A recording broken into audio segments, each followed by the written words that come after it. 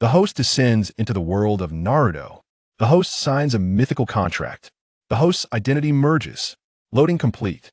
As countless voices echoed in his mind, Fang Yun slowly opened his eyes while lying on the desk, gazing at the grand door before him and reflecting on the information swirling in his mind. He gradually realized the situation. I have traversed worlds. Fang Yun squinted, surveying his surroundings. He had entered the realm of Naruto, and now found himself in the hidden leaf village of the Land of Fire. He was a student of the Ninja Academy. Under the influence of the system, Fang Yun had been integrated into this world, becoming a resident of the Hidden Leaf.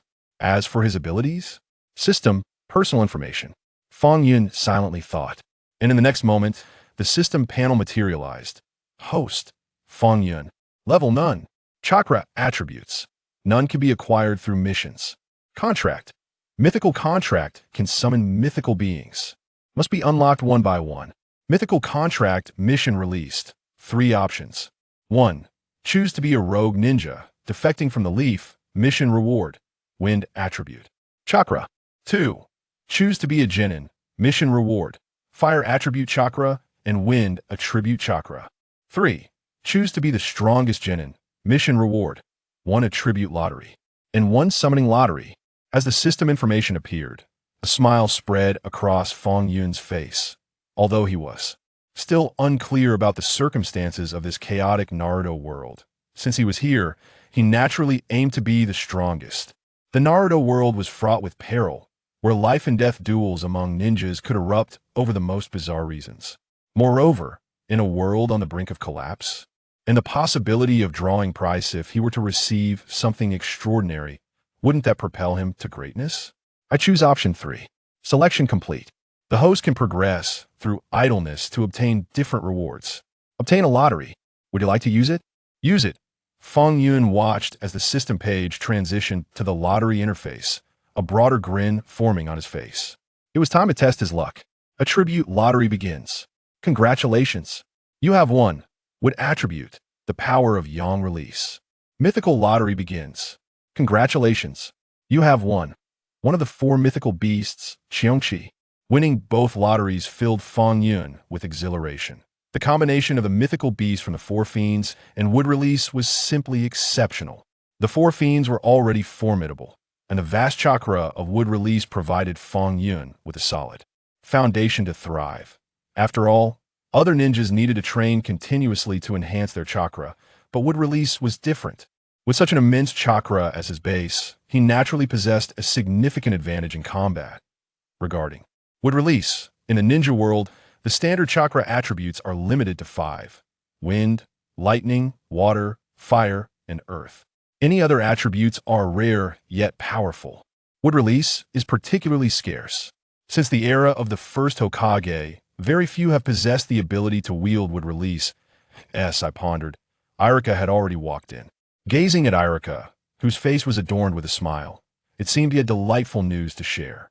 Students, today marks the beginning of your graduation examination. The subject is the shadow clone technique.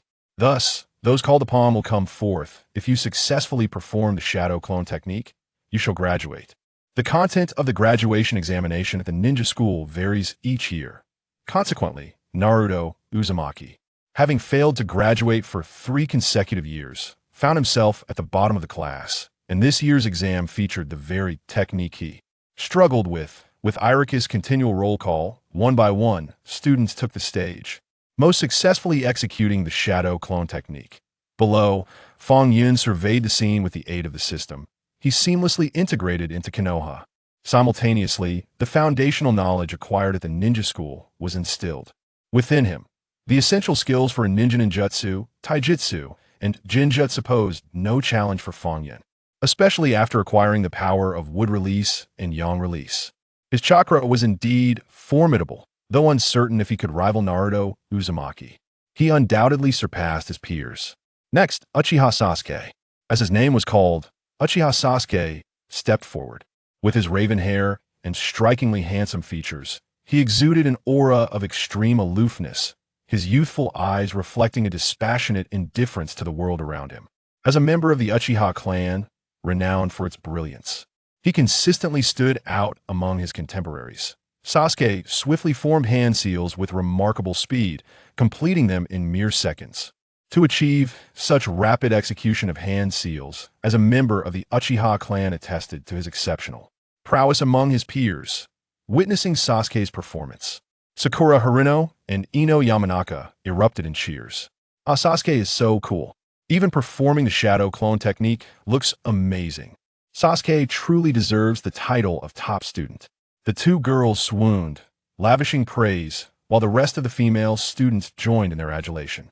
Yet, Sasuke remained indifferent, seemingly unbothered by their admiration, viewing their excitement over a mere technique as trivial like tea that moment. A hint of arrogance mingled with his cold demeanor.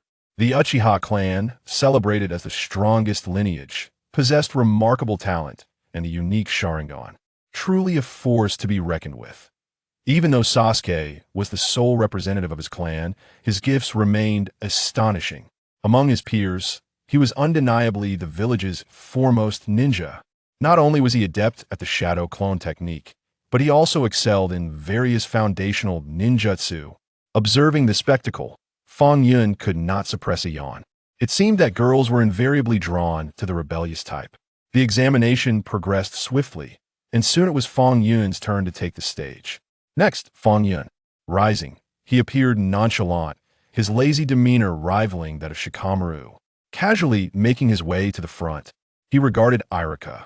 The shadow clone technique was among the most basic forms of ninjutsu, characterized by its relatively weak clones and numerous flaws. One of the techniques they could learn at the ninja school.it stood in stark contrast to the shadow clone and multi-shadow clone techniques. The technique of shadow clone jutsu, regarded as a forbidden art, is indeed a rarity.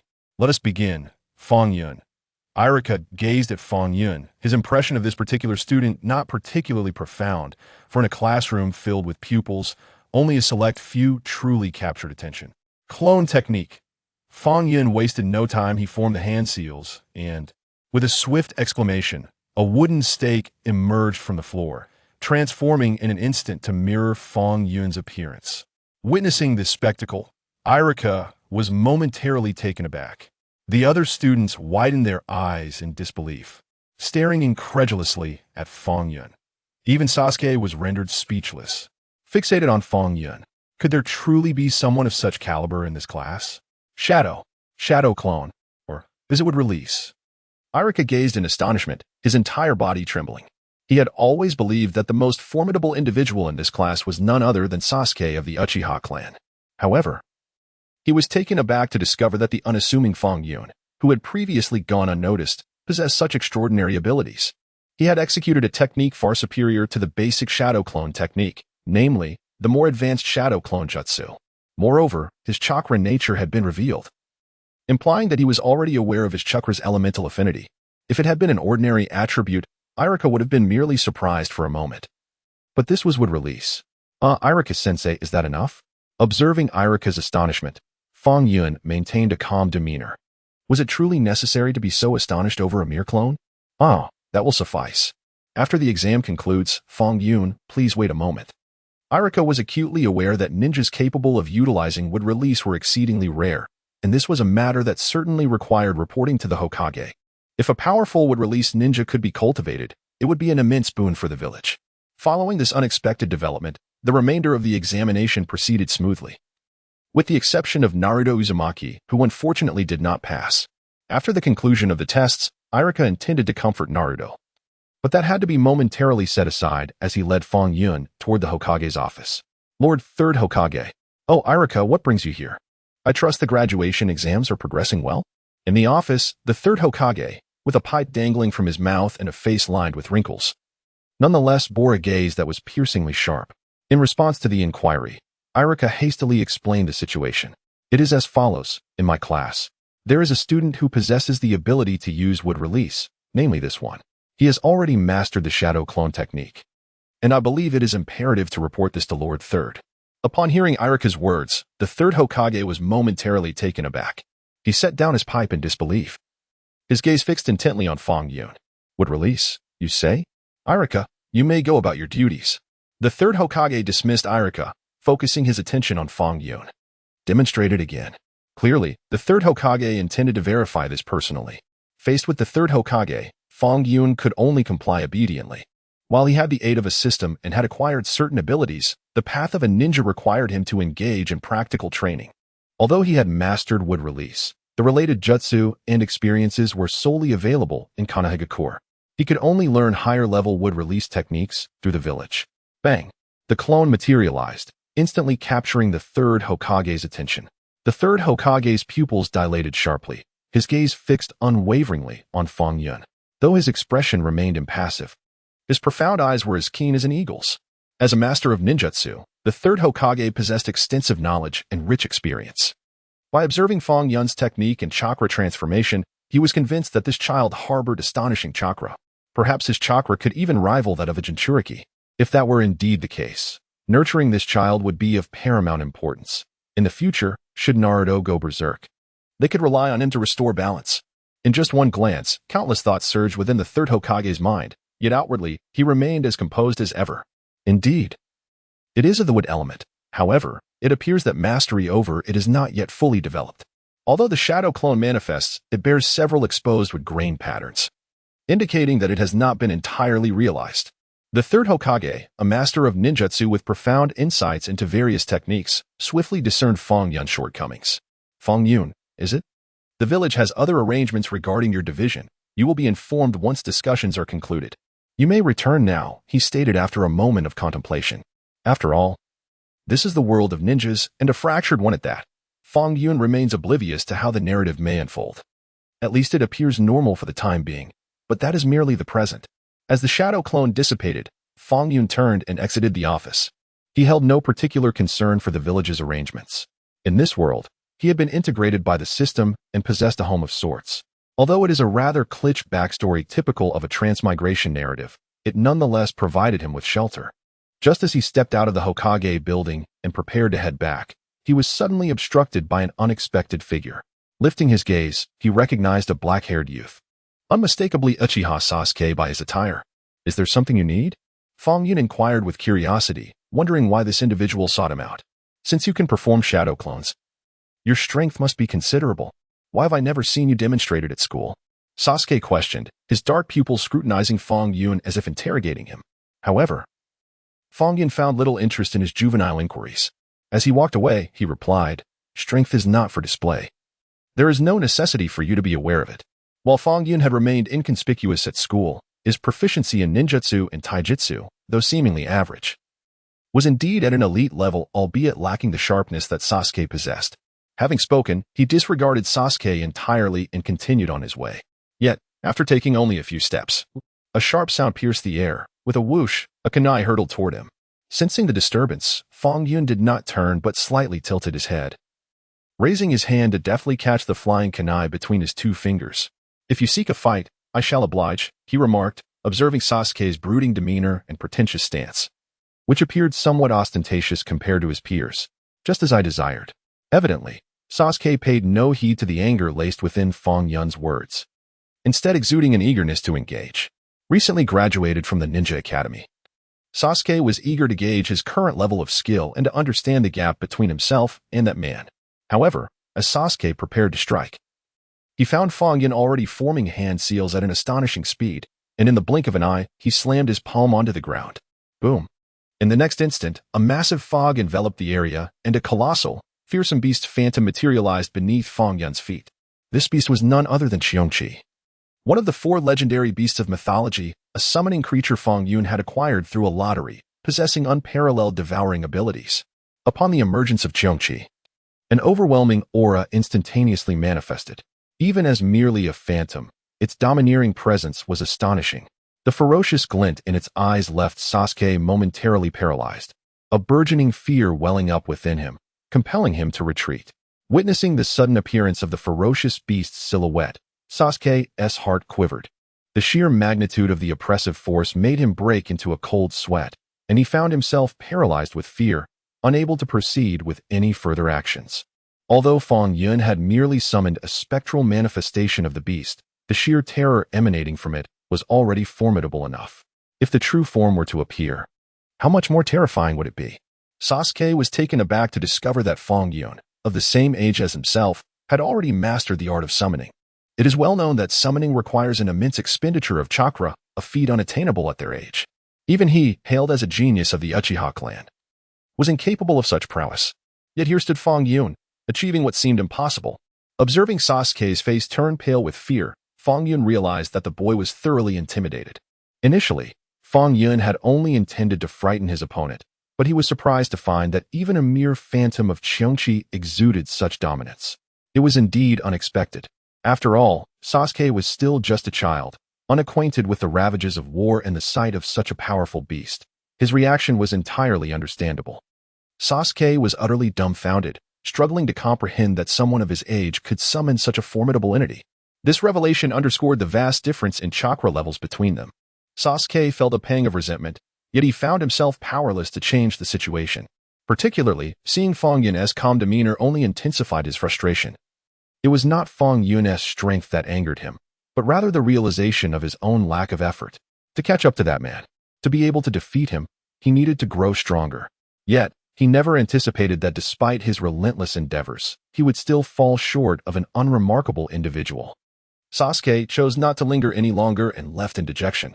The confrontation with Fang Yun had dealt him a significant blow. As he watched Sasuke depart, Fang Yun retracted the phantom, his curiosity piqued. Wasn't he supposed to be a summoning beast? Why had only a phantom materialized? Driven by intrigue, Fang Yun checked the system, and the revelation startled him. As one of the 4 legendary beasts, Cheongchi was an ancient creature of immense power, capable of consuming the very heavens and earth. Yet, with his current abilities, he could barely summon its phantom. Should he attempt to summon its true form, the devastation would surpass that of the tailed beasts. Having come to this understanding, Fang Yun departed swiftly. Meanwhile, in the shadowy corners of the village, figures began to emerge silently, each adorned with distinct animal masks and cloaked in darkness, as if they were one with the night. This group comprised the Umbu of Konoha, informed the Hokage immediately, and also notified Danzo. One of them declared, and in the next instant, all vanished into the shadows. At this moment, within the Hokage's office, the third Hokage had already witnessed everything, particularly the astonishing entity summoned by Fang Yun, which left him profoundly shaken, despite the evident struggle for complete mastery over the situation. The prowess of that summoned beast was undeniably comparable to that of the tailed beasts. The sheer power exhibited by this entity was genuinely alarming. Observing Fang Yun's departure, the third Hokage wore a grave expression as he retreated to his office, promptly convening a meeting of the higher-ups in Konoha. At that moment, within the assembly of Konoha's elite, the third Hokage, Kakashi, along with the 2 village advisors, Danzo, and numerous elite Chunin gathered. Each of them, intrigued by the third Hokage's solemn demeanor, awaited further developments. The third Hokage produced a crystal ball, an artifact capable of monitoring all occurrences within the village and documenting them. Under his guidance, the crystal ball vividly displayed the earlier scene of Fang Yun's summoning. As the ethereal image manifested its formidable might, and the ferocious and domineering visage of the summoned beast came into view, the assembly was visibly shaken. Such a mere recording could instill such intimidation, highlighting the extraordinary nature of the summoned beast. Ladies and gentlemen, as you can see, this child is a student of the current ninja academy and possesses a bloodline limit, specifically that of the first Hokage, he proclaimed. Upon hearing this, the attendees were left in utter astonishment. Danzo's pupils contracted, revealing a gaze filled with disbelief. What did the possession of what release signify? It denoted immense vitality, remarkable regenerative capabilities, and a vast reservoir of chakra qualities that ordinary ninjas could scarcely rival. Most crucially, however, was the summoned beast. Although it had only manifested as a shadow, its power was astounding. Should it fully materialize, it could rival the legendary entities of yore. The third Hokage spoke again, his voice heavy with concern. The emergence of such a gifted ninja could be viewed as a blessing. Yet it also bore the potential for calamity. If that ferocious and unruly summoned beast were to go unchecked, it would spell disaster. That creature? Lord Third. Are you implying it is akin to the Ninetales? Kakashi pressed, and upon receiving a nod from the third Hokage, a profound silence enveloped the room. 12 years prior, the Ninetales had wreaked havoc upon the village, its cataclysmic power etched into their memories. Now, a mere child within the village could summon a being of equal caliber to the Ninetales. What a terrifying prospect. Heavens, a summoned beast comparable to the Ninetales. If it were to rampage, would our village not face utter annihilation? The reality that Fang Yun, at such a tender age, could summon such a fearsome creature was indeed terrifying. We must devise a countermeasure swiftly. The high-ranking officials engaged in fervent discussions, astonished by Fang Yun's summoned beast, yet equally apprehensive of its potential. Their greater concern was how someone of Fang Yun's youth could possibly exert control over it. While Naruto had a sealing mechanism within him, Fang Yun's situation was distinctly different. The beast had been summoned, and should he unleash it again uncontrollably, calamity would inevitably follow. Recognizing the gravity of the situation, decisive action was imperative rather than mere deliberation. Hizashi, have we discerned any information about that summoned beast? What if it is a tailed beast we are unfamiliar with? After all, the earlier recording clearly indicated that the child lacks the ability to control it. Danzo's cane struck the floor repeatedly, and his words rendered those present into a profound silence. Such a formidable individual indeed possesses immense power, yet this is accompanied by considerable risks. The village already harbors a nine tails. The addition of another unstable factor would undoubtedly spell disaster. I propose that the Umbu monitor Fang Yun closely. Should any signs of loss of control arise, immediate capture or even elimination must ensue. Danzo's words astonished the assembled Jonin. As senior members of the village, they understood that Konoha's strength today stems from the presence of Yuan Fei and Danzo, one operating in the open and the other in the shadows, their styles starkly contrasting. Undoubtedly, Danzo's extreme approach was something the third Hokage could not endorse. I have found no information regarding Fang Yun's summoning beast, even tracing back to the era of tailed beasts. There exists no relevant documentation. Perhaps it represents a formidable entity previously unseen. Yet the fact that it can serve as Fang Yun's summoning beast indicates that Fang Yun possesses the means to wield control over it. Moreover, Fang Yun wields a Kekkei Genkai, a significant advantage that, if properly guided, would become a tremendous asset to the village. Surveillance by the Umbu is permissible, but no action should be taken without explicit orders. After a moment of contemplation, the third Hokage reached a decision. Such a powerful summoning beast, its mere presence exuding an extraordinary aura, would undoubtedly rival the Nine Tails upon its emergence. This existence poses a threat, yet it also offers a glimmer of hope to the third Hokage. Risen, your indecisive nature truly requires rectification. Do not forget, the nine-tailed fox still lurks. Danzo slammed the table in frustration and stormed out. Observing Danzo's departure, the third Hokage said nothing further, instead turning his gaze towards Kakashi. Kakashi, I shall rely on you from here on. Kakashi, pulled from his reverie, nodded slightly. No one anticipated that a newly graduated genin could possess such remarkable abilities, capable of summoning an entity comparable to a tailed beast. Such an individual undeniably garnered the attention of the higher-ups. After Danzo's exit, he immediately dispatched root members to monitor Fang Yun, issuing orders to eliminate him if deemed necessary. Unbeknownst to Fang Yun, the Konoha elite had been deliberating over him for quite some time and had made extensive arrangements. The following day, all genin who had passed the graduation exam gathered together for class assignments, overseen by Irika.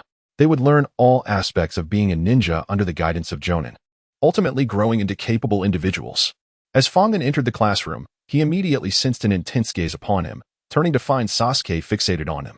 Clearly, Sasuke still harbored grievances over their previous battle. However, the classroom buzzed with excitement. Ino and Sakura were embroiled in a debate over who would sit beside Sasuke, while Naruto interjected with humor. Meanwhile, the object of their affections, Sasuke, was consumed by deep-seated animosity, his eyes devoid of any regard for the girls as he glared at Fang Yun. Observing Naruto's exuberance and Sakura's infatuation with Sasuke, Fang Yun discreetly chose a less conspicuous spot to settle down. At that moment, Irika entered the room. The next order of business was to categorize the classes. Each genin would be organized into teams of 3 and assigned to various jonin for guidance in their missions. In the world of Naruto, where the 5 great nations coexist alongside numerous smaller ones, an abundance of tasks awaited completion, with ninjas playing a crucial role in fulfilling them. Naturally, in times of war, ninjas would also exhibit their significance. As Irika continued to assign teams, he soon addressed Fang Yun directly. Your situation is unique. There is little that the jonin in the village can teach you, so the village has decided to temporarily assign you to Team 7, which is led by a highly capable ninja. Upon hearing this, Fang Yun was momentarily taken aback. Sasuke and Sakura were equally surprised, while Naruto erupted in joyous exclamations. Compared to the Sasuke he despised, Fang Yun was evidently a more agreeable companion. Please wait in this classroom. Your jonin will arrive shortly, Irika instructed before departing. Leaving the 4 of them exchanging glances, Fang Yun was well aware of who their teacher was, but sensing the hostile and provocative gaze from Sasuke, he realized that the latter was itching for a confrontation. "Hey, Fang Yun, from now on we'll be in the same class. I look forward to working with you." Sakura approached with a friendly demeanor. However, Fang Yun couldn't be bothered to give her more than a cursory glance. He merely replied, "You've chosen the wrong target." At this, Sakura froze, her mind racing with frustration and curses directed at Fang Yun. Meanwhile, Sasuke's piercing gaze remained unwavering, exuding a competitive spirit. Suddenly, he stood up. His eyes locked onto Fang Yun's with intensity. "Since we're in the same class, allow me to witness your strength. You didn't use your full power yesterday, did you?" Sasuke inquired, his earnest demeanor prompting a sense of resignation in Fang Yun. "Are you not afraid?" Fang Yun casually remarked, provoking an even greater animosity from Sasuke. As tensions escalated between the two, a voice resonated from outside the door. "It seems you are getting along quite well. Allow me to introduce myself. I am your Team 7 leader, Jonin Kakashi Hitaki. However, whether Team 7 will truly exist remains uncertain. Tomorrow morning, do not have breakfast, but meet me at the training ground," Kakashi announced upon his arrival. His introduction ignited excitement in Sasuke and Sakura, both of whom recognized Kakashi's esteemed reputation.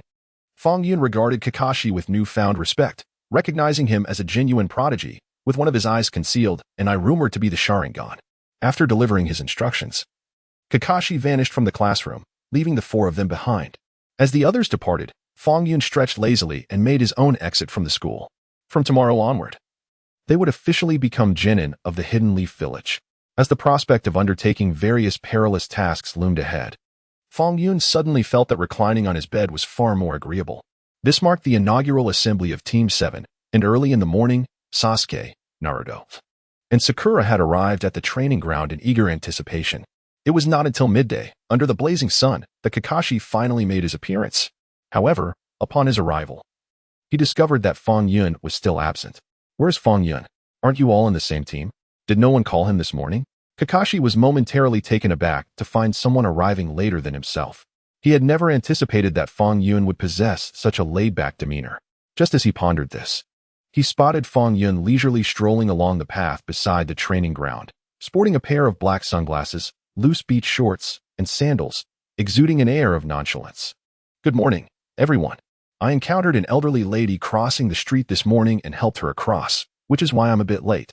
Observing the wide-eyed expressions of his teammates, Fang Yun began to ramble. Kakashi rolled his eyes, thinking that he had intended to use that very excuse to mask his own tardiness, only to have Fang Yun preempt him. Ahem, back to the matter at hand. Since you are all present, I shall briefly outline our agenda for today.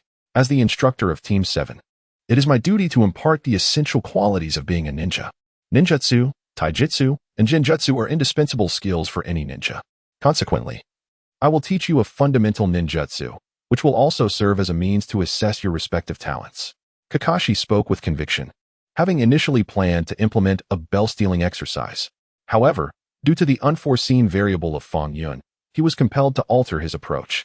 During a prior meeting with the higher-ups of Konoha, Kakashi had gleaned some insights into Fang Yun's extraordinary abilities. Coupled with Naruto, who harbored the Nine Tails, and Sasuke, endowed with the Sharingan, this team was indeed the most exceptional he had ever led. Now, observe closely. This ninjutsu is independent of chakra attributes.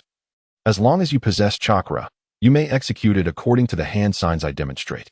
It is well known that each ninjutsu requires a distinct sequence of hand signs, varying in both frequency and order, some necessitating hundreds of signs, while others may require a mere dozen. Mastering such techniques in a brief span of time is a formidable challenge, even for seasoned genin. Yet, Kakashi was acutely aware that the individuals before him were anything but ordinary. Upon hearing that they were to learn, Fang Yun's enthusiasm waned considerably. He had been contemplating seizing the opportunity to nap while the bell-stealing activity unfolded. This ninjutsu is a simple technique that detonates chakra, and its potency is contingent upon the time taken and speed of your hand signs. The quicker, the better. As Kakashi spoke, his hands danced in a swift motion, completing the hand signs in mere seconds. With a flourish, he spread his hands, and in an instant, an explosion of chakra erupted forth, akin to a barrage of cannon fire directed at the ground ahead. As the dust settled, the once pristine grass had transformed into a gaping crater. Upon witnessing the formidable power of the ninjutsu, Sasuke was taken aback, surprised that their newly arrived teacher would impart such techniques so soon. This revelation filled Sasuke, who was already eager to grow stronger, with immense delight. Naturally, he could hardly contain his curiosity and inquired, "What must we do?" "Follow the hand seals I demonstrated earlier." "You all observed it. Let us begin, as this will test your innate talents," Kakashi replied with a gentle smile. For Sasuke, who possessed the Sharingan, this was not a challenge, and although Naruto was somewhat clumsy, this particular ninjutsu posed no significant difficulty for him either. Kakashi's true intention was to evaluate Fang Yun's abilities and ascertain the extent of his chakra. After all, possessing the wood release, coupled with the capability to summon creatures rivaling tailed beasts, made Fang Yun an intriguing prospect. Sasuke immediately recalled Kakashi's earlier movements, while Naruto scratched his head in confusion. Sakura, being infatuated with Sasuke, imitated him diligently. In comparison, Sakura proved to be the most astute among them, and remarkably, she was the first to successfully execute the technique, albeit with limited results. The chakra she unleashed manifested only as a fleeting burst of energy in the air before dissipating entirely. Observing her ninjutsu's lack of efficacy, Sakura could only stick out her tongue in disappointment. "Excellent grasp of the technique, but your chakra lacks focus. Among you, your chakra reserves are the weakest. More training is required," Kakashi remarked with a smile. With Sakura's attempt completed, Naruto, not wishing to be outdone, attempted to mimic her. However, his effort resulted in an utter failure, devoid of even the slightest hint of energy, as if his chakra were entirely uncontrollable. This scene left Kakashi momentarily stunned. Clearly, due to the presence of the Ninetales, Naruto possessed vast chakra reserves, yet he struggled to harness it effectively, resulting in chaotic energy whenever he attempted to concentrate. But how would Fang Yun fare? He, too, wielded a force comparable to a tailed beast, and combined with his wood release, his chakra could potentially rival or even surpass Naruto's. With such immense chakra, how adeptly could he control it? Just as Kakashi's anticipation grew, Sasuke swiftly executed the technique. As a prodigy of the Uchiha clan, he flawlessly replicated Kakashi's sequence of hand seals with remarkable speed. While not as astonishing as Kakashi, he nonetheless succeeded in completing the seals within a minute. A series of explosions erupted, creating a small crater before them. "Impressive. You truly embody the Uchiha legacy. Yet your impatience diminished the technique's potency," Kakashi observed as everyone's attention shifted to Fang Yun. "Fang Yun, it is your turn. This is a mandatory course. To become a competent genin, you cannot evade this," Kakashi declared. Meanwhile, Sasuke smirked, a hint of confidence and arrogance gracing his features, as if to challenge Fang Yun directly. As several pairs of eyes fixated upon him, Fang Yun gave a slight nod. Wasn't it merely a basic ninjutsu? A trivial matter, indeed. After all, Kakashi was AJ Nin and the leading instructor of Team 7. Fang Yun could hardly disregard his words.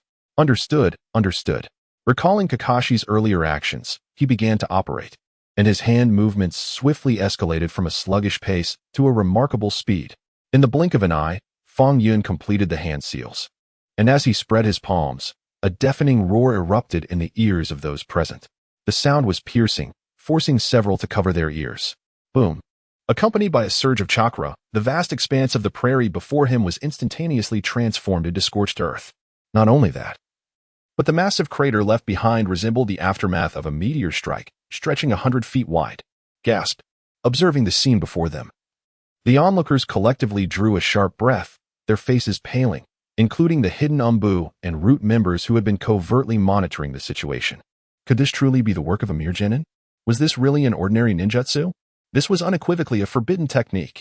Kakashi's eyes widened in disbelief as he gazed upon the desolate landscape. This ninjutsu was fundamental, something nearly every ninja could perform. In essence, it was akin to a standard attack for a ninja.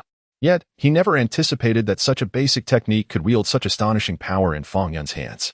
Sasuke stood dumbfounded, having presumed that his Sharingan would grant him an advantage in mastering these techniques with ease, only to find Fang Yun's prowess utterly overwhelming, even completely eclipsing his own. Sakura gazed at Fang Yun, swallowing hard, her perception of this seemingly lazy individual undergoing a transformation. Meanwhile, Naruto's mouth hung agape, rendered speechless by the spectacle. Cough, cough. What a surprise, what a surprise. I merely fiddled with it. Who knew the prairie was so fragile? Fang Yun shrugged helplessly, astonished that a simple ninjutsu could unleash such formidable power. Although he aspired to become the strongest genin, he had not anticipated creating such a commotion. Gazing at Fang Yun's innocuous demeanor, Kakashi felt an urge to kick him. Nevertheless, Kakashi discerned the nuances within the display. Fang Yun's mastery of wood release indicated an immeasurable chakra reserve, yet even that would not suffice to amplify a basic ninjutsu to such an extent. It was likely connected to his summoning beast. Ninja summoning involves forging a pact with beings from another realm, and the summoning ninja can harness the power of these creatures, even merging their strengths.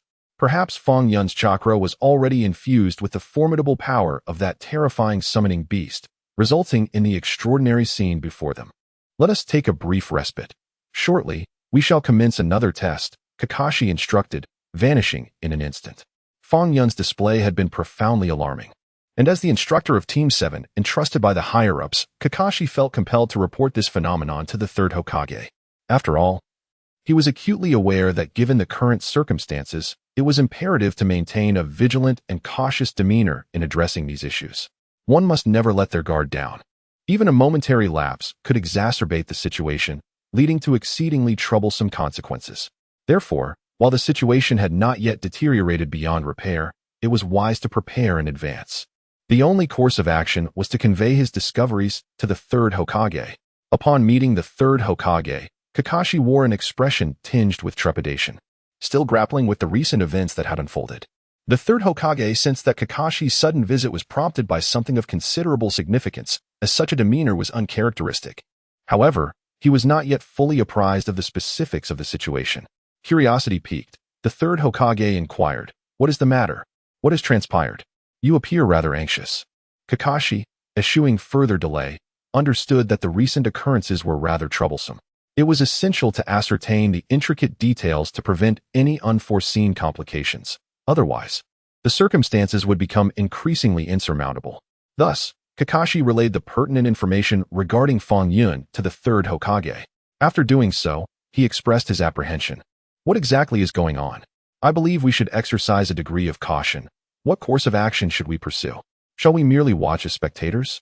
The third Hokage listened intently, his demeanor grave as he absorbed Kakashi's report, astonished by the revelations. Meanwhile, Danzo had also learned of the situation and hurriedly arrived.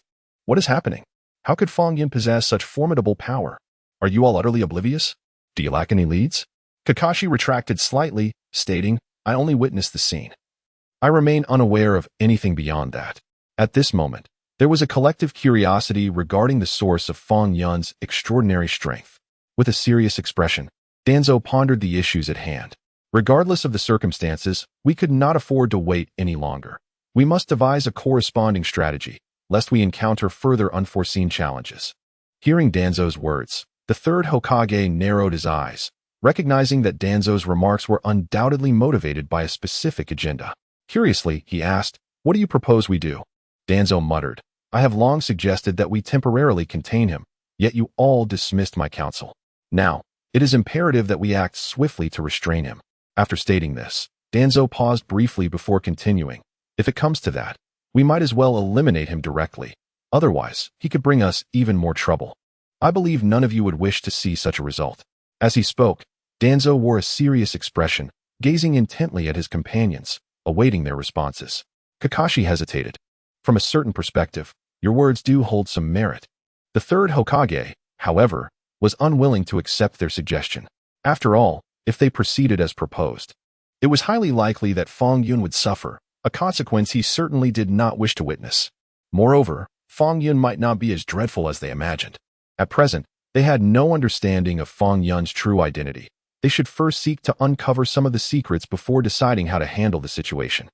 Upon considering this, the third Hokage spoke with a grave demeanor, addressing Danzo. "I believe that following your suggestion might lead to unforeseen complications." "Oh? What do you mean by that? What do you propose we do?" Danzo inquired, his curiosity piqued as he awaited the third Hokage's response. The third Hokage contemplated briefly. "As for the specifics of how to handle this, I am not entirely certain at the moment. However, I believe a direct confrontation could result in mutual destruction. A scenario I presume none of you would wish to accept." Sensing Danzo's hesitation, the third Hokage continued, "Perhaps it would be best if I took charge of these matters. I assure you, I will handle them in a reasonable manner, and there will be no unforeseen accidents." Ultimately, due to the third Hokage's insistence, Danzo refrained from immediately eliminating Fang Yun. After temporarily stabilizing the situation, the third Hokage did not let down his guard, knowing that the matter was far from resolved. He still lacked a comprehensive understanding of Fang Yun's identity and felt the urgency to discern the source of his formidable power. Without clarity on certain details, the situation could deteriorate further. While he had managed to suppress the issue for now, it did not guarantee that it would not worsen in the future. Consequently, the third Hokage resolved to personally engage with Fang Yun to probe his true identity and intentions. The recent report from Kakashi had been rather peculiar. Only by comprehending Fang Yun's current state could they begin to unravel the mystery. Thus, the third Hokage summoned Fang Yun privately, seeking to explore his identity. Through their interaction, the third Hokage began to suspect that Fang Yun had indeed grown stronger, and perhaps he was not even the same person anymore. The third Hokage tentatively asked, "Have you noticed any changes in yourself lately? What could account for such a significant transformation?" The third Hokage, with an unwavering gaze, scrutinized Fang Yun as he awaited a response. Listening to the inquiry directed at him, Fang Yun realized that the other party had begun to harbor suspicions about him. However, he remained unperturbed, maintaining an air of calm in the face of the third Hokage's scrutiny. Fang Yun understood that any sign of vulnerability could provoke further doubt. Thus, it was far better to remain composed than to succumb to inner turmoil. His mind raced, conjuring a plausible explanation to address the third Hokage's question. "Lately, I have been engrossed in research and contemplation. Perhaps it is a sudden epiphany, for I too have sensed a remarkable enhancement in my abilities," Fang Yun remarked. Feigning ignorance while scratching the back of his head, his expression embodying an innocent demeanor as he regarded the third Hokage. He knew that maintaining his composure was essential to evade any unforeseen complications and to navigate this situation successfully. Any hint of impropriety could rekindle the third Hokage's suspicions. The third Hokage scrutinized Fang Yun intently, his expression laced with appraisal. Yet, Fang Yun's genuine demeanor seemed to dispel any notion of anxiety. Unable to pinpoint any inconsistencies, the third Hokage concluded that prolonging Fang Yun's presence might not yield further revelations. Even if Fang Yun had indeed transgressed, ascertaining the truth would not be an immediate endeavor. After a moment of contemplation, the third Hokage finally spoke. "Very well, in that case, you must exert yourself even more. I have faith that you will grow increasingly formidable. I hold great expectations for your potential." Fang Yun offered a gentle smile. "I am delighted to receive your acknowledgement. I shall strive to adhere to your guidance and will endeavor to enhance my strength. Now, you may return to your duties. I shall not detain you further," the third Hokage concluded. Upon hearing these words, Fang Yun departed. Watching Fang Yun's retreating figure, the third Hokage's expression turned somber. He understood that the truth of the matter was far from straightforward. Nonetheless, it was imperative to avoid alarming the subject, granting himself ample time to uncover the underlying truths. After careful deliberation, he turned to Kakashi and instructed, "You must continue to monitor Fang Yun's every move. Should anything peculiar arise, do not hesitate to inform me." Pausing momentarily, he added, "Also, exercise caution.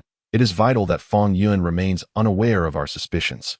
If he is indeed engaged in any clandestine activities, he will undoubtedly maintain a vigilant demeanor." Kakashi nodded in acknowledgement. "Understood. I shall be vigilant regarding Fang Yun." The third Hokage recalled another matter and continued, "Oh, and do remain cautious about any tricks he may be playing behind our backs." Kakashi nodded once more. "Well, I shall take my leave for now, as they are still waiting for me. Should anything significant arise, I will inform you at the earliest opportunity." Upon returning, Kakashi resumed his teaching, adopting a notably stricter demeanor. If even one person faltered, the entire group would face repercussions. However, Naruto consistently stumbled in his efforts. Sasuke, with a mocking tone, remarked, "With someone like Naruto, are we to endure punishment daily?" Naruto, shaking his fist, retorted, "I suggest you choose your words wisely and refrain from provoking me." Naruto was unable to tolerate Sasuke's every action, especially since he seemed to be deliberately targeting him. Naturally, Naruto was unwilling to suppress his frustration. Sasuke, unfazed, responded, "Oh, what is this? Have I struck a nerve? Are you feeling hurt now? Yet, what I say is but the truth. Everyone present knows you're clumsy every single day. Dare to repeat that?" Naruto growled, his tone darkening. Sasuke showed no fear, declaring, "And if I repeat it twice, you remain a fool. You only drag us down. You are a burden." Naruto lunged at Sasuke, who stood his ground and retaliated, and thus the two engaged in a brawl. Sakura, witnessing the chaotic scene before her, grew increasingly anxious, fearing an unforeseen mishap. She intervened, urging, "You two, cease this fighting. Calm down and discuss it rationally. These are trivial matters, not worth quarreling over." As she spoke, she attempted to mediate. Fang Yun observed the commotion among the trio with disdain, dismissing their conflicts. He had no desire to involve himself, as it posed no threat to him, so he leisurely reclined on the grass, choosing to conserve his energy instead. Kakashi soon approached, his expression darkening at the sight before him. "What are you doing? It seems my previous punishment was insufficiently severe," he declared, intensifying the penalties. The group fell silent, refraining from further protest. Fang Yun complied with Kakashi's orders, finding the punishments trivial and easily manageable. However, Sakura appeared on the verge of collapsing. Given her frail constitution, she struggled to endure the punishment. Kakashi remained indifferent, asserting, "Because Naruto cannot meet expectations, you all must share the consequences. You are a team, thus. You must rise and fall together." Though Sasuke felt displeased, he chose to remain silent, wary of further penalties. Yet, Sakura soon fainted to the side. Fang Yun, quick to react, caught her. He repositioned himself, continuing to endure the punishment. His heart ached for Sakura as she faced such harsh treatment. He knew that if the stalemate continued, it would ultimately be Sakura who could not withstand the pressure. Thus, before it was too late, one should hasten to devise a means to assist Naruto. Only by aiding Naruto in his endeavors could one avert such penalties and grant Sakura the respite she deserved. With this thought, Fang Yun gently narrowed his eyes and spoke in a calm tone. "In truth, the situation is not as complex as you envision. Simply relax your entire body, allow your breath to settle in your dantian, and then begin to exert your strength." Fang Yun continued, "If you follow my instructions, success will undoubtedly follow. Do give it a try." Listening to Fang Yun's guidance, Naruto endeavored to apply his teachings and was astonished to find himself succeeding. Moreover, Naruto's capabilities surged remarkably, enabling him to master the ninjutsu. His explosive power transformed him, as if he had become an entirely different person. Observing Naruto's accomplishment, Fang Yun chuckled softly, his face adorned with a hint of pride.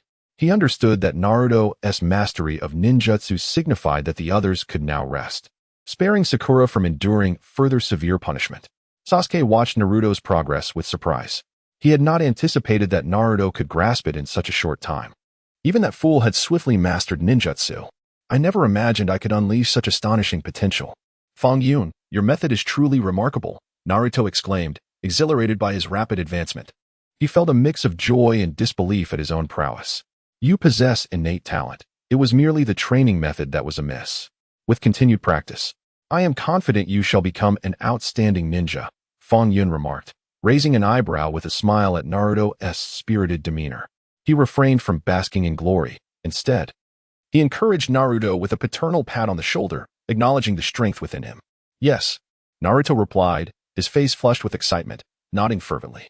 He rarely received such affirming praise and encouragement, having often been regarded as a fool. In that moment, Fang Yun loomed large in his heart, akin to a deity, someone he both revered and trusted. Sakura, standing nearby, shared in the joy, while Sasuke, though silent, held a quiet admiration for Fang Yun. The four believed their arduous days had finally come to an end and that they could proceed with their training.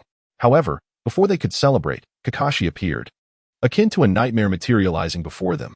"This is merely the beginning. You are not yet at the point of celebration. Achieving success through instruction is not so simple," he stated with an impassive expression, casting a shadow over the four, who were brimming with excitement. "But we have met your expectations. Even Naruto, that fool, has completed the ninjutsu. Why can we not proceed?" Sasuke retorted, frustration evident in his tone. He believed they had performed admirably. The recent training and penalties had nearly exhausted him. Yet Kakashi informed them that the matter was far from straightforward, that their prior trials and tribulations were merely the prelude. "How dare you? I have told you, I am not a fool." Naruto brooded over Sasuke's derogatory remarks, feeling that Sasuke was utterly overstepping his bounds. "Humph. Don't think that just because you executed a jutsu once, you are no longer a fool. Perhaps it was merely a stroke of luck. A fool remains a fool, lacking both strength and wit." Sasuke, unfazed by Naruto's fury, not only refused to apologize but intensified his verbal assaults. "You scoundrel! I will fight you." Naruto's frustration escalated, resembling a furious little beast. "Please, you mustn't do this. No fighting." "Naruto, calm down." Sasuke, refrained from speaking further, Sakura pleaded. as she often found herself mediating between the two, striving to soothe the irate Naruto while preventing Sasuke from unleashing more biting remarks. If this is merely the beginning, then what further trials await us? Fang Yun stepped forward, discreetly positioning himself in front of Naruto to quell his impulsiveness, while reassuring the anxious Sakura and casting a composed gaze at Kakashi, inquiring about their forthcoming challenges. With such discord, where is your sense of teamwork? A house divided cannot stand, Kakashi remarked thoughtfully, briefly surveying Fang Yun before shifting his gaze between Naruto and Sasuke, a sardonic smile gracing his lips. What do you expect us to do? Fang Yun discerned Kakashi's intentions. He was determined to challenge them, assured that their struggles would not be easy. Observe. There are 4 large water tanks in the yard. Your task today is to fill them. The spring is 10 kilometers away. You will use these buckets to fetch the water, Kakashi instructed, gesturing toward the tanks and distributing buckets among them. What kind of defective buckets are these? They have holes. How are we supposed to carry water? And the spring is 10 kilometers away. This is utterly unreasonable, Naruto exclaimed, shocked and incensed upon discovering that his buckets were riddled with holes. Damn, mine too. Sasuke, belatedly realizing the misfortune, had initially intended to mock Naruto's luck, only to find his own bucket equally unserviceable. My bucket has holes too, Sakura lamented, discovering her situation mirrored that of Naruto's. At this juncture, Kakashi had vanished, having deliberately left them with this conundrum to solve on their own. He was keen to observe the ingenuity they would employ to complete the task. Mine too. Fang Yun shrugged, his hands raised in resignation, indicating that his situation was no better. Is this yet another teaching exercise? Naruto's mind, for once, seemed to awaken. It appears your intellect has not entirely rusted, Sasuke remarked, his frustration palpable as he cast a sideways glance at Naruto, continuing his verbal onslaught. Well then, since this is a trial, we must devise a way to accomplish this task. Otherwise, we shall not pass this lesson. Before either of them could draw their bows, Fang Yun took the initiative to suggest that they must first address the issue of the buckets. Otherwise, passing the test would be impossible. Do you have a good solution? At this moment, Sasuke, feeling somewhat despondent, did not even realize how much he had begun to rely on Fang Yun's intellect. Well, I don't have a particularly good plan, Fang Yun shrugged, refraining from revealing his idea and instead began examining the bucket. I don't possess any clever tricks. My approach is simply to act. Hard work pays off for those who are earnest. Regardless of the outcome, we must start. Sakura, let us go fetch water. Perhaps a miracle will occur. Naruto remained his usual Navi self, brimming with confidence in his strength, believing wholeheartedly that diligence would be rewarded, disregarding any tactics and focusing solely on hard work. After pondering for a moment, Sakura concurred with Naruto's outlook, realizing she could not think of a better method, and decided to join him in hoping for a miracle. Sasuke, always a bit cunning, observed that Fang Yun appeared entirely unfazed, leading him to believe that Fang Yun must have a brilliant idea. Otherwise, he would certainly be anxious. Fang Yun chose to utilize Chakra to seal the leaks, successfully filling 4 buckets with water and completing the task. Sasuke, emulating him, employed the same method to repair his own bucket, easily filling 4 buckets and accomplishing the task as well. Meanwhile, Naruto and Sakura, the 2 practical ones, were left utterly exhausted by their 2 broken buckets, struggling to fetch water. They attempted various clumsy methods to seal the buckets, but none proved effective. Their buckets could hardly hold any water. And with a distance of 10 kilometers to cover to fill a large tank with 4 buckets, they found themselves in utter despair. Unsurprisingly, they failed to complete the task. However, since they were a team, their failure meant that Sasuke and Fang Yun also faced repeated punishment. Why should we be punished alongside that fool Naruto? We clearly completed our task. Sasuke was deeply dissatisfied with the punishment, feeling it was absurdly unjust that he, who had completed his task, should suffer such an outcome. Do you truly not understand why you are being punished? Kakashi disregarded Sasuke's anger and discontent, coldly inquiring if they were aware of the reason for their punishment. Perhaps you find this amusing, Sasuke retorted sarcastically. Kakashi was taken aback, trembling with irritation at the boy's obstinacy. I will ask once more, do you know the reason for your punishment? Kakashi composed himself and continued to question them solemnly. All he received in response were 3 pairs of bewildered eyes. Fang Yun simply observed indifferently, choosing not to speak. It seems you have yet to learn your lesson. We will continue with yesterday's punishment. If you fail to complete the task today, it will carry on to tomorrow, until all of you have fulfilled your duties. After Kakashi angrily uttered that remark, he left, unwilling to endure the sight of those insufferable faces. Bored, Fang Yun decided to abandon his efforts and ceased fetching water.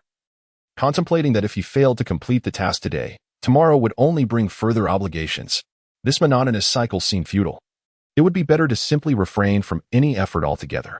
Meanwhile, Sasuke, Naruto, and Sakura appeared quite motivated, diligently collecting water. However, the actions of Naruto and Sakura only served to infuriate Sasuke, as their buckets had holes in the bottom, rendering them incapable of being mended with chakra.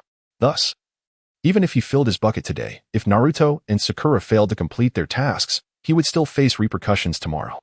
The three of them began to blame one another while each focused on their own tasks, resulting in a chaotic atmosphere that hindered their productivity. Just as Fang Yun contemplated further inaction, the system unexpectedly issued a new mission: Consolidate Team 7. Pondering the nature of this task, he realized Kakashi's intentions. With newfound energy, Fang Yun sprang up from the steps and eagerly approached the trio embroiled in conflict to share the uplifting news. What do you know? Sasuke scowled. Weary from the relentless trials of recent days, he believed Kakashi had imposed this challenge solely to complicate their lives, rather than for educational purposes. I too think he seeks to make things difficult for us, Naruto echoed, their sentiments surprisingly aligned. Sakura timidly raised her hand in agreement, sharing their bewilderment at Kakashi's motives. Dismissing notions of educational assessments as mere fabrications, asserting that he was merely intent on tormenting them.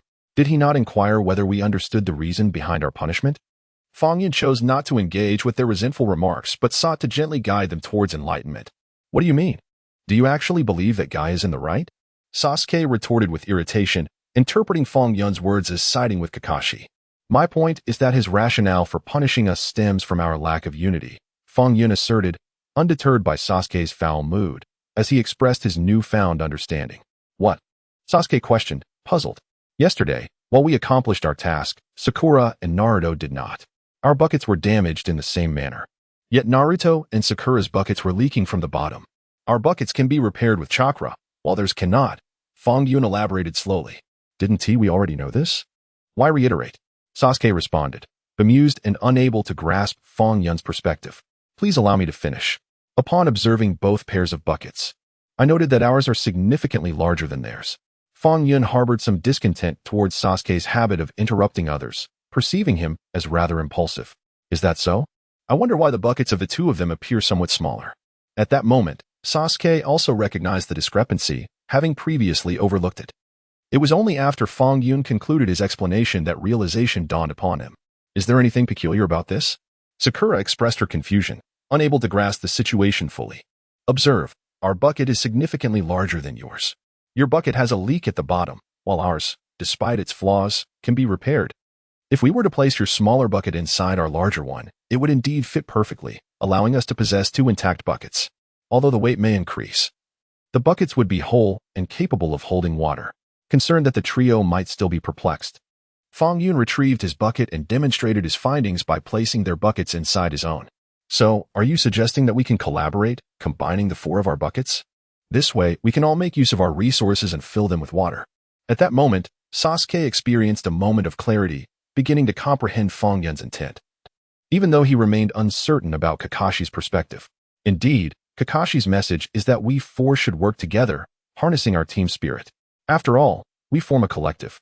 And without any one of us, it remains incomplete. I believe his punishment aims to impart this lesson. Observing their understanding, Fang Yun felt a wave of relief, appreciating that his efforts had not been in vain. So what are we waiting for? Since we have devised a plan, let us act swiftly. Otherwise, if we fail to complete our task today, we shall face punishment tomorrow. Naruto, the most jubilant among them, had endured a streak of misfortune, and with this newfound solution, he was eager to put it into action. Yes, let us commence at once. The day is waning, and we must fill the buckets with water, lest we endure reprimands tomorrow. I certainly do not wish to face further penalties, and while I am uncertain of the trials that lie ahead, we must make the best of our current circumstances. Thus, the four collaborated, alternating in their efforts to fetch water and accomplish their task. Kakashi expressed his satisfaction, while Naruto exuberantly proclaimed a celebration of ramen. As the quartet cheerfully made their way to enjoy ramen, they remained blissfully unaware of the impending danger that lurked nearby. In recent days, Danzo had been covertly observing Fang Yun's performance and abilities, and the more he scrutinized, the more he felt that Fang Yun was far from ordinary. shrouded in enigma. He harbored suspicions regarding Fang Yun's true identity while simultaneously feeling threatened by his prowess, concluding that allowing Fang Yun to remain would spell disaster. Consequently, he resolved not to confer with Kakashi and the others, but to independently decide to dispatch his own Umbu, masquerading as ninjas from other nations, to assassinate Fang Yun. After enduring the trials, indulging in a steaming bowl of ramen is undoubtedly one of the finest pleasures this world has to offer. The ramen enthusiast Naruto rejoiced, his spirit utterly drained from Kakashi's relentless training over the past few days, as if he had been living in the depths of despair. Now, having finally escaped that wretched hell, his excitement knew no bounds as he devoured the ramen, exuberantly expressing his joy. Humph, fool. Can't you keep your mouth shut while eating? Sasuke retorted, feeling that dining with such a simpleton diminished his stature. Kakashi-sensei had mentioned that we are a team and should embody teamwork. If Naruto were to hear those words, punishment would likely ensue. In a moment of contentment, Naruto was disinclined to engage with Sasuke's provocations. He slurped his noodles noisily, mumbling indistinctly to Sasuke. Sasuke, upon hearing this, merely snorted, choosing not to argue further. Sakura, elegantly enjoying her own noodles, noticed Fang Yun's contemplative gaze around them and curiously inquired, Fang Yun, why aren't you eating? Is it not to your taste? I have a slight discomfort in my stomach. I shall return home first. You all continue without concern for me, Fang Yun replied, having sensed the unsettling atmosphere around them. He suspected that assassins lay in ambush nearby, and his instincts warned him that they were likely targeting him, prompting his excuse to depart. Come out. I know you've been tailing me all this way. Now that I am alone, when will you reveal yourselves if not now? Fang Yun called out into an open space, determined to coax the lurking assassins into the open. No sooner had his words echoed than the air around him crackled with movement, revealing 6 cloaked ninjas in black. As I surmised. You must have come here to end my life, Fang Yun declared, unperturbed by their numbers, for he was confident in his abilities. Since you're aware, what need is there for further words? The ninjas, displaying impatience, glared coldly at Fang Yun, drawing their weapons and rushing towards him with lethal intent. You seem to underestimate me greatly. Do you truly think that in your attempt to slay me, I would simply surrender like a fish on a chopping board? Fang Yun laughed, a glint of defiance in his eyes. Realizing their intent to take his life, he decided against showing mercy. It was better for both to perish than allow them to gain the upper hand unchallenged. With that, the confrontation erupted, both sides engaging with lethal precision. Each move calculated to bring the other to their demise. Something is amiss. Fang Yun's sudden departure surely indicates he is concealing something from us. And I have felt the tension in the air since earlier. Shortly after Fang Yun departed, Sasuke began to grasp the situation. From the outset, he had sensed that Fang Yun's demeanor and emotions were somewhat amiss, yet he had not pondered it deeply. Gradually realizing the perilous nature of the environment they had just been in, he felt an impending danger. What? Naruto nearly choked on his food. I surmised that Fang Yun must have encountered some troubling circumstances. We must hasten to find him, lest something grave transpires. Sasuke swiftly made a decision, convinced that Fang Yun was in jeopardy, and resolved to seek him out immediately. Without hesitation, the 3 of them set aside their bowls and rushed to locate Fang Yun. When they arrived, the battle between Fang Yun and the 6 ninjas had escalated to a fever pitch. Fang Yun had employed wood release to construct a massive wooden cage, isolating himself from his assailants. However, he was unprepared for the revelation that his attackers could also wield wood release techniques. As both sides exchanged blows in a tumultuous clash, Sasuke, Naruto, and Sakura stood stunned, utterly astonished by Fang Yun's formidable combat prowess, while simultaneously speculating about the identities of the opposing ninjas. What shall we do? We cannot simply stand by and watch. We must devise a strategy to engage in the battle. Naruto, ever passionate, felt a surge of adrenaline upon witnessing the intense scene. Determined to throw himself into the fray without delay. I advise you, foolish one, to keep your mouth shut. This situation is beyond our ability to intervene, Sasuke coldly retorted, casting a disapproving glance at Naruto, doubting his reliability. On one hand, he was astonished by Fang Yun's strength. As a prodigy of the Uchiha clan, he had always been distinguished among his peers in both perception and prowess. Yet, he was taken aback by the sheer magnitude of Fang Yun's power, which far surpassed his own. My esteemed opponent, what is it that compels you to attempt my demise? Fang Yun swiftly dodged an incoming attack, momentarily disregarding the arrival of the trio, and directed his inquiry at those intent on his life. The assailants paused at Fang Yun's question, exchanging glances before preparing to launch their next assault. There is no need for further concealment. I have long since deduced your identities. You are members of Konoha's Umbu. Are you not? Fang Yun spoke confidently, having surmised their affiliations the moment they utilized would release. Now, observing Sasuke and the others approaching, he wished to avoid any collateral damage, thus he aimed to conclude the confrontation swiftly, revealing their identities without hesitation. Upon hearing his words, the assailants immediately halted their movements. Exchanging bewildered looks, Fang Yun calmly pointed to the foremost ninja, addressing him. You must be Lord Tenzo, correct? There is no need for further pretense. I have been aware of your true identities for some time. Therefore, this conflict should come to an end, as there is no necessity for us to continue fighting. After listening to Fang Yun's words, the adversaries found themselves momentarily at a loss, taken aback that their disguise had been so easily discerned by this young lad. Withdraw. Tianzong, realizing that his identity had been exposed, felt an overwhelming sense of awkwardness and recognized that he no longer had the standing to continue the confrontation. He hastily led the remaining 5 ninjas in retreat. Sasuke and his companions were utterly baffled by the turn of events, unaware of the underlying circumstances. Thus, on their way back, they incessantly questioned Fang Yun about what had transpired, but he chose not to elaborate. What is going on? Why are you covered in signs of battle? Have you been fighting someone? As the 4 entered the courtyard, they were met by Kakashi, who stood on the steps, his expression grave as he scrutinized the evidence of conflict on Fang Yun. Before any of them could speak, Kakashi's hawk-like gaze bore down on Fang Yun, demanding to know if he had been engaged in a fight. Teacher, it wasn't me who instigated the conflict. I was ambushed by Tianzong and his associates. They struck ruthlessly, intent on taking my life. Had I not recognized their identities, I would surely have become a victim, Fang Yun explained, feeling wronged. From the outset, he had no intention of concealing this matter and had contemplated reporting it. He surmised that this incident was likely orchestrated by Danzo. Thus, he sought to inform Kakashi to procure an explanation. As expected, Kakashi's countenance darkened upon hearing the news. He was taken aback that Danzo had once again acted unilaterally, dispatching Umbu to assassinate Fang Yun. Observing the shift in Kakashi's mood reassured Fang Yun, confirming his suspicion that this was indeed Danzo's solitary scheme. Very well, I understand. You all should rest early. There are other tasks awaiting you tomorrow, and idleness is not an option, Kakashi admonished, recognizing the gravity of the situation.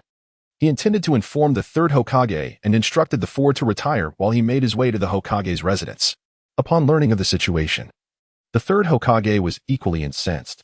Danzo's stubbornness and his refusal to heed counsel infuriated him.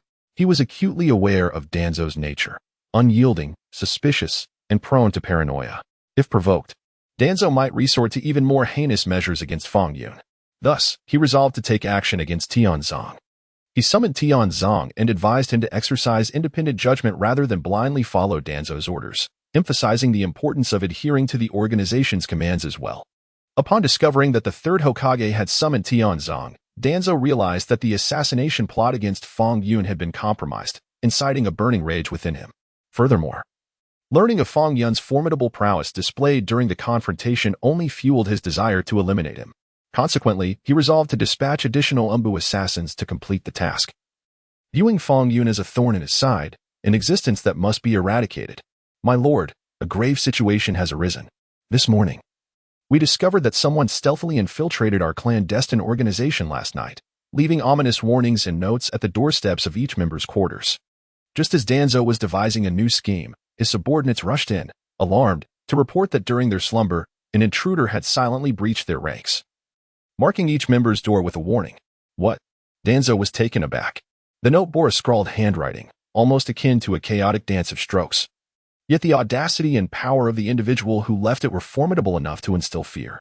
My lord, could this be the work of that audacious youth, Fang Yun? He shows utter disregard for us.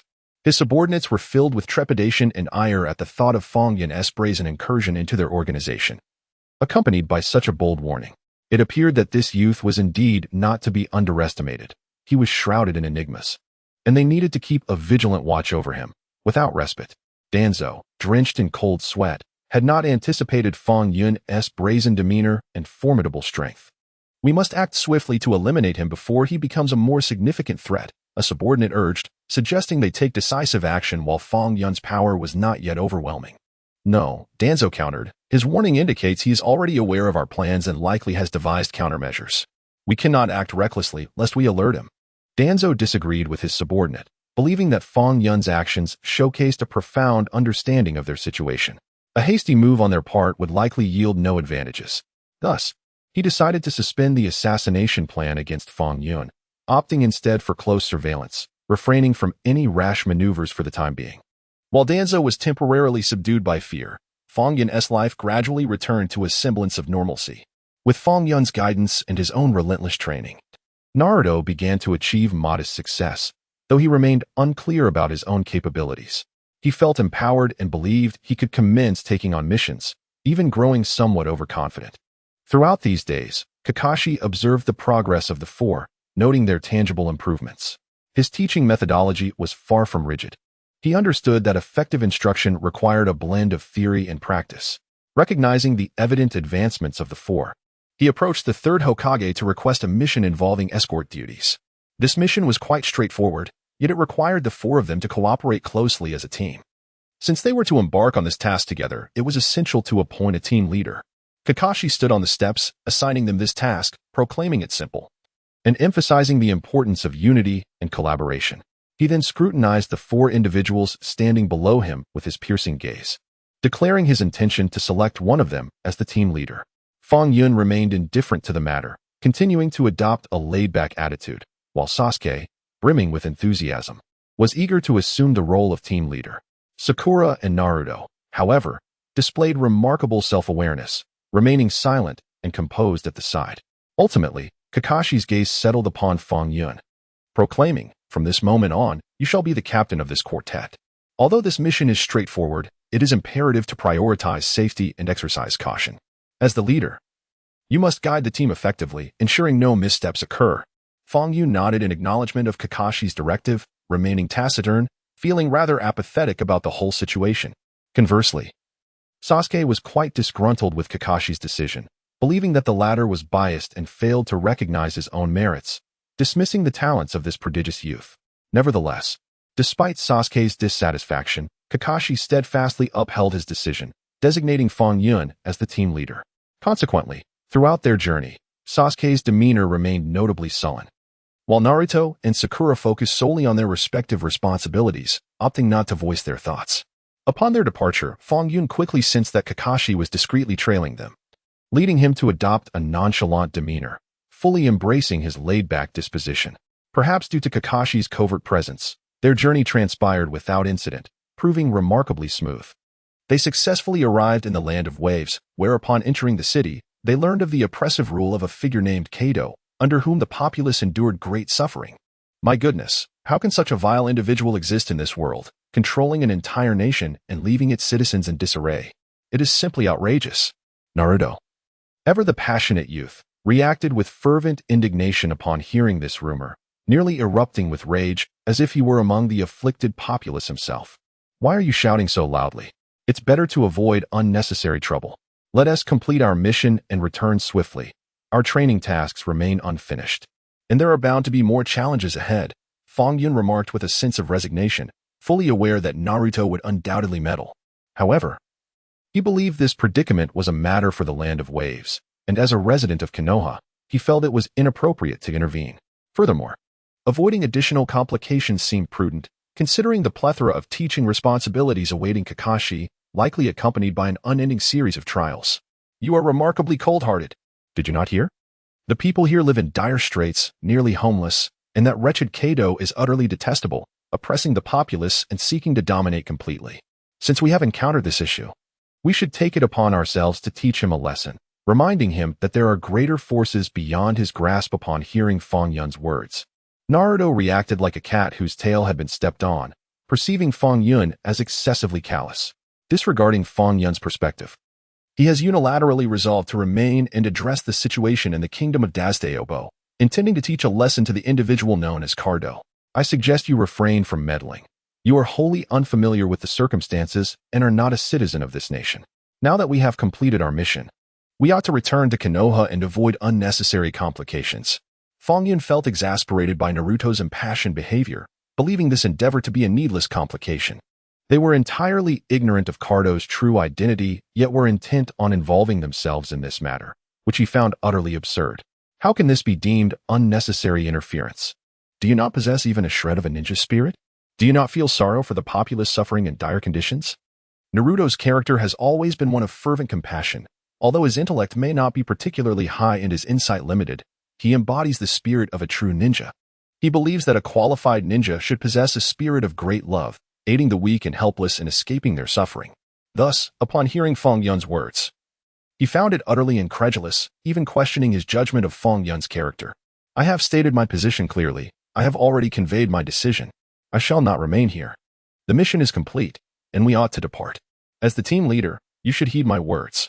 At that moment, Fang Yun had no desire to elaborate. Fully aware that Naruto would not heed his counsel regardless of what he said.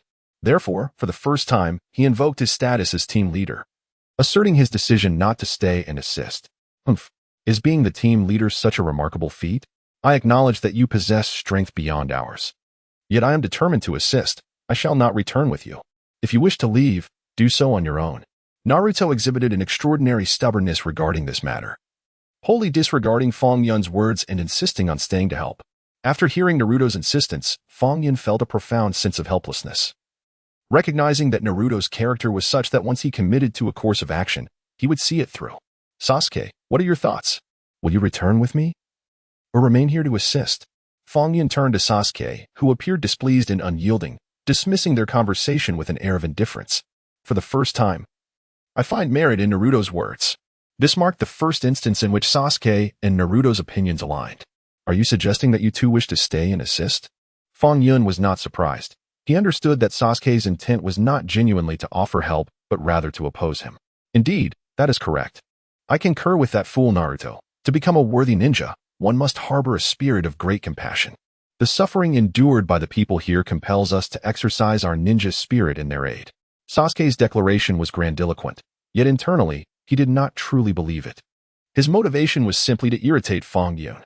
Well, since you all have decided to stay and assist, I have nothing further to say and shall remain as well. Faced with such circumstances, Fang Yun felt quite helpless. He shrugged his shoulders and nonchalantly expressed that he too had no choice but to stay. However, before they could inquire further about the situation, they encountered the formidable opponent, Momochi Zabuza. They had not anticipated crossing paths with this individual at such a critical juncture. And upon seeing them, he immediately launched an attack. Damn, we are no match for him. We must devise a plan to escape, or we three shall perish here. The trio was utterly outclassed by Zabuza. Despite exhausting all their efforts, they could not defeat him. Thus, they resolved to flee the battlefield, lest they all meet their demise. Indeed, we must retreat swiftly. This fellow is inexplicably powerful, and we stand no chance against him. Sasuke and Naruto unanimously concurred with this decision. Though they were spirited youths, they understood the wisdom in preserving one's life for future endeavors, especially against such a formidable adversary. Consequently, as soon as they found an opening, they hastily devised a means of escape. Although their retreat was quite disordered, they managed to preserve their lives. However, they had scarcely fled a short distance when Zabuza pursued them once more. Damn, why won't this guy relent? Fang Yun, upon seeing Zabuza closing in again, inwardly cursed his ill fortune. It is evident that your strength has improved somewhat, Zabuza jeered, remarking on their abilities. While his words might seem like a compliment on their progress, they were laced with derision. Of course, one must show improvement, Fang Yun retorted with a cold snort. Although their earlier escape had been somewhat frantic, Fang Yun had not truly showcased his full potential. He believed that they were in unfamiliar territory, where many variables were beyond their control. Thus it was prudent to conserve both strength and energy. Are you still unconvinced? It seems you did not learn your lesson earlier. Zabuza was taken aback by Fang Yun's audacity to speak to him in such a manner. He regarded Fang Yun merely as a defeated opponent, yet here he was, displaying such arrogance, utterly unaware of his own limitations. Then let us truly measure our strengths. Despite knowing Zabuza's overwhelming power, which he could not match in a single encounter, Fang Yun could not accept such humiliation. Are you out of your mind? How dare you provoke him? We must find a way to escape before we lose our lives. Sasuke was astounded by Fang Yun's boldness at such a critical moment, astonished that he would dare to utter such audacious words. Although Naruto is passionate, in this moment he clenches his fists nervously, gazing incredulously at Fang Yun, astonished by his reaction. I have my own plan, he muses. He is relentlessly pursuing us, seemingly determined to eliminate us. Even if we flee to the ends of the earth, he will still strike if we encounter him again. It is better to confront him now. Fang Yun exhibits remarkable calmness and composure. His ability to articulate such thoughts and make this decision indicates that he has a well-formed strategy, ensuring that the four of them will not perish in vain. No sooner had his words faded than Zabuza, unable to contain himself, launched an attack, eager to gauge the strength of this audacious youth before him. In response to the assault, Fang Yun swiftly adapted. Despite his formidable power, he struggled to master the overwhelming force within him, making this battle somewhat arduous. "Ah, kid. I didn't expect you to possess such skill. Your strength is indeed impressive. However, it is unfortunate that you have encountered me," Zabuza remarked, relishing Fang Yun's retreat. Yet, he found a measure of respect for this adversary, recognizing that although the youth was not yet his equal, he harbored immense potential. Having spoken, Zabuza intensified his onslaught. Determined to defeat Fang Yun decisively, he understood that allowing Fang Yun to escape would likely worsen the situation in the future. Despite Fang Yun's seemingly carefree demeanor, Zabuza recognized the potency of his opponent, whose growth was alarmingly rapid and might soon surpass his own. Thus, Zabuza unleashed a powerful technique, aiming to incapacitate Fang Yun in one fell swoop. "Fang Yun, be careful. Get out of the way." Unfortunately, Fang Yun succumbed to Zabuza's assault, collapsing to the ground just as the final blow was about to land upon him. However, he had no time to consider his own safety, for Zabuza's speed was too swift, leaving him no opportunity to react. At that critical moment, Naruto surged forward, shielding Fang Yun from Zabuza's attack. "Naruto, get away. You are no match for him. If this continues, you will be injured too," Fang Yun exclaimed, astonished that Naruto would place himself in harm's way to protect him from a fatal blow. "We are friends and teammates. We should help one another. I cannot bear to watch you perish here," Naruto declared, despite his own injuries. Clutching his wounded abdomen, he turned painfully to Fang Yun, offering a faint smile. They were indeed friends and comrades, a sentiment once expressed by Kakashi. Moreover, it was Naruto's strong desire to stay and assist that had led him to this moment. Had he not been so obstinate, he likely would not have encountered Zabuza, and none of these events would have transpired. "Unexpectedly, you still stand so united. It seems all of you wish to remain here together. Very well, I shall send you off as one." Haku, witnessing the unwavering loyalty and self-sacrifice among these youths, felt a flicker of admiration. Yet, his mission was clear: to eliminate them. There would be no mercy. "Fine then, strike us down together.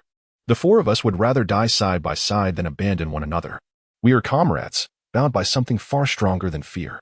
Sasuke and Sakura, their resolve burning fiercely, positioned themselves as shields before the wounded Naruto and Fang Yun, their bodies forming an unyielding barrier against further harm.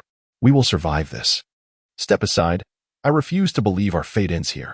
Fang Yun, deeply moved, realized that despite their petty quarrels in ordinary times, their bond was unshakable in the face of true peril.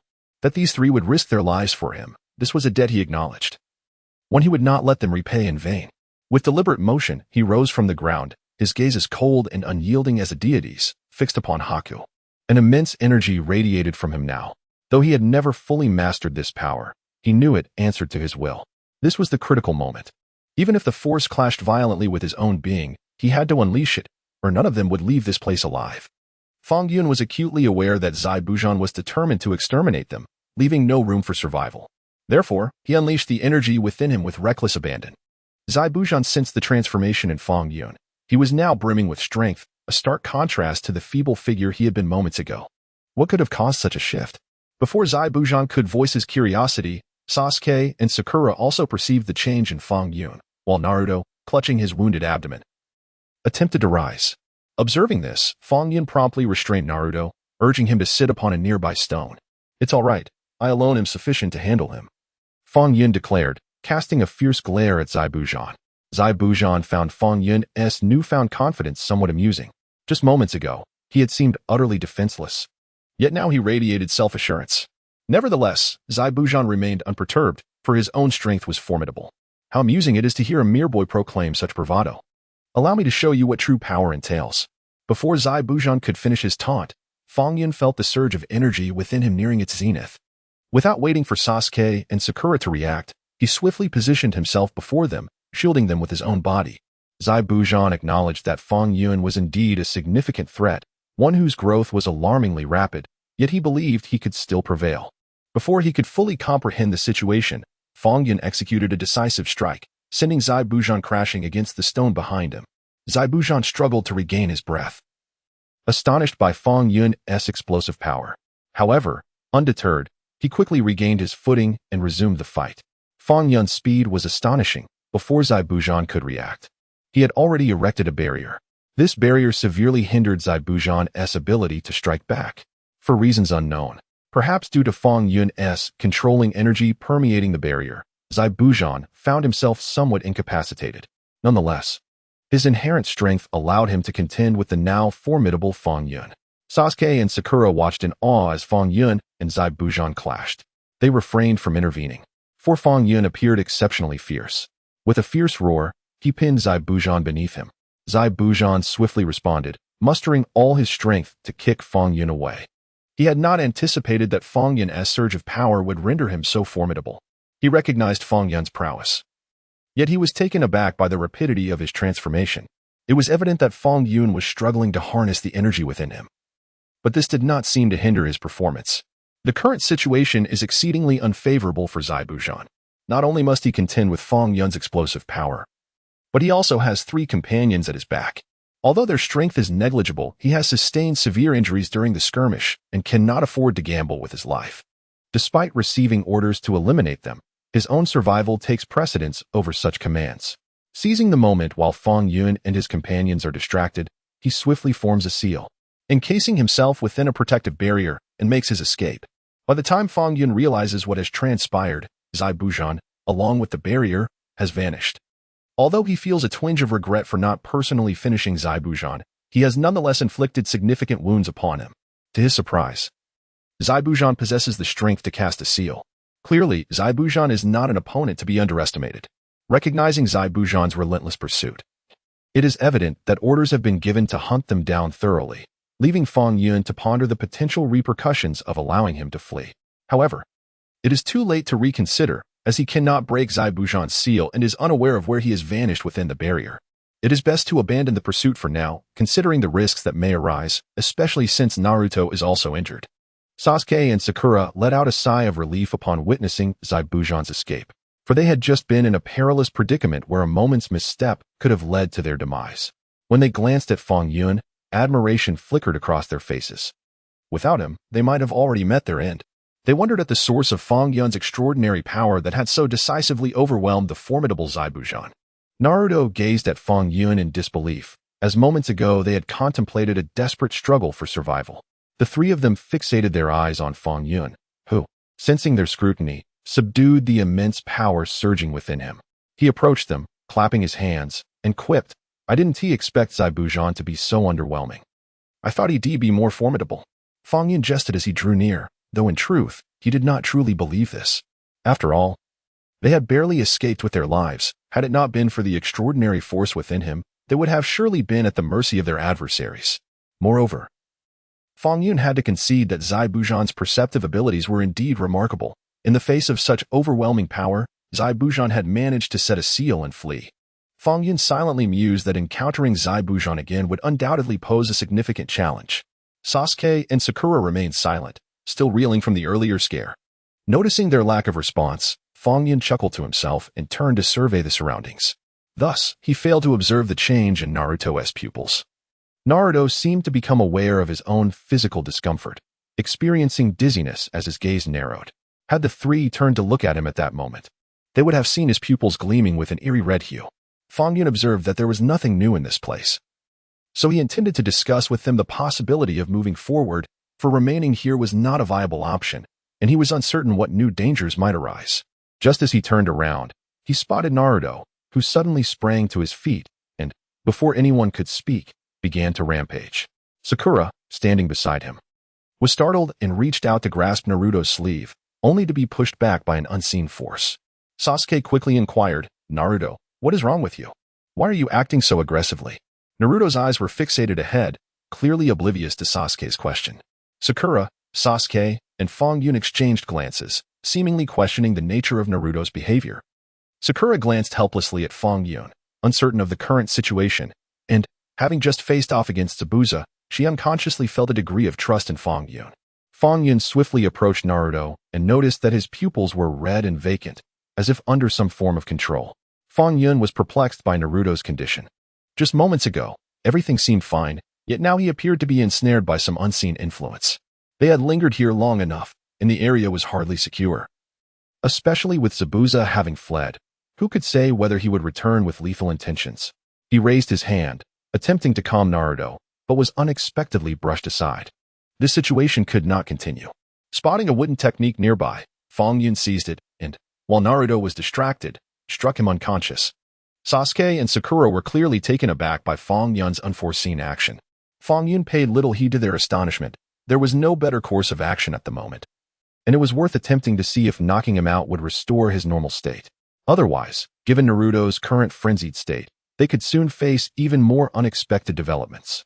Fang Yun dragged the unconscious Naruto to a nearby stone slab for him to rest.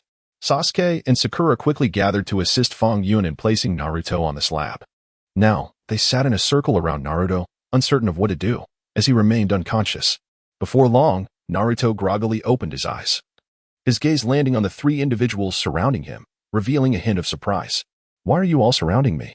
What has happened? Why am I lying here?" Upon awakening and seeing all eyes fixed upon him, Naruto felt a sense of bewilderment. Sakura, noticing Naruto was awake, rushed to him and immediately asked, "Do you feel any discomfort?" Naruto shook his head, still somewhat dazed as he attempted to rise. A dull pain throbbed at the back of his neck. "Ouch! Why does my neck hurt a bit? What happened?" Fang Yun awkwardly scratched his nose. After all, it was he who had used the wooden technique to render Naruto unconscious. And he had indeed struck with some force, which would understandably cause pain. Before Fang Yun could utter a word, Sakura immediately interjected, "Just now, for some inexplicable reason, you suddenly stood up and went berserk. We couldn't restrain you, nor could we make you heed our words, so we had to render you unconscious. How could this happen? I have no idea what triggered it." Naruto, in disbelief, questioned how he could have lost control. Hadn't Fang Yun just sent Zabuza fleeing moments ago?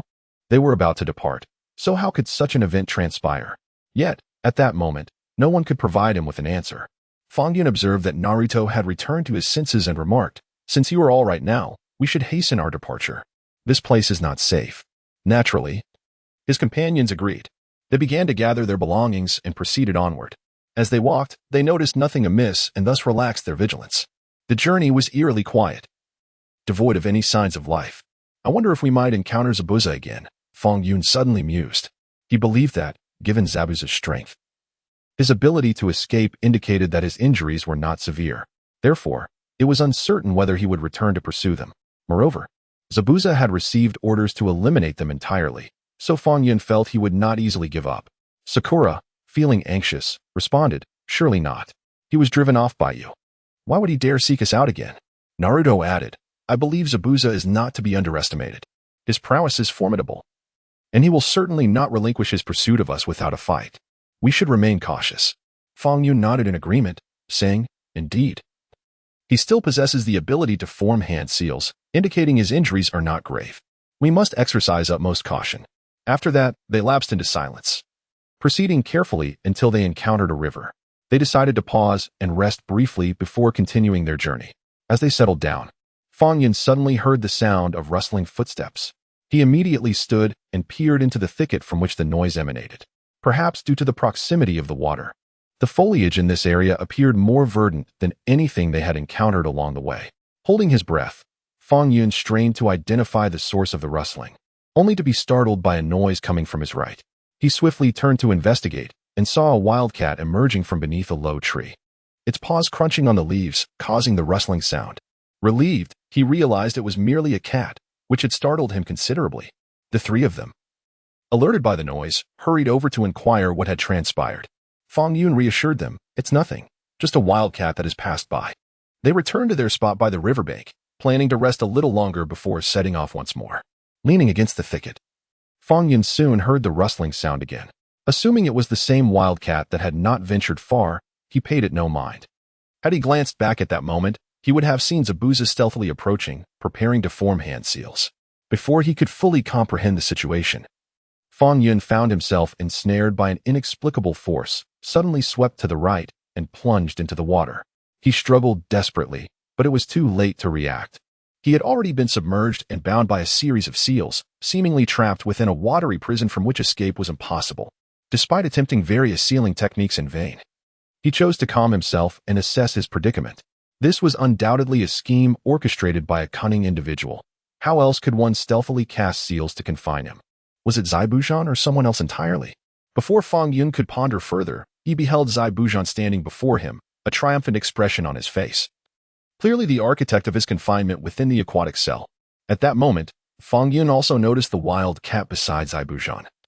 Realizing it had been part of the plan all along, Zabuza must have anticipated that Fang Yun would sense something amiss, thus employing the cat to distract him, leading to his unintended entrapment. Just as despair began to envelop him, Kakashi made his appearance. Teacher. Fang Yun was not surprised by Kakashi's arrival. He had long suspected that Kakashi had been stealthily following them. However, he had assumed Kakashi would merely observe from a distance and refrain from intervening. So he was taken aback by his sudden emergence. Breaking his ninjutsu is not a formidable challenge. Just watch closely, Kakashi remarked, offering no explanation for his abrupt appearance. He focused on Fang Yun, imprisoned in the watery confines, and utilized his exceptional Sharingan to replicate Zabuza's techniques. To Fang Yun's astonishment, the Sharingan proved to be immensely powerful. He was awestruck by Kakashi's prowess, realizing that the legendary copy ninja possessed extraordinary strength. To truly become a ninja, one must invest immense effort and diligent practice. I hope you remember this, Kakashi stated, casting a glance at the astonished Fang Yun while downplaying his own abilities. He merely informed Fang Yun that being a true ninja required a multitude of qualities, not solely innate talent. After hearing Kakashi's words, Fang Yun experienced an epiphany. Observing Kakashi's actions, a surge of immense energy erupted within him. Although Zabuza's ninjutsu was formidable, witnessing Kakashi replicate it instilled in Fang Yun the means to unravel the watery prison. He harnessed the vast energy within him and silently recalled the techniques Kakashi had just imitated. In that fleeting moment, the world around him shifted dramatically, and Fang Yun finally broke free from the water prison, successfully dispelling Zabuza's ninjutsu. To think you, old man, would offer assistance. It seems you wish to engage in a fight to the bitter end. Zabuza seethed with rage upon realizing that his ninjutsu had been both undone and duplicated. Feeling profoundly insulted by this turn of events, he had always taken pride in his ninjutsu. Yet he was utterly humiliated to discover that Kakashi and Fang Yun could so effortlessly dismantle his techniques. He regarded this incident as a profound disgrace. Fang Yun and his companions are my students. As their instructor, it is my duty to protect them. Your repeated attempts to take their lives reveal your intent to make enemies of us. Kakashi, confronted with accusations and inquiries, remained remarkably composed and unflustered. Though Zabuza was indeed a ruthless and formidable ninja, he was no match for Kakashi. At this moment, Fang Yun had also broken free from the water prison. Ready to join Kakashi in combat. Let us engage in a contest and see whether your numbers prevail or my ninjutsu proves superior. Zabuza was acutely aware that he was at a disadvantage against them, yet he could not bear the thought of conceding defeat, thus resorting to deriding their numerical superiority while lamenting his own solitary state. But you were not so concerned about fairness when you overpowered the weak. Is it permissible for you to bully the weak while we cannot exploit our advantage in numbers? Upon hearing his words, Fang Yun scoffed. He did not perceive their 2-on-1 as disgraceful. After all, it was Zabuza who had initiated the use of strength against the weak. They were merely returning the favor. You, a mere child, should not speak so boldly. I should have been merciless and ended you earlier. Zabuza was infuriated by Fang Yun's taunts. He could not believe that this brat dared to mock him so. Regret washed over him for not having unleashed his full potential to eliminate the boy when he had the chance. Do not delude yourself. While I concede that you possess a slight edge in strength, you are hardly unparalleled. If you had truly believed you could kill me, you would have acted sooner. Fang Yun found his words to be utterly laughable. It was clear that Zabuza's earlier inability to finish him off stemmed from his insufficient power, not from any supposed mercy. Let us cease this fruitless banter. Since you have spoken so arrogantly, I implore you to give your all in our upcoming battle. Kakashi, growing impatient with the exchange of jibes, interjected to prepare Fang Yun for combat. Indeed, teacher. Let us deliver a decisive blow and see if he dares to speak so boldly again. Fang Yun felt a surge of pride at this. Casting a disdainful glance at Zabuza, he was now resolute, fully aware that the battle would end in Zabuza's defeat. With Kakashi's support, Fang Yun's power surged. The immense energy within him had stabilized, no longer erratic, but now under control. To this, Fang Yun felt a surge of surprise, deeming the recent encounters with Zabuza truly worthwhile. In the past, he struggled to grasp the essence of his formidable strength, yet now he felt a newfound mastery over it. Thus, with no suspense lingering in the air, Zabuza met a glorious defeat. You may kill or maim me as you wish. I shall not concede. Even at this juncture, Zabuza retained a semblance of bravado, unwilling to admit defeat, attributing his loss to the overwhelming numbers against him while he stood alone in battle.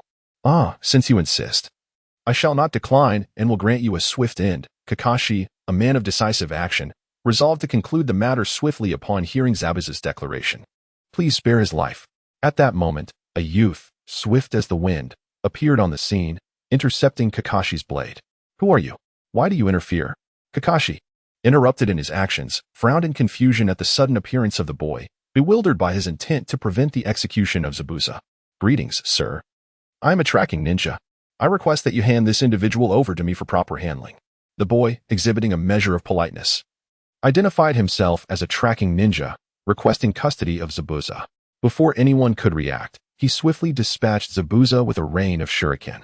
The onlookers stood in stunned silence, perplexed by the boy's motives. Before they could fully process the event, he departed with the lifeless form of Zabuza in tow. Kakashi and the others did not doubt the veracity of the boy's actions, believing that Zabuza had indeed been slain by him, with Sasuke and his companions injured. Kakashi's concern for their wounds overshadowed any inquiry into the boy's true origins, allowing him to carry away Zabuza's body unchallenged. However, Fang Yun found this entire occurrence deeply unsettling. The more he contemplated, the more he sensed something amiss. Seizing the opportunity, while Kakashi attended to Sasuke and the others, he resolved to intercept the boy to uncover the truth. Halt. Who are you? Why do you intend to take him away? Employing the tracking ninja technique, Fang Yun swiftly confronted the boy, having harbored doubts about his identity since his emergence. He was convinced that the boy was not a tracking ninja, but rather an accomplice of Zabuza. What is the meaning of this? Your teacher has already allowed me to leave. Why do you pursue me further? Moreover, this man has been slain, as you all clearly witnessed. I merely intend to carry his body back for reporting, the boy replied, taken aback by Fang Yun's pursuit. He regarded Fang Yun with caution, positioning Zabuza's body protectively behind him, his expression betraying a sense of vigilance. Faced with Fang Yun's inquiries, he stubbornly clung to his previous assertions, deftly shifting the focus of the interrogation back onto Fang Yun, creating an impression that Fang Yun was the one being oppressive. Do you truly believe us to be fools? Fang Yun sneered. Cease your charade. You are all in collusion. You did not kill him. You merely employed an illusion, concealing his presence to deceive us into believing he was dead. Fang Yun's cold laughter revealed his understanding that the youth would never concede his deceit. Yet, he had already discerned the boy's petty tricks. Although they had indeed witnessed the youth dispatching Zabuza with 1,000 blades, leaving no trace of his life force, Fang Yun was acutely aware that this was merely an illusion crafted by the boy, intended to mislead them and facilitate Zabuza's escape. What of your knowledge? The youth, having had his identity unveiled, chose to embrace a reckless defiance, gazing at Fang Yun with a blend of obstinacy and trepidation. It is merely a friendly warning. Do not associate yourself with this individual, nor attempt to rescue him, lest you find yourself in grave peril. As Fang Yun regarded the somewhat stubborn and aloof youth, an inexplicable sense of kinship welled within him, as the boy bore a resemblance to his own youth. Why would you say such a thing? The youth, perplexed by Fang Yun's words, questioned the rationale behind such a statement. Why should I trust you? We are mere strangers. What reason do I have to believe your claims? He felt somewhat foolish for his previous display and cleared his throat, adopting a facade of solemnity as he demanded to know why he should place his trust in Fang Yun.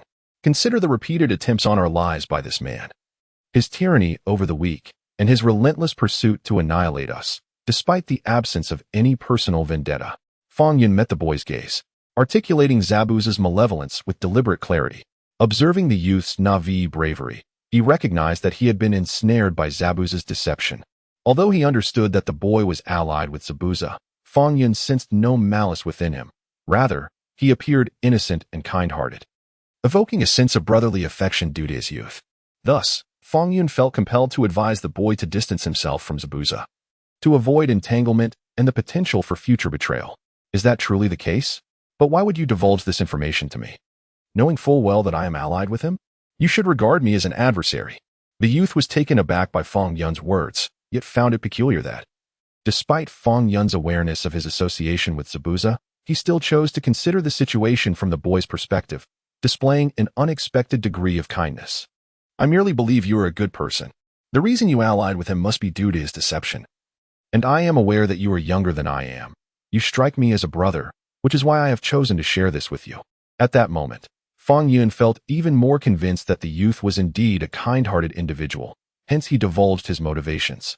Well, to be honest, when I first laid eyes upon you, I found you to be exceptionally amiable and a genuinely good person. May we forge a friendship? I am Bai Shuang, a true tracking ninja. Upon hearing Fang Yun's sincere explanation, the youth visibly relaxed, his demeanor transforming into one of warmth and friendliness as he introduced himself earnestly, expressing his desire to become good friends. It would be an honor to be your friend. I am Fang Yun. Fang Yun's introduction was straightforward and succinct, and he had not anticipated acquiring a friend at this moment. Although you say that capturing Zabuza is my duty, and I indeed must report back. However, I shall remember your words well. As friends, should you ever require assistance, do not hesitate to seek my help. The youth's mission was to take Zabuza away. Thus he could not simply disregard Fang Yun's words and leave Zabuza in their care. Very well, consider this matter as an obligation I owe you. I can allow your departure, but please remember my words. He is not a good person, and you must remain vigilant, lest you find yourself devoured, leaving nothing but bones. Fang Yun understood the youth's determination, recognizing that he was likely here on orders. Since they had become friends, it was only right for friends to assist one another. He did not wish to put the youth in a difficult position, thus allowing him and Zabuza to leave. Thank you, my friend. I will forever cherish your kindness. When we meet again, I shall treat you to ramen. The youth felt immense joy upon hearing Fang Yun's words, sharing a fondness for ramen akin to Naruto's. And they made a pact to enjoy it together during their next encounter. After parting ways with the youth and Zabuza, Fang Yun returned to his team. Kakashi inquired about his whereabouts, to which Fang Yun concocted a plausible excuse. The matter of Zabuza was temporarily settled, and the group, exhausted and wounded, needed a place to recuperate. Thus, they arrived at the Ji family residence to rest and recover, with Kakashi accompanying them. Sasuke and his companions were only just realizing that Kakashi had been trailing them the entire time, feeling a surge of gratitude and emotion towards him. Once settled and recuperating, Kakashi began to ponder the earlier incident involving the youth who had slain Zabuza, finding that something felt amiss. During the day, he had been preoccupied with assessing his students' injuries, neglecting to scrutinize the youth's true origins, allowing him to so easily take Zabuza's body away. As he reflected on the events of today's battle, he grew increasingly perplexed and inwardly lamented his usual acute perception, which had led to such a significant oversight today. No, that young boy did not truly slay Zabuza. Kakashi finally discovered the crux of the matter, upon carefully reconsidering the boy's actions. He suddenly realized that the youth had not genuinely killed Zabuza, but had merely employed a clever ruse. Damn it, they are actually in cahoots, and I failed to notice. Kakashi was filled with rage, feeling as though he had left his intellect behind when he ventured out today, resulting in such a blunder. He could have dealt with Zabuza directly today, yet he had been deceived by a mere child. This was utterly inconsistent with his usual meticulous demeanor and left him feeling profoundly defeated, as he had never anticipated the situation would unfold this way. Today had presented an excellent opportunity, which was squandered due to his negligence. It was likely that the next chance to eliminate Zabuza would not come so easily. Most troubling was the possibility that Zabuza might return, perhaps even employing more formidable schemes. Meanwhile, Naruto, Sasuke, and their companions were firmly convinced of Zabuza's demise. Their primary concern was their own inadequacies. Teacher, through today's battle, we have indeed recognized our overwhelming weakness. Had it not been for your intervention, we might have perished. Sasuke began, taking the initiative to address Kakashi, acknowledging their shortcomings and their lack of strength. Indeed, teacher, we have finally come to understand our limitations, and we implore you to intensify our training so that we may enhance our abilities. Otherwise, if we encounter such a situation again, we shall remain defenseless against our foes. Naruto, brimming with emotion, echoed Sasuke's sentiments, haunted by the thought of Zabuza's intent to kill them. Despite his injuries, he fervently requested Kakashi to provide them with rigorous training, enabling them to be better prepared. Teacher, Sasuke and I are right. Our current strength is woefully inadequate. We beseech you to allow us to train harder. We are willing to endure hardship. At this moment, Sakura, who had been relatively silent, bravely stepped forward to voice her thoughts. She felt a deep sense of shame for her lack of contribution during the battle.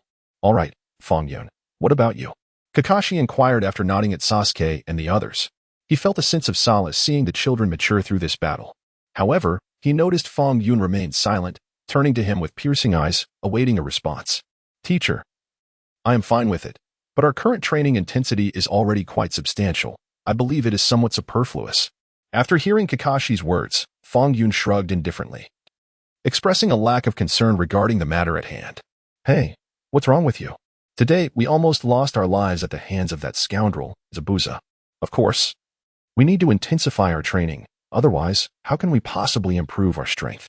Sasuke was infuriated by Fang Yun's nonchalant attitude. They had nearly risked their lives in that battle due to their insufficient power to defeat Zabuza. Yet, Fang Yun remained apathetic, as if the affairs of the world bore no relevance to him, which only fueled Sasuke's anger. Everyone has their own aspirations. If you wish to enhance your training, then strive diligently. However, I see nothing wrong with being a slacker, Fang Yun retorted, displaying even more indifference after hearing Sasuke's words. He believed that this matter was entirely a matter of personal choice and not something to be imposed upon others. Teacher, look at him. He remains utterly unmotivated. Sasuke exclaimed in frustration at Fang Yun's lethargic demeanor. He was bewildered by this individual's refusal to either yield or be persuaded. Since you all insist on rigorous training, let us commence today, adding an extra 3 hours to our daily regimen. You may return now, Kakashi responded, disregarding Sasuke's comments. He merely cast a cold glance at Fang Yun before instructing the three of them to begin their training. As they were about to leave, Naruto muttered anxiously, concerned that Kakashi might reprimand Fang Yun. However, to their surprise, once they departed, Kakashi turned and entered his room, paying Fang Yun no mind. Fang Yun, in turn, adopted a similarly indifferent demeanor toward Kakashi, puzzled by the fact that Kakashi likely knew he had left to seek out Haku and Zabuza, yet chose to remain silent about it. This left Fang Yun questioning Kakashi's attitude, finding it rather peculiar. What a mystery. He clearly knows the reason for my departure, yet he shows no interest whatsoever. Is he genuinely unaware, or is he feigning ignorance? Fang Yun pondered, speaking to himself as he utilized chakra to hang upside down from a tree, mulling over this perplexing situation. Unexpectedly, in the next moment, due to his distraction and failure to control his chakra, he fell from the tree. Ha ha ha, Fang Yun, I can't believe you actually have a day as clumsy as this. What were you thinking? You lost control of your chakra and fell from the tree. This is the funniest thing I've seen all year. As he tumbled down, Naruto happened to pass by and burst into laughter, never expecting the usually formidable Fang Yun to find himself in such a comical predicament. From the second day onward, Kakashi intensified their training regimen. The four, with the exception of Fang Yun, began to undertake more rigorous training, diligently striving to elevate their capabilities. However, a derisive voice echoed in the background, mocking their efforts. Heh, a bunch of useless fellows, do not presume that mere diligence will enable you to vanquish Gato. With your current state, even decades of effort would be insufficient. In the Das family, there was a child named Inari who, since Fang Yun and his companions arrived, seemed to oppose them at every turn, harboring a palpable disdain. He scorned their arduous training, consistently ridiculing them, convinced they could not possibly defeat Gato. Hey, you little brat. How dare you be so insufferable? What makes you think we cannot prevail? Naruto, incensed by the child's taunts, felt that Inari was deliberately instigating conflict. Despite having no animosity towards him, Inari's incessant mockery was infuriating. Huh, look at you, a lumbering oaf. Your ninjutsu is merely mediocre, yet you dream of defeating Gato. Such delusions. Inari maintained his haughty demeanor, casting scornful glances at Naruto, belittling his efforts and dismissing him entirely. What did you say? You think I'm foolish? I abhor being called dumb. Naruto was on the verge of losing his composure. He could not fathom how this child lacked the basic courtesy to respect others. Although he acknowledged his own limitations and talent, he firmly believed that with perseverance, no challenge was insurmountable. Foolishness is foolishness. You should pack your bags and return home. Perhaps then you might preserve your pitiful existence. To think you could defeat Gato and save our nation. What an absurd fantasy. Unperturbed by Naruto's exasperation, Inari shot him a sidelong glance, humming a carefree tune before turning to leave after delivering another biting remark. Stop right there. Let me tell you, with effort, nothing is impossible. Where sincerity abounds, even the hardest obstacles can be overcome. There are countless things in this world that surpass your imagination, with diligent training. We shall surely defeat Gato. Furious, Naruto pursued Inari, seizing the collar of his shirt and passionately defending his belief in the power of hard work. Let go of me, you uncouth barbarian. Inari, equally stubborn, spun around and engaged Naruto in a scuffle. Meanwhile, Kato's agents were wreaking havoc on the villagers' nearly completed bridge, disrupting their lives and plunging them into despair. Gato has once again sent his agents to sabotage our bridge, marking the third such incident this month. The completion of our bridge is imminent. However, he consistently obstructs our efforts, which is utterly reprehensible. The villagers harbor profound disdain for Kato's series of malevolent acts. Yet they find themselves powerless to overthrow his dominion, leaving them in a state of fear and exasperation with each act of destruction he orchestrates. That wretched Gato is intent on ensuring our suffering. If this time he succeeds, it is likely he will only escalate his tyranny further. This bridge, constructed through our relentless toil, must not be allowed to fall victim to his malice. The villagers are aflame with righteous indignation, eager to rid themselves of Gato. The construction of this bridge has demanded considerable resources and labor, and Kato's audacity to contemplate its destruction is unforgivable. Indeed, we cannot allow him to prevail. Let us hasten to protect the bridge, even if it costs us our very lives. We must not permit him to ruin what we have painstakingly built. Once a leader emerged among the villagers, a shared resolve took hold. Each vowed to protect the bridge with their very bodies, refusing to let it be destroyed. What is the nature of this situation? What do their symptoms signify? Are they preparing to confront Gato? As the commotion reached his ears, Sasuke approached slowly, yet arrived only to witness a fragment of the tumult, observing the villagers brandishing their makeshift weapons and chanting slogans of defiance, leaving him perplexed about their intentions. I am equally in the dark. If you inquire of me, I shall have no answers. Fang Yun, who had lingered long enough to grasp the situation's context, chose not to elucidate. Having eavesdropped for so long, how could you possibly be unaware? Sasuke remarked, intrigued yet frustrated by Fang Yun's reticence. Are you afraid to share the truth? Sasuke's curiosity bubbled over, but Fang Yun remained tight-lipped, further aggravating him. Did you not wish to witness the spectacle? Then come along. It will clarify matters. Fang Yun shrugged, indicating to Sasuke to follow him, eager to see just how capable these villagers were in opposing Gato. However, this decision proved hasty. As the events unfolded rather monotonously, the crowd engaged in mere verbal skirmishes, devoid of any substantial conflict, leaving him disheartened. Are they truly on the verge of fighting? Should we not intervene? Did we not pledge to assist? Sasuke observed with amusement, glancing at Fang Yun, who appeared bored and bewildered by the unfolding chaos. This is absurd. Such a simple matter should not require such fanfare.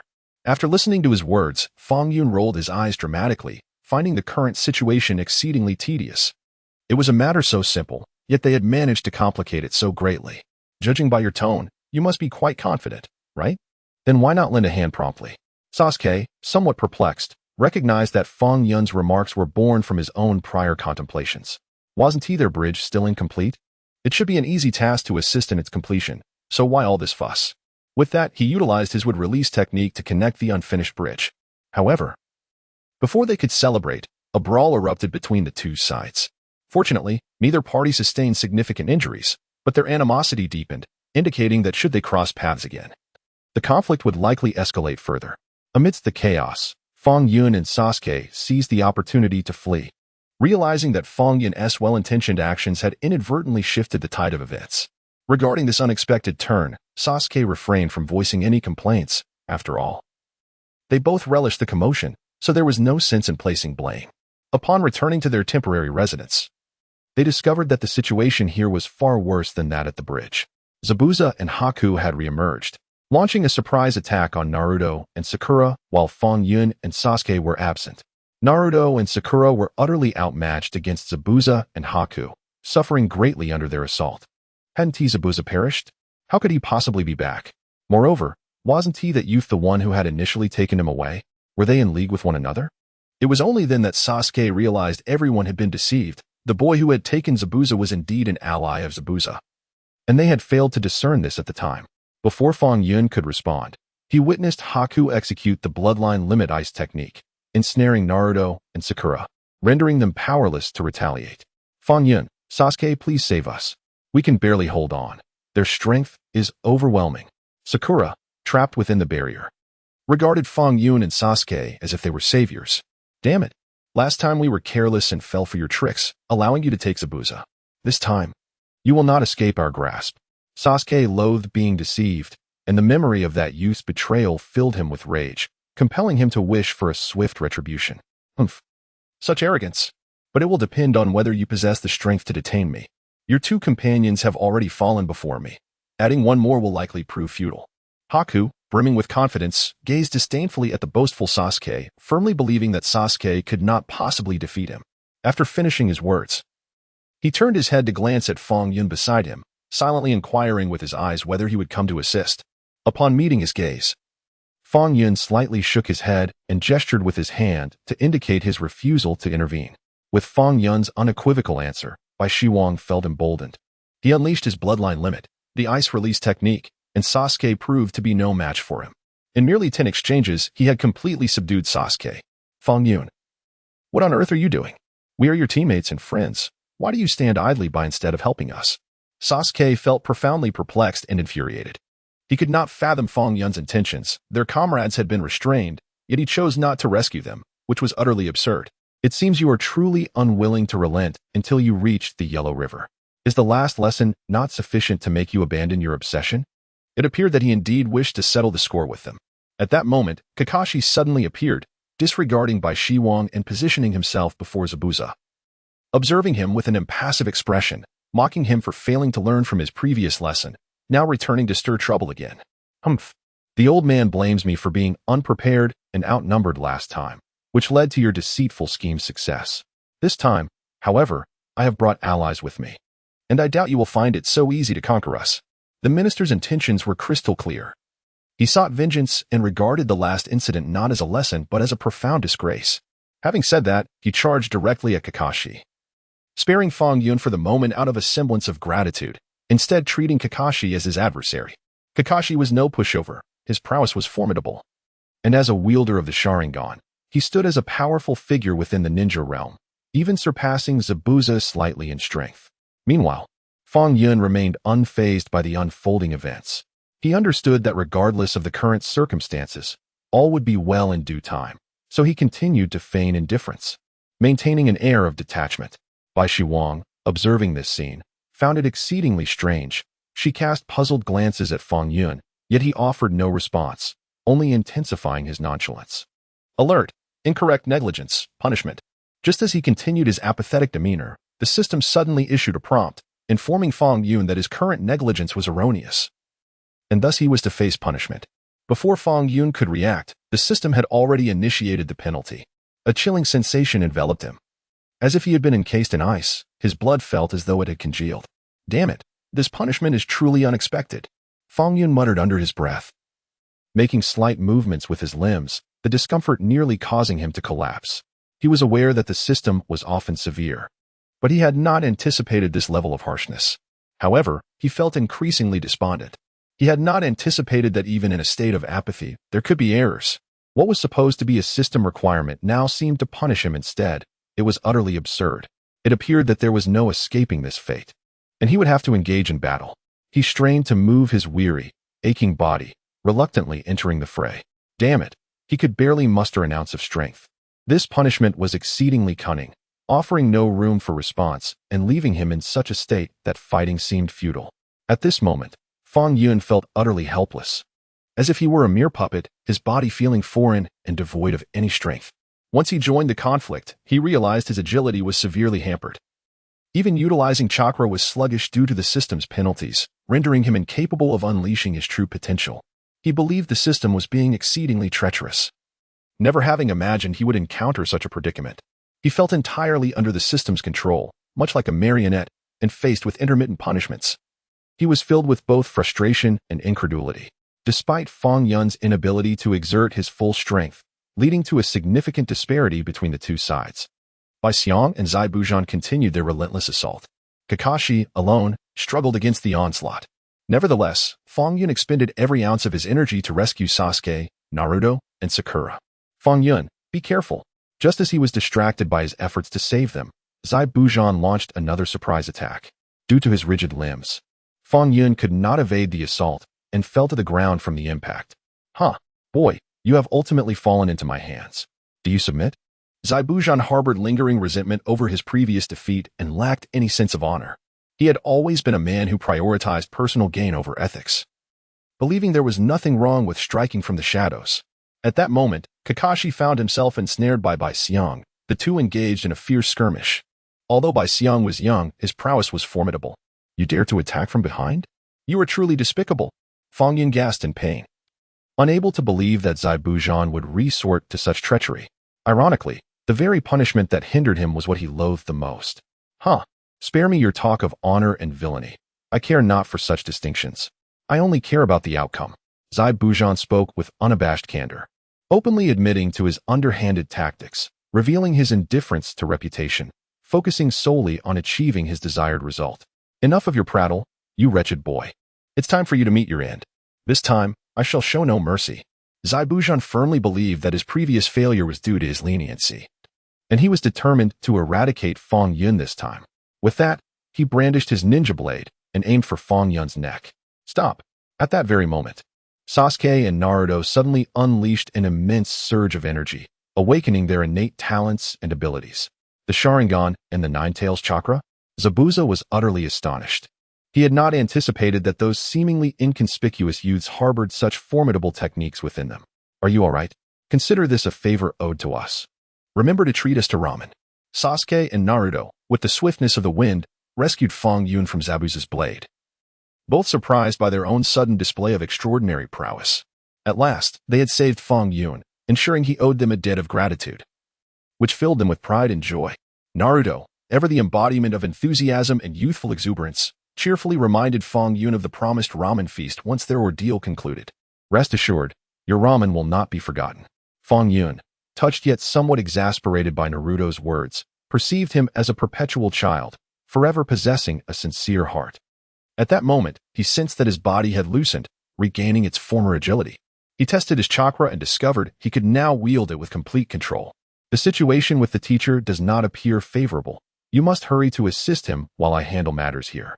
Kakashi, still recovering from previous injuries, was evenly matched against Bai Xiang, whose strength was undeniably formidable.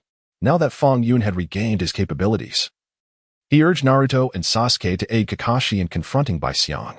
Heeding Fang Yun's words, the duo hastened to assist, and with their newfound abilities and techniques, they swiftly overcame Bai Xiang. After the battle concluded, the three apprehended Bai Xiang, observing the conflict between Fang Yun and Zabuza. Isn't his strength supposed to be formidable? What transpired earlier? His current performance is like that of a different person. Sakura, bemused by Fang Yun's newfound prowess, expressed her confusion. I don't know. I can't concern myself with that. All I know is that he still owes me a favor and must treat me to ramen. Naruto, largely indifferent to the intricacies of the situation, remained fixated on the matter of the owed meal. Indeed, it is rather peculiar.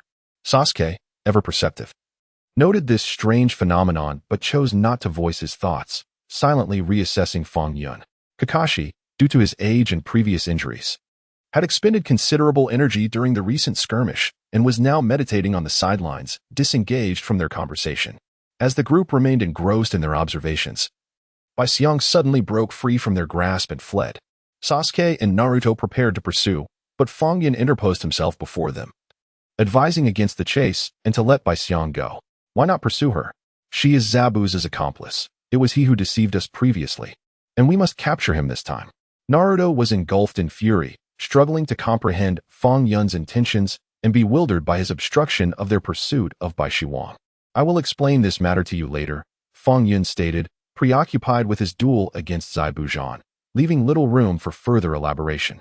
After his words, he swiftly re-entered the fray, locked in a desperate struggle with Zabuza, determined to vanquish him at all costs. Damn it, what is going on with you? Just moments ago, you were feeble and lacking in strength. How have you suddenly acquired such formidable power? What kind of training have you undergone? Fang Yun, rejuvenated and enhanced in strength, dominated the battle against Zabuza, leaving the latter perplexed. Just a moment prior, Fang Yun had appeared to be at a disadvantage. Yet now he was overwhelming him, which left Zabuza utterly confounded. Humph, the dead have no need for such knowledge. With that, Zabuza lunged forward with his weapon, feigning an attack that was not intended to truly end Fang Yun's life. At that critical moment, Bai Xiang re-emerged, shielding Zabuza with his own body, absorbing the impending blow. What on earth is wrong with you? Why would you take this hit for me? Do you not realize you could die? What compels you to do this? Zabuza was taken aback and moved by Shiwang's selfless act. He had not anticipated that this young man would go to such lengths to protect him. At that moment, however, the youth blocking his path could offer no response. Zabuza gently reached out to touch his nose, only to discover that he seemed to have ceased breathing. In his long life, Zabuza realized he had not grasped the essence of existence. Although he was a man of low character, he was not devoid of loyalty. Today, this young man had taken a fatal blow for him. Thus, he resolved to repay this sacrifice with his own life. You may kill me, Zabuza said, displaying an unusual calmness and composure, his face etched with sorrow as he gazed down at the youth in his arms, filled with remorse for not realizing the depth of the boy's commitment to him. In that moment, he awakened to the truth of his mistakes, relinquishing any thoughts of survival, and instead focused solely on the notion of exchanging his life for the life of the one who had saved him. Resigned to his fate as he awaited Fang Yun and the others to end his life, Fang Yun was somewhat moved after hearing Zabuza's words. He had not anticipated that a despicable and shameless individual like Zabuza could exhibit such a sense of righteousness. To his surprise, you too have moments of realization. Since you are so intent on seeking death, I shall fulfill that wish and grant you a swift resolution. Fang Yun pretended to ponder for a moment, fully aware that Shiwang was currently in a feigned death state, for he had not truly aimed to kill with his previous strike. It merely appeared lethal. The realization that Zabuza had come to was also what Fang Yun desired, as he did not wish to eliminate Zabuza directly. The best outcome would be to turn enmity into friendship. He had traversed to this world to resolve conflicts, not to sow hatred or create enemies. Moreover, he and Shiwang were already friends, and since Shiwang regarded Zabuza as an important figure, Fang Yun was willing to extend this favor to him by sparing Zabuza's life. After speaking, he employed the same method Shiwang had used to feign Zabuza's death. Sasuke and Naruto, witnessing Fang Yun's decisive actions in disposing of the two, felt a sense of joy, thinking that they had one less enemy. The bodies of these two individuals could not simply be left behind. Fang Yun resolved to dispose of them in the river, hoping that fish might consume them, thus accumulating merit for their next lives. Wishing for them to be reborn as virtuous beings. With swift agility, Fang Yun hoisted Zabuza and Shiwang's bodies before anyone could cast out, declaring his intent to cast them into the river. All right, we shall assist you. Sasuke and Naruto responded readily to Fang Yun's suggestion, believing wholeheartedly in the deaths of the two and eagerly offering their help. Thus, the three of them carried the bodies to the riverbank and cast them into the water before returning cheerfully. Upon their return, Fang Yun noticed Kakashi still standing in the courtyard. Kakashi did not speak but merely cast a deep glance at them, his gaze lingering for a moment. Fang Yun felt a flicker of anxiety in his heart but quickly regained his composure. He had long known that the pretense of killing those two would not escape Kakashi's notice. However, Kakashi's lack of intervention indicated his tacit approval of Fang Yun's decision, which eased Fang Yun's mind considerably. After resolving the matter with Zabuza, they turned their attention to dealing with Gato and his associates.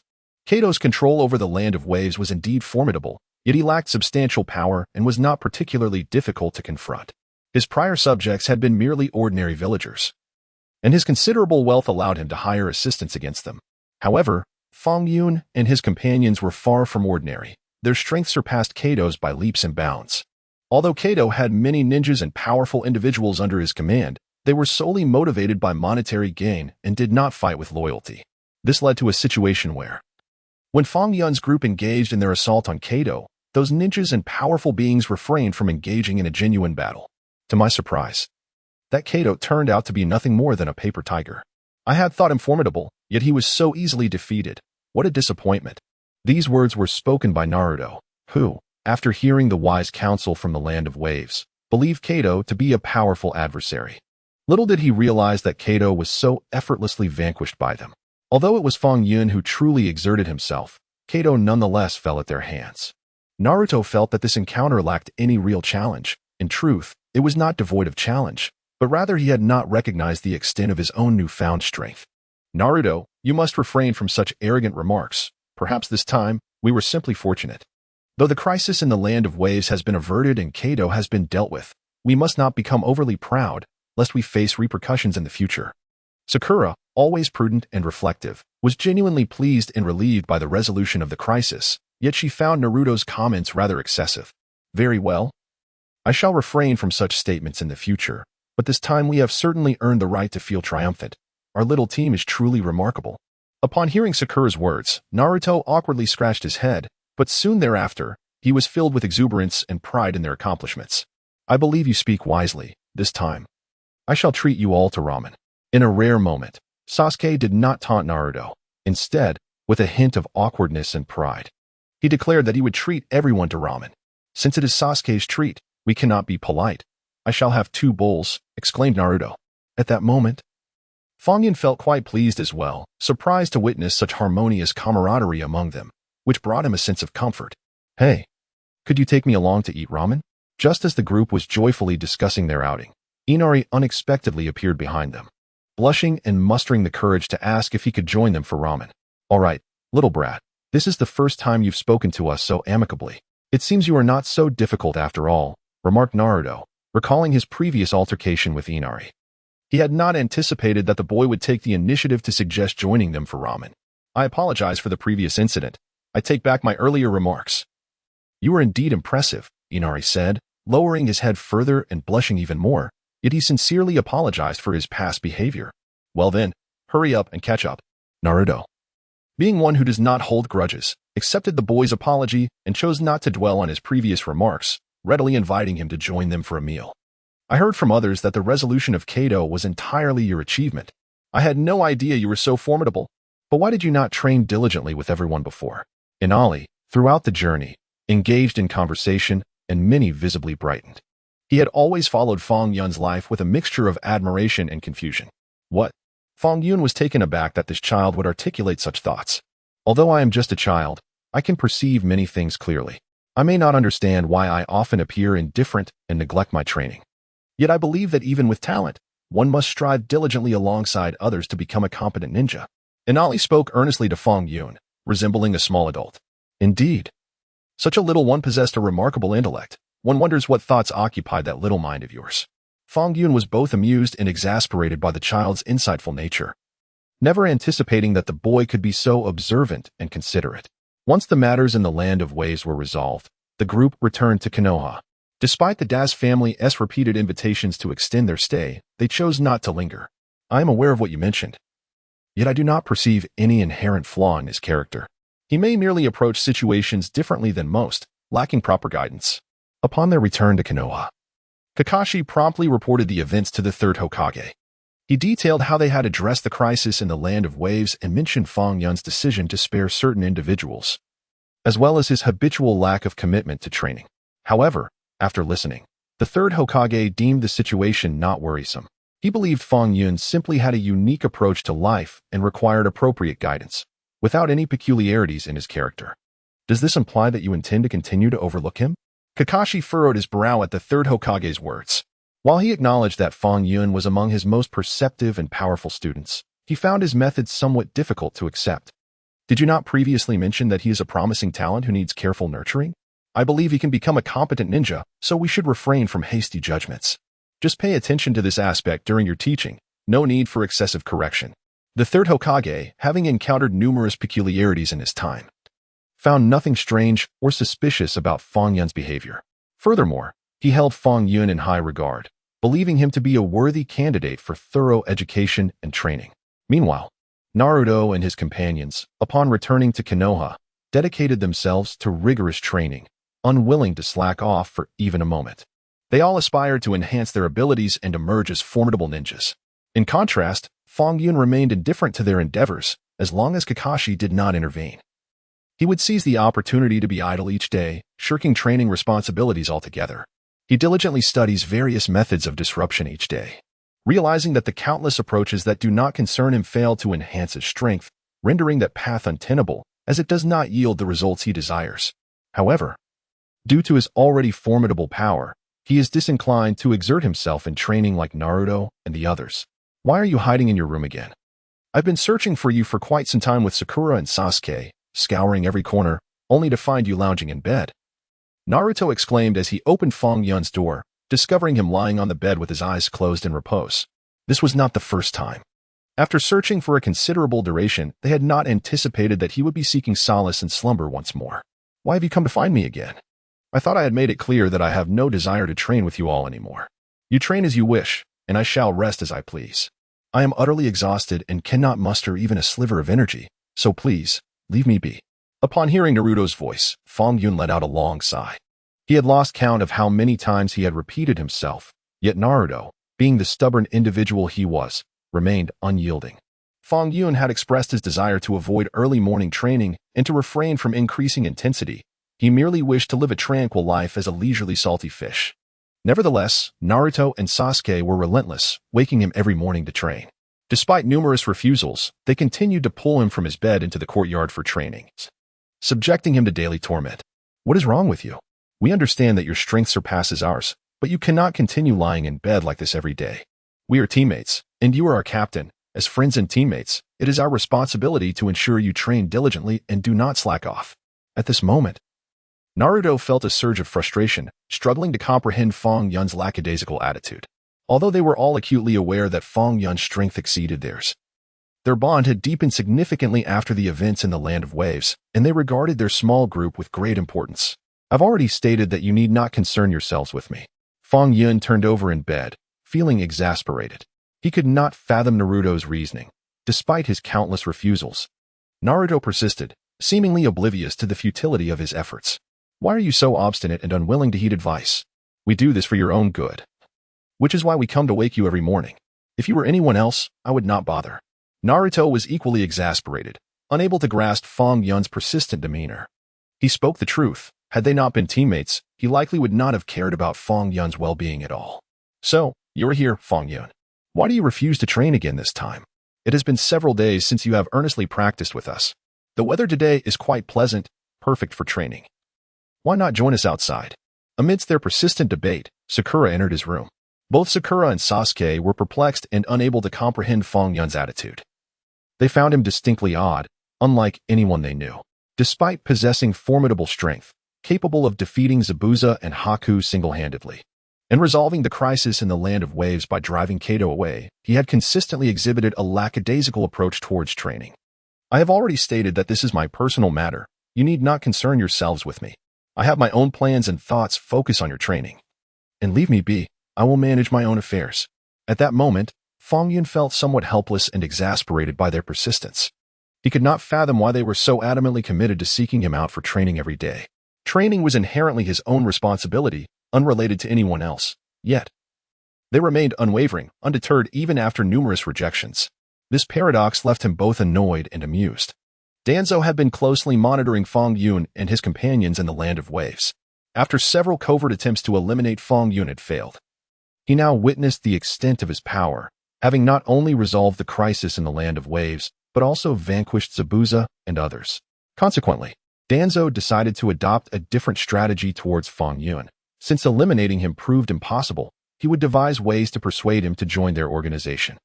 After evading all prying eyes, Danzo stealthily approached Fang Yun's room to discuss matters. "Your Excellency, visiting at such a late hour, are you here once again to attempt my assassination?" Upon seeing Danzo, Fang Yun did not feign surprise. Instead, he shot him a disdainful glance and mockingly inquired if he intended to make another move against him. "I understand that our past encounters were fraught with conflict, and I may have acted poorly. However, isn't it said that there are no eternal enemies, nor eternal friends? Only enduring interests? I believe we could become allies for the sake of our mutual benefit." Danzo disregarded Fang Yun's blatant hostility. He was inherently self-serving, prioritizing his own interests above all. "Your Excellency, such a statement lacks foundation. We are not familiar with one another. What common interests do we share? Moreover, you have attempted to assassinate me on numerous occasions, pursuing me relentlessly. What reason do you believe I would have to align myself with you?" Fang Yun regarded Tuanzang's words as nothing short of fantastical. This individual would resort to any means necessary to achieve his aims. After several failed assassination attempts against him, the audacity to propose a truce was utterly ludicrous. "I understand your grievances, yet it matters not.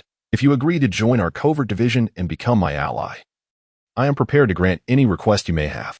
Furthermore, given your current abilities and circumstances, you find yourself akin to a dragon ensnared in shallow waters, desperately in need of a patron, and I am that patron." Tuanzang was exceedingly confident in his advantages, fully aware of Fang Yun's capabilities. He believed that, In Fang Yun's present state, he was the optimal choice to provide opportunities and a platform for him. This is sheer nonsense. Abandon any hope of persuading me to join your ranks. I am well aware of the kind of person you are, and our positions will never align. Fang Yun was acutely aware of Tuanzang's character and methods. There was no way he would ever ally himself with them. I advise you not to mistake my courtesy for weakness. My invitation to join us is a gesture of respect. Yet you truly believe that your modest talents can rattle the foundations of the mighty? Tuanzang was incensed by Fang Yun's retort, taken aback by his blatant disrespect. Tuanzang, known for his unwavering demeanor and strong desire for control, could not tolerate this situation slipping from his grasp. In a fit of rage, he seized Fang Yun's arm, intending to teach him a lesson. I will count to 3. If you do not release me, do not expect me to show any mercy. Fang Yun found Tuanzang's capricious and suspicious nature repugnant. He glared at Tuanzang's hand gripping him, his anger simmering, contemplating the prospect of retaliating. Tuanzang, equally enraged by Fang Yun's defiance, retaliated, and a fierce skirmish ensued. During the altercation, Fang Yun did not falter. Although Tuanzang possessed formidable strength, he found himself unable to subdue Fang Yun, who began to gain the upper hand. Just then, Kakashi arrived outside the door. Upon hearing footsteps, Tuanzang swiftly escaped through the window. Teacher, what brings you here? Fang Yun steadied his breath and opened the door for Kakashi. What were you doing? I heard sounds of a struggle from your room, Kakashi remarked, nodding toward Fang Yun while surveying the premises. Noting the signs of a confrontation and recalling the noises he had heard prior to knocking. I was merely working through some techniques that had eluded me during the day. Upon returning home, I practiced, which may have caused some disturbance. Fang Yun refrained from disclosing Tuanzang's visit, wishing to avoid unnecessary complications. It turns out that the Chunin exam is approaching, and I hope you take this examination seriously. Despite your remarkable talent and strength, do not underestimate the importance of each training session. After hearing Fang Yun's words, Kakashi nodded slightly, choosing not to delve further into the matter of their previous skirmish. He solemnly reminded him that the Chunin exam was imminent and urged him not to adopt a lackadaisical attitude as he had previously, but to prepare adequately for the challenge ahead. Teacher, I do not wish to participate in this exam. After a moment of hesitation, Fang Yun resolved to express his reluctance to Kakashi. Why do you not wish to participate? Kakashi inquired, perplexed, unsure of Fang Yun's intentions. He believed that, given Fang Yun's qualifications, passing the Chunin exam would be a mere formality with a little training. There is no specific reason. I simply do not wish to participate. Fang Yun had chosen the path of becoming the strongest genin, rendering the Chunin exam virtually unnecessary for him. However, he felt it was inappropriate to divulge his true thoughts to Kakashi, so he merely stated his disinterest. Why are you so obstinate? What do you mean by not participating? Do you not aspire to be a qualified ninja? Kakashi felt exasperated by Fang Yun's response. The boy's thoughts always seemed to defy his expectations. He had previously been unable to compel him to train, and now he found it incomprehensible that Fang Yun would refuse to engage in the Chunin exam. Teacher, please do not pressure me any further. I have made my choice. I will not attend this exam. You need not concern yourself with my decision. Fang Yun maintained his resolute stance, acknowledging Kakashi's good intentions, yet he found the exam devoid of significance for his ambitions. What do you mean I need not concern myself with you? Setting aside the question of whether you wish to be a competent ninja, I must ask you this. Is there not someone in this world you wish to protect? Kakashi felt at a loss, realizing that once Fang Yun had made up his mind, even he, as his teacher, could not alter his perspective. Thus, he opted for a different approach to provoke Fang Yun's competitive spirit. What? Fang Yun was taken aback by the question, unprepared for such a topic from Kakashi, leaving him momentarily speechless. Following their somewhat discordant conversation, Fang Yun felt a surge of restlessness and wandered alone through the village of Konoha. Kakashi's question had indeed left him in a quandary. Upon reflecting on those around him, he realized he felt quite isolated, perpetually an outsider in his own surroundings. In the world of Naruto, all others are indigenous to this realm, leading lives filled with family, friends, and companionship, while he remains utterly solitary. In the past, he had never felt such restlessness. From the moment he arrived in this world, he regarded all experiences as mere encounters, perceiving himself as an observer and participant, never truly contemplating the desire to integrate into the life and intricacies surrounding him. However, as his time in this world extended, he realized that the reality was far more complex than he had initially perceived. Every individual here is vibrant, flesh and blood, endowed with genuine emotions. As he interacted with them daily, he gradually found himself assimilating into this world, becoming a part of it. When Kakashi posed his poignant question, it struck a chord deep within him. He found himself at a loss for an answer, yet he undeniably harbored individuals he wished to protect. Fang Yun, are you taking a stroll here? Have you eaten? On the road, when Konohamaru and others spotted him, they greeted him warmly, inquiring about his meals and cordially inviting him to visit their homes. You've been absent from my shop for quite some time. Today, we have a new ramen dish. You must come and taste it. Upon entering the ramen shop, the owner greeted him with enthusiasm, kindly guiding him to a seat while introducing the latest offerings from the menu. Fang Yun, how could you be so inconsiderate, coming here for ramen without inviting me? You still owe me a meal. Be sure to make good on that today. 2 bowls of ramen for me.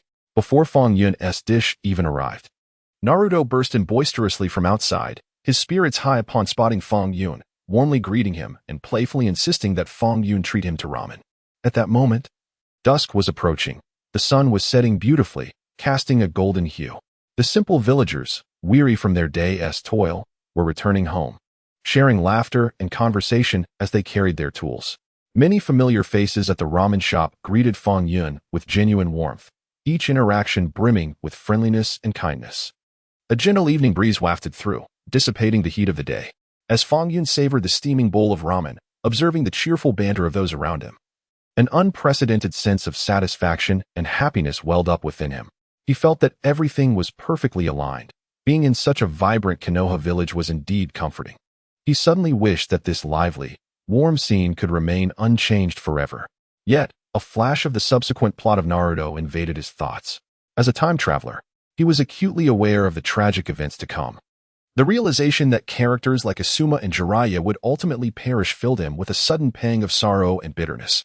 After finishing his ramen, he departed without bidding Naruto farewell, returning to his dwelling, his mind consumed by the foreboding narratives ahead, leaving him feeling despondent and melancholic. The sky darkened outside, and alone in his room, he lay motionless on his bed, staring blankly at the ceiling.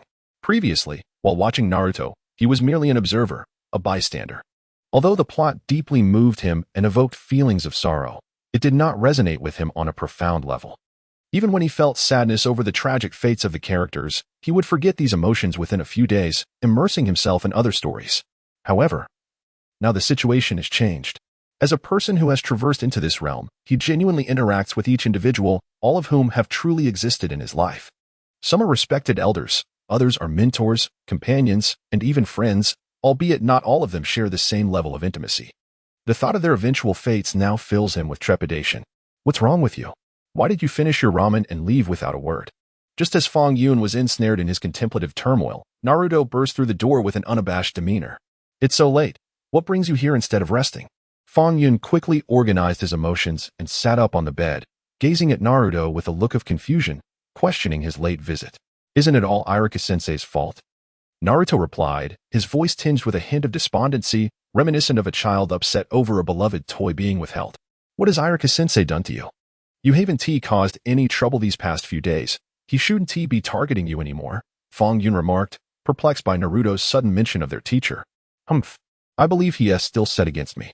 After the events in the Land of Waves, I have grown and improved my abilities, training relentlessly without a moment's respite. You all have witnessed my dedication, and even Kakashi-sensei acknowledges my efforts, Naruto expressed, feeling aggrieved. He understood that he was not exceptionally gifted, and, following the incident with Zabuza, he had committed himself to rigorous practice, never allowing himself to falter. Indeed, we have all observed your hard work. Your progress is commendable, Fang Yun affirmed, though he remained somewhat bewildered by the conversation. But throughout this journey, the teacher has shown no recognition of my efforts or abilities. Kakashi-sensei has recommended the 4 of us for the Chunin exam, yet Irika-sensei believes my skills are insufficient to participate. As he recounted this, Naruto's frustration flared. He felt a profound sense of injustice. Despite their hard work and noticeable improvements, Irika-sensei seemed to harbor lingering biases and outdated perceptions. And then, what did Kakashi-sensei say? Upon hearing this, Fang Yun felt a surge of anger but held on to the belief that Kakashi would advocate for them, refusing to concede this opportunity without a fight. Then, Kakashi-sensei engaged in a debate with him, yet Irika-sensei remained entirely unyielding. He not only asserted that he lacked the capability to partake in the exam, but also claimed that the 3 of them were similarly inadequate, lacking the requisite strength to participate. Naruto felt deeply indignant, He believed that Irika-sensei was merely nitpicking and harbored an unfavorable view of them, which prompted such remarks.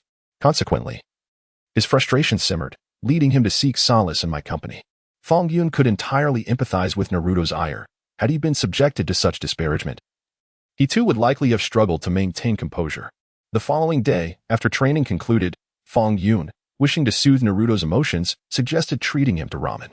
On their way to the ramen shop, they encountered Irika-sensei. Upon seeing Irika, Naruto's discontent resurfaced, and he had no desire to dine with him, opting instead to leave.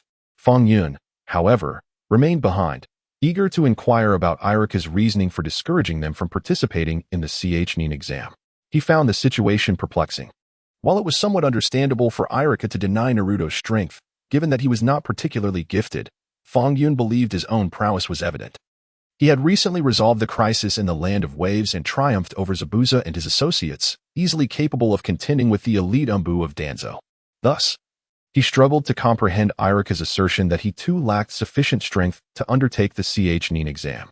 I know what you are pondering. Do you believe my perspective is flawed? Clearly, your abilities are acknowledged by all, yet I still assert that you are unqualified for the exam? Irika, aware of Fang Yun's intentions, preemptively posed a question before Fang Yun could speak, directly addressing the matter. Indeed, while it may seem somewhat self-aggrandizing, I am confident in my abilities and believe that participating in the Chunin exam should not pose significant challenges. So why does the teacher maintain such an opinion? After hearing Irika's words, Fang Yun candidly acknowledged his own motives and straightforwardly asked Irika why he deemed him capable yet still felt he lacked the strength to participate in the exam. First, answer me this. What do you believe are the essential qualities required to become a true ninja? Irika did not directly respond to his inquiry. Instead, he posed a counter-question. Upon hearing his words, Fang Yun furrowed his brow, struggling to grasp Irika's meaning. Let me rephrase. Where should one's true strength be manifest? Noticing Fang Yun's silence, Irika altered his approach. Is it in one's abilities? Fang Yun pondered for a moment before, somewhat uncertainly, responding. Incorrect. This is precisely why I believe you are not yet qualified for the Chunin exam. Upon hearing Fang Yun's response, Irika smiled knowingly, anticipating such an answer. Please, enlighten me, teacher. Fang Yun, somewhat perplexed by Irika's words, gazed at him with curiosity, hoping for clarification. In his understanding, a person's strength was synonymous with their power. Without formidable ability, one could not be truly strong. However, true strength encompasses more than mere might. It also reflects the nuances of the heart. You are a clever child. I believe my words have been sufficiently clear. If you still find them vague, contemplate them further upon your return, and you will grasp my sincere intentions. Irika regarded Fang Yun with a profound look, aware that this gifted child possessed exceptional potential to become a formidable ninja. Yet, he also recognized the boy's pride and impulsiveness. Noting his lack of thorough consideration and emotional maturity, which prompted him to address him directly. Thank you for clarifying my doubts, teacher. I will reflect earnestly on this matter when I return, Fang Yun responded, deeply moved by Irika's insights. He experienced a revelation. Realizing that Irika's words stemmed from his own failure to fully immerse himself in this world. Despite having spent considerable time here, he had remained an observer rather than integrating into the fabric of life around him. Thus, when Kakashi inquired if he had anyone he wished to protect, he was taken aback, unsure of how to respond. Irika's remarks prompted him to recognize that it was time for transformation. In pursuit of a deeper understanding of Irika's meaning, he abstained from training for the following days, opting instead to wander aimlessly throughout the village. He believed that rather than engaging in aimless, intense training, it would be more beneficial to find a serene space to empty his mind, allowing his thoughts to settle and reflect on his issues. During these days, he refrained from training, choosing instead to assist the villagers with various tasks, helping an elderly woman gather vegetables and playing games with children, living in a state of comfort tinged with emptiness. In this tranquil environment, he found it difficult to unearth his true self or awaken from his state of confusion. The turning point arrived during the funeral of the elderly man next door. Even then, he remained an observer, detachedly witnessing the joys and sorrows of those around him. He watched as people hurried about, family members weeping inconsolably, all consumed by the arrangements for the funeral. Yet, he felt little, almost believing himself to be genuinely cold and devoid of empathy. However, upon returning home and encountering the wooden dog sculpture gifted to him by the old man, a sharp pang pierced his heart, leaving him with an unexpected ache. it dawned on him that he was not devoid of feelings. He simply had yet to fully experience them. Indeed, sorrow could be profound. These were not mere caricatures of humanity, but real individuals with whom he had shared genuine connections. At that moment, he realized that this was a tangible reality, not the flat world he had previously encountered. In this realm, every individual possessed their own independent consciousness, and they all engaged with him in a genuine manner. The disintegration of this world implied that events would not unfold in accordance with the narrative of Naruto. Naruto and his companions could perish at any moment, and each character's storyline could diverge significantly. He was uncertain whether his presence had instigated such alterations. Yet since he had arrived in this world, it was evident that he must coexist with it through its tribulations. In the paper-thin universe, Naruto and his friends were the protagonists, while in the fabric of real life, each person was the hero of their own tale, with distinct narrative arcs. Moreover, since his arrival, the trajectory of this world's story had already shifted, and the nature of future challenges remained uncertain. Perhaps death would loom by tomorrow. Upon this sudden realization, Fang Yun felt an overwhelming sense of purpose. He was determined to safeguard this world and protect his friends and mentors. Thus, from that day forth, he resolved to train diligently alongside Naruto and the others, abandoning any complacency. In the ensuing debate with Iruka, Kakashi ultimately gained the upper hand. He remained unconvinced by Iruka's arguments and grew more resolute in his intention to send all 4 students to participate in the Chunin exam. However, the stipulations of the exam posed a dilemma for him. What? This time, the exam required groups of 3? But there are 4 of us. What shall we do? Upon Kakashi's announcement that the Chunin exam mandated teams of 3, Naruto and Sasuke were taken aback, unable to fathom such a development. They had painstakingly secured Iruka's approval for all 4 to compete together, only to now be informed that they could only enter as a trio, which left them bewildered. Indeed, this exam differed from previous years, with alterations to the rules. Thus Kakashi advised them to deliberate and select 3 to participate. Kakashi shared in their frustration, as he had anticipated sending all 4 into the fray, only to be thwarted by this unexpected restriction. What could be done? Sensei, all 4 of us intend to compete. We are a class, and we cannot abandon one among us. The urgency in Naruto and Sasuke's voices grew palpable. They had collectively resolved to approach the exam with utmost seriousness, ensuring no one would lag behind. Yet now, the necessity of excluding one from their ranks was simply unacceptable. This is a non-negotiable rule. I am powerless to alter it, so you must resolve this amongst yourselves. Kakashi found himself in a quandary. For these 4 individuals posed quite a challenge. Their strengths varied significantly, yet they had gradually developed a bond. It would be unjust to allow a single instance of team formation to undermine their trust and confidence in one another. However, as their instructor, he felt it inappropriate to intervene, as each student was precious and could not be harmed. Thus, he concluded that the matter must be resolved among themselves. Teacher, I shall refrain from participating and let the other 3 form a team, Fang Yun declared before the others could engage in discussion. I understand what you wish to convey, but I have never regarded rank as a true measure of strength. I do not believe that a higher level necessarily equates to greater power. One must not allow rank to hinder success. Before Kakashi could voice his objection, Fang Yun promptly articulated his rationale. Kakashi, having listened, chose not to argue further. He merely patted Fang Yun on the shoulder and departed. Sasuke and the others, however, were not inclined to accept Fang Yun's withdrawal but were ultimately persuaded by him. Thus, the matter was settled, and when the time for the assessment arrived, Fang Yun accompanied them to observe. Although he would not be competing, he held a keen interest in the competition's proceedings and the participants, anticipating encounters with many intriguing individuals. While meandering through the venue, he encountered Yakushi Kabuto, who expressed considerable interest in him and subtly sought to gauge his abilities. Indeed, you are a fascinating individual. It seems we should engage in some sparring in the future. Kabuto remarked, his curiosity piqued further upon learning that Fang Yun was not there to participate in the Chunin exams. He found Fang Yun intriguing and enigmatic.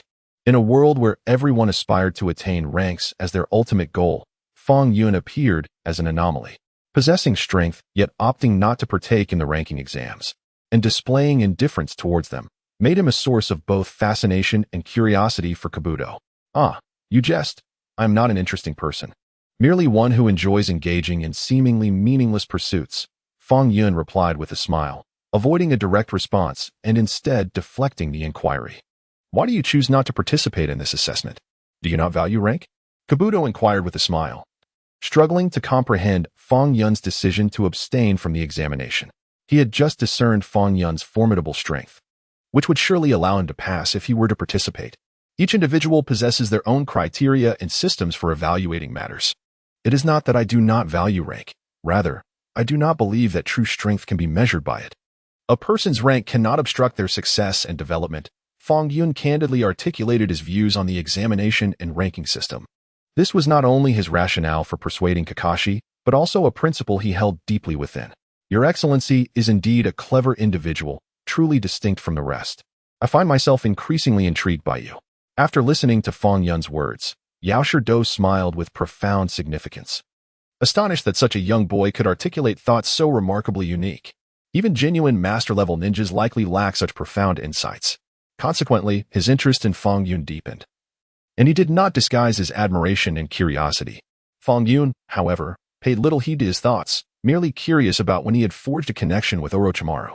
He recalled that during his viewing of the series, he had not noticed any entanglement between them.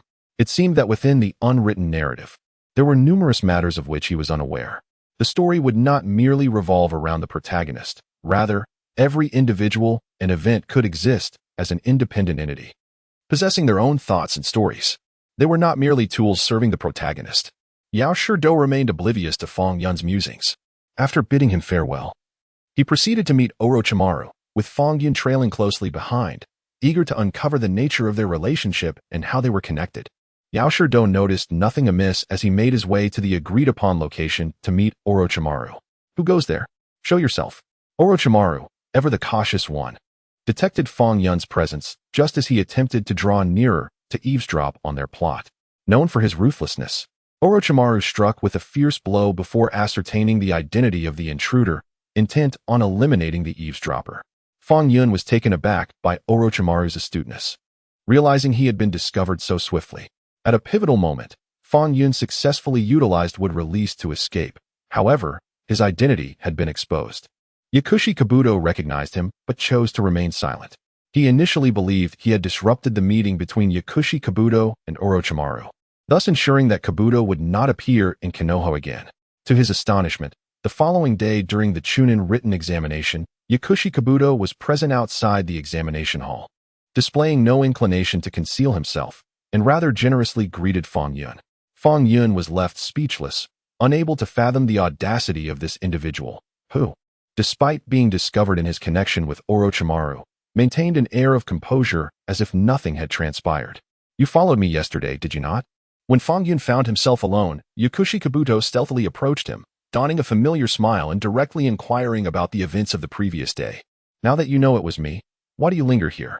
Are you not afraid I might disclose your connection with Orochimaru to others? Fang Yun responded with notable forthrightness, recognizing that it was not he who was entangled with Orochimaru. Yakushi Kabuto possessed a leverage over him. As long as Fang Yun was displeased, he could easily exploit it. I believe you wouldn't do that. You are an astute individual, cognizant of what serves your interests best. If you truly intended to expose me, it would have been common knowledge by now. The fact that I can stand here unscathed is largely thanks to you. Yakushi Kabuto displayed a somewhat cunning demeanor. After realizing that the follower was Fang Yun, he had been apprehensive for a moment. However, upon his return to Konoha, he discovered that the locals were unaware of his ties to Orochimaru, leading him to conclude that Fang Yun had spared him. You did not come to see me merely to flatter me, did you? Speak plainly. What is your true intention? Upon hearing his words, Fang Yun scoffed. He was well aware that Yakushi Kabuto was not one to approach without ulterior motives. There is no need for such brusqueness. We might yet have opportunities for collaboration. I understand that your situation in Konoha is rather precarious, and the people here do not trust you. Thus, it would be prudent to join us. Although Orochimaru has a notorious reputation, he respects and recognizes true talent, and with us, you could obtain much of what you desire. Once Fang Yun had unmasked his intentions, Yakushi Kabuto ceased to conceal his purpose, directly urging Fang Yun to join their ranks and presenting enticing conditions. I genuinely appreciate your goodwill, but I do not require it. I am well aware of my desires, so there is no need for you to concern yourself. I categorically refuse to join your faction. Fang Yun was indeed aware of the distrust directed towards him in Konoha. While it had initially stung, he now regarded it as a matter of course. However, If he were to join Orochimaru's faction due to the mistrust from Konoha, he would be utterly unwilling, although he typically does not concern himself with trivial matters. He is acutely aware of the gravity of significant issues. He understands Orochimaru's character and actions all too well. They are not aligned. Do not dismiss my words so hastily. Ponder them carefully. I can grant you ample time for contemplation. My assertions are not erroneous. I genuinely consider your well-being, which is why I express such sentiments. You must also take charge of your own future. Although Kabuto anticipated that the youth before him would reject his proposal, he did not foresee such a definitive refusal. Reluctantly, he suggested that the boy take more time to deliberate, yet Fang Yun paid him no heed, compelling Kabuto to depart in disappointment. Once the written examination commenced, Sakura and Sasuke navigated the questions with relative ease. Their preparations had been commendable. Sasuke, a prodigious talent, and Sakura, through diligent effort, found the examination manageable.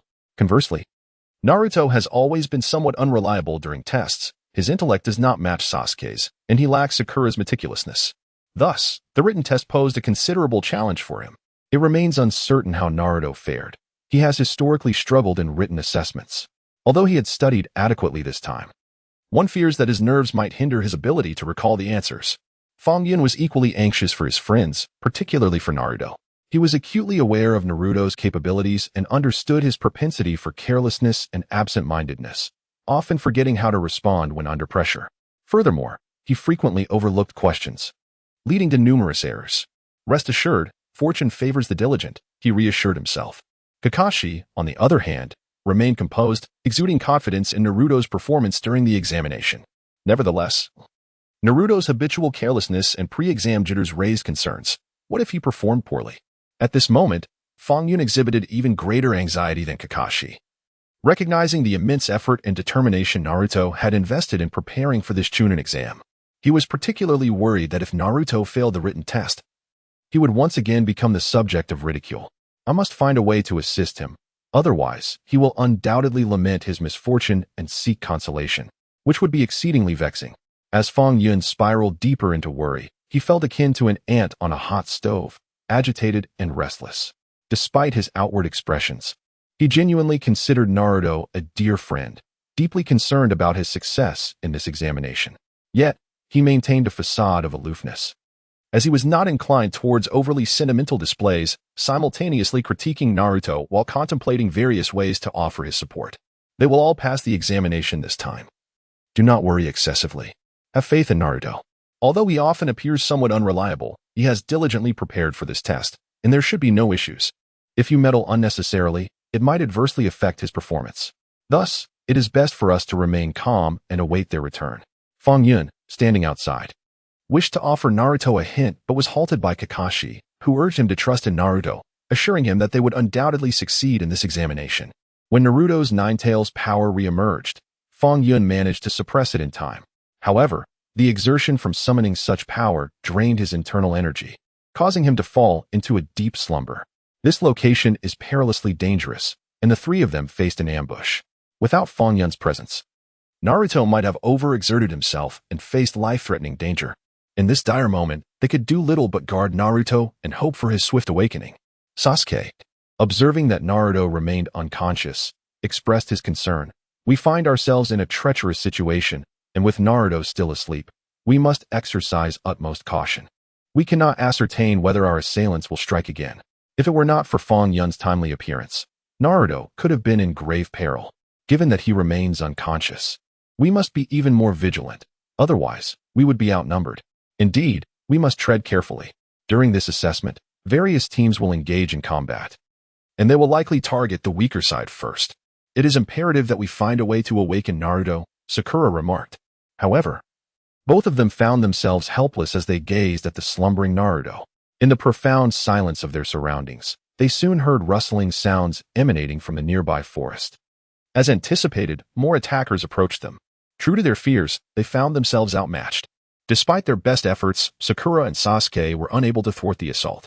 Sasuke urged Sakura, I will hold him off. You must take Naruto and flee. I will regroup with you shortly. Yet, as soon as he uttered those words, the assailant let out a mocking laugh and said, You think you can escape after encountering me? How utterly foolish. What makes you believe you can detain me? You three will inevitably be vanquished. Have you even considered your own inadequacies while daring to claim you can hold me back? It is laughable. With that, he suddenly unleashed his power, pinning Sasuke against a nearby tree, mere moments away from piercing his throat. At that moment, Sakura had no intention of fleeing with Naruto. With Sasuke now facing imminent danger, they had to fight together. However, with Naruto still unconscious and Sakura lacking the strength to contend, she found herself compelled to seek Fang Yun's assistance. She understood the irrationality of her plea, yet the gravity of their predicament left her no room for hesitation. Fang Yun, I know this is inappropriate, but I implore you to help us. We are on the brink of being slaughtered. Sakura's voice trembled as the situation grew increasingly dire. She felt utterly helpless. If Naruto were still conscious, they could fight with every ounce of strength, but as it stood, Naruto remained unresponsive, leaving them both ill-equipped to contend with their adversary. Fang Yun, witnessing the perilous state of affairs, felt a surge of anxiety and yearned to intervene. If he did not act, the trio would undoubtedly be in grave danger. Moreover, it appeared that their assailant possessed overwhelming strength, far beyond that of the typical candidates in the examination. Fang Yun, bound by his role as an examiner, found himself in a state of distress, unable to offer assistance. He had consented to refrain from intervening upon entering the examination hall, and any breach of this agreement could result in disqualification, a consequence too severe to risk. Sakura understood the source of Fang Yun's internal conflict. The rules were clear, and seeking his aid was misguided.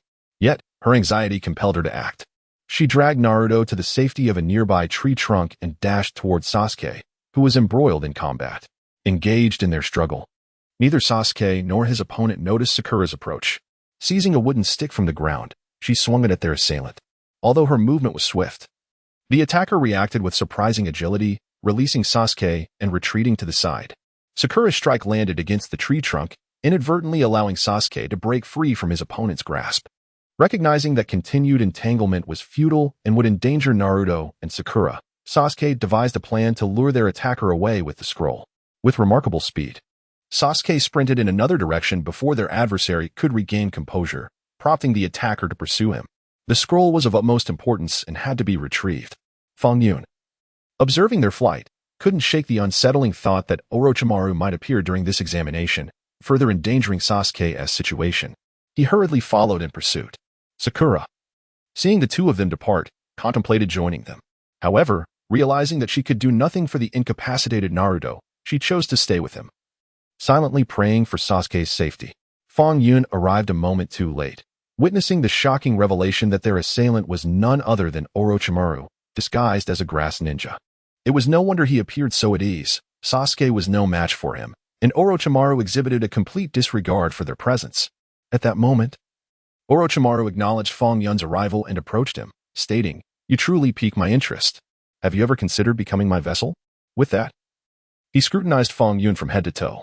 Orochimaru found Fang Yun to be quite appealing, and the power emanating from him was incredibly alluring. The prospect of making him a vessel was indeed a tantalizing thought. Upon hearing that Orochimaru wished to transform him into his container, Fang Yun felt an overwhelming sense of indignation, questioning the audacity behind such a proposition. "How amusing it is that you think I would consent to such a fate," he retorted. "I offered you a chance. Had you complied and become my vessel, I might have shown you some leniency. But your insolence in speaking to me thus leaves you vulnerable to my wrath." With that declaration, Orochimaru launched into battle against Fang Yun. Orochimaru struck fiercely, prompting Fang Yun to swiftly evade the attack. Observing Fang Yun's commendable reflexes, Orochimaru chuckled. "Ah, it appears you possess some skill. Perhaps you're indeed suited to be my vessel." Fang Yun, however, remained focused solely on Orochimaru's movements, although he had the ability to harness his strength effectively. Orochimaru's extensive combat experience necessitated that he proceed with utmost caution. As anticipated, Fang Yun found himself at a disadvantage due to Orochimaru's seasoned prowess. The outcome of this examination brought great joy to the onlookers. Sasuke and his companions had successfully passed. Although the results of the written test were not particularly stellar, they managed to navigate through the assessment without major issues. Following the written examination, the next phase would unfold in the Forest of Death. This segment of the test required each team to possess a specific scroll, with the objective of acquiring 2 different scrolls through combat against other teams. Success in this endeavor would signify passing the exam. The forthcoming challenge appeared to be significantly more difficult than the prior competition, necessitating teamwork and vigilance, as several groups would need to engage in battle to secure victory. Upon learning the details of the upcoming examination, Fang Yun meticulously advised the other three, emphasizing the importance of treating the test with utmost seriousness. Of course, we shall give it our all, they affirmed. Yet, for me, the written exam was the most critical aspect. Fortunately, it was now behind us, as it had nearly cost me my life. Naruto felt a surge of quiet satisfaction, believing the written test to be the most perilous. Having successfully passed, he was filled with exuberance, akin to being invigorated by a surge of adrenaline. Brimming with confidence and anticipation for the forthcoming challenges, determined to shine brightly this time. My greatest concern is still you, Fang Yun cautioned. Do not allow your success in the written exam to lead you into complacency. Remain mindful of your opponent's strengths. The teams competing alongside you are formidable as well, so vigilance is paramount. While Fang Yun felt reassured by Naruto's performance, he felt compelled to issue a warning, fully aware of Naruto's tendencies and work ethic, fearing he might become overconfident and neglect the capabilities of his rivals. I understand, Naruto replied. I shall remain vigilant. Despite being disheartened by Fang Yun, Naruto remained undaunted. Rather, he felt an increase in confidence, though he exhibited a more serious and composed demeanor, appearing less excitable than before. It is truly remarkable that you were able to enter the examination room in the capacity of an invigilator, although you did not participate in this assessment. I have always perceived your strength as formidable, and I have consistently felt a sense of regret on your behalf. Sakura has always been a considerate and kind-hearted girl. Never seeking the spotlight, she quietly stands behind her teammates, yet her presence is never overlooked. Standing beside Fang Yun, she gazed at him with a shy smile in her eyes, sincerely congratulating him. Thank you, Sakura. In truth, I harbor no regrets. I was never particularly eager to partake in this assessment. Being approved to enter the examination room as an invigilator is an opportunity beyond the realm of medicine, and it allows me to experience the nature of this examination alongside you. Upon hearing Sakura's words, Fang Yun nodded with a smile, pleasantly surprised by his approval to serve as an invigilator. However, he later learned that it was Kakashi who had made the request, leaving him filled with gratitude towards him. Well, the examination is about to commence. Prepare yourselves well. As an invigilator, I cannot accompany you. Otherwise, I may attract unwarranted scrutiny. As the time drew near, Fang Yun parted ways with them. As an invigilator, he understood the necessity of maintaining a professional distance. Moreover, it was crucial that he remain vigilant, especially with Yakushi Kabuto present in the examination room. He had long harbored suspicions regarding Kabuto's dubious intentions, and knowing his association with Orochimaru, he anticipated further trouble. Thus, he felt compelled to monitor Kabuto closely to prevent any underhanded tactics. Following Yakushi Kabuto, Fang Yun observed him behaving furtively, as if plotting something sinister. Why do you persist in trailing me? Kabuto, noticing Fang Yun's presence, regarded him warily, astonished that Fang Yun was intent on shadowing his every move. Huh? Do you truly ponder why I follow you? What are you up to? Surely you possess some awareness of your own intentions? I must keep an eye on you, for you are cunning and treacherous. You might very well be scheming something nefarious at any moment. Fang Yun, weary of pretense, cast a dismissive glance at Kabuto, revealing his contempt. Their animosity had long been established, rendering any charade unnecessary. Upon realizing Kabuto's affiliation with Orochimaru, Fang Yun had come to regard him with disdain. It seems you are determined not to let me go. Kabuto's tone dripped with bitterness. He was perplexed by Fang Yun's relentless pursuit, especially after having attempted to intimidate him earlier, only to find that Fang Yun remained unfazed and vigilant. I am fully aware of who you are and your collusion with Orochimaru. Therefore, I shall not permit you to act with impunity. While I am currently uncertain of your intentions here, I will not allow you to wreak havoc. As long as I am present, you shall not succeed. Fang Yun regarded him with a cold smile, fully aware of the nature of Yakushi Kabuto. Although he had yet to comprehend the fellow's purpose for being here, he was certain that mischief was afoot. Rather than fixating on me, you might want to check on your companions. Over there, several individuals are assaulting them, and the situation appears dire.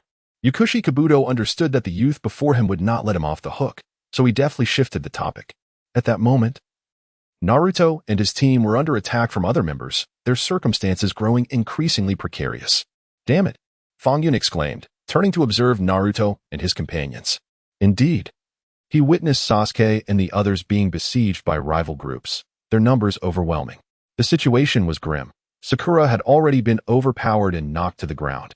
While Sasuke and Naruto were forced to retreat, Fang Yun's heart was heavy with indecision. He was torn between the urge to assist and the belief that this was an invaluable opportunity for them to hone their skills. On one hand, he felt it was essential for them to rely on their own strength to pass the examination. On the other hand, they were his friends, and he could not bear to see them harmed, especially given their evident disadvantage. Caught in this dilemma, he scarcely noticed Yakushi Kabuto's escape. Ultimately, he resolved not to intervene, believing that the exam was not solely a test of practical ability, but also of mental fortitude. Although initially, Sasuke and his friends struggled against their foes, they eventually mounted a counterattack. In the end, the trio overcame the crisis and vanquished the other group members. Just as Fang Yun was about to commend Naruto and the others with a thumbs up, they fell victim to a sneak attack. Although Fang Yun possesses considerable strength, he cannot match the rich combat experience of Orochimaru, who is currently formidable in his own right. Consequently, it is inevitable that Fang Yun finds himself at a disadvantage. Observing Fang Yun's predicament, Sasuke attempts to assist him by launching a sealing technique against Orochimaru. However, Orochimaru, having anticipated Sasuke's actions, swiftly ensnares him with a cursed mark, causing him to collapse unconscious. Witnessing Sasuke fall, Orochimaru cannot suppress a smirk, deriding him as a fool who overestimates his abilities. "You thought to seal me? Your heart may be willing, but your strength clearly falters," he taunts. Fang Yun, upon seeing Sasuke incapacitated and hearing Orochimaru's jeering remarks, is consumed with rage. Though he can regulate his power, his lack of combat experience has led to his current predicament. Now, fueled by anger, he summons his spirit beast, Cheongchi. In response, Orochimaru hastily calls forth his own spirit beast, the 10,000 Snakes. While aware of Cheongchi's formidable reputation, he is taken aback that Fang Yun can summon such a powerful creature. The strength of his opponent's spirit beast is beyond his expectations, leaving him no choice but to summon 10,000 snakes. In a fit of fury, Fang Yun commands Cheongchi to launch an assault on Orochimaru and his spirit beast. Orochimaru, filled with glee, directs 10,000 snakes to engage Cheongchi, recognizing the visible threat it poses. As Fang Yun initiates a sealing technique, he is dismayed to find it countered by 10,000 snakes. However, when Cheongchi attacks, Orochimaru's spirit beast is effortlessly defeated, collapsing before him. This unexpected turn leaves Orochimaru startled. While he knew of Cheongchi's might, he did not anticipate 10,000 snakes being so easily overwhelmed. Fang Yun is acutely aware of his spirit beast's strength, but he has refrained from unleashing its full potential to maintain control. Yet, with Orochimaru pressing closer, he has no choice but to retaliate. Unwilling to concede defeat, Orochimaru attempts another sealing technique to restore his spirit beast's essence. Slowly, 10,000 snakes rises, readying itself for battle. Fang Yun, astonished that Orochimaru would dare to employ a sealing technique to revive his spirit beast, an act he knows inflicts significant harm, muses on Orochimaru's cruelty. He silently laments the fate of the creature, feeling it undeserving of such treatment. Fang Yun's conjecture was indeed correct. Orochimaru was well aware of the devastating impact the sealing technique would have on his summoning beast. Yet, a profound sense of unwillingness consumed him, as he never anticipated being vanquished by Fang Yun. Moreover, he was astonished that Fang Yun had managed to contract such a formidable summoning beast. In his desperation, he neglected the potential harm to his own creature, driven solely by a fierce determination to fight to the bitter end. However, even after assisting the serpent, Wan Shi, in regaining its original spirit, it was evident that this would not suffice against the formidable Cheongchi. Predictably, Wan Shi resumed its position before Orochimaru, visibly more injured than before. It was unclear what Orochimaru hoped to achieve with such reckless actions. Fully aware of Cheongchi's immense power, yet his unwillingness led to significant damage to his summoning beast. While Fang Yun and Orochimaru remained locked in a direct confrontation, they were oblivious to the silent approach of Yakushi Kabuto from behind. Observing that Orochimaru was at a disadvantage while Fang Yun stood in scathe, Kabuto's disdain for Fang Yun intensified, and his fury boiled over. As Fang Yun prepared to strike again, Kabuto stealthily unleashed a colorless and odorless drug in Fang Yun's direction. This substance was so subtle that, without keen observation, it would go unnoticed, rendering Fang Yun immobile and unable to act. Fang Yun found himself inexplicably paralyzed, unable to perform the sealing attack on Orochimaru. Confusion engulfed him. He had not perceived any incantations or potions directed at him from Orochimaru, yet here he was, trapped in a state of immobility. Orochimaru, Witnessing Fang Yun standing still and his summoning beast refraining from attack, felt a twinge of curiosity. However, there was no time for contemplation. He had to escape swiftly, lest his life be in jeopardy. Despite being perplexed by the situation, Orochimaru recognized this as his optimal opportunity to flee. He quickly prepared to make his escape, launching an attack towards Fang Yun.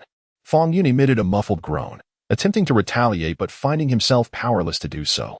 Resigned, he could only watch as Orochimaru hastily absconded. Fang Yun remained oblivious to the cause of his predicament, yet he was certain someone had drugged him.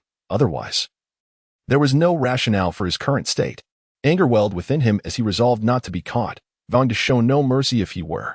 With Orochimaru now fleeing and his own movements restricted, alongside Sasuke lying unconscious nearby, Fang Yun's worry deepened. He could only hope that Naruto would awaken swiftly and that Sakura would join him in their search, or that their proctor would discover his plight and come to his aid.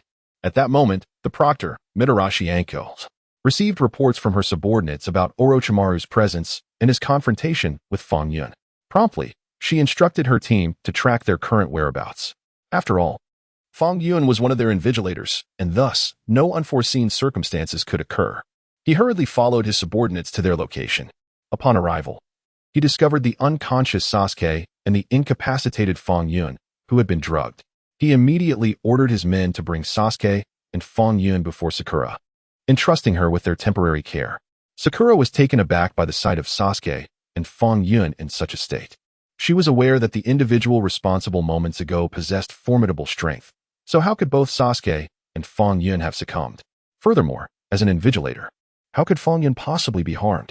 However, her questions went unanswered, as the individuals who brought them before her vanished after instructing her to look after them. With no time to ponder these mysteries, Sakura took it upon herself to bring Sasuke and Fang Yun to Naruto, positioning the three of them together. As she observed their condition, concern began to swell within her. She was the only one awake, oblivious to the potential dangers surrounding them, and she realized her abilities were insufficient to protect all three. Thus, she silently prayed for their swift recovery, uncertain of what to do if they remained unconscious. Time passed with no sign of anyone approaching, deepening her anxiety. The three of them remained in the same state, and her worries intensified. As they were not the only group in the examination area, others could be searching for them. Clearly, Sakura's apprehensions were justified. After escaping in a fit of rage, Orochimaru lay in wait near Fang Yun, devising a plan to swiftly eliminate them before Fang Yun regained consciousness. For he knew he would not stand a chance against him then. Orochimaru summoned his most trusted subordinates, the Sound Ninjas, instructing them to handle the situation with success as the only acceptable outcome, making it clear what the consequences of failure would be. The Sound Ninjas, understanding the gravity of their orders, obeyed without hesitation. Concealed in the branches of a large tree, one of them observed the four individuals, noting that only one was conscious, which gave him a sense of confidence. However, recalling Orochimaru's warning about Fang Yun's formidable strength, he resolved to eliminate him discreetly as a precaution. Approaching Fang Yun and the others, the Sound Ninja's presence did not go unnoticed by Sakura, who sensed an unfamiliar aura and immediately became alert. Spotting the approaching threat, she quickly grasped her weapon, contemplating her next move. Deep inside, she felt uncertain, realizing that with the three of them in their current state, retreat was not an option. Doing so would place them all in peril. Thus, she prepared to confront the adversary head-on, determined to protect them at all costs. For they had once risked their lives for her. Until the final moment, she refused to yield. In the depths of his heart, the Sound Ninja couldn't help but chuckle at the audacity of those who believed they could protect three individuals while engaging him in a life-or-death struggle. Resolute in his intent to swiftly eliminate them to prevent future complications, he charged towards Sakura, initiating a fierce confrontation. Sakura summoned every ounce of her strength. Yet it wasn't long before she began to falter under the overwhelming might of her opponent. Despite being clearly outmatched, she harbored no thoughts of surrender, silently encouraging herself with the hope that if she could stall for just 1 minute, perhaps one of her companions would awaken. Being a subordinate of Orochimaru, the Sound Ninja possessed superior training and experience, making him a formidable foe against which Sakura stood little chance. However, he was taken aback by her resilience. Despite being battered and bruised, she refused to concede. Yet, compassion was a foreign concept to him. After all, he was a villain, incapable of mercy. As he observed Sakura, who lay on the ground, yet yearned to rise and continue the fight, he began to summon his cursed seal to finish her off. Unexpectedly, someone intervened, shielding her with a protective barrier. The sound ninja silently mused that yet another fool had arrived to meet their demise. However, when Sakura recognized the figure of Lee standing before them, she felt a surge of gratitude. In this dire moment, his willingness to assist them was profoundly moving. She quickly rose to her feet, adopting a protective stance beside Lee, ready to confront the sound ninja together. The sound ninja scoffed derisively before engaging them in battle once more. During the fierce struggle, Sakura found her hair ensnared by the sound ninja, who viciously tugged at it, as if intent on tearing it from her scalp. The pain was excruciating, leaving her with no choice but to sever her own hair. Though reluctant to part with it, she understood that she must continue fighting for the sake of her companions. Surrender was not an option. The sound ninja was momentarily taken aback by her drastic action, but before he could fully comprehend, Sakura seized the moment to launch a counterattack. This unfolding scene did not go unnoticed by the Inoshikacho trio, who had been observing from the shadows. Shocked by the ferocity of the battle, they decided to join the fray. Sakura's heart swelled with gratitude at their arrival, but the sound ninja felt only disdain. Why would these fools come to aid them? It was beyond his comprehension. With renewed ferocity, he prepared to face them. After exchanging glances, the trio advanced on the sound ninja. Yet, after several exchanges, it became painfully evident that they were no match for him, suffering injuries instead of inflicting any damage. The sound ninja's strength was formidable, a clear testament to his allegiance with Orochimaru. Once again, they charged forward, but the sound ninja restrained them under a cursed seal. At that moment, Fang Yun gradually regained consciousness and, upon witnessing the scene before him, hastily endeavored to restore his own normal state. He concentrated his mind to expel the effects of the potion from his body, just as the sound ninja prepared to cast the cursed seal upon them. Fang Yun had completely dispelled the potion's effects and returned to his usual self. He immediately rose to stand in front of them, possessing enough strength to counterattack. At this point, Sakura remained in shock, unable to fathom that Fang Yun had managed to regain his composure at such a critical juncture and ultimately save their lives. The sound ninja, too, was taken aback, astonished by Fang Yun's remarkably swift recovery. He had been contemplating the swift elimination of the group before turning his attention to Fang Yun. However, such thoughts were now irrelevant, as Fang Yun's released power had pinned him beneath the seal. Without hesitation, Fang Yun swiftly dispatched the troublesome sound ninja. As Fang Yun glanced at Sakura, he noticed her hair had grown shorter, which cast a shadow over his mood. "How are you all faring now? Can you endure?" he inquired, disregarding the change in her appearance and focusing instead on the injured Sasuke and the others sprawled on the ground, seeking to ascertain their resilience. "We're managing. We can hold on, but there's no way to find a healer here." Sasuke gasped in pain, reluctant to reveal his suffering before the others. He feigned nonchalance while enduring the agony as he spoke to Fang Yun. Mid-sentence, he faltered, the gravity of their situation weighing heavily upon him. Though they appeared to be only slightly injured, they were, in truth, suffering from severe internal wounds that required urgent treatment. However, the circumstances were dire. They were unable to venture out, and finding a healer would take time, leaving him deeply concerned for their predicament. "I understand your worries, but fear not. Although we cannot locate a healer at present, I can utilize my medical ninjutsu to aid you. Please bear with me a little longer," Fang Yun reassured them. He recognized Sasuke's hesitance and pride. The latter was unwilling to show his vulnerability before the group. Thus, Fang Yun chose to be forthright regarding his ability to heal. "What? Fang Yun, you actually possess medical ninjutsu? You seem to have an abundance of skills. When did you acquire this? How come we were unaware of it?" Naruto exclaimed. Despite his pain, astonished and excited by the revelation of Fang Yun's newfound ability, he was baffled by the disparity in strength and skills between them. "We usually haven't sustained injuries, so we haven't required a healer, which is why I hadn't mentioned it. I self-studied this technique previously. It may not be perfect, but it can be of use," Fang Yun replied, momentarily taken aback by Naruto's reaction, before quickly brushing it off with a light-hearted laugh. Naruto has always been direct in his speech, often leaving others at a loss for words, even if he himself is unaware of the impact of his statements. The situation has become dire, and without prompt assistance, the consequences could be grave. Sakura, being the least injured among them, is currently tending to the other wounded. Anxiously glancing at Fang Yun, hoping he can urgently employ his medical ninjutsu to heal Sasuke and the others, Fang Yun, without wasting time, immediately commenced his medical ninjutsu, providing treatment to the injured. After his ministrations, the condition of Sasuke and the others visibly improved, While not all their ailments could be resolved instantly, they were at least alleviated from their suffering. Fang Yun, you are truly remarkable. I never anticipated you possessed such skills. May I learn medical ninjutsu from you in the future? I find it fascinating. I may be somewhat clumsy, but I believe I can master this art, Sakura exclaimed, her astonishment giving rise to the desire to learn medical ninjutsu to aid her comrades, aware of her relatively weaker abilities within the team. It is not merely a matter of innate talent. Her physical prowess is also lacking, thus she deems it essential to acquire medical ninjutsu. Fang Yun acknowledged her thoughts, responding, I understand your aspirations, but now is not the time. Once I have a moment to spare, after your exams, I will teach you gradually. Perhaps medical ninjutsu would indeed suit you well. Sakura's earnest request illustrated her determination to learn, and Fang Yun recognized her tenacity. However, the moment was not appropriate for instruction. He had pressing matters to attend to, for Orochimaru had just fled, and he might have further schemes in motion that required pursuit. Where are you headed? You're not planning to track down Orochimaru alone, are you?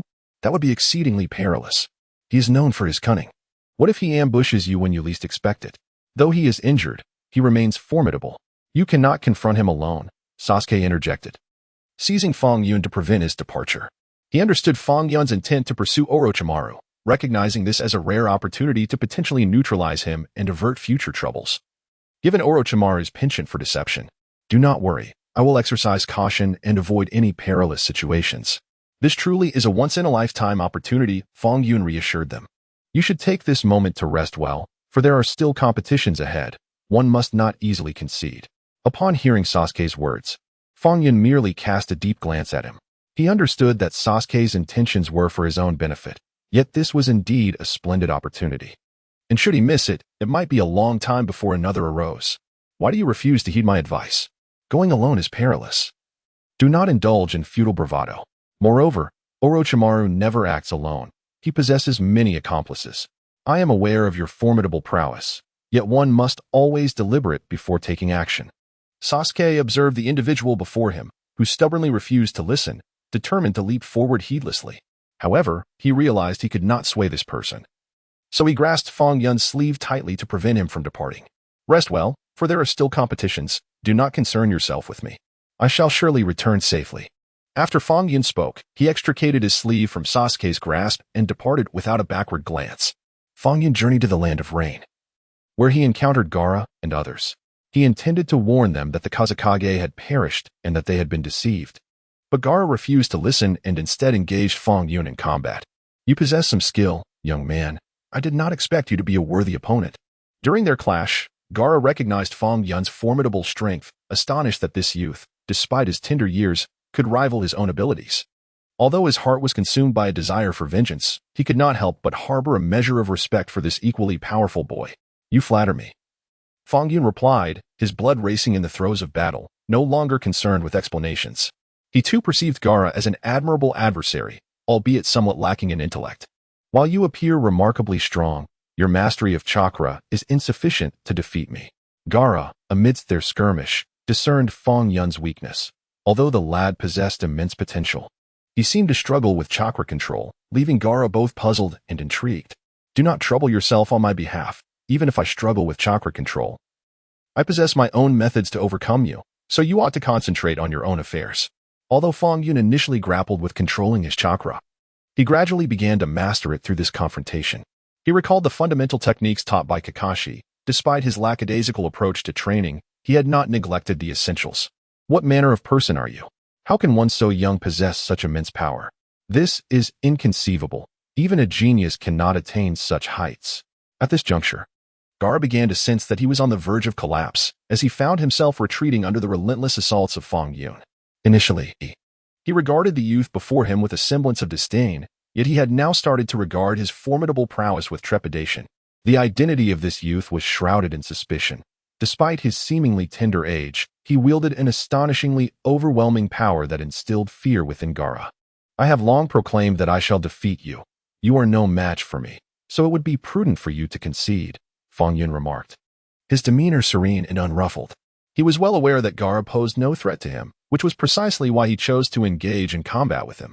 Moreover, this encounter had proven to be immensely beneficial, as he not only honed his mastery of Chakra, but also assimilated the fundamental techniques previously imparted by Kakashi into his own repertoire. You, insolent wretch, are utterly presumptuous. Following Gaara's defeat, Kankuro and Temari intervened. Initially, they had remained spectators, but now they recognized that this youth possessed extraordinary capabilities. Although they were acutely aware that their own strengths paled in comparison, they could not permit their comrade to be vanquished so easily. Since you are so eager to become my vanquished opponents, then come at me together. Do not accuse me of bullying you. Fang Yun observed their approach with little agitation. Knowing that these two would inevitably take action, from the outset, he had discerned that they were impervious to reason, unwilling to heed any explanations he might offer. Rather than engage in futile verbal sparring, it was far more gratifying to simply defeat them. You, arrogant fool, today we shall impart some lessons upon you. And see if you dare to act so recklessly in the future. The two were incensed by Fang Yun's words, feeling completely disregarded by the youth. Which was indeed the reality. Thus, they charged at him in unison, and the outcome was as expected. They were swiftly defeated. After subduing them, Fang Yun returned with his defeated foes to the examination venue before departing alone to rendezvous with Mitarashi Anko. How fare you? Did you manage to pursue Orochimaru? Upon reaching the meeting point, he found Anko awaiting his arrival. Orochimaru is exceedingly cunning.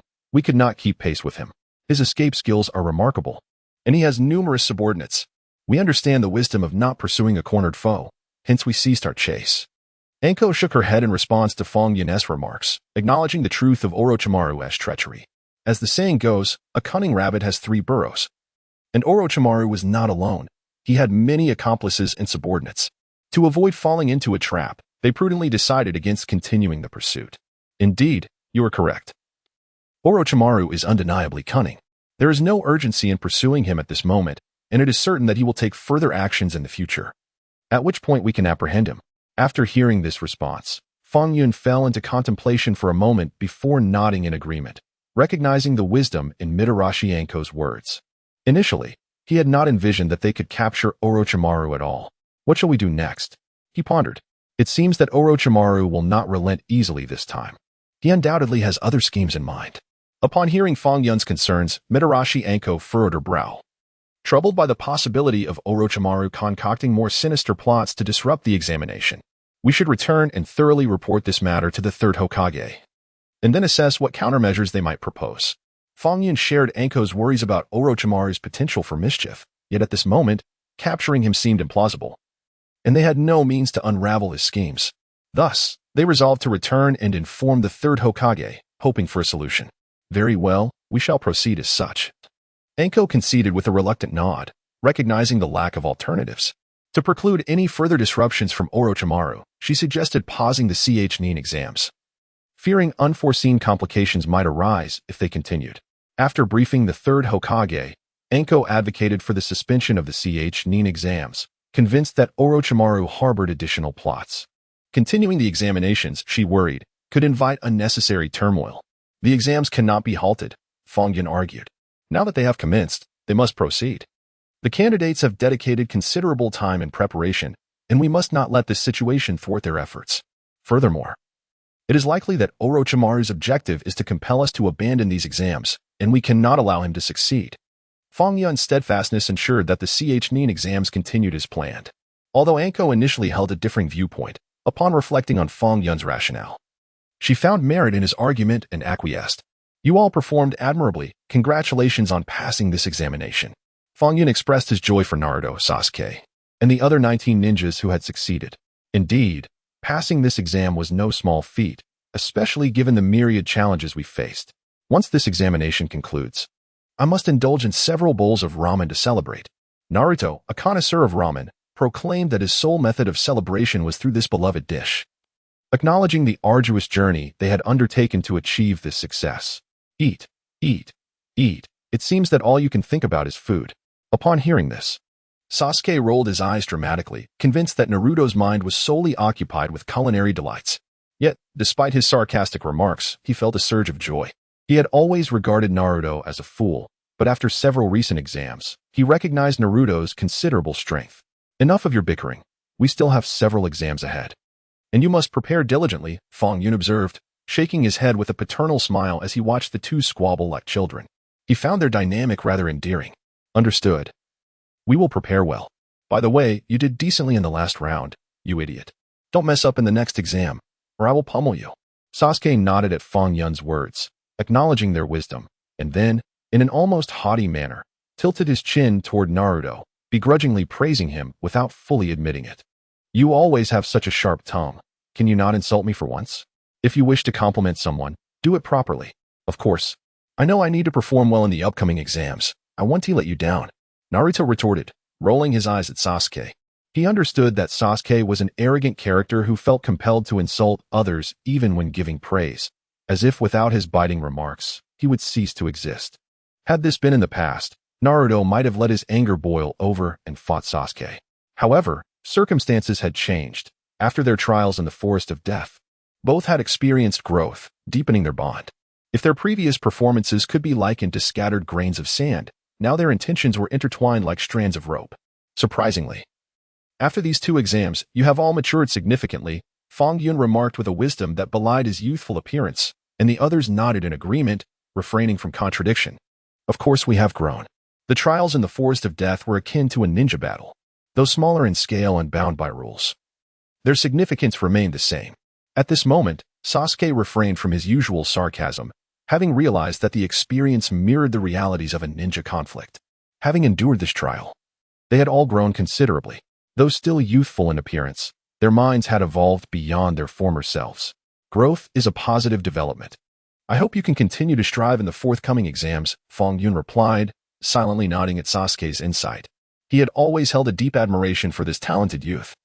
Recognizing both his pride and formidable abilities, weren't there originally only 2 exams planned? Why is there now an additional one? At that moment, the previously silent Sakura suddenly spoke up. She was somewhat perplexed about the addition of another exam, as she distinctly recalled that the Chunin exams only consisted of 2 rounds. However, she was taken aback by the sudden announcement of an extra test. It seemed that the number of candidates who passed was too high, necessitating a 3rd round. The final pass rate for the Chunin exams was limited by quotas, thus the additional test was required. After listening to Sakura's concerns, Fang Yun did not find her inquiries trivial. Rather, he patiently elucidated the intricacies of the situation. Ah, I see now. What will the rules be for the upcoming exam? What preparations must we undertake? Sakura inquired, her confusion dissipating as she focused intently on preparing for the next round, eager to understand what was needed. Fang Yun explained that the next exam would involve pair battles, and each participant would need to find a partner. Are we really going to be separated again? We have already been split up once. Now we must regroup. Isn't that rather cumbersome? Naruto lamented, scratching his head in frustration at the new competition rules. He hadn't anticipated the need to form new teams. Well, you are not the only one facing this reorganization, and these are the rules of the exam. We cannot change them. Therefore, we must adapt and stop complaining. First, prepare diligently, then seek out your partners, Fang Yun advised. Seeing Naruto's complaints, Sasuke, feeling exasperated, gave him a light slap. While he too found the rules rather absurd, he understood that they had no choice but to comply. All right, I understand, Naruto replied. Not genuinely angry but rather resigned, shrugging his shoulders in acceptance. Had this situation occurred in the past, he would have been infuriated, yet after the previous round, he seemed to have matured, finding clarity in many matters. Let us take this time to rest. If the competition begins soon, you won't have any time to recuperate, Fang Yun suggested. He felt a sense of satisfaction noticing Naruto's transformation. The once obstinate youth was beginning to display signs of maturity, which he regarded as a positive development. Once the competition commenced, Sasuke and the others were fully engaged, without distraction, each fulfilling their respective roles with diligence. Fang Yun observed the growth of the Konoha ninjas throughout the matches. Although he did not participate directly, he experienced profound emotions, feeling both proud and joyful. Subsequently, he treated Lee, who had sustained severe injuries from his battle with Gaara, further increasing the apprehension the higher-ups of Konoha felt towards Fang Yun. Lord Third Hokage, what is the purpose of this gathering? They queried directly upon being summoned to the council chamber alongside Kakashi and Mitarashi Anko, their curiosity evident. The purpose of summoning you 3 is to discuss the mission to pursue Orochimaru, the third Hokage stated plainly. The third Hokage did not beat around the bush and directly articulated his purpose for summoning them. To pursue Orochimaru?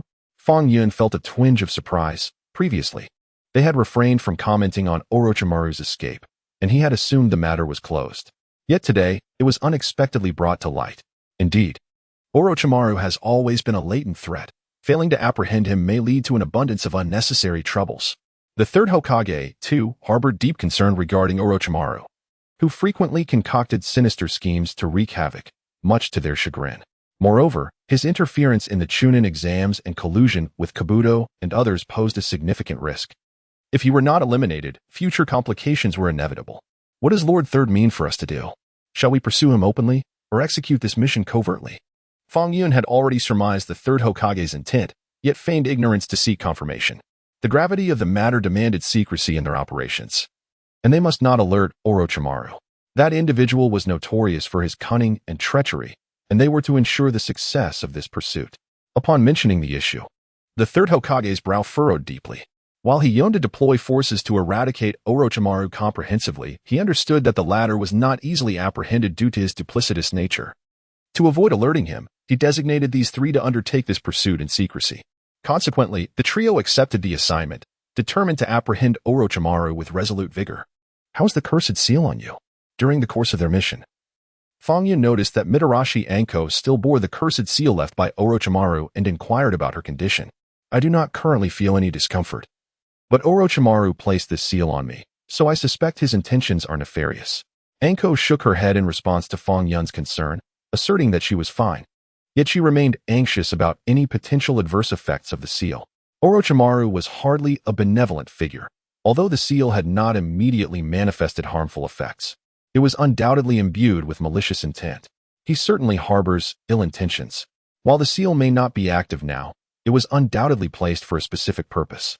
He may already be monitoring our movements. Fang Yun nodded gently, considering that, given Orochimaru's crafty disposition, the seal might indeed serve to track their whereabouts. What shall we do? If he has control over our movements, our pursuit will become even more challenging. Should he escape again, the consequences could be dire. Anko grew increasingly anxious upon hearing his words, feeling an unsettling sensation as if someone were watching them. Now, upon hearing Fang Yun's words, the sensation of being watched intensified within him. "Do not fret. I shall attempt to dispel this curse upon you using my Yang escape technique." At this moment, Fang Yun had already conceived a plan. He intended to employ his Yang shield technique to lift the curse placed on Murasaki Anzu by Orochimaru. Would this be effective? "Please do not jeopardize yourself for my sake." Murasaki Anzu expressed her concerns, fearful that Fang Yun might suffer should his efforts prove futile. With no other recourse available to lift the curse, they had no choice but to gamble on this method, hoping it might yield results. Fang Yun himself was uncertain of this approach's efficacy, but he felt compelled to try. Otherwise, they would be left with no hope. "Very well. I place my trust in you, but do take care of your safety." After a brief silence, Murasaki Anzu resolved to heed his counsel and attempt to lift the curse using his method. However, unexpectedly, as Fang Yun initiated the Yang escape technique, the curse erupted with formidable power, directly affecting him. "Fang Yun, what is happening? Are you all right?" Murasaki Anzu, witnessing Fang Yun's distress under the curse's influence, felt a wave of panic as she observed the agony etched on his face, unsure of how to respond. "What is wrong? I am your friend, your ally. Please do not attack me." Yet at that moment, all was lost. Under the curse's sway, Fang Yun had succumbed to madness, striking out indiscriminately, unable to discern friend from foe. In that chaotic instant, he even summoned his spiritual beast, Qiongqi. Although Qiongqi was his familiar, Fang Yun had never been able to fully control it, and in his current state of confusion, he was even less capable of doing so. "Fang Yun, please calm yourself. Recognize that I am your companion, not your adversary." Murasaki Anzu was also thrown into disarray, uncertain whether to defend or retaliate. Fang Yun was her comrade. Yet in his delirium, he was attacking her and had summoned his powerful spiritual beast, which posed a considerable threat. If she were not cautious, she could easily be overpowered. What is happening? Why has he suddenly gone mad? What is this creature? Is it a spiritual beast? I have never seen it before. What have you all done? At that critical juncture, Kakashi arrived just in time, intervening to halt Fang Yun's assault. He exerted his own power to restrain him and inquired of Murasaki Anzu about the unfolding events, pondering how such chaos had erupted in his brief absence. "This is a long story. He has been affected by the curse upon me, which has rendered him delirious. We must swiftly bring him under control, otherwise, he risks losing himself completely to madness." In the present moment, it is difficult to elucidate the situation regarding Mitarashi Anko. Yet the paramount concern is to swiftly bring Fang Yun to a halt. Kakashi, utilizing his Sharingan, identified Fang Yun's weakness and incapacitated him. What has happened to me? Where am I? How did you both end up here? Upon regaining consciousness, Fang Yun found himself in a state of bewilderment, unable to comprehend the recent events, and puzzled by Kakashi and Mitarashi Anko's unwavering gaze upon him. Do you not recall what transpired just now? Kakashi was the first to voice the inquiry. Ouch. My head aches terribly. What exactly occurred? I remember now. I was influenced by Orochimaru's cursed seal, which caused my sudden descent into madness, correct? Fang Yun strained to recollect the preceding moments, and a sharp pain surged through his head, prompting memories to surface. Indeed, it was the effect of the cursed seal during your release that led to your disorientation. Anko expressed a tinge of remorse, acknowledging that had it not been for her presence, the youth before her would not have succumbed to such turmoil. It is I who should apologize. I was overly confident in my abilities. Had I exercised more caution, this may not have occurred. Furthermore, I am sincerely sorry if my erratic actions caused any harm to either of you, Fang Yun admitted, feeling deep regret for his recent behavior. He had not anticipated that a mere influence from Orochimaru could so profoundly affect him, leading to his irrational aggression.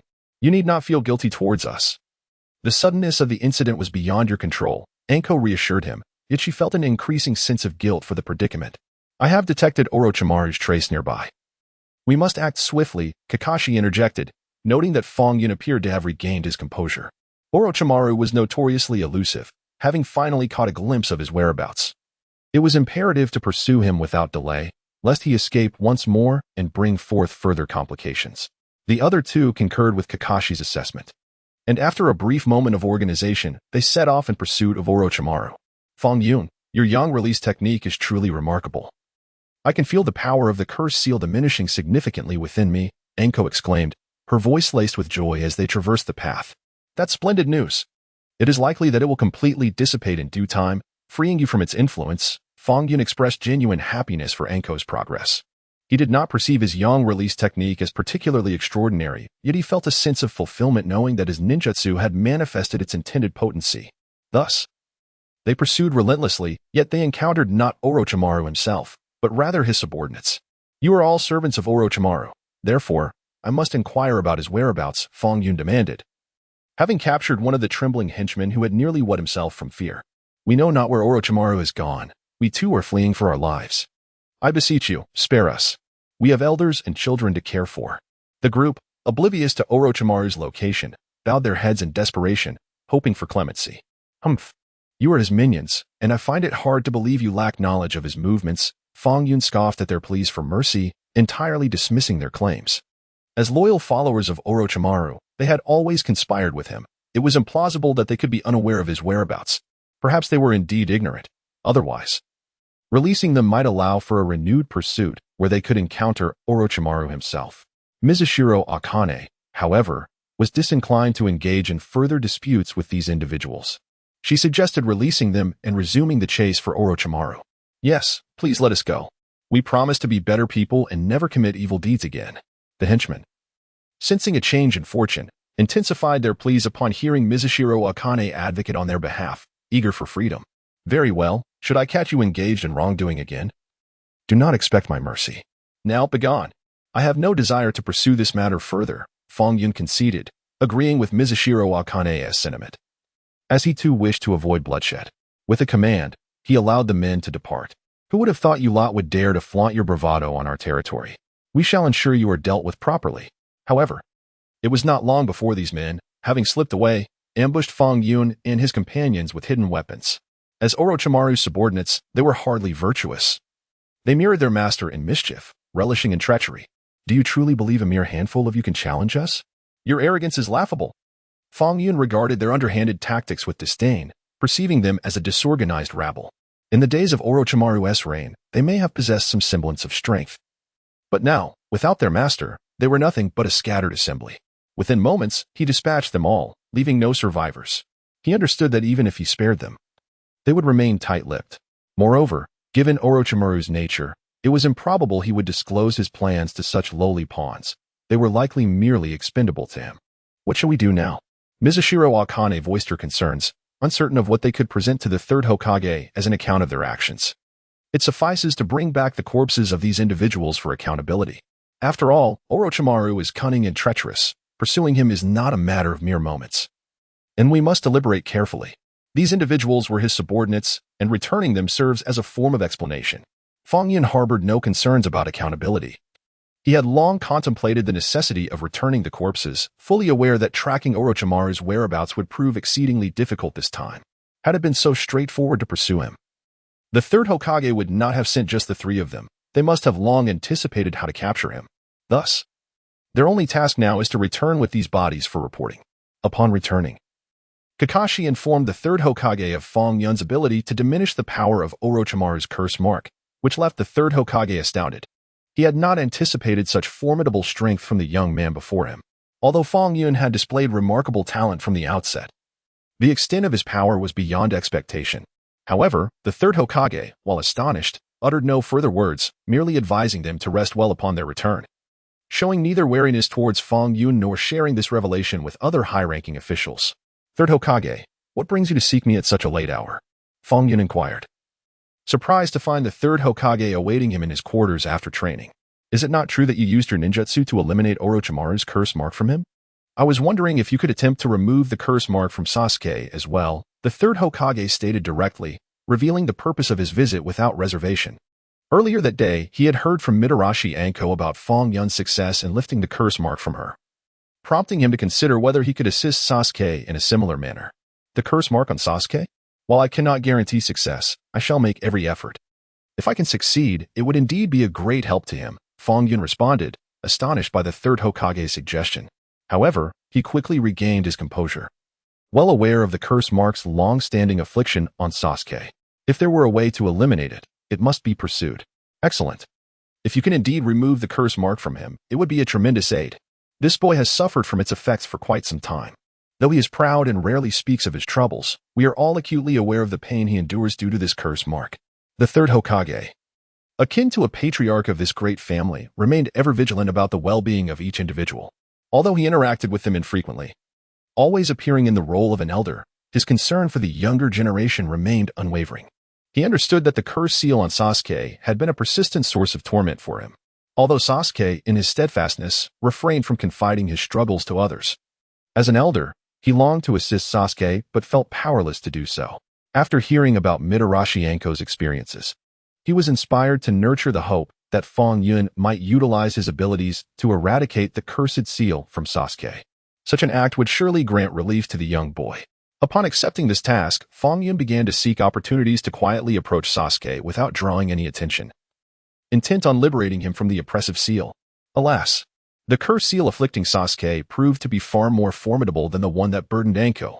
Fang Yun endeavored on numerous occasions, but found himself thwarted by the sheer strength of Sasuke's affliction, having previously succumbed to the seal's influence, resulting in a violent outburst and unconsciousness. He was determined to maintain control this time, thus avoiding a recurrence of that chaotic incident. It appeared that this curse was not easily vanquished. Despite his efforts to restrain himself, he still sustained injuries from the seal's power.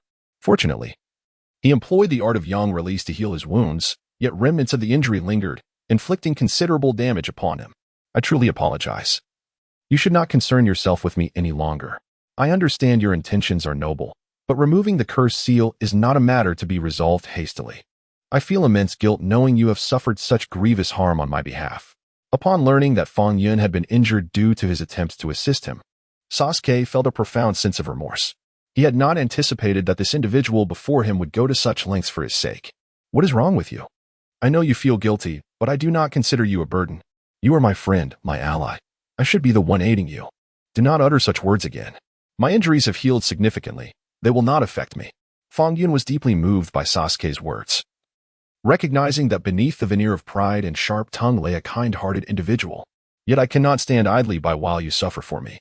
I know your intentions are pure, but this cursed seal has been with me for a considerable time. It poses no threat to me, please. Do not injure yourself on my behalf. Sasuke continued to express his sorrow, believing that the entire situation was his fault. The cursed seal afflicting him had inadvertently harmed his friend, filling him with sadness. I never expected you to feel remorse. It seems you are merely a paper tiger. All bluster but no substance. When you confront me, I have never seen you show mercy. Now, however, you appear to be the one in distress." At that moment, Naruto and Sakura arrived, having overheard their conversation from outside. To break the oppressive atmosphere, Naruto began to showcase his comedic talent, simultaneously persuading Sasuke while teasing him. The three engaged in playful banter, and Fang Yun watched, feeling a sense of joy. "What? Is this our new teacher?" Both Naruto and Fang Yun exclaimed in astonishment. "In a month, you will undertake your third examination, which is why I have invited teacher Hybis to instruct you on how to control the immense chakra within you." Kakashi glanced at the two, who were still expressing surprise, signaling them to quiet down before elaborating on his purpose for enlisting ninja Hybis. "Control the vast chakra within us? Can't you do it, teacher?" After hearing Kakashi's words, Naruto scratched his head in confusion. He regarded Kakashi as an extraordinarily capable figure, nearly omnipotent, and was surprised at the need for another instructor. As the saying goes, each profession has its specialization. Teacher Hybis possesses more experience and skill in this area than I do. You two should diligently learn from him and refrain from being inconsistent in your efforts. Kakashi shot a sidelong glance at Naruto's comment, but refrained from reprimanding him in front of his students, opting instead for a vague response. "Yes, teacher, we understand. We will study diligently and not slack off." Naruto, feeling somewhat guilty after being glared at, nodded vigorously, promising to commit wholeheartedly to the upcoming training and learning, vowing not to be lazy. "Now, I will begin your instruction. First, I need to assess your current abilities." Hybis, who had been standing to the side, stepped forward after Kakashi concluded his remarks, introduced himself, and expressed the need to evaluate their strengths before tailoring his lessons accordingly. Upon hearing Hybis' words, the two began to demonstrate their abilities. However, Hybis did not respond after observing them, leaving Naruto and Fang Yun puzzled by his lack of reaction. What does this new teacher mean? Was our performance satisfactory? Why is he so unresponsive? Seeing Hybis' demeanor, Naruto found it curious and discreetly tugged at Fang Yun's sleeve, whispering in his ear, "I have no idea. I'm not a mind reader. Perhaps he simply has a stoic expression and lacks any noticeable emotions," Fang Yun remarked, seemingly indifferent to Hybis' reaction, speculating that he might just be naturally expressionless. "Why do you always have that indifferent and serious demeanor? We are the same age. Although you are indeed slightly stronger, why do you persist in acting like an old man?" After hearing Fang Yun's words, Naruto clicked his tongue in frustration, finding the behavior of his peer quite unbearable, as he seemed far too mature for his age, creating an impression of a generational gap. "It is your immaturity that makes you perceive others as old," Fang Yun retorted, rolling his eyes in exasperation at Naruto's incessant complaints. "How have I become so immature? I concede that I may not possess the same prowess as you, yet are we not at the same level now? You two have been training alongside me. So why maintain such an air of superiority?" Upon being called immature, Naruto immediately bristled. This age is characterized by an intense competitive spirit, a desire to showcase one's maturity and composure. He felt that Fang Yun had overstepped his bounds, although he recognized that this individual was significantly stronger than himself. The mere thought of their concurrent training ignited a sense of schadenfreude within him. "I may not be as skilled as you, but after our training, let us engage in a friendly match." Fang Yun, unfazed by Naruto's remarks, understood that Naruto was merely being candid, lacking any malicious intent, though sometimes his intellect seemed to falter. Thus, he confidently affirmed his superiority, even inviting Naruto to face him after their training. "Very well, let us compete. Even if you surpass me, I shall not cower. However, I must stipulate that we must not employ lethal force. If you emerge victorious, I shall treat you to ramen. If I win, you owe me a week's worth of ramen." As Naruto trained, he responded to Fang Yun's challenge, fully aware that defeating Fang Yun was beyond his capability. Yet, driven by youthful competitiveness and the spirit of camaraderie, he readily accepted the challenge. "Are you really that foolish? You just botched that move. It was not executed correctly at all. I question whether you were truly paying attention to the instructor." Fang Yun, while training, observed Naruto's recent error and promptly corrected him. "And what of you? Did you not also make a mistake just now? I noticed you were not fully attentive to the instructor's guidance." Naruto retorted, unwilling to concede defeat. He keenly scrutinized Fang Yun's movements and, upon spotting a misstep, could not help but shout out, "My error was merely minor, but your entire technique was flawed. You should start from the beginning and train again." Fang Yun shot him an exasperated glare, feeling that Naruto's incessant chatter had led to his own mistake. "You stubborn fool refused to acknowledge your blunders." Naruto, undeterred by Fang Yun calling him foolish, had gained considerable confidence and understood Fang Yun's nature, This was merely light-hearted banter among friends, and he took no offense. You have gone too far, resorting to the seduction technique. Just wait until I peel you like a layer of skin. Fang Yun was taken aback by Naruto's childish use of the seduction technique, leaving him utterly speechless. Haha. How was that? Quite an experience, wasn't it? Naruto laughed mischievously, having employed this tactic while Fang Yun was momentarily distracted, only to be surprised when Fang Yun effortlessly countered it. You have truly gone too far, resorting to such juvenile antics to provoke me. Just watch. I shall not hesitate to deliver you a severe thrashing. Upon witnessing Naruto's radiant smile, Fang Yun felt compelled to retaliate. Although the earlier seductive technique had neither harmed him nor left any impact, he was resolute in not letting this fellow escape so easily. I was wrong. I promise I won't do it again. Help. Before Naruto could retract his gleaming smile, he was soundly beaten by Fang Yun as he pleaded for mercy. Their playful banter reached a fever pitch.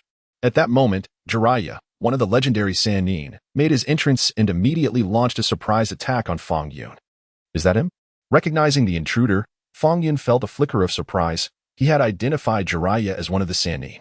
Unsure of Jiraiya's intentions, Fang Yun decided to engage in the fun without exerting his full strength, feigning ignorance of the identity of his opponent. This is so dull. I shall cease fighting. Jiraiya, perceiving Fang Yun's lackadaisical posture, found the encounter utterly uninteresting. He had initially intended to initiate a stealthy assault and engage in a genuine battle, but was disheartened to find his opponent holding back. Who are you? Naruto, unfamiliar with Jiraiya, mistook him for an enemy and prepared to confront him, warily demanding to know his identity. This is pointless. You're not even fighting with full force. Jiraiya, disregarding Naruto's inquiry, rolled his eyes at Fang Yun, lamenting the lack of intensity in the skirmish. Who do you think you are, coming here and speaking so arrogantly? Prepare to receive my attack. Irritated by the perceived disrespect, Naruto remained on guard, convinced that this intruder was a foe, ready to strike at any moment. Naruto, do not be rude. He is not an enemy. This is Lord Jiraiya, one of the Sannin.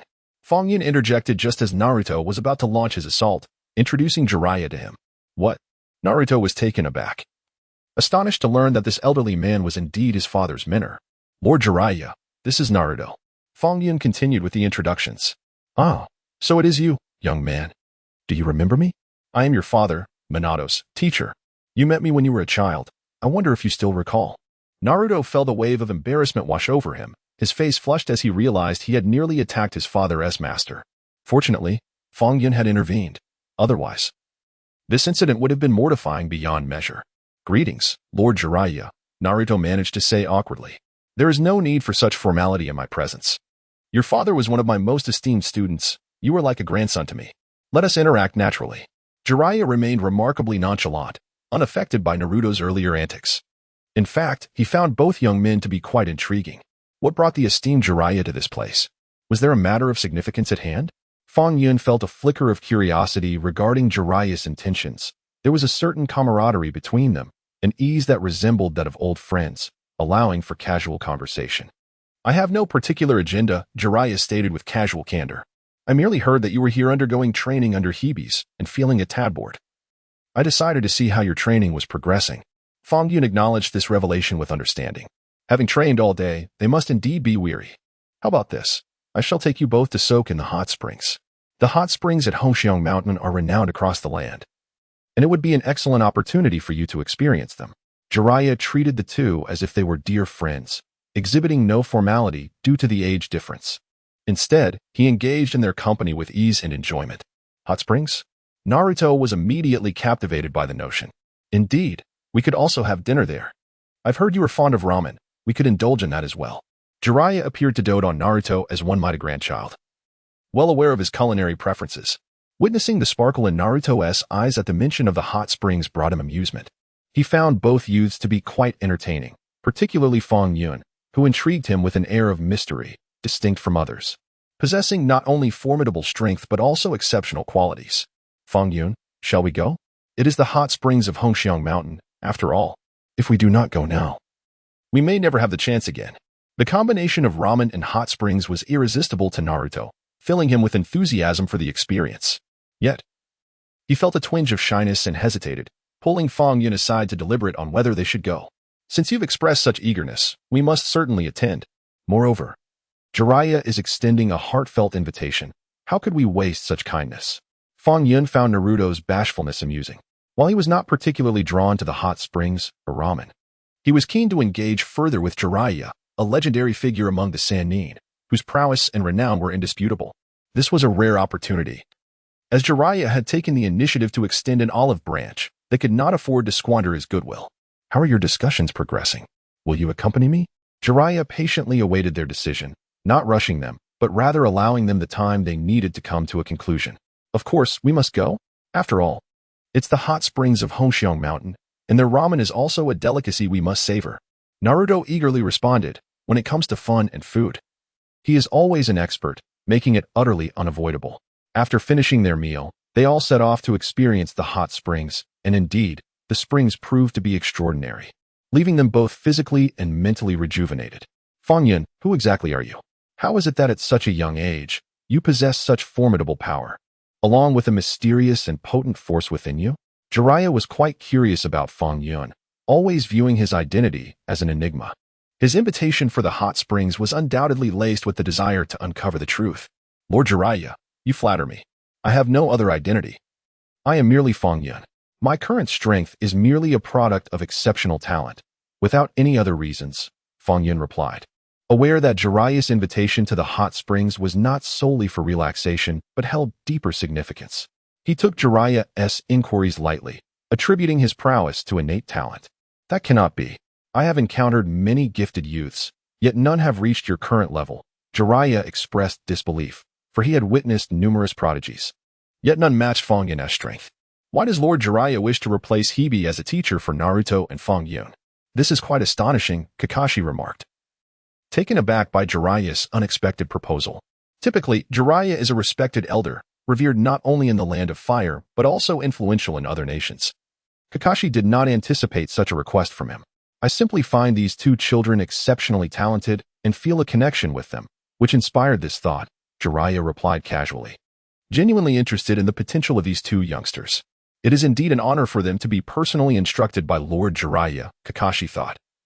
Realizing he could not refute Jiraiya's request, this was an opportunity he had long coveted, eager for someone of Jiraiya's caliber to teach Fang Yun and Naruto.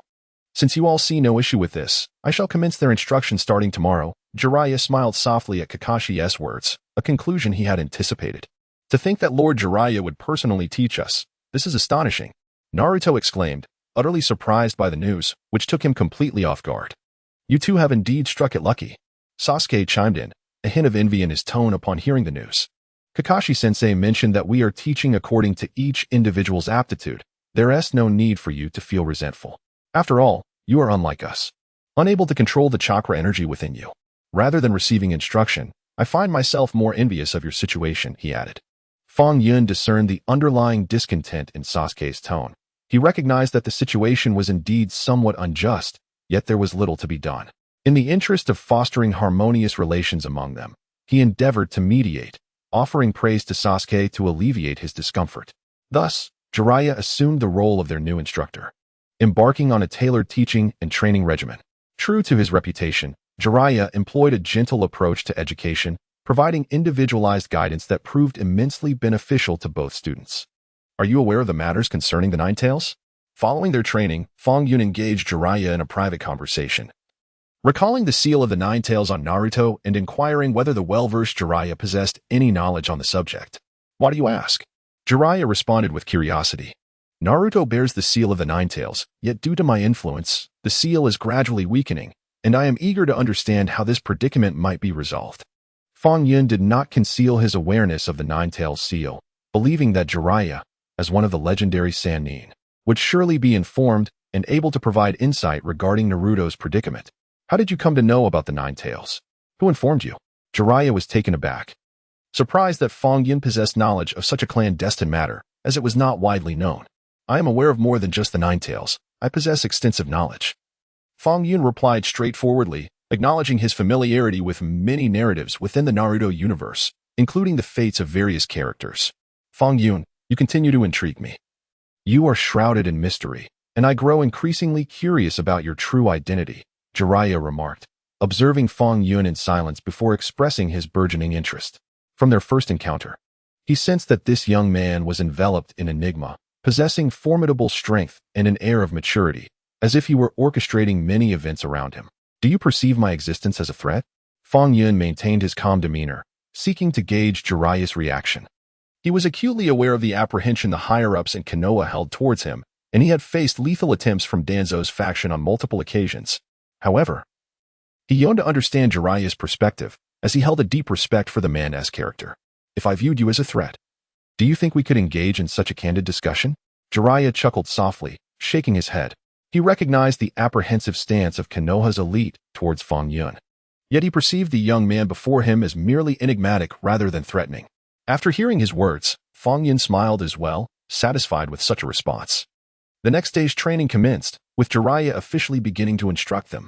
All right, I have just demonstrated the summoning technique. Naruto, come forward and see if you can summon something. Jiraiya taught the two the summoning technique, demonstrating it himself before allowing Naruto to practice. What is this? Why did I summon tadpoles? This is so embarrassing.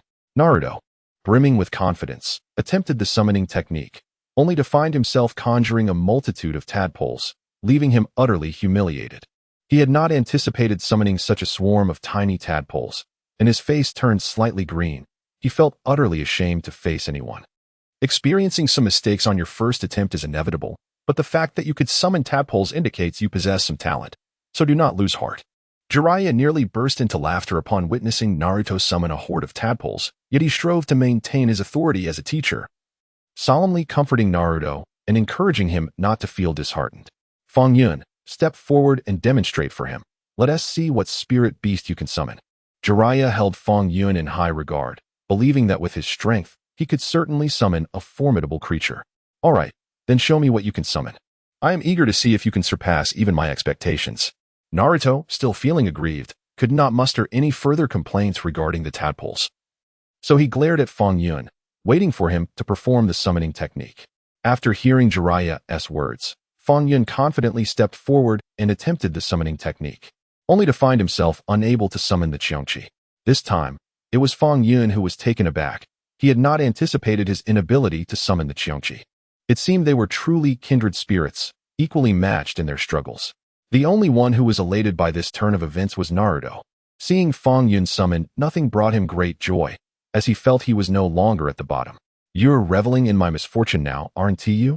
Fang Yun rolled his eyes at him in exasperation, knowing that Naruto would undoubtedly take pleasure in his predicament. However, he had no time to engage with him, as his mind was consumed with thoughts of why he could not summon the Qiongqi. Do not lose hope. Perhaps your method of summoning was slightly off. From now on, you two will train separately. Naruto, focus solely on practicing the summoning technique. Do not concern yourself with anything else. Whatever you can summon is acceptable. Jiraiya, seeing Fang Yun's despondent expression, quickly approached to console him. He was well aware of Fang Yun's capabilities, but understood that he had yet to master the method for summoning the Qiongqi, which accounted for his failure. Thus, he decided to separate their training, recognizing that their current proficiency levels and the challenges they faced were distinct, and he chose to tailor his instruction accordingly. Fang Yun, accompany me now, and I shall gradually teach you the art of controlling Qiongqi. Maintain a calm disposition. Do not succumb to impatience. Jiraiya observed Fang Yun's emotional instability and slight agitation, prompting him to soothe Fang Yun's worries. Under Jiraiya's guidance, Fang Yun finally summoned Qiongqi. However, it was evident that Qiongqi was overwhelmingly powerful. Each manifestation resulted in chaos. The issue was not Fang Yun's strength, but rather his lack of resolute intention, preventing him from exerting complete control. From this moment forth, you must concentrate your thoughts and banish any distractions. Qiongqi's might was indeed formidable, with each appearance heralding disaster. Jiraiya surveyed the surrounding tumult with astonishment, not expecting Qiongqi's power to be so immense. He was further taken aback by Fang Yun's potential, surprised that such a child could harbor such vast energy and command such a potent spirit beast. Very well, master, I shall focus my mind. Yet, Qiongqi's ferocity is unparalleled. Its mere presence wreaks havoc. I believe I should seek an isolated area for training, lest this place be utterly destroyed. Fang Yun had witnessed Qiongqi's strength and felt a sense of dread. He never anticipated such destructive capability. The training ground lay in disarray, as if it had endured a cataclysm. You are correct. Finding an uninhabited locale for your training would indeed be prudent. This would not only allow you to concentrate your thoughts, but also avert chaos, an excellent strategy. Jiraiya regarded the young man before him with an approving expression, acknowledging the thoughtfulness of his consideration, something he, as a teacher, had overlooked. What of Naruto? Is he still grappling with the summoning technique? Before departing, Fang Yun inquired about Naruto's progress, as their training had separated them. However, judging by his knowledge of Naruto, he presumed his friend was still entangled in the summoning struggle. You may go see for yourself, Jiraiya replied with a smile, refraining from detailing Naruto's current situation, encouraging Fang Yun to witness it firsthand. Damn it. Why can't I master this summoning technique? Why do I keep summoning a mere bird? Is my power truly so feeble? How is it that Fang Yun can summon such a formidable spirit beast as Qiangqi, while I am left with these trivial creatures? It's utterly humiliating. Fang Yun was correct. Naruto was indeed stubbornly wrestling with the summoning technique, and the more anxious he became, the more absurd his summons were. He had lost count of how many times he had attempted to summon a spirit beast, each time producing either tadpoles or frogs, and now yet another small bird. The frustration was overwhelming. The thought of Fang Yun having summoned such a powerful spirit beast while he remained in a state of mediocrity filled him with embarrassment.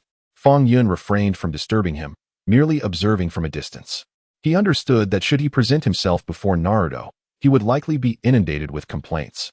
Moreover, he bore a significant responsibility, mastering the control of his thoughts to manage the collective. Otherwise, he would have to engage in relentless struggles with Qiangqi, a taxing endeavor that would exhaust him entirely. Thus, to avoid causing trouble for Konoha, he sought a desolate locale to practice his summoning technique. After several attempts, he gradually grasped the method to control his intentions, and Qiangqi became less akin to a wild stallion, proving easier to manage. Controlling Qiangqi indeed proved to be a formidable challenge. Had he continued, he might have been utterly exhausted. Once the session of summoning concluded, Qiangqi vanished, and he prepared to rest, for managing Qiangqi was indeed a laborious task that left him on the verge of collapse. What was this? How could it be here? Could it be that he was inadvertently harmed by Qiangqi? Yet, it seemed Qiangqi had not injured anyone earlier. Where had this individual come from? Just as he was poised to recuperate, he stumbled upon an injured ninja. Uncertain of the ninja's identity, he initially assumed this was someone inadvertently harmed by his earlier summoning. Hey, wake up, he called. However, as he approached to rouse the figure, he discovered that the individual had long since perished. What was happening? Who was this person? And why had they met their end here? Reflecting on the earlier appearance of Qiangqi, he found no recollection of any harm being inflicted. Upon further inspection of the ninja's wounds, he realized they were evidently not recent. They bore the marks of time, indicating the individual had likely been dead for quite some time. Investigating the ninja's belongings, he was astonished to discover that this person was a ninja from the Land of Sand. He was perplexed as to why a ninja from the Land of Sand would find themselves in such a place.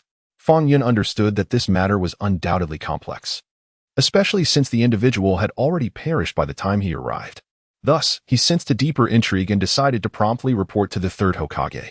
After all, the mysterious death of a ninja in such circumstances warranted immediate attention. He hurried back to inform the third Hokage. As Fang Yun jogged towards the Hokage, he remained vigilant of his surroundings but noticed no other injured individuals. Only one person lay lifeless, which was indeed peculiar. Additionally, this area was desolate, leaving him puzzled as to why a ninja would meet their demise here.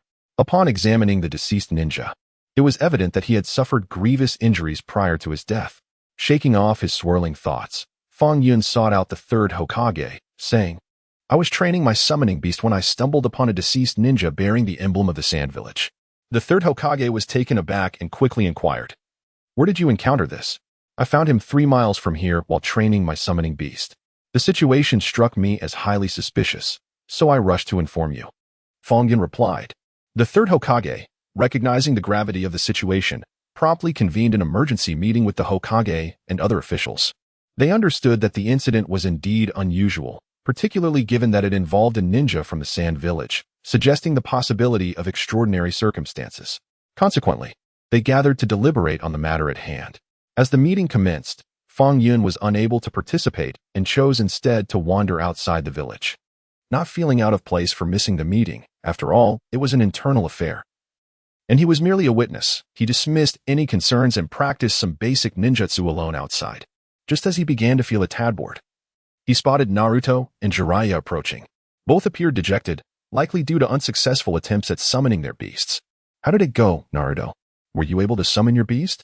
Fang Yun inquired without hesitation, noticing Naruto's glum demeanor, which hinted at a lack of success. Why do you care whether I summon my beast or not? Naruto retorted sharply. Considering your forlorn expression, it's clear you failed to summon it.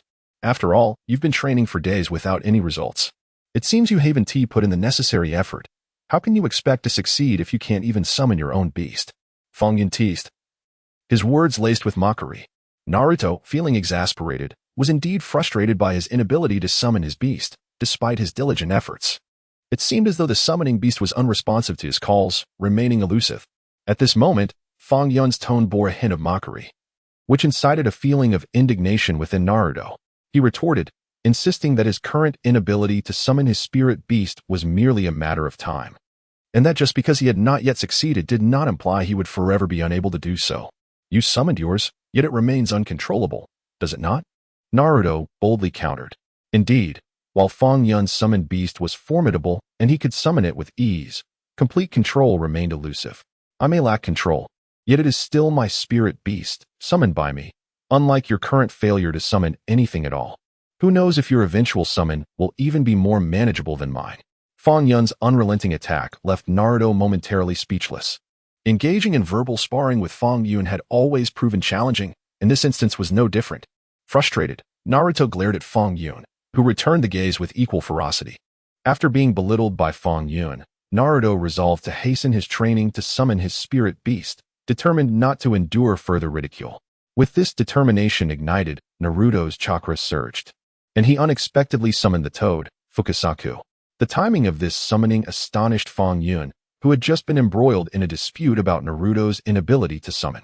The sudden turn of events felt almost surreal. Naruto, too, was taken aback by his successful summoning of Fukusaku, especially after enduring Fang Yun's earlier taunts. Upon his arrival, Fukusaku sensed an ominous aura emanating from Fang Yun, despite the fact that his spirit beast had yet to be summoned. The air was thick with an oppressive presence that hinted at the power of Fang Yun's spirit beast. Feeling the intensity of the atmosphere, Fukusaku grew agitated and momentarily lost his composure. Observing this, Fang Yun summoned Qiongqi. As Qiongqi manifested, Fukusaku instinctively recoiled in fear before he could grasp the situation. The aura surrounding Qiongqi was undeniably potent, compelling Fukusaku to take a step back in trepidation. When Qiongqi appeared, he too sensed Fukusaku's presence and, noticing the latter's unstable demeanor, took a step forward to intimidate him. To everyone's astonishment, Fukusaku was frightened away by this display. The three stood in disbelief, unable to comprehend that Fukusaku had been so easily intimidated by Fang Yun's spirit beast. Though they were aware of Qiongqi's might, they had not anticipated such a profound effect on another spirit beast. Naruto remained frozen, grappling with the humiliation of witnessing his hard-won summon being so effortlessly frightened away by Fang Yun's creature. The shame of it all weighed heavily on him. However, alongside his feelings of shame, he also found himself profoundly impressed by Fang Yun, whose spirit beast was astonishingly powerful, something he had never anticipated. At that moment, Naruto felt a deep admiration for Fang Yun and contemplated learning the art of summoning from him. If he could master Fang Yun's techniques, his own spirit beast would undoubtedly grow in strength. Thus, he became resolute in this ambition and persistently sought to learn from Fang Yun, only to be predictably rebuffed. Time flowed like water, and swiftly a month had elapsed. The selection examination was imminent. Stay your hand, Fang Yun exclaimed as he arrived at Xiao Li's hospital room, just in time to intercept Gaara's assault on Xiao Li. He positioned himself protectively in front of Xiao Li, blocking Gaara's attack. Why are you here, you brat? Gaara was taken aback by Fang Yun's unexpected presence in Xiao Li's hospital room. He had meticulously devised this plan to assassinate Xiao Li for quite some time, ensuring that no one was aware of it, and had even observed the surroundings and the conditions of others before executing his plan. He believed it was foolproof. Yet, he had not anticipated being thwarted at the last moment by this youth. He was baffled by the boy's remarkable ability to intervene just as he was about to strike. My presence here is for a reason, Fang Yun replied without elaborating on his motives. Are you here to stop me? Gaara furrowed his brow, visibly displeased, as he eyed Fang Yun warily, fearing an imminent attack. Isn't it evident? As long as I am here today, I will not allow you to harm him. Fang Yun stated expressionlessly, affirming that his purpose for being there was to protect Xiao Li from danger. So, you intend to oppose me? Gaara's anger flared. struggling to comprehend why this youth repeatedly stood against him. I do not wish to be your enemy. I simply refuse to let you inflict harm upon him. You know you are not my match, so it would be wise for you to leave. I have no intention of engaging you in combat, Fang Yun calmly urged, disregarding Gaara's fury, insisting he refrain from any actions that would endanger Shaoli. Huh? Who do you think you are to lecture me? Just because you believe yourself stronger. You think you can act with impunity, Gaara retorted, further incensed by the audacity of the youth before him. My patience is finite, and the longer this drags on, the worse it will be for you. Your best choice now is to depart swiftly, and I will not pursue the matter further. Fang Yun maintained his calm demeanor, understanding Gaara's frustration but unwilling to indulge it, resolute in his mission to protect Shaoli from harm. Humph. A gentleman takes his revenge 10 years hence.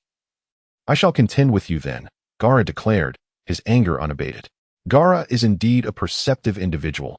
He understands the wisdom in preserving the green hills, knowing that one need not fear the lack of firewood. Thus, he refrains from engaging in a direct confrontation with Fang Yun, leaving behind a sharp remark before departing. I am truly grateful to you. Had it not been for your timely intervention, I might have become a mere specter beneath Gaara's blade. Regarding the events of this evening, Shaoli feels a lingering anxiety, astonished that he encountered such a situation. He expresses his deep appreciation for Fang Yun's protection, realizing that without him, he would likely have fallen victim to Gaara's wrath. No need for such formality. It was but a trifling effort, Fang Yun responds humbly, not allowing pride to take root in his heart. He simply wishes to avert the narrative from unfolding as it originally did, for he fears the chaos that might ensue and the fates he is reluctant to witness. How did you arrive here so fortuitously? Shaoli inquires, perplexed by Fang Yun's presence in his hospital room at this hour. I happened to be taking a stroll nearby and noticed some commotion, so I came to investigate. Fang Yun replies dismissively, attributing his appearance to mere happenstance. Regardless, I am immensely grateful for your timely arrival. Had it not been for you blocking Gaara, he would undoubtedly have not spared me. Shaoli refrains from probing further, despite recognizing the implausibility of Fang Yun's explanation. It is indeed quite unusual for someone to wander about at such a late hour. Your injuries seem to be healing well. Do you have any plans moving forward? Fang Yun inquires, wishing to shift the conversation away from gratitude. I have no other plans at present. I have resolved to continue my studies under Might Guy. After all, academics come first, and my recovery is nearly complete. If I do not resume training soon, I fear I may become ineffectual, Shaoli responds, his focus solely on his education, having already fallen behind due to his injury. Indeed, I wish you the best in your future endeavors and hope you encounter fewer troubles. Fang Yun replies with a smile, appreciating Shaoli's attitude. By the way, speaking of Might Guy, he mentioned he wanted to schedule a match with you when he visited today. He said you've been avoiding him lately and asked me to see if you could arrange a time, Shaoli suddenly recalls, recognizing it as a task set forth by his teacher. Although he finds the request somewhat abrupt, he decides to inquire on behalf of his mentor. Might Guy truly retains a childlike spirit. Unfortunately, I have little time at the moment, and I cannot possibly engage in a match with him. Please inform him that I am preoccupied with other matters and cannot commit to a duel. Fang Yun, upon hearing Shaoli's words, couldn't help but smirk. This Might Guy had already invited him to spar on multiple occasions, and he had declined several times, even going so far as to avoid him. Yet, to his surprise, Might Guy was still unwilling to relent. My teacher has always had such a disposition. Please don't take offense. He harbors no ill intentions. He simply admires your strength and wishes to challenge you, Shaoli explained. After listening to Fang Yun, he nodded with a smile, understanding his feelings. Yet he still wished to defend his teacher. Of course, Teacher Might Guy is indeed a wonderful person. However, I truly do not wish to fight him. Please convey that message for me, Fang Yun replied, exasperated as he raised his hands in surrender. He recognized that Might Guy was a good person, but his stubbornness in insisting on a duel was becoming increasingly bothersome. Unexpectedly, the following day, Might Guy sought him out, relentlessly pursuing Fang Yun until he had no choice but to disguise himself as a mummy and hide in the hospital for some peace. Hey, Fang Yun, I'm over here. During the final examination, Fang Yun arrived early. Naruto, upon seeing him, excitedly greeted him, only to be met with indifference as Fang Yun walked past him towards Niji. This person is truly peculiar. What could he possibly want with Niji? The two of them hardly seemed acquainted, and yet he disregards me entirely. Something is amiss. Naruto felt a surge of indignation as he watched Fang Yun ignore him in favor of Niji. In his view, he, Fang Yun, and Sasuke were the true team.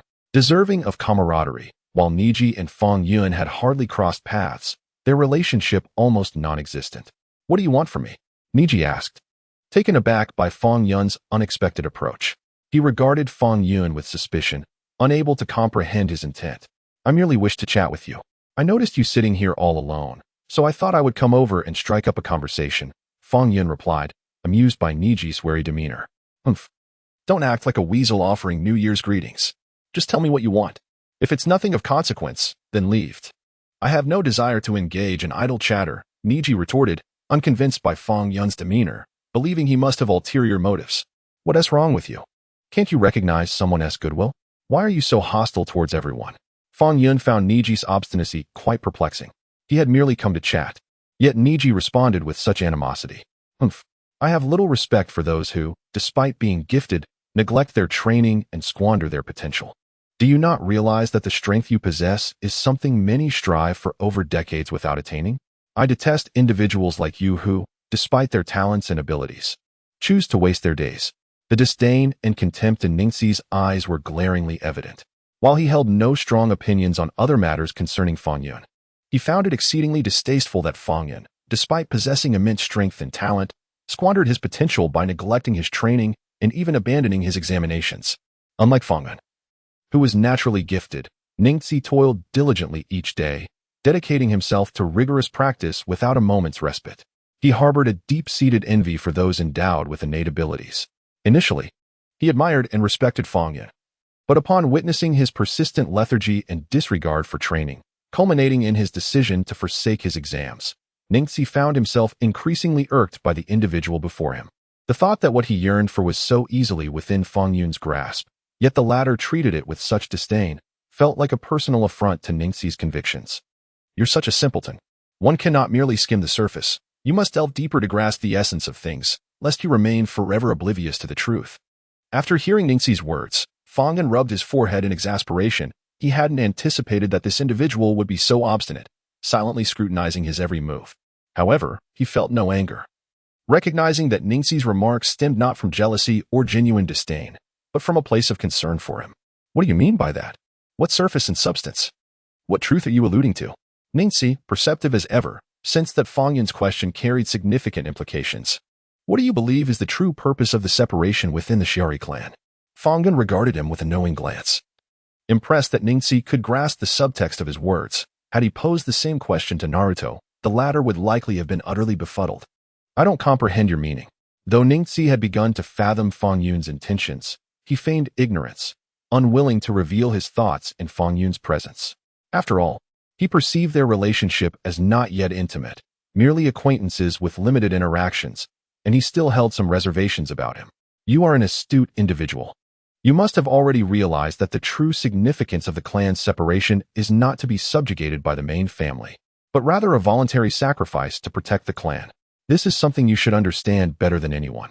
Fang Yun decided to forego further ambiguity and directly broach the subject of the Shiari clan's division, aware that this matter had long been a source of inner turmoil for Ningxi. "How could you possibly know this?" Ningxi's expression shifted dramatically upon hearing Fang Yun's words. He was taken aback that Fang Yun would address such a topic with him. "You've understood this all along, haven't you? Why maintain the facade of ignorance now?" Fang Yun did not provide a direct answer to Ningxi's inquiry. Instead, he posed another question. He knew Ningxi was intelligent and had likely grasped the underlying truth of the situation from the very beginning, yet had chosen to remain in denial.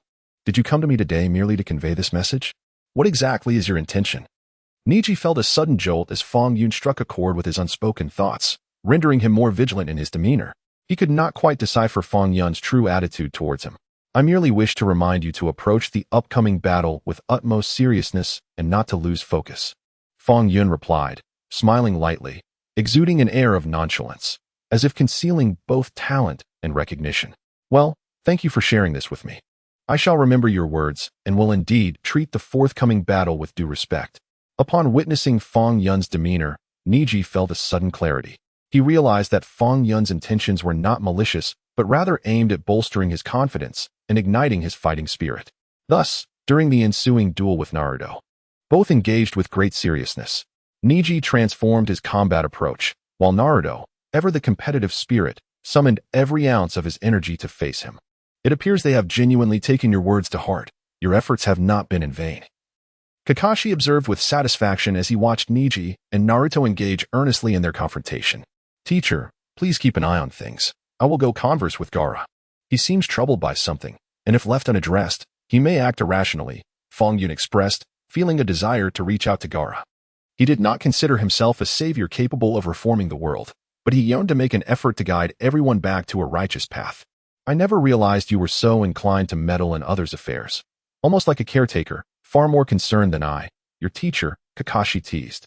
Chuckling at the notion of Fang Yun taking on such a maternal role, Fang Yun arrived at the battleground where Gaara and Sasuke were locked in a fierce struggle, each refusing to yield as they both harnessed their strength to defeat one another. At the moment of a thunderous clash, Sasuke delivered a blow that sent Gaara crashing to the ground. Yet, something felt amiss. That attack could not have possibly jeopardized Gaara's life or inflicted such severe injury. What was truly happening? As Fang Yun approached to assess Gaara's condition, he discovered the latter gravely wounded, teetering on the brink of death. Fang Yun sensed an incongruity, for he had observed that Sasuke's earlier assaults did not pose a direct threat to Gaara's life. Now, witnessing Gaara's dire state, he suspected foul play. What do you mean by that? Are you questioning my strength? Sasuke retorted, visibly displeased by Fang Yun's insinuation. I harbor no doubts about your prowess, Fang Yun replied, shaking his head. I merely find this situation exceedingly strange. Were you truly intent on bringing Gaara to his demise? Sasuke reflected on his previous actions, conceding, indeed, I did not intend to inflict such grievous harm. He recalled the intensity of their confrontation, realizing that he had not aimed to severely injure Gaara. Yet the outcome was undeniably alarming. This must be an illusion. Itachi has arrived. Upon hearing Sasuke's words, Fang Yun contemplated the implications. Suddenly recalling a pivotal figure from the original narrative, Itachi had indeed been here before. What? Sasuke was momentarily taken aback, his mouth agape in astonishment as he regarded Fang Yun. If my conjecture holds true, Orochimaru and his cohort must already be launching their assault on Konoha. Fang Yun vividly remembered the sequence of events from the original plot, where Orochimaru would seize the opportunity to strike the village at this very moment. Trouble looms. Orochimaru and his forces are breaching our defenses. Just then, Kakashi arrived, bearing news that aligned precisely with Fang Yun's thoughts. The onset of Orochimaru's attack had caught everyone off guard. Fang Yun had presumed that the course of events had altered, believing Orochimaru would not initiate an assault at this time, yet the original narrative unfolded as anticipated. What shall we do, sensei? Sasuke inquired, panic evident in his voice. He was at a loss for what to do, especially with Gaara, gravely injured, lying on the ground, and now faced with the news of Orochimaru's imminent attack. Fang Yun, you must tend to Gaara. Sasuke and I will assess the situation. They likely won't breach our defenses immediately, Kakashi stated, adopting a vigilant stance, his demeanor calm and serious. As a mentor, it was imperative that he remained composed, lest his students succumb to uncertainty. He swiftly allocated tasks, instructing Fang Yun to remain and attend to Gaara, who was gravely injured and in a state of near unconsciousness. Given Fang Yun's proficiency in medical ninjutsu, it was indeed the most prudent choice to keep him there. Very well, teacher. Once I have treated Gaara, I shall promptly rejoin you. You should hasten to assess the situation. Fang Yun acknowledged Kakashi's directive, recognizing its validity. It was unthinkable to leave Gaara, so severely wounded, unattended. Thus, he resolved to heal him before offering further assistance. However, after Kakashi and Sasuke had departed, Itachi launched a sudden attack on Fang Yun. Do you intend to strike me? Regrettably, your movements were a fraction too slow. Itachi employed his Manjiki Sharingan, attempting to ensnare Fang Yun within an illusion. You wretched boy, I did not expect you to evade my strike. You possess some measure of skill, Itachi remarked, stepping forth from the shadows, astonished that this youthful individual could evade his assault despite his meticulous preparations. You flatter me, sir. My abilities are rather modest. Yet, your speed in executing that attack was indeed somewhat lacking, allowing me to escape your grasp, Fang Yun retorted, unyielding towards the assailant. Although he was aware of Itachi's background, the latter's ambush from behind struck him as cowardly, and thus he felt no obligation for courtesy in their exchange. Damn it, you insolent brat. To suggest my speed was lacking is utterly audacious. Itachi seethed, incensed by the apparent arrogance of this youth. Despite possessing some strength, the boy's lack of respect hurt him profoundly. Merely a mutual sentiment. I simply refuse to extend politeness to those who attack me. You nearly succeeded in your ambush. Do you truly expect me to show you any respect? Fang Yun replied, his demeanor cold. Although Itachi was of a senior generation, the underhanded nature of his attack warranted no deference from Fang Yun. I prioritize outcomes over processes, as long as I achieve my objectives. I am indifferent to the means employed, even if they are deemed unscrupulous. Upon hearing Fang Yun's words, Itachi realized that the youth considered his actions to lack nobility. However, Itachi dismissed the notion of engaging in further debate, believing that as long as the outcome was just, the means were inconsequential. Was your massacre of the Uchiha clan merely a means to protect Sasuke? Fang Yun's cold laughter followed by a pointed inquiry struck a nerve. How do you know this? Itachi exclaimed, astounded that this young individual was privy to such a clandestine truth. I possess a wealth of knowledge, yet not everything requires explicit explanation to you. However, Sasuke is currently living well in Konoha. You, who once chose to massacre the Uchiha clan to protect him, could you now bear to shatter the hard-earned stability he has attained? Do you truly wish to ally with Orochimaru and destroy the peaceful life he has now? Fang Yun showed no mercy, bombarding him with one pointed question after another, leaving him speechless. Aware of Itachi's identity and origins, as well as the dark history of the Uchiha massacre, Fang Yun knew exactly what words would strike a chord. After hearing his words, Itachi found himself at a loss for rebuttal. Recognizing the logic in Fang Yun's argument, he withdrew. Meanwhile, Kakashi ordered Fang Yun, Sakura, and the others to pursue the retreating Sand Shinobi, including Gaara. Congratulations, host. Progress in slacking off achieved. You have obtained a lottery opportunity. During the pursuit, the system suddenly notified Fang Yun of a significant progress milestone and the chance to draw a prize. What an unexpected delight to receive a lottery opportunity at such a moment. Fang Yun was overjoyed. Such chances were rare and precious. Congratulations. Prize obtained, Shadow Clone Jutsu. Thrilled by this reward, Fang Yun believed it would soon prove useful. Initially, he intended to use the Shadow Clone Jutsu to continue tracking Gaara and his companions. However, a sudden recollection of the original plot's events struck him. Damn it. Could today be the day the third Hokage dies? Mid-pursuit, Fang Yun remembered that the third Hokage's demise was fated for this very day. Panic surged through him. He refused to let the original events unfold or allow the third to perish. Fang Yun, what's wrong? Why did you stop so abruptly? Is something the matter? Naruto, noticing Fang Yun's troubled expression, grew puzzled. Unaware of the reason, he voiced his concern. I'm fine. Don't worry about me. I just felt a bit unwell earlier. Of course, Fang Yun couldn't reveal the truth. He brushed off Naruto's inquiry with a vague excuse about his health. Don't push yourself too hard. If you're feeling unwell, rest for a while. We can't afford for you to collapse later.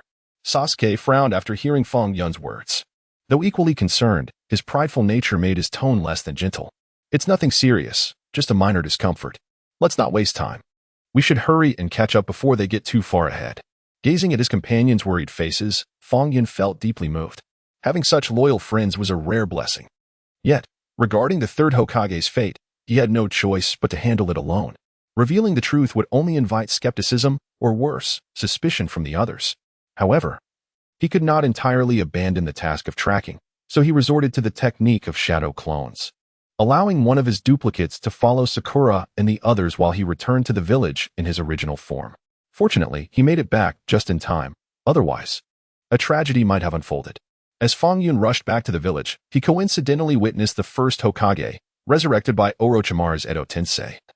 Ensnared within a forest of Wajutsu, he felt immensely relieved to have arrived a moment sooner. Had he delayed even slightly, the situation would have likely worsened considerably. Fang Yun, what brings you back so suddenly? Weren't you tracking Gaara and the others? The third Hokage was astonished by Fang Yun's unexpected appearance, never anticipating that he would be the one to rescue him at such a critical juncture. The priority is to save you, Lord. Everything else pales in comparison. How do you feel now? Can you hold on? Fang Yun, upon hearing the third's inquiry, refrained from providing a direct answer, recognizing that under the current circumstances, it was impossible to explain the situation adequately. Moreover, the tale of how he acquired the shadow clone technique was lengthy and unbeknownst to others. I feel relatively well, but those scoundrels took advantage of my training to ambush me. It is utterly despicable. The third Hokage expressed his wrath over the betrayal, astonished that he had found himself ensnared. It was a profound humiliation for him, having lived a life devoid of such disgrace. The underhanded tactics employed by Orochimaru and his cohorts were particularly loathsome, attacking when he was most vulnerable during his training, a truly contemptible act. Do not worry, Lord. I shall unravel their ninjutsu and rescue you. Please, do not let your anger consume your strength. We will need it shortly. Fang Yun understood the third's emotions well. If he were in a similar predicament, he too would be infuriated. The third, being of high status within Konoha, had never endured such indignity. Yet, this was not the time for confrontation. He needed to conserve energy while contemplating how to counter the enemy's ninjutsu. Humph. I never imagined the third would fall into our hands this time. It seems Konoha lacks formidable individuals after all. Capturing Konoha will undoubtedly be within our grasp. At that moment, Orochimaru reveled in his triumph, exhilarated by the thought that he had successfully ensnared the third Hokage. To him, the third's influence over Konoha made their success all the more significant, indicating that the eventual takeover of Konoha was merely a matter of time. Orochimaru's words resonated profoundly. I believe that Konoha is far from formidable, lacking the strength to contend with us. It is likely that before long, we shall completely vanquish them. Upon hearing this, Orochimaru's subordinates hastened to flatter him, extolling his merits to an extent that suggested such a figure could only exist in the heavens, rarely seen on earth. Indeed, Konoha's inhabitants are quite insignificant. It is now time for us to prepare for a grand assault on Konoha, free from any lingering concerns. By now, the third Hokage has probably already met his demise. Orochimaru, buoyed by the sycophantic praise of his subordinates, was filled with elation and confidence. Convinced that he would soon claim the people of Konoha as his own, easily conquering the village and indulging his whims. Of course, our esteemed leader has always been a formidable force, his strategies profound. A mere third Hokage is hardly an obstacle. I suspect that Konoha's forces are already preparing to retrieve his remains. Witnessing their master's unwavering confidence, the subordinates dared not speak a word of dissent, their flattery growing increasingly extravagant. Meanwhile, Fang Yun had identified the enemy's weaknesses, exploiting the cave's secrets to avert the third Hokage's crisis and successfully rescuing him. Are you unharmed, my lord? Fang Yun inquired, surveying the third Hokage, relieved to find that he had not sustained any grave injuries. I am well, thanks to you. Otherwise, I fear they would have succeeded in my demise, the third Hokage replied, shaken by the near brush with death. Before Fang Yun's timely arrival, he had resigned himself to the fate that awaited him, unaware that the situation would take a turn for the better. As long as you are safe, that is what matters. This is Orochimaru's cunning plot, and I shall not let them escape retribution. I will avenge you, Fang Yun declared, also feeling the weight of anxiety. Had he arrived even a moment later, the third Hokage might have truly fallen victim to Orochimaru and his cohorts. Their treachery knows no bounds. They strike from the shadows and scheme behind my back, aiming to eliminate me and seize control of Konoha, a truly nefarious plan. The third Hokage was filled with fury. Orochimaru had long meddled in Konoha's affairs, and this time he dared to extend his malice directly towards him, attempting to orchestrate his assassination. Their methods are despicable, resorting to ambush and treachery, putting his life at grave risk. The very thought of their desire to tighten their grip on Konoha after his demise stoked his hatred, igniting his wrath. My lord, please rest well. I shall handle these matters. Since they have resorted to treachery, we shall repay them in kind, Fang Yun resolved, a plan forming in his mind. He had always been a proponent of retribution, favoring an eye for an eye. And he intended to ensnare Orochimaru using the same tactics they had employed against him, allowing them to experience the consequences of their own cruelty. You must exercise caution and prepare thoroughly. Orochimaru is not to be trifled with. He has always been insidious and cunning, employing numerous devious tactics. The third Hokage possesses great confidence in Fang Yun's abilities, yet Orochimaru remains a formidable adversary.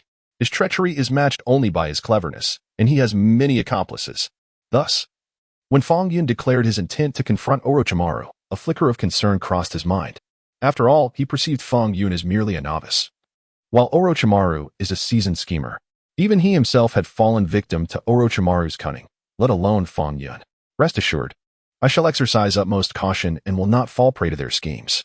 You should recuperate while I attend to this matter, Fang Yun replied, understanding that the third Hokage's words stemmed from concern for him. However, he had already resolved to pursue Orochimaru. Damn it, he dares to use the summoning beast, Manda, against me. Fang Yun was taken aback by Orochimaru's audacity in summoning such a creature.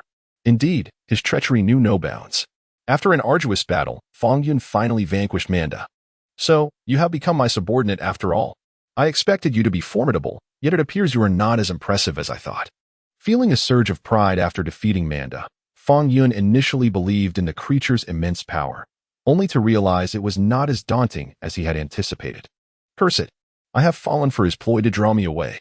Suddenly, Fang Yun recalled that he had not seen Orochimaru's presence for quite some time. It dawned on him that he might have been ensnared in Orochimaru's strategy. The cunning rogue would not relent until he achieved his goals, and it was likely he had returned to attempt an assassination of the third Hokage. The Hokage, injured as he was, would be unable to defend himself. Ha ha! Did you expect anything less? I have returned. The one you dispatched to pursue me, though undeniably strong, is merely a brash youth. I easily evaded him with a ruse, revealing his lack of true prowess. Orochimaru entered the third Hokage's chamber, a triumphant smirk gracing his face. He was acutely aware of the Hokage's injuries, rendering him incapable of mounting a defense, which fueled his arrogance. He reveled in his cunning, believing he had outsmarted Fang Yun with his stratagem, ensnaring him in a web of deception. Orochimaru, you despicable wretch! How dare you boast so shamelessly?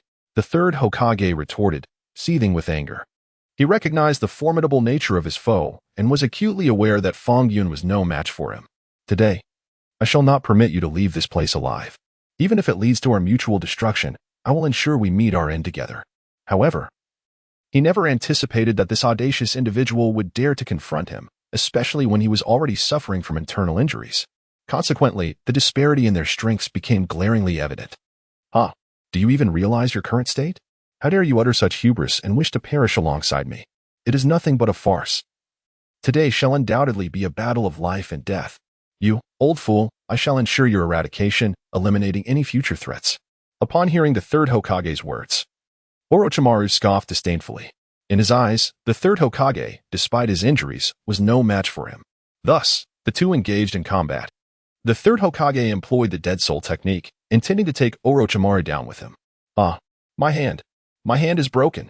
You wretched old man have severed my hand. I shall fight you to the bitter end.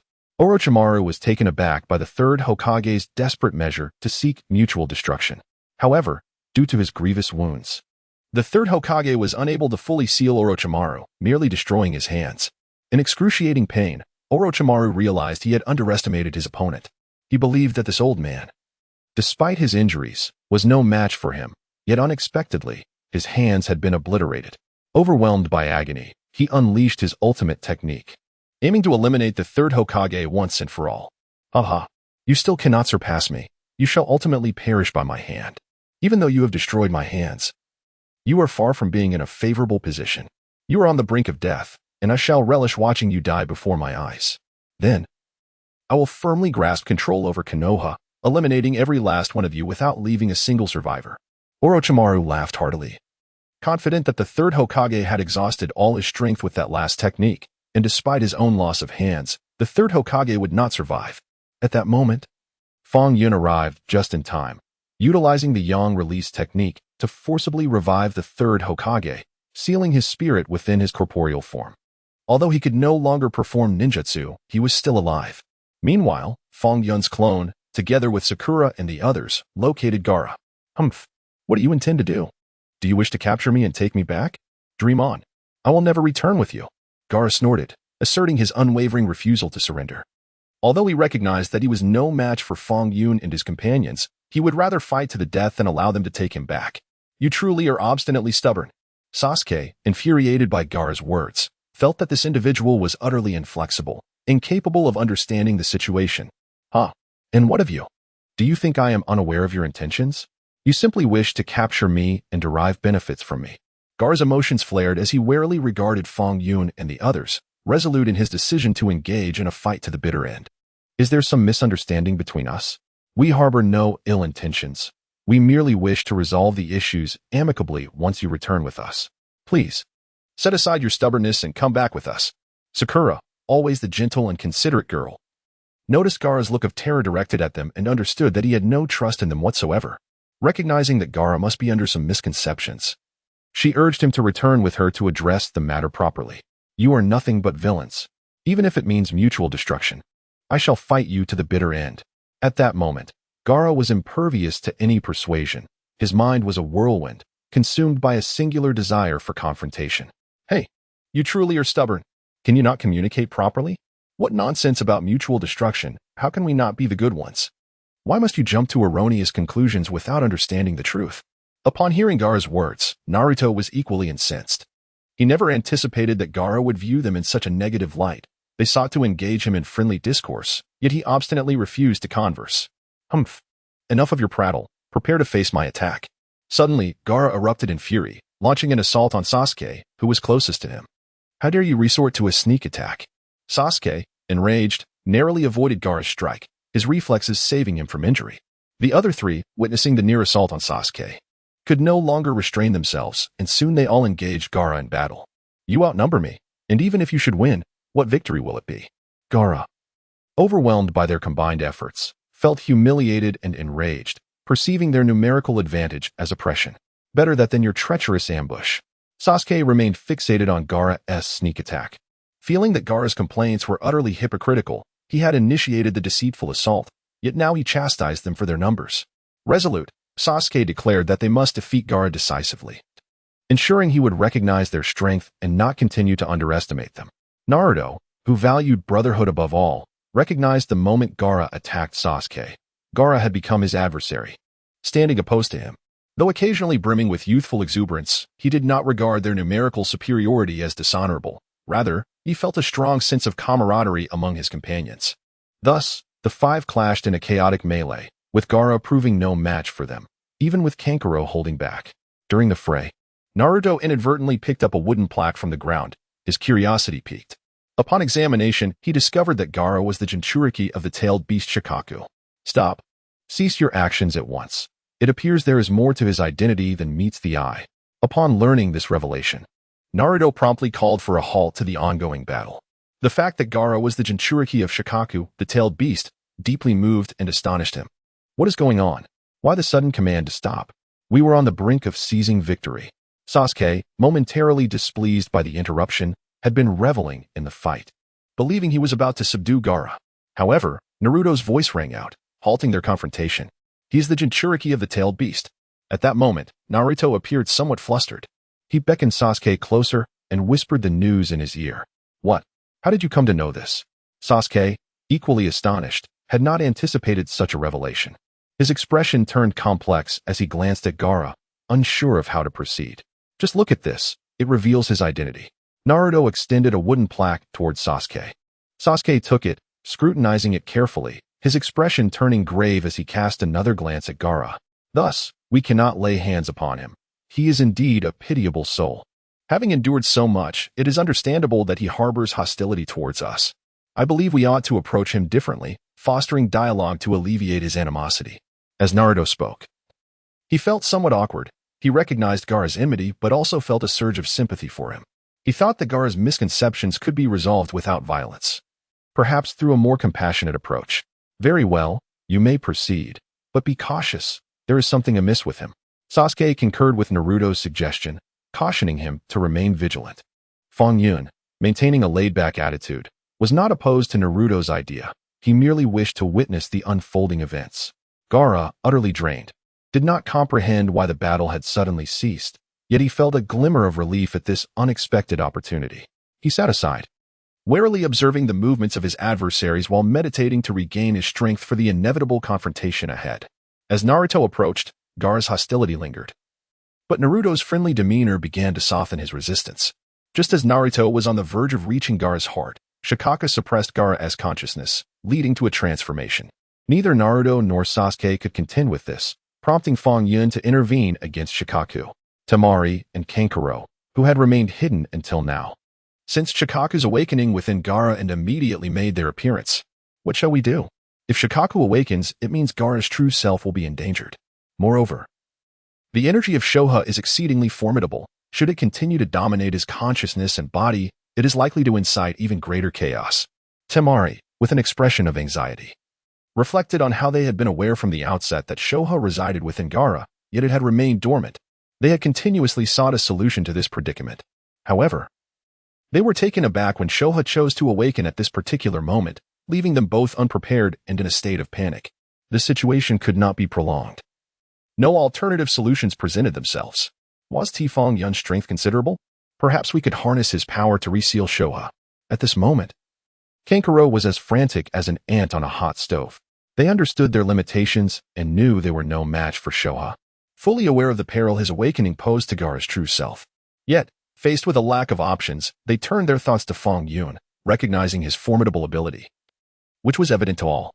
Thus, they resolved to place their trust in him, hoping to utilize his strength to suppress Shoha within Gaara, thereby rescuing his true essence.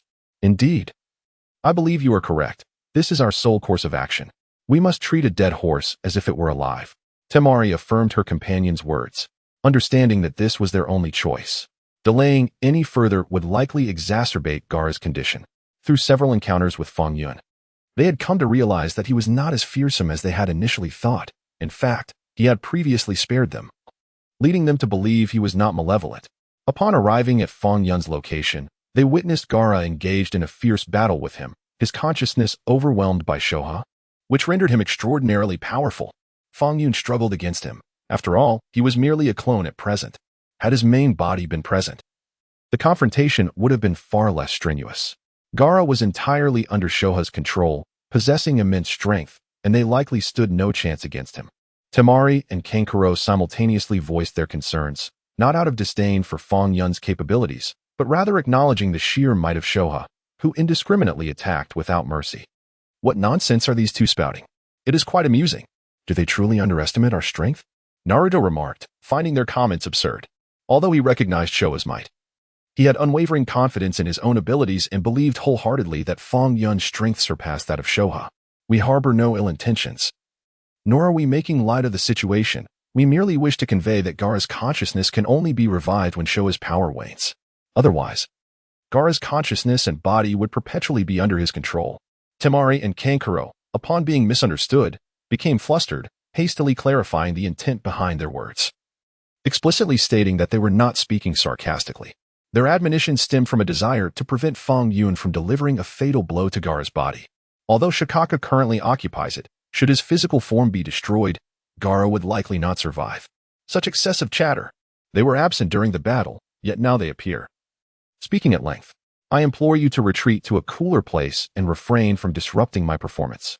After hearing their words, Fang Yun rolled his eyes dramatically, perceiving these two as nothing more than afterthoughts. Having failed to intervene during the conflict, they now emerged only to utter nonsensical remarks, akin to individuals devoid of rational thought.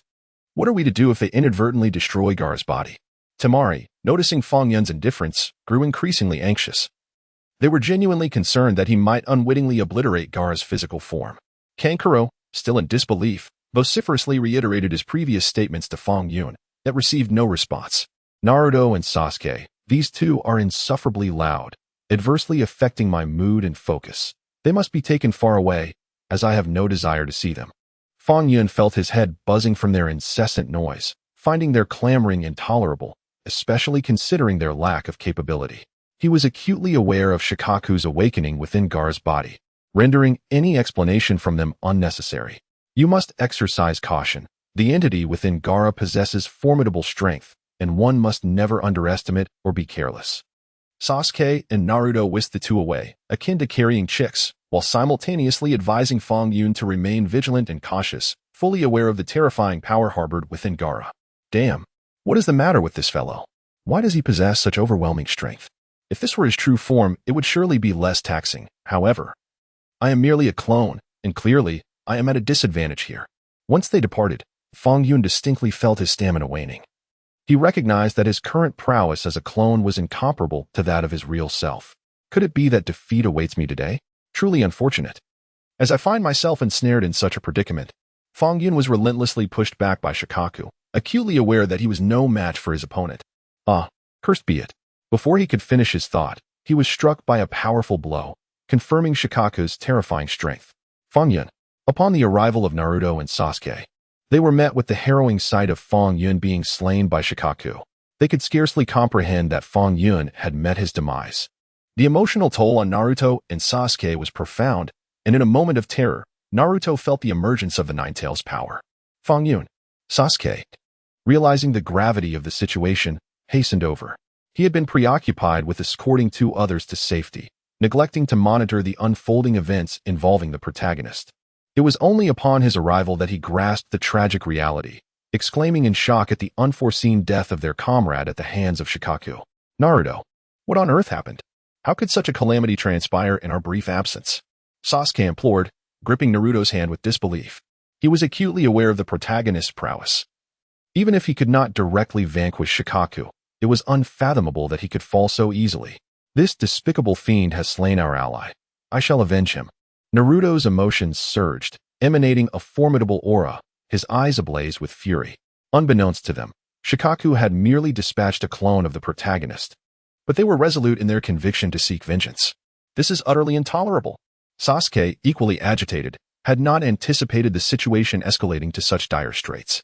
Initially, he intended to counsel Naruto to temper his emotions, yet in light of Naruto's fervent resolve, he found it impossible to suppress his own. Recognizing the severity of their plight, he cast aside hesitation and employed Kakashi's Chidori, determined to confront Shikaku and avenge their friend. What shall we do? This foe is undeniably formidable. We are no match for him. The two engaged in a fierce battle with Shikaku, only to discover that their combined efforts were futile against his overwhelming strength. Despite their best attempts and ultimate techniques, they could not contend with him. We cannot concede defeat. We must avenge Fang Yun. Although Naruto felt the weight of their struggle, a singular thought consumed him, the imperative to avenge their fallen comrade. Indeed, you are right. We must exact vengeance upon this villain. Sasuke concurred, embracing Naruto's resolve. And together they vowed to eliminate their adversary. Humph! What a pair of deluded fools. Do you truly believe that your combined might can thwart me? How naive. Perhaps you wish to experience the same fate as your companion. Shikaku scoffed at their determination, dismissing their combat prowess and perceiving them as no match for him. Due to the overwhelming strength of the male protagonist compared to the two adversaries, and despite having slain him earlier, it seemed these two were merely courting death. Humph! You despicable scoundrel, hiding within another's body, employing vile tactics to take down my friends. We shall confront you, even if it means our mutual demise. I shall never concede. Naruto, incensed by the words of this individual before him, was on the brink of madness. Though his physical energy waned and he was nearly injured, surrender was an impossibility. He was determined to make this foe experience his formidable prowess. Mutual destruction? How laughable. Here, it is a matter of life and death. Upon hearing Naruto's declaration, Shikaku erupted into laughter, dismissing the two as mere trifles, confident in his ability to manipulate them at will. After uttering these words, he launched a fierce assault on Sasuke and Naruto. Each strike aimed to be lethal, intent on obliterating them. The outcome was evident. The two were no match for him and were swiftly defeated. Do you see, you foolish and ignorant fools? In the face of true power, you amount to nothing.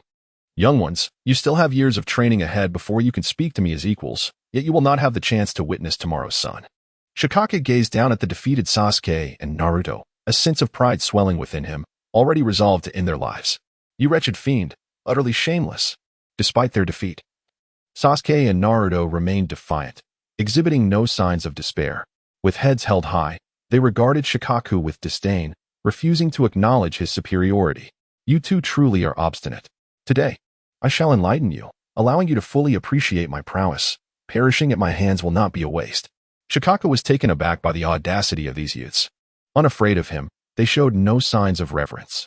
It would not be a loss for us to perish here today. We could accompany one another down that path and rise as heroes once more in a few years. Naruto remained the fiery, youthful spirit he was, undaunted by death. Facing it with fervor, for the first time, I realize you are not entirely foolish. Sasuke joined in laughter, both embodying the pride and passion of youth. Despite their usual bickering, they found camaraderie in this moment of crisis. Just as Shikaku prepared to launch his final assault on Naruto and Sasuke, the true form of the protagonist, Fang Yun, arrived. Am I mistaken? Is that the male lead? How is he alive? What is happening? Naruto, witnessing this scene unfold, was at a loss for words, having previously checked the protagonist's body and found him devoid of breath. This shocking revelation left him bewildered, questioning the reality before him. Are you all right? I apologize for my delayed arrival. The male protagonist, while contending with Shikaku, cast a worried glance at Naruto and Sasuke, inquiring whether they were in any trouble. We are fine. It's just that how is it you have suddenly returned to life? I distinctly checked your breathing moments ago, and there were no signs of life whatsoever. How have you resurrected? Naruto struggled to comprehend the situation, finding it utterly miraculous and beyond his understanding. He gazed dumbfounded at the resurrected protagonist, his mind filled with questions, utterly astounded by the impossibility of it all. I will address my matters later. First, I must deal with this fellow. Just then, Shikaku launched another attack, and the protagonist had no time for further conversation, quickly responding to the assault. At a critical moment, Fang Yun summoned the spirit beast Xiongqi to engage Shikaku in battle. However, as Fang Yun was still unable to fully control Xiongqi, he sustained injuries during the conflict. Throughout the fight, Fang Yun continuously called upon Gaara's consciousness. Through Fang Yun's relentless efforts, Gaara finally awakened. What is happening? What transpired? Why does my head ache so? Once Gaara's consciousness returned, he felt disoriented. His gaze was unfocused, and he appeared dazed as he surveyed his surroundings. He was plagued by a throbbing headache and an aching body, as if he had just emerged from a fierce battle, unaware of the recent events. He looked at the crowd surrounding him with confusion, seeking answers. You were just overtaken by Shikaku's consciousness. If not for Fang Yun and the others awakening your true self, the situation could have been dire. Temari was the first to respond, unreservedly acknowledging Fang Yun's role in his salvation. What? He has returned? Upon hearing Temari's words, Gaara's pupils dilated in shock, and he instantly regained clarity, warily scanning the gathered individuals, his expression tinged with sorrow. This was not the first time Shikaku had seized control of his consciousness. Each time it happened, he would descend into madness, indiscriminately attacking everyone around him. This was his greatest fear, feeling like a monster, bearing responsibility for actions that were not truly his own. Do not be alarmed. We have resealed him. Unless unforeseen circumstances arise, he should not awaken again. Observing Gaara's distress, Fang Yun felt a surge of empathy. He recognized that although Gaara was obstinate and distrustful, his prickly demeanor stemmed from deep-seated fears. Do you not consider me a monster? Gaara's eyes flickered with a glimmer of hope upon hearing Fang Yun's words. But he quickly reverted to his cold demeanor, regarding Fang Yun warily and questioning whether he perceived him as a monster. Do not entertain such thoughts. This situation is not your fault. You are the true victim. Upon hearing his words, Fang Yun felt a sense of pity for him, recognizing that he was indeed also a victim. When he controlled my consciousness and attacked you, injuring you, would you not hold me accountable? After listening to Fang Yun, Iai Luo gradually lowered his guard, yet uncertainty lingered in his heart. He felt a profound sense of guilt. For the current situation was not one that anyone wished to witness. You have stated that it was he who manipulated your mind, leading to this outcome. We do not blame you. It is imperative that we confront our issues rather than evade them. Fang Yun shook his head, assuring him that he need not belittle himself. For this matter was not his fault, and they would not cast blame upon him. This has always been my secret. I feared that once you discovered it, you would despise and attack me. Yet, to my surprise, you have shown me understanding. Iai Luo was deeply moved by these words. He had always believed that once others learned of his secret, they would scorn and target him. However, he realized that things had not turned out as badly as he had anticipated. He was neither abandoned nor persecuted, and at last, he found someone who comprehended him. No longer feeling isolated. I think you are rather stubborn, fixating on trivial matters. This issue is never yours to bear. Why must you shoulder all the responsibility? Fang Yun reassured him. Rest assured, that individual has been sealed away by me. Unless extraordinary circumstances arise, he shall not awaken, allowing you to live freely. Naruto, known for his earnest and passionate nature, felt a surge of sympathy for Iai Luo upon learning his secret, providing comforting words that resonated deeply. I truly appreciate your kindness. We were mistaken before, believing you to be villains, but we shall no longer hold such views. Temari and Kankuro were equally touched, astonished that Fang Yun, whom they had always regarded as an adversary, turned out to be their genuine ally in the end. Since you have all expressed this sentiment, we shall henceforth regard each other as friends. As friends, let us refrain from excessive gratitude. My ears may become calloused from hearing it. Naruto, ever boisterous, although gravely injured and barely able to stand, maintained his cheerful demeanor in front of former foes. He cherished the prospect of friendship and, upon hearing Iai Luo and the others, immediately sought to align himself with them in a bond of justice. What do you plan to do next? Fang Yun posed a crucial question, for Iai Luo and his companions had come to Konoha seeking vengeance, and now that the conflict had been resolved, new intentions were bound to arise. We intend to return to the land of sand. During our time in Konoha, we have encountered many experiences and met numerous individuals. It has been our honor to know you. Kanjuro articulated their intentions. Now that the conflict had been resolved, and the truth laid bare. It was evident they could no longer remain. Throughout these days, they had encountered numerous experiences and forged unexpected friendships with Fang Yun and others, which they found quite miraculous. Having resolved to return, they deemed it unnecessary to bid farewell, as their current state rendered them incapable of properly seeing them off. Upon hearing their words, Fang Yun nodded, indulging in a touch of self-deprecating humor. The aftermath of the battle had left the three of them nearly immobile, with only Sakura faring well, yet as a young girl. She naturally could not carry all three of them home. Upon learning of their situation, Shikamaru and the others came to escort them back. On the journey home, Naruto was quite boisterous. Although he initially displayed a carefree demeanor, refraining from placing blame on Gaara and the others, he could not suppress his complaints as they traveled. In truth, Fang Yun bore the brunt of the ordeal, as Li, in his eagerness for speed, had repeatedly caused him to collide with trees. Fang Yun lamented his plight. Having just endured a fierce battle, his body aching to the point of immobility, yet he found himself subjected to further tribulations on the way home. He jested that Li, much like his master Guy, truly embodied the spirit of the Leaf Village beast. Upon returning to the village, they were greeted by a scene of devastation.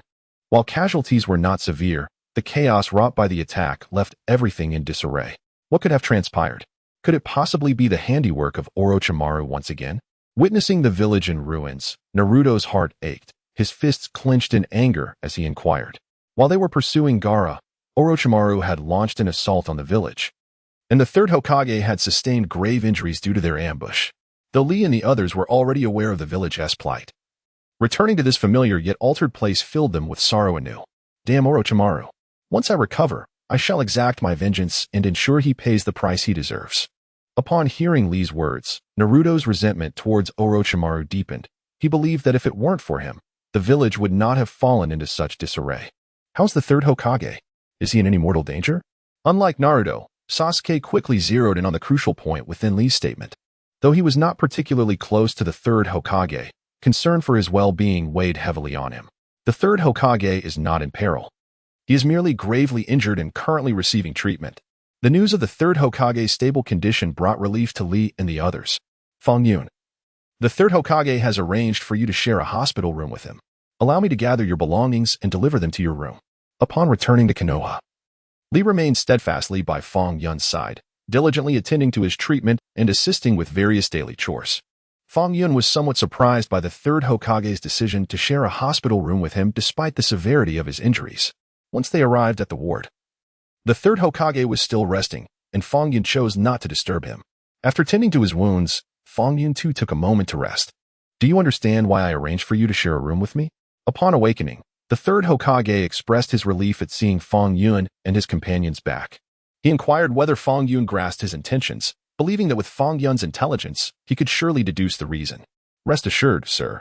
Both of us are aware of the previous incident, and it remains a secret known only to us and the heavens. I assure you, I will keep it confidential and not utter a word to anyone else. Fang Yun understood the third Hokage's heartfelt concern. He realized that the third Hokage had concealed the fact that he had employed forbidden techniques in battle, which had led to his rescue. If the truth were to emerge, the ramifications would be dire, not merely a matter of face, but critical to the safety of the entire village of Konoha. I knew you were perceptive. In my current condition, I likely won't be able to fight for some time.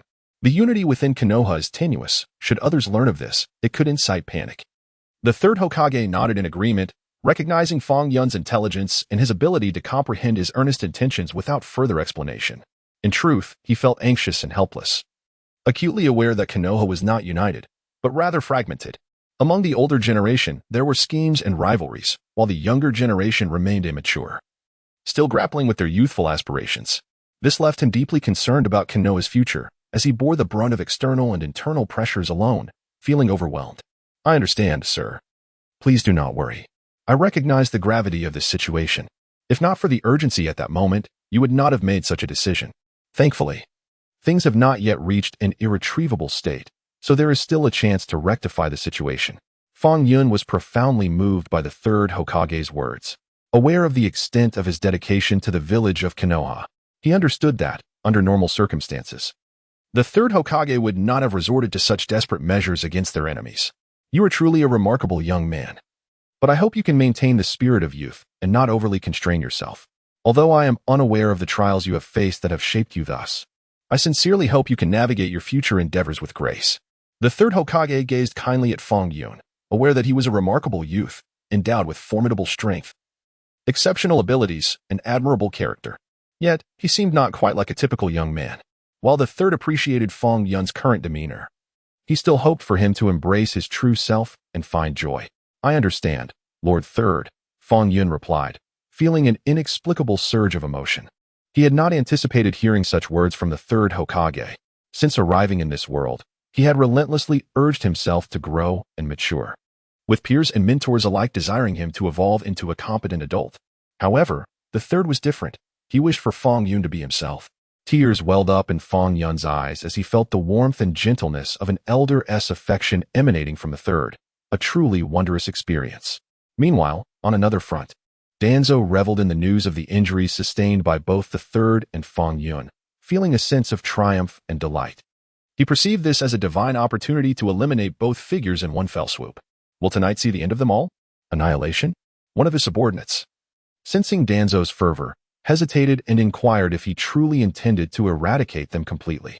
Of course, this opportunity is rare beyond measure. I have waited far too long for this. If we fail to eliminate them now, such a chance may never arise again. You are only permitted success tonight. Failure is not an option.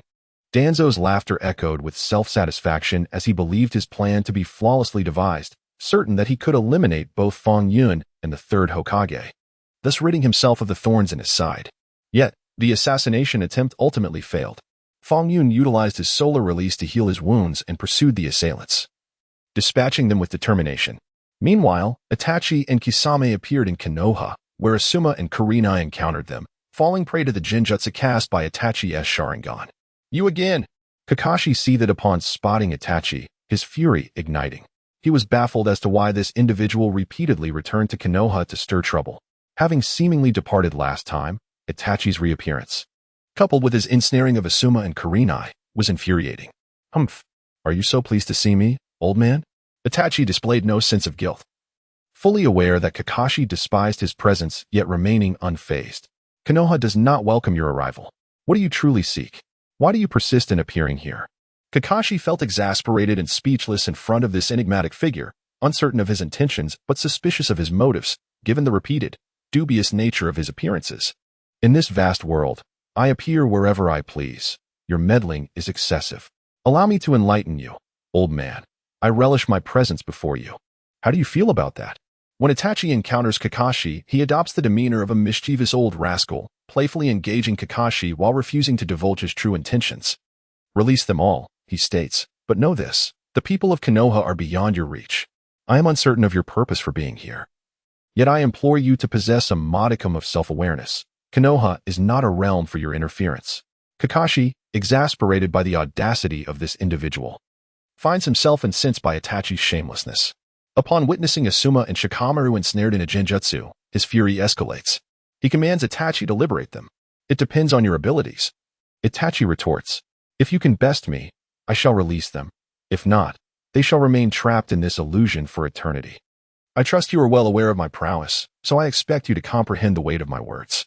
Unfazed by Kakashi's threats, Itachi remains resolute, confident that Kakashi's strength does not surpass his own, especially given Kakashi's prior injuries, rendering him a lesser adversary. Damn it, you seem to be seeking a fight. If you are so eager to engage me, then let us do so now. I shall show you no mercy. Kakashi, incensed by Itachi's provocation, feels his anger surging. He perceives this individual as utterly dismissive of his capabilities. Although he recognizes Itachi's true strength, he is unwilling to concede in this moment. Quite audacious, are we? Very well. Let us engage in a genuine battle and see whose strength prevails. Itachi's demeanor remains on edge, as the unfolding events are beyond his control. His current position necessitates such actions. Fighting Kakashi merely prolongs the inevitable, for he is acutely aware of the disparity in their strengths. Should he unleash his true abilities, Kakashi would stand no chance against him. Yet, faced with this situation, he cannot simply release his captives or eliminate them. Hence, he resorts to this stratagem for balance. Kakashi, incensed by Itachi's words, resolves to teach him a lesson. He initiates the attack, seeking to strike first, yet Itachi's formidable strength renders him unfazed by Kakashi's onslaught. I am not mistaken, am I? You, old fellow, are clearly no match for me. It would be wise for you to seek assistance. Otherwise, the defeat you face will be rather disgraceful. I have always held respect for the elderly and love for the young, and though our generations may be similar, I believe it is best not to resort to lethal measures. Itachi displayed remarkable ease and grace in this battle. Although he recognized Kakashi's formidable strength, the latter's injuries prevented him from unleashing his full potential, rendering him incapable of overcoming Itachi. Silence. Today, I will engage in a life-or-death struggle with you. Kakashi, consumed by indignation, felt that the individuals before him were both sharp-tongued and malicious. Despite the waning of his stamina, he would never concede defeat lightly. Humph. You are merely a stubborn old duck, putting on a brave front despite being my inferior. However, I admire your indomitable spirit. Let us engage in another duel. I shall accompany you to the end. Seeing Kakashi's unwavering determination, Itachi felt a spark of interest. Although he was acutely aware of the inevitable outcome of their clash, he considered it a privilege to face an adversary like Kakashi. Indeed, you old man possess some skill. Yet, even if we were to reach an impasse, those two are still in my grasp, which means your defeat is assured. Throughout the skirmish, Itachi had been holding back, yet even so, Kakashi barely managed to match him. Itachi did not wish to eliminate them. In fact, he contemplated their release. However, given the disparity in their current standings, he could not openly advocate for their freedom. Why waste words? Your strength far surpasses this old man's. You could easily vanquish him. Unleash your true power, Itachi. These three are of no use to you. You need not show mercy. Kisame, the shark-like warrior, had also noticed the leniency displayed by his comrade but chose not to intervene, understanding that their interests were aligned. Unless unforeseen circumstances arose, they would remain united in purpose. Having observed the farce for quite some time, he deemed it tedious and sought to swiftly resolve the matter concerning the three opponents. You are correct. However, I am currently not in a position to take lives. If you wish to act, then by all means do so. I do not desire to kill them. Yet, Kisame intended to eliminate the trio. As fate would have it, a passing enemy named Fang Yun crossed paths with him. Intrigued by this new opponent, Kisame engaged in combat, but Itachi, concerned for Fang Yun's safety, concocted an excuse to draw Kisame away. It appears that Itachi harbors no intention of inflicting harm upon us. Kakashi, observing Itachi's ruse to divert Kisame, quickly grasped his underlying intent. He realized that without Itachi's intervention, a fierce battle would surely have ensued between Fang Yun and Kisame, one which Fang Yun might not necessarily win. Itachi's decision seemed to be motivated by his regard for Sasuke. Fang Yun nodded in agreement after listening to his words. He understood that Itachi was not a villain, but had been silently protecting Sasuke. However, due to their differing positions, they remained adversaries. The extent of Itachi's actions was already a significant aid to them. In this world, many individuals cannot be judged as merely good or bad. Rather, it is their differing stances that define them. Kakashi shared this sentiment, recognizing that Itachi's actions were often beyond his judgment, as each person's perspective is unique. After hearing Kakashi's words, Fang Yun smiled uncertainly. Do not disclose Itachi's appearance to Sasuke. Kakashi suddenly recalled an important matter and advised Fang Yun to keep Itachi's presence a secret from Sasuke. I understand. I also believe that they should not meet until Itachi can reveal the truth to Sasuke. Fang Yun shared this intention, feeling that the timing was not right. Moreover, Itachi had his reasons for withholding the truth. If they were to meet before everything was clarified, it would likely lead to unnecessary complications. Thus, the four individuals present shared a common secret, collectively deciding to keep this matter confidential. You're back. What happened? Did you just engage in battle? You look rather worn out.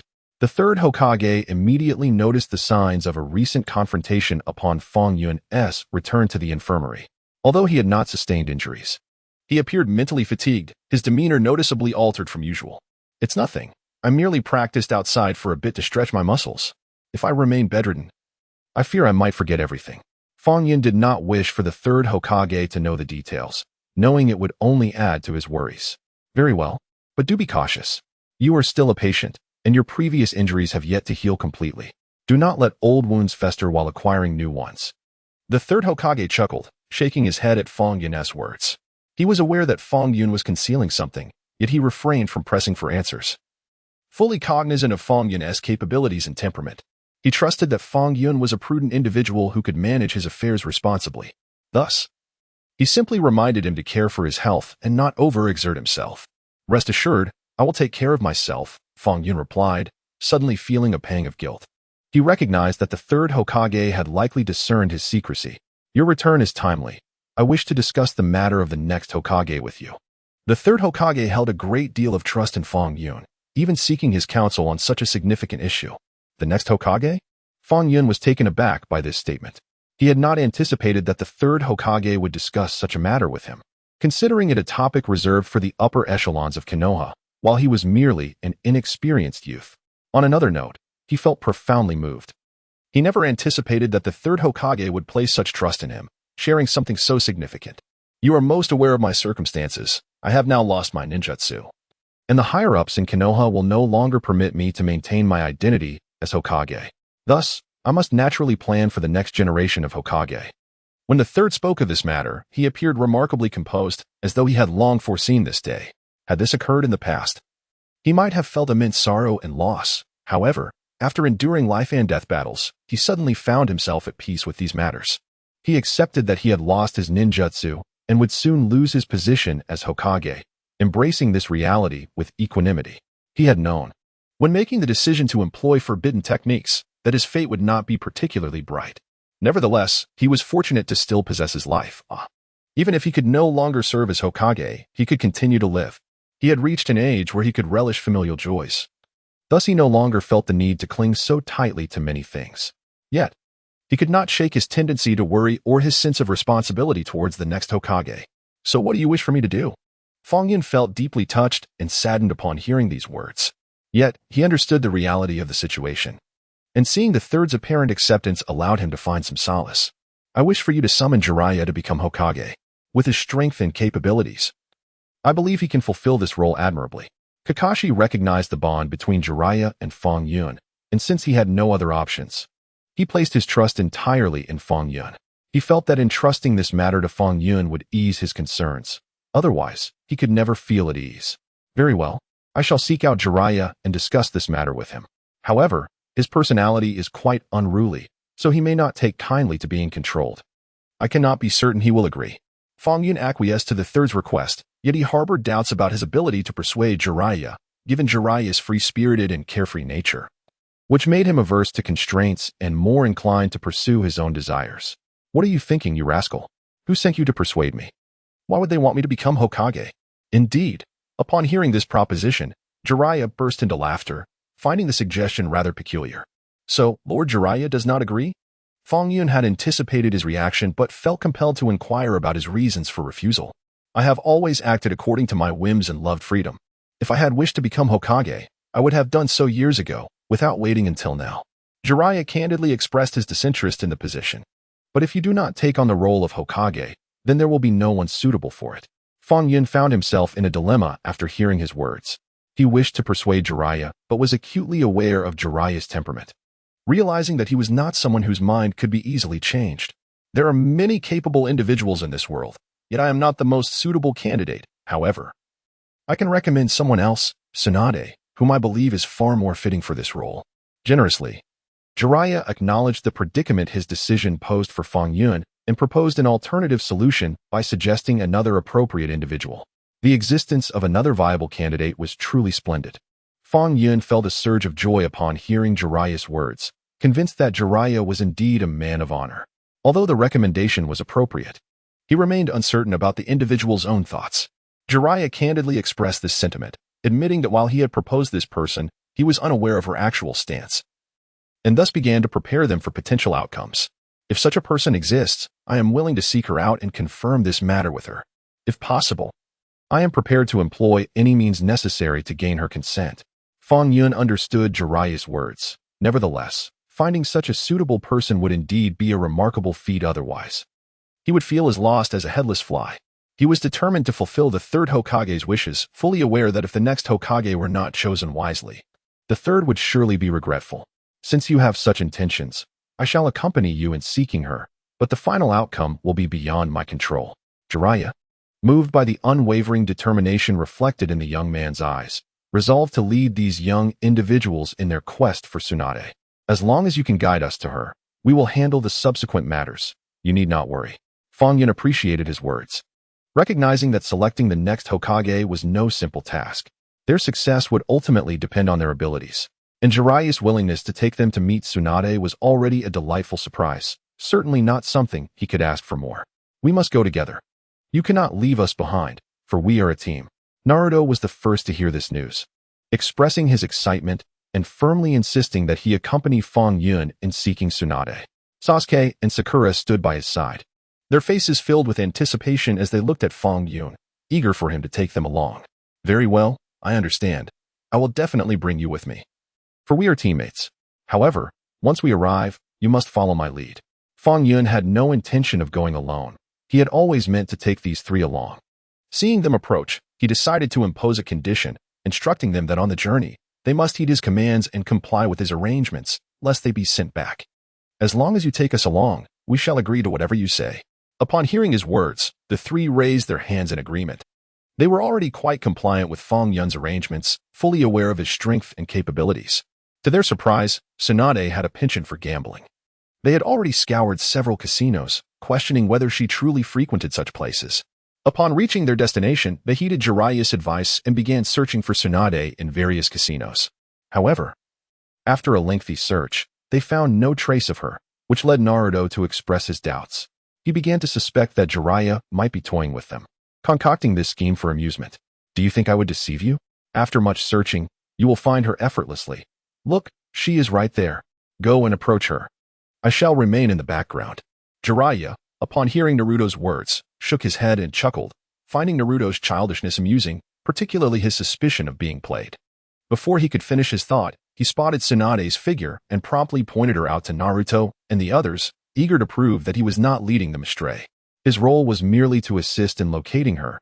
He did not intend to involve himself further, believing that Fang Yun and the others were capable of handling the situation. This was, in fact, a test for him, as he was curious to observe how they would manage the encounter. He understood that Tsunade was not easily swayed and that mere words would not convince her. Surely, more would transpire, and he preferred to watch from the sidelines. I am currently living a fulfilling life. I have no desire to return to Konoha or assume the role of the next Hokage. You have mistaken the person. Upon hearing their intentions, Tsunade decisively rejected their request. Why do you refuse so outrightly? This matter bears no detrimental impact on you. Naruto, being rather impulsive, found it perplexing that their arduous search had led them to someone who was unwilling to return to Konoha or take on the mantle of Hokage. Becoming Hokage was a dream for many, yet she had outright declined. Direct as ever, he inquired about her reasoning for such a refusal. I have my own plans. You may seek out others, but I will not accompany you back to Konoha. The moment Tsunade laid eyes on Naruto, she felt a moment of disorientation. His innocent demeanor reminded her of her deceased brother. It had been long since her brother had passed away, and she could only see him in dreams. The resemblance was uncanny, yet she quickly regained her composure and acknowledged that this young man was not her brother, but merely someone who bore a striking resemblance. Nevertheless, she resolutely declined their request, for she had her own aspirations and did not wish to return to Konoha or become Hokage. Fang Yun was aware of the fundamental storyline and initially contemplated leveraging Naruto's emotional appeal. However, he was taken aback by Tsunade's utter refusal. After dismissing them, Tsunade departed, leaving Fang Yun and his companions in stunned silence as they pondered their next course of action. Meanwhile, Orochimaru and his associates were also in pursuit of Tsunade, as he sought her assistance for his incapacitated hands, an affliction he had brought upon himself. Had he not resorted to underhanded tactics against Konoha, he would not have suffered such a fate. He must not be aided. Should his hands be restored, he would undoubtedly return to his malevolent ways. Unbeknownst to Tsunade, she proceeded to treat Orochimaru. At a critical juncture in the healing process, Fang Yun intervened, disrupting Tsunade's efforts, which incited a confrontation between him and Kabuto. How is it that you haunt me like a specter? You are truly courting death. Kabuto seethed, irate at Fang Yun's interruption. He had suffered defeats at Fang Yun's hands on multiple occasions, and their encounters were fraught with animosity. Humph, you are merely a defeated foe, yet you have the audacity to speak of death. It appears you require a lesson in humility, Fang Yun retorted disdainfully, perceiving Kabuto as oblivious to the peril he courted. You dare to underestimate me? Today, I shall unleash my true power upon you. Kabuto, incensed by Fang Yun's disregard, resolved to demonstrate his prowess, convinced that victory was within his grasp. Thus, the two engaged in a fierce battle. Kabuto, formidable as he was, found himself steadily outmatched by Fang Yun's skill. Defeated again? Do you have anything to say now? I cannot fathom why you would conspire with Orochimaru, Fang Yun proclaimed. His chin held high in triumph as he surveyed the fallen Kabuto, perplexed by his alliance with Orochimaru despite his knowledge of the plot. Humph. Each individual possesses their own stance and beliefs. What you deem as collusion is merely a partnership. Cooperation is the path to mutual success, Kabuto retorted, taking pride in his actions and viewing them as justified rather than conspiratorial. How shameless you are to utter such words at this juncture. It is truly despicable. Fang Yun replied, incredulous at Kabuto's audacity. Upon hearing his words, Naruto could hardly contain his disdain, deeming Yakushi Kabuto utterly despicable and shameless for uttering such brazen remarks. You keep an eye on this scoundrel. I shall pursue Orochimaru. During their confrontation, Orochimaru had stealthily made his escape, though his hands were currently sealed. His ability to flee remained formidable. Damn it, that villain has slipped away. We must capture him. We must avenge the previous incident. Naruto and the others had been so focused on the battle between Yakushi Kabuto and Fang Yun that they failed to notice Orochimaru's clandestine departure.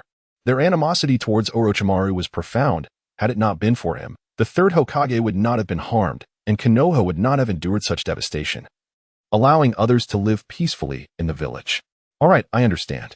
Keep a close watch on him. Do not allow him to escape. Fang Yun, upon hearing Naruto's words, nodded affirmatively, resolved to capture Orochimaru today. If they could eliminate this adversary, half of Konoha's true predicament would be alleviated. As he pursued, Fang Yun discovered that Orochimaru had summoned his summoning beast, Manda. To evade capture, Orochimaru had concealed himself within Manda's maw. Before Fang Yun could locate Orochimaru's figure, Manda struck unexpectedly. Damn it, I never anticipated Orochimaru's cunning. He has hidden within Manda's mouth. Engaged in combat with Yakushi Kabuto, Fang Yun realized his control over the chakra within him had improved significantly. However, Manda's swift appearance and escape caught him off guard, allowing Orochimaru to elude capture. Forget it. If I cannot apprehend Orochimaru, I still have Yakushi Kabuto to contend with. Fang Yun was acutely aware of the principle of not pursuing a desperate foe, thus refraining from chasing after Orochimaru. He recalled that Naruto and the others had a living target in Yakushi Kabuto, rendering this endeavor not entirely fruitless. Fang Yun, trouble awaits. Orochimaru has rescued Yakushi Kabuto with Manda. Just as Fang Yun arrived, Naruto limped over, anxiously delivering this news. What? He managed to rescue Yakushi Kabuto? Why did you not keep a watchful eye? Fang Yun was taken aback by Naruto's revelation. He had not anticipated Orochimaru's ability to rescue Yakushi Kabuto. He had explicitly instructed Naruto and the others to monitor Yakushi Kabuto closely, yet these fools had failed in their duty. Indeed, we underestimated him. Orochimaru is exceedingly treacherous, and his summoning beast is formidable. We stand no chance against them. Naruto expressed his frustration, clarifying that they had not intentionally botched the situation. Orochimaru's guile was simply too great, and their strength was insufficient. All right, I understand. Are you all uninjured? It was indeed a fortuitous encounter to meet them here. After all, Orochimaru's hand injury had yet to heal, and it was likely that he would refrain from mischief in the near future. Upon hearing Naruto's words, Fang Yun came to understand their situation and bore them no ill will. He first expressed genuine concern for their safety, as they were on a separate mission. Capturing Orochimaru was not their primary objective.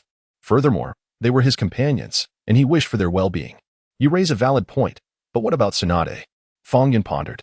From the outset, she seemed to adopt a neutral stance, merely observing coldly during the confrontation with Orochimaru without any intention of intervening. Naruto nodded in agreement, recalling Tsunade's position. It seemed she truly did not wish to return to Konoha.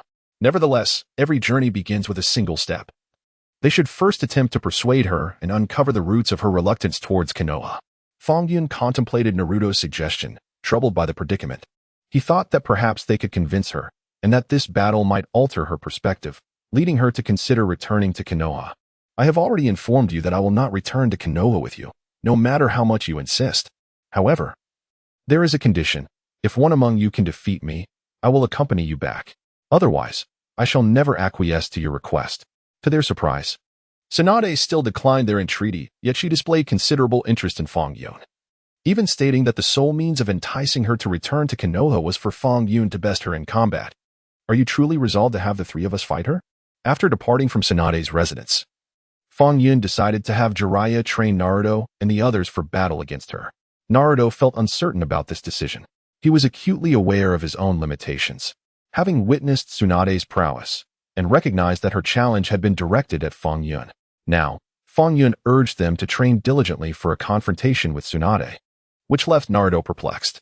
He did not mention names, merely stating that if any one of them could defeat her, she would return with them. Thus, it was not entirely surprising for the three of them to face her in battle. Fang Yun was certainly aware of Naruto's thoughts, yet he had his own plans in mind. But her strength is formidable. I doubt we possess the capability to defeat her, Naruto remarked, scratching his head awkwardly. Lacking confidence in his abilities and harboring no desire to engage Tsunade in combat. Hadn't you always aspired to surpass your limits? Why surrender at this opportunity? Fang Yun encouraged. Setting aside the question of whether you can win, this presents an excellent opportunity for growth. You may glean invaluable insights from the experience. Upon hearing Naruto's words, Fang Yun smiled and patted him on the shoulder. His intention in assigning the three of them to confront Tsunade was, in truth, well-meaning. Moreover, he was convinced that the three of them could undoubtedly triumph over Tsunade. Well, if you believe it's possible, then I shall not disagree. I also think you are correct. This presents a splendid opportunity for training, and we must not yield. Naruto, ever the passionate youth, felt a surge of enthusiasm upon hearing Fang Yun's words. Invigorated with newfound determination, under Jiraiya's guidance, they diligently engaged in rigorous training each day, all in pursuit of defeating Tsunade. Are you truly intending to challenge me? When they stood before Tsunade, professing their desire to battle her, she regarded them with disdain, entirely dismissive of the trio. What is wrong with the three of you? Naruto, catching the condescension in her tone, quickly retorted. Just three little kids. Do you truly think you can best me? Tsunade chuckled lightly at Naruto's fervent, somewhat naive demeanor, finding him strikingly reminiscent of her late brother. We are not mere children. We possess our own strength. As your opponents, you ought to show us respect. Naruto was quite displeased at being labeled a child. While they were acutely aware that their abilities paled in comparison to Tsunade's, they resolutely refused to belittle themselves. He hoped Tsunade would acknowledge their worth, for even in defeat, respect was paramount. All right, I misspoke earlier. It was my error. You are not just children. You indeed have your own strength.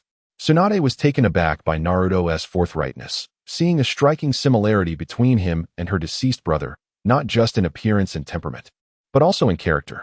Being a straightforward person herself, she promptly apologized, recognizing that respect was due, even to these young challengers.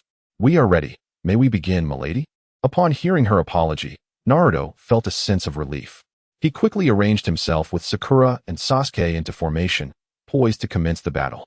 It seems you children possess some merit. Tsunade observed the trio's serious demeanor and acknowledged their commendable abilities, openly praising them without reservation. After you, milady. Sasuke, typically reticent, had remained silent until now, yet he understood Tsunade's earlier disdain. He resolved to ensure that she would regard the three of them with newfound respect through their performance in this match.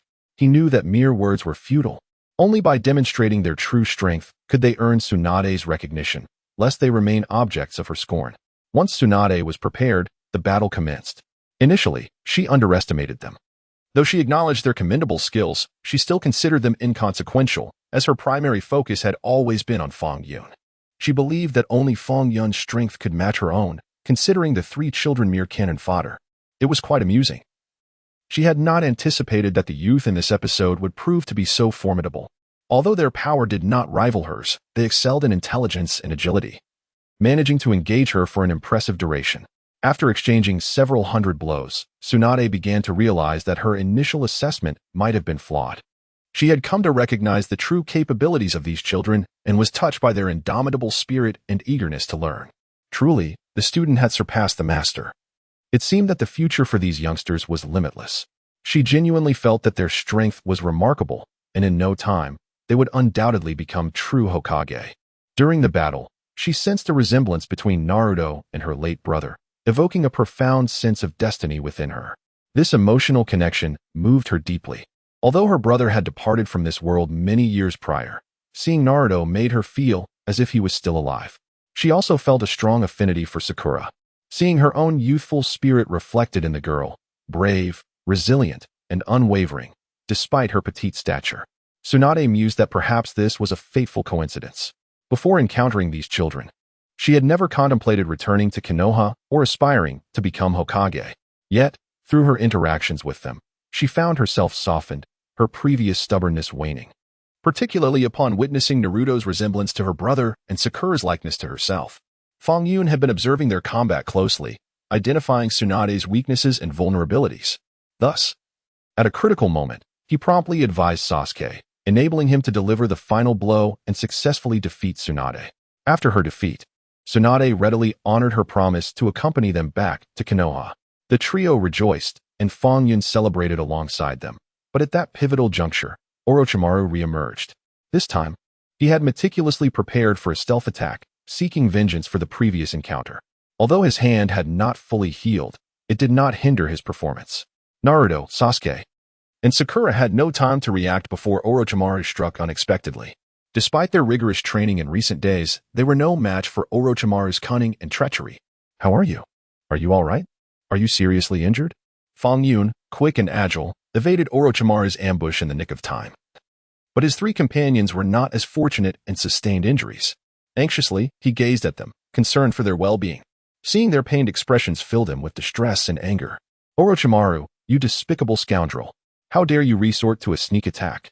Fang Yun was taken aback to find that Orochimaru had managed to find others to treat his hand and had orchestrated an ambush in such a short span of time. He believed that without Tsunade's assistance, Orochimaru would be unable to restore his hand in the short term. However, he was taken aback and enraged to discover that Orochimaru possessed alternative methods. I have always been cunning and deceitful. Deception in warfare is a given. Is it not reasonable that if you ambush me, I should not be permitted to retaliate? Upon hearing his words, Orochimaru paid no heed at all, reveling in his own pride rather than caring for the opinions of others. I shall face you head-on, if you possess the capability. Let us engage in a fair battle and see who ultimately prevails. Fang Yun, witnessing Orochimaru's shameless demeanor, felt a surge of indignation. He deemed the man utterly intolerable, not only for his underhanded tactics but also for his unabashed self-satisfaction, which was exceedingly irksome. Determined, he resolved to confront Orochimaru in a duel. Intent on tempering his arrogance and demonstrating that there are always greater mountains and people beyond one's own. You audacious brat, how dare you speak so boldly? I shall teach you the principles of humility. Do not presume that your previous victory over me was anything but the result of deceit. I am aware of your tricks. Orochimaru, however, remained unfazed by his words, only growing more arrogant. He believed that even through deception, victory was still victory. And he felt no shame in his methods. This was his established style, and they were all acutely aware of it. Very well, let us engage today. Even if it leads to mutual destruction, you shall taste the extent of my power and avenge my friends. As Fang Yun gazed at Orochimaru's infuriating expression, memories of the third Hokage, who could no longer aspire to that title due to Orochimaru's actions, flooded his mind. He glanced at his injured companions, his fury reaching its zenith. Regardless of the consequences, he was determined to ensure that Orochimaru felt the weight of his wrath. In previous encounters, he had inadvertently spared him. If given another chance, he would ensure Orochimaru's swift demise. Fang Yun, hold your temper. Focus on healing Sasuke and the others with your medical ninjutsu. We will handle Orochimaru.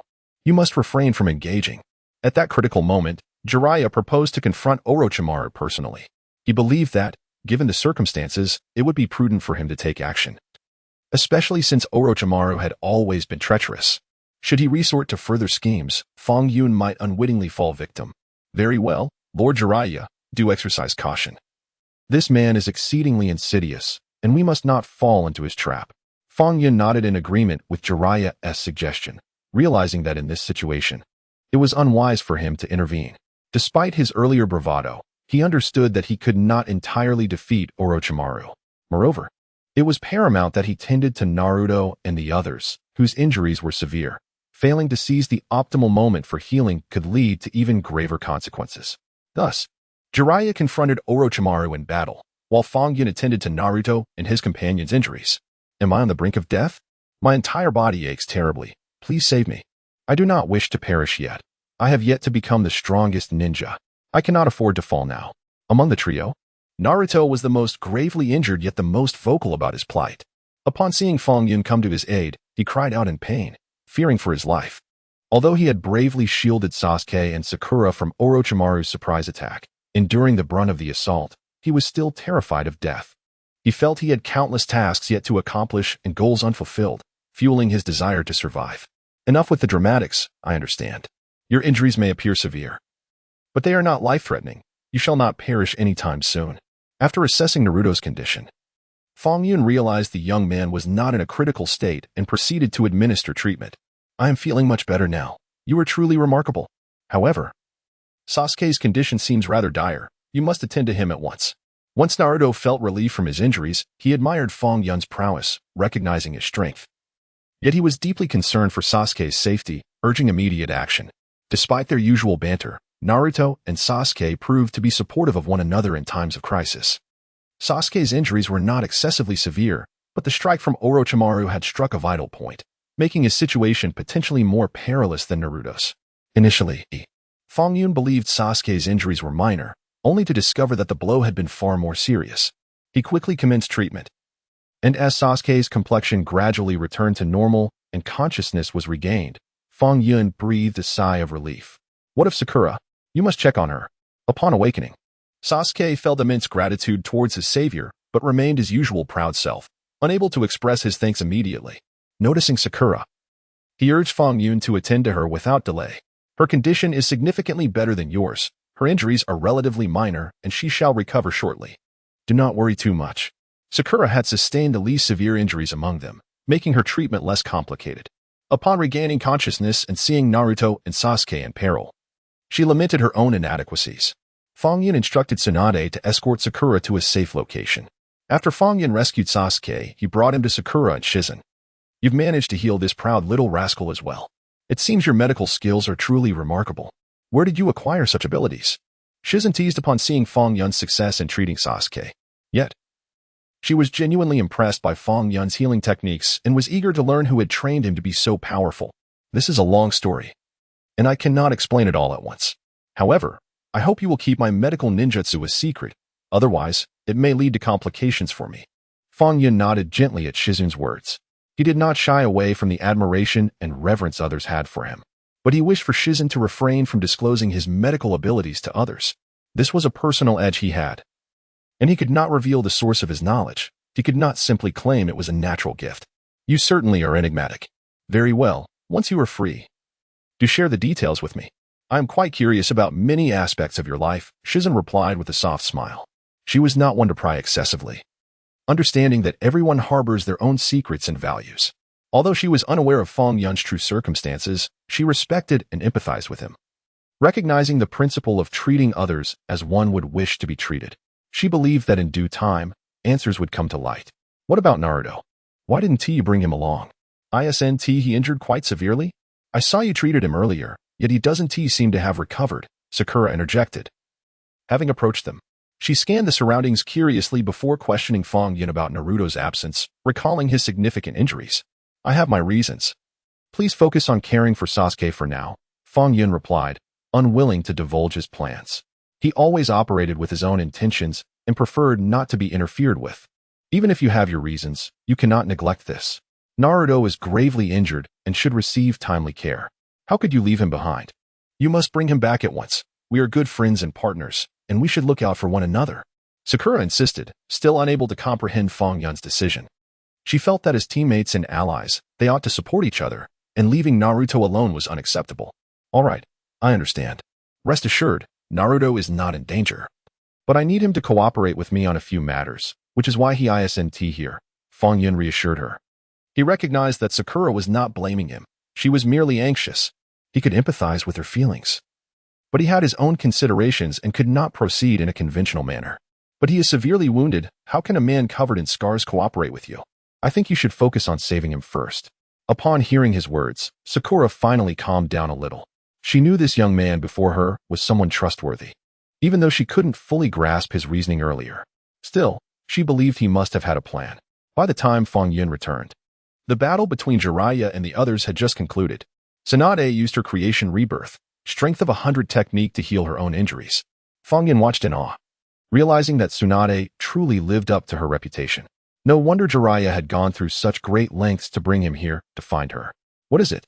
Why are you staring at me like that? What do you want? As soon as Tsunade finished healing herself and opened her eyes, she noticed Fang Yun standing before her. Gazing intently, she was puzzled, unsure of what this young man could possibly want. Your creation rebirth, Strength of 100 technique is truly extraordinary. It left me utterly astonished.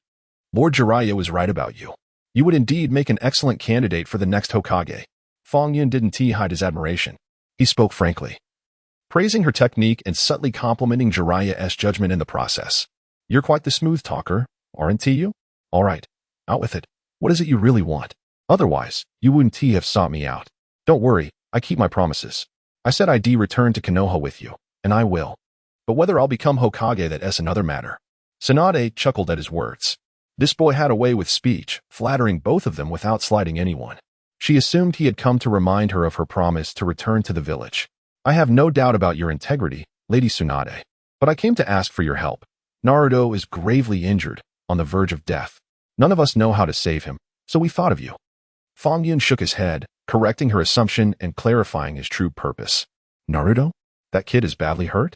He is not weak. How did this happen? Was it Orochimaru's ambush? The mention of Naruto's condition unsettled Tsunade. She felt an inexplicable fondness for the boy, as if he reminded her of her late brother. Yes, Orochimaru attacked them. Of the three, Naruto suffered the worst injuries. Please, you must save him, otherwise, he might not make it. Fang Yun meticulously observed the shifting expressions on Tsunade's face. The moment he detected a fleeting sense of compassion and tenderness within her. He was swiftly convinced that his assessment had not faltered. Subsequently, he exaggerated the situation's severity, aiming to evoke deeper sympathy from Tsunade to save Naruto, thereby allowing his strategic maneuver to succeed. Tsunade recalled the tragedies of her brother and lover's demise, fervently striving to rescue Naruto. Upon his awakening, she rediscovered her purpose and pledged to assume the mantle of the fifth Hokage. After resolving Tsunade's affairs, they returned to Konoha, which they deemed a splendid outcome. Fulfilling the third Hokage's aspirations. Your agreement to become Hokage finally fulfills one of my wishes. Henceforth, these children will be entrusted to your care, allowing me to retire in peace. The third Hokage felt immense gratification upon seeing Tsunade, fully aware of her prowess and capability. Convinced that she was indeed fit to be the next Hokage, he placed all his hopes upon her, wishing for her to guide the children and safeguard Konoha. You honor me too greatly.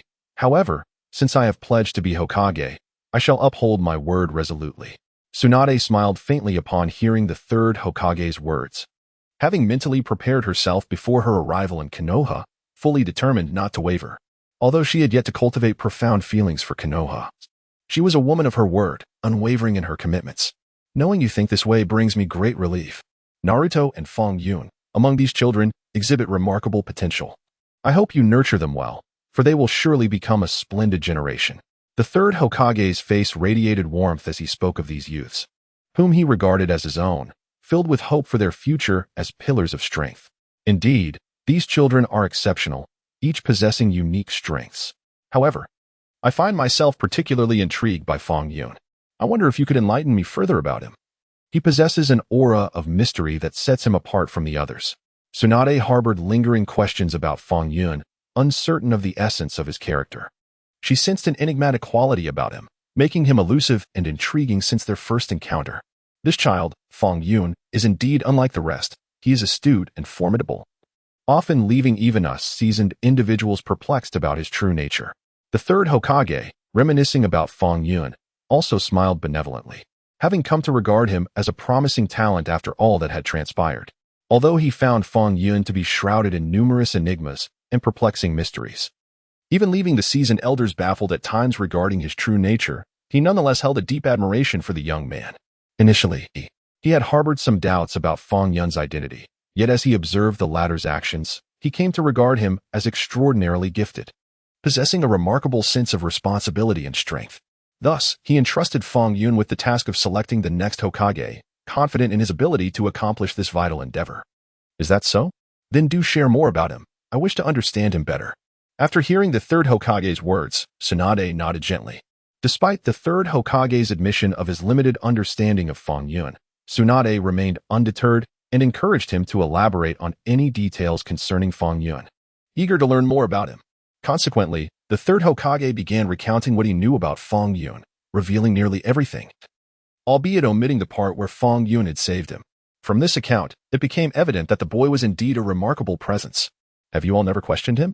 Tsunade raised an eyebrow, growing increasingly intrigued by Fang Yun as she listened. She sensed that there were many facets of Fang Yun she yearned to explore. With a teasing tone, she inquired whether they had ever doubted his identity, recalling her previous time in Konoha and the nature of its higher-ups. She knew they would certainly exercise caution regarding Fang Yun, unable to simply overlook him. This child is undeniably enigmatic, with numerous unexpected events surrounding him. And his rapid growth and strength and mastery of various techniques is noteworthy.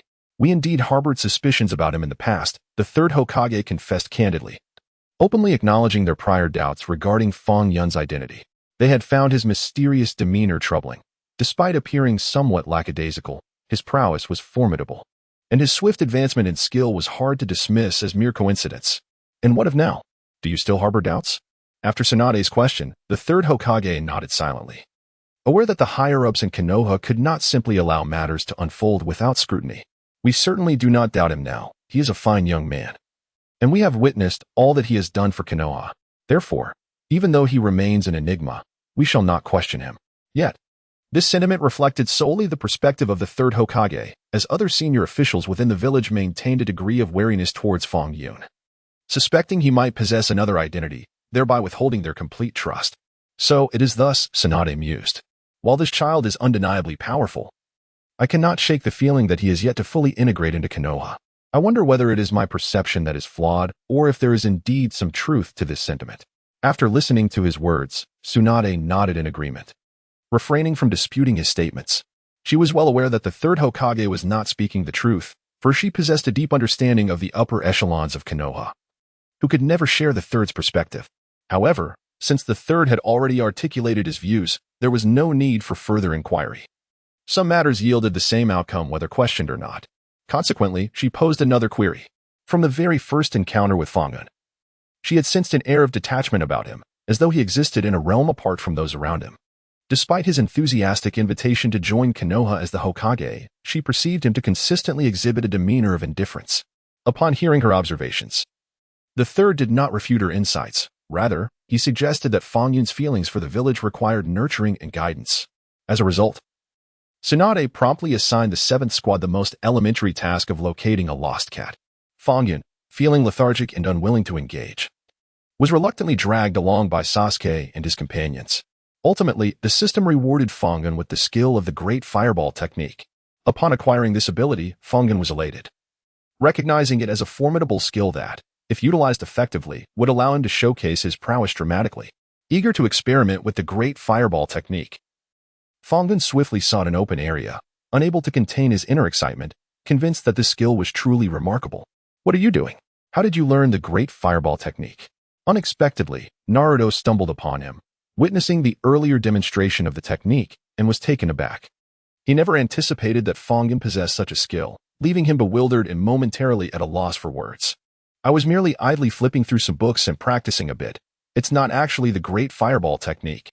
You must have mistaken it, Fang Yun replied, feeling awkward after being discovered by Naruto. He found it difficult to explain how he had obtained the skill and thus decided to gloss over the truth, claiming it was a casual acquisition from his reading, not the revered Great Fireball technique. Do you really think I'm a fool? Just practicing casually? You think I haven't seen the Great Fireball technique before? I clearly observed what you were doing. You were definitely using it. Why are you lying to me? Naruto, after hearing Fang Yun's words, remained incredulous, his brows furrowing tightly as he scrutinized him, convinced that he was being deceived. I already told you, it was merely a casual practice. I don't understand the Great Fireball technique. It's getting late. We should return and rest since there is more training tomorrow, Fang Yun stammered. Feeling increasingly embarrassed and unsure of how to clarify the situation, he resolved to deflect the conversation, determined not to reveal his true thoughts. Could it be that you're a love child of the Uchiha clan? Naruto suddenly entertained this notion, his expression shifting as he regarded Fang Yun with a mixture of curiosity and suspicion, growing increasingly convinced that his theory held merit. Enough of your nonsense. I have already stated that it is not the case, and I have no reason to deceive you. Let us return for now and discuss this later. Fang Yun was taken aback by his outrageous thoughts, utterly astonished that he would utter such a shocking statement. If that is the case, does it not imply that you and Sasuke are akin to biological brothers? How utterly terrifying. If Sasuke were to discover this, he would likely go mad. That guy is so proud. He would never want to acknowledge having an illegitimate brother. At this moment, Naruto was entirely engrossed in his own fantasies. firmly convinced that Fang Yun was the illegitimate child of the Uchiha clan, and he believed that he and Sasuke were indeed brothers. What are you rambling about? This is simply absurd. I have no ties to the Uchiha family, nor am I their illegitimate child, and Sasuke is not my brother.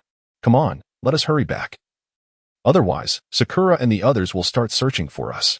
Fang Yun was almost rendered speechless by his wild imagination. He found this individual to be utterly bizarre for drawing such far-fetched conclusions. Grasping Naruto's sleeve, he urged him to leave the place quickly. Unable to bear the thought of Naruto's assertions any longer. I cannot believe this. I feel that what I think is true. If so, our future interactions would be exceedingly strange. Naruto, however, paid no heed to him, wholly absorbed in his thoughts. He had already envisioned a dramatic confrontation between Fang Yun and Sasuke, and even contemplated how to mediate their quarrel. Fang Yun, exasperated by Naruto's antics, found himself devoid of anger and resigned to his whims, for he realized that he could not clarify the situation anyway. The following day during training, Sasuke sensed Naruto's peculiar gaze upon him, feeling uncomfortable under his scrutiny. What is wrong with you? Why do you keep staring at me all day? What do you want? If you have something to say, just say it. Why must you keep watching me and Fang Yun? Is there some sort of conspiracy at play? Sasuke could no longer endure the incessant staring. He deemed Naruto to be an utter fool, as his gaze was simply too strange, especially since that morning. What did you say? I was merely looking. It won't cost you a piece of flesh. However, it must be said that you and Fang Yun do bear a resemblance. Upon hearing this, Naruto did not offer an explanation. Instead, he furrowed his brow and scrutinized Sasuke even more closely. What nonsense are you spouting? How could I possibly resemble him? We are entirely different types. Open your eyes and see clearly. With a face as handsome as mine, how could I be considered common? Sasuke was profoundly dissatisfied with Naruto's remarks, feeling that he was being insulted in terms of intelligence. Incensed, he leaped in front of Naruto, pointing at his nose and insisting that Naruto take a good look at his own face. I did not say you were common. I merely think you two look alike. When Naruto uttered these words, a hint of insecurity lingered in his heart. He turned his gaze first towards Fang Yun and then towards Sasuke, growing increasingly convinced of his assessment that the two were remarkably similar. I advise you to cease your nonsensical chatter and focus on your training. You have yet to master that technique you just attempted. If Lord Jiraiya arrives to assess your progress and you fail to meet expectations, you may find yourself in quite a predicament. Now, hurry and train, and refrain from discussing irrelevant matters. Fang Yun found Naruto's demeanor both amusing and exasperating. He considered this fellow to be utterly clueless, insisting on treating him as a brother despite the evident differences between him and Sasuke. Therefore, he tactfully shifted the conversation to the training regimen, urging Naruto to commence his practice without further delay. Otherwise, the truth of his attempts at the Great Fireball technique would inevitably be revealed. Though not inherently shameful, he felt it was best to keep such matters discreet. All right. I understand. Please, stop pushing me. You must also intensify your training. Laziness is not an option. I shall begin my training now. Upon hearing these words, Naruto too set off to train, fearing Lord Jiraiya's scrutiny. Fang Yun believed that with his improved control over Chakra, he could attempt to remove Sasuke's curse seal. With Tsunade's assistance, he initiated the process, and indeed, the seal began to fade. However, Sasuke's Sharingan instinctively reacted in aggression, causing Naruto to inadvertently unleash chaos upon the village. Why are you all still standing there? Hurry, find Naruto. The scene was one of utter disarray, and Tsunade, observing the bewildered children before her, was filled with exasperation. Although she recognized that they had not intended for things to reach such a state, their momentary lapse had led to this chaos. Yes, we shall go at once. At that moment, Sasuke regained his composure, realizing the considerable trouble he had caused and the danger Naruto faced.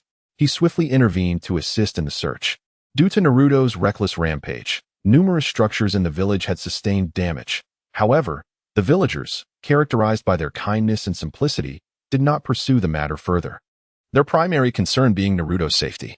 Excuse me, sir, have you seen Naruto? Do you know where he might have gone? They scoured the village, but to no avail, resorting to inquiring among the local residents about his whereabouts. That boy seemed possessed, wreaking havoc here before hastily fleeing. We have no idea where he went. The elder was in the midst of repairing the damage caused by Naruto, confirming that the boy had indeed passed through but had since vanished without a trace. Where could that rascal have gone? Why is he nowhere to be found? Sasuke, feeling increasingly agitated and worried for Naruto's safety, was typically proud and sharp-tongued but remained steadfast and reliable when it came to matters of importance concerning his friends. Let us split up to search. By the way, doesn't our teacher have a ninja dog named Pakin? We could borrow him to assist us in our quest. At this moment, Fang Yun, feeling anxious, suddenly recalled that Kakashi had a highly sensitive and intelligent ninja dog named Pakin, prompting the idea to enlist Pakin's help in their search. Indeed, how could I have overlooked that? Let us hasten to find Kakashi and request Pakin's assistance. With him, we shall swiftly locate that rascal Naruto. Upon hearing Fang Yun's suggestion, Sasuke smacked his forehead, realizing his earlier oversight due to his urgency.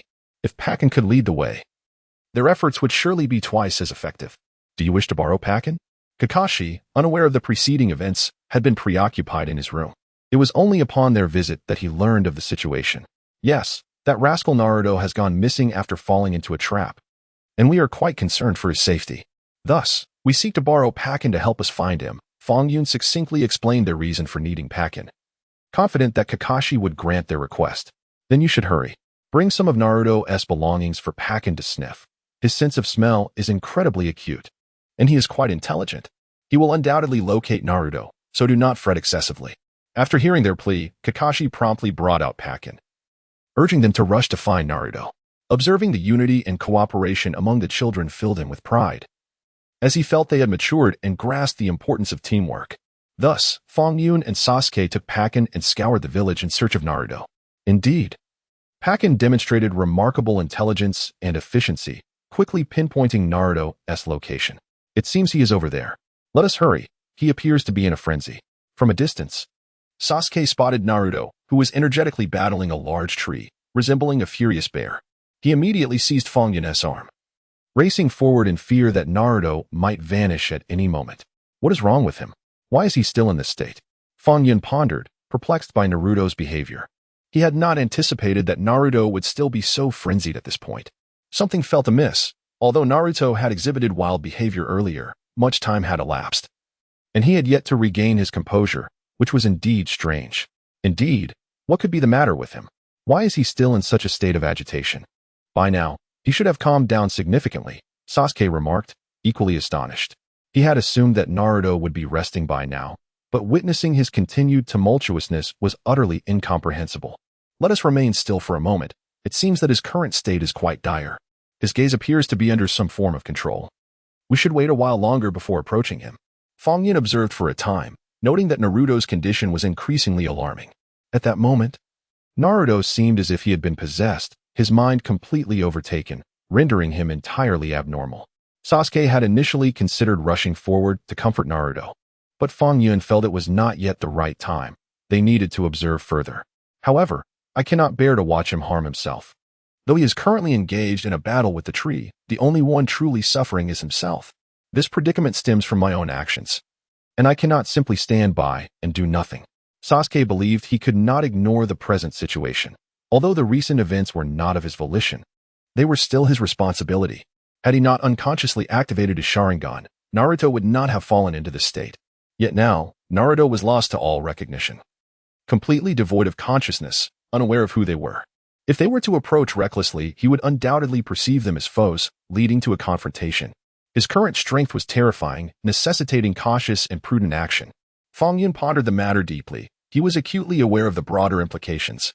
Although he yearned to assist Naruto in escaping this predicament, he understood that the circumstances did not permit a hasty approach. He recognized that Naruto was in a state of irrationality, oblivious to his actions, incapable of recognizing them. If they intervened to halt his frenzied behavior, it was likely he would view everyone as adversaries. No, I cannot remain a passive observer. Perhaps we should incapacitate him first and then take him away.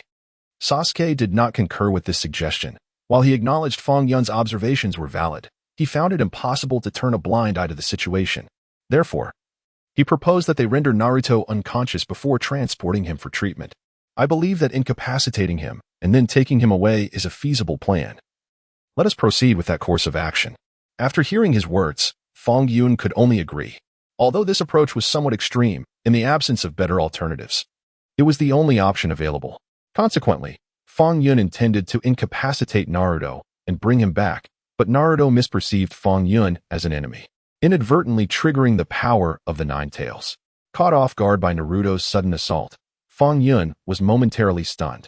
He had anticipated that Naruto might strike, but he had not expected the Nine Tails power to erupt so violently, unleashing such formidable energy. Fang Yun, are you alright? Sasuke, unable to evade in time, was struck by Naruto's Nine Tails power. Although he was not Naruto's primary target, he sustained injuries more severe than those of Fang Yun. However, in this circumstance, he prioritized the well-being of his friends.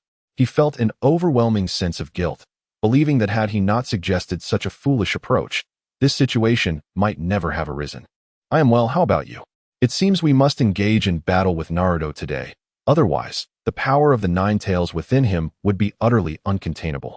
Fang Yun rubbed his chest, which had been impacted by Naruto's force, and stretched his muscles, assuring Sasuke that he was fine. Confronting the frenzied Naruto, he recognized that this battle was unavoidable, for at this moment, Naruto was entirely unconscious, completely dominated by the power of the Nine Tails, and did not recognize them at all. To restore him to his senses, they would need to defeat him and then suppress the power of the Nine Tails within him with greater strength. I apologize, today. It is I who have brought you into this predicament. Had it not been for me, things would not have escalated to this extent. Sasuke felt deep remorse for his friend, acknowledging that although he could not control the situation, he had indirectly contributed to it. Do not speak in such a manner. You are injured. Quickly take Parker back to find Kakashi and the others. I will hold Naruto here and prevent him from running amok. Alone. I cannot hope to control the power of the Nine Tails within him. I will require Kakashi's assistance. After hearing Sasuke's words, Fang Yun considered that the individual before him was, in fact, rather agreeable. Though he often had a sharp tongue and loved to critique, he was reliable when it truly mattered. Yet, this was not a time for disputes. They needed to swiftly contain the power of the Nine Tails within Naruto, lest the situation spiral further out of control. Noticing Sasuke's significant injuries, he insisted that he return to summon Kakashi and the others. He understood that while he was powerful, it was beyond his immediate capability to subdue the power of the Nine Tails within Naruto. Just as his words concluded, Naruto launched another attack. Initially, he contemplated summoning Qiongqi to engage Naruto, yet upon reflection, he deemed it inappropriate. He was not yet able to fully control Qiongqi, should its power erupt. It could potentially harm Naruto, which he wished to avoid. He was astonished to see that Naruto's fox demon cloak had already manifested 3 tails. It had not been this formidable before. At this moment, Sasuke noticed that Naruto's fox demon cloak had indeed increased to 3 tails. They recalled that during the previous eruption of the Nine Tails power, it had not been this potent. Now, merely a short time later, it had escalated to 3, which was truly alarming. Indeed, what is happening? How did it suddenly increase to 3 tails? Fang Yun, too, observed this development amidst the chaos of battle and felt that Naruto was beginning to struggle under the strain. When Naruto's strength had been lesser, he had been able to contest with him, but now it seemed far more complex. So, what shall we do now?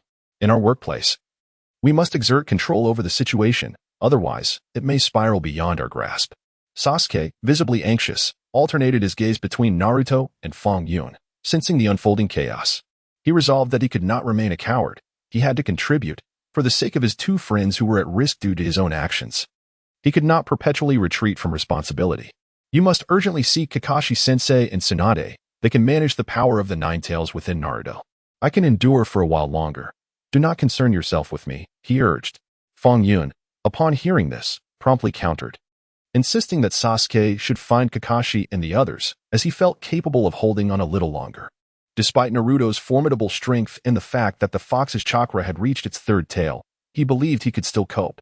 However, he was acutely aware that controlling the Nine Tails power was beyond his capabilities, leaving him no choice but to summon Kakashi and the others. Very well, wait for me a moment. I shall immediately seek Kakashi-sensei and the others. You must hold on, Sasuke replied, finding Fang Yun's reasoning sound. Although the situation was dire, it had not yet reached the point of total collapse. After Sasuke departed, Naruto unleashed an even more ferocious assault, aiming to eliminate Fang Yun. Damn it. This is my fault for overestimating my own strength. I never anticipated the power of the Nine Tails within him would be so formidable, especially at just the 3rd tail. If he were to unleash the full power of the Nine Tails, I would stand no chance whatsoever, Fang Yun thought as he narrowly evaded the attack. Realizing how perilously close he had come to defeat, he had been aware of Naruto's connection to the Nine Tails but had not expected such a dramatic increase in strength. If Naruto were to fully unleash the Nine Tails, Fang Yun knew he would be utterly outmatched, likely reduced to nothing in no time. At that moment, he recalled the necklace Tsunade had given Naruto and swiftly employed would release to ensnare him, utilizing the necklace to suppress the Ninetales' power. The outcome was fortuitous. Naruto lost consciousness. And when he awoke the following day, he retained no memory of the events that transpired, feeling only a profound discomfort. Everyone chose to remain silent about the previous day's occurrences, allowing the matter to fade into obscurity. Fang Yun, however, reflected on his own hubris. Although he possessed a system, he recognized that he was still not strong enough and sought out Kakashi for specialized training. Unfortunately, during the training, Fang Yun sustained an injury, a result that took him by surprise. Fang Yun never anticipated that this training would result in injury. Initially, she aimed to maximize her training time to avert unforeseen mishaps. However, it inadvertently led to greater complications. Yet, Fang Yun did not allow this setback to render her entirely complacent. She recognized that, given her current predicament, alternative methods existed to tackle these issues, and she could indeed utilize the system for treatment. With this thought firmly planted in her mind, she had resolved to take action. Just as Fang Yun contemplated her treatment, she was struck by the concerned gazes of those around her. She realized that if her actions were too abrupt at this juncture, it could arouse suspicion among them. Such a scenario would yield no benefits for her. Rather, it would invite further unexpected troubles. This outcome was one she was decidedly unwilling to accept. While the situation had yet to spiral into chaos, it was imperative to devise a more rational approach to address these circumstances, avoiding any arrogance. Should they discover her intentions, she would inevitably face a more dire predicament. Thus, upon reaching this conclusion, Fang Yun narrowed her eyes slightly, refraining from immediate action as she pondered a more prudent course of action. Perhaps it would be best to allow herself to be escorted to the treatment room under their guidance. Shino accompanied Fang Yun to the medical facility. At that moment, Sakura was diligently studying medical ninjutsu there. Upon noticing Fang Yun's arrival, she squinted slightly, her expression tinged with contemplation. Sakura had not expected Fang Yun to appear so suddenly, and it seemed she bore injuries. Recalling that Fang Yun had been ordered by Tsunade not to reveal her medical ninjutsu skills, an idea suddenly sparked within Sakura's mind. Since Fang Yun could not exhibit any behavior that might raise suspicion, she could seize this opportunity to playfully torment Fang Yun, thereby indulging her own mischievous inclinations. With this thought, Sakura blinked lightly, her face adorned with a somewhat enigmatic smile. However, she did not immediately reveal her intentions, aware that if others discerned her thoughts, it could lead to significant complications and unforeseen events, results she was keen to avoid. While circumstances had yet to deteriorate, she resolved to feign ignorance as she set about pranking Fang Yun. After all, there were numerous aspects she did not fully comprehend, and this presented an excellent opportunity to practice on Fang Yun. Ah, this is indeed a novel situation for me. I am not particularly familiar with the conditions here. It seems I must experiment a few more times to ascertain the root of the problem, Fang Yun mused, observing the faintly amused expression on the other's face and sensing that the situation was far from straightforward. The words uttered hinted that she would not emerge unscathed, and she subtly signaled to the other to refrain from recklessness. Yet Sakura appeared entirely unconcerned. A sense of foreboding stirred within Fang Yun. Yet he found himself powerless to alter the unfolding circumstances, for uncertainty loomed over whether the other party would indeed act against him. Shortly thereafter, Sakura approached with an assortment of peculiar pills, suggesting, "You should try consuming these pills to see if they alleviate your symptoms. If they prove ineffective, I shall seek alternative remedies for your discomfort." Gazing at the handful of pills, Fang Yun furrowed his brow. He understood that his condition did not warrant such an excessive intake of medication. It seemed Sakura was deliberately toying with him under the guise of concern. "I hardly believe my ailment is severe enough to necessitate this many pills. Are you truly attempting to play a trick on me?" Sakura, feigning innocence with exaggerated gestures, replied, "Please, don't speak such nonsense. How could I possibly intend to deceive you? The concoction of these remedies is solely for your benefit. How could you think otherwise?" Fang Yun shot a warning glance at Sakura, but she remained oblivious, persistently urging him to take the medicine, ultimately to prevent her antics from being exposed.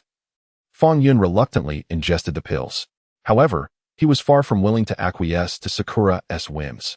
After taking the medication, he resolved to seek out Tsunade without delay. Upon his arrival, Tsunade inquired, "How are you feeling? Has your condition improved?" Just as Fang Yun prepared to voice his grievances against Sakura, an unusual commotion outside caught his attention.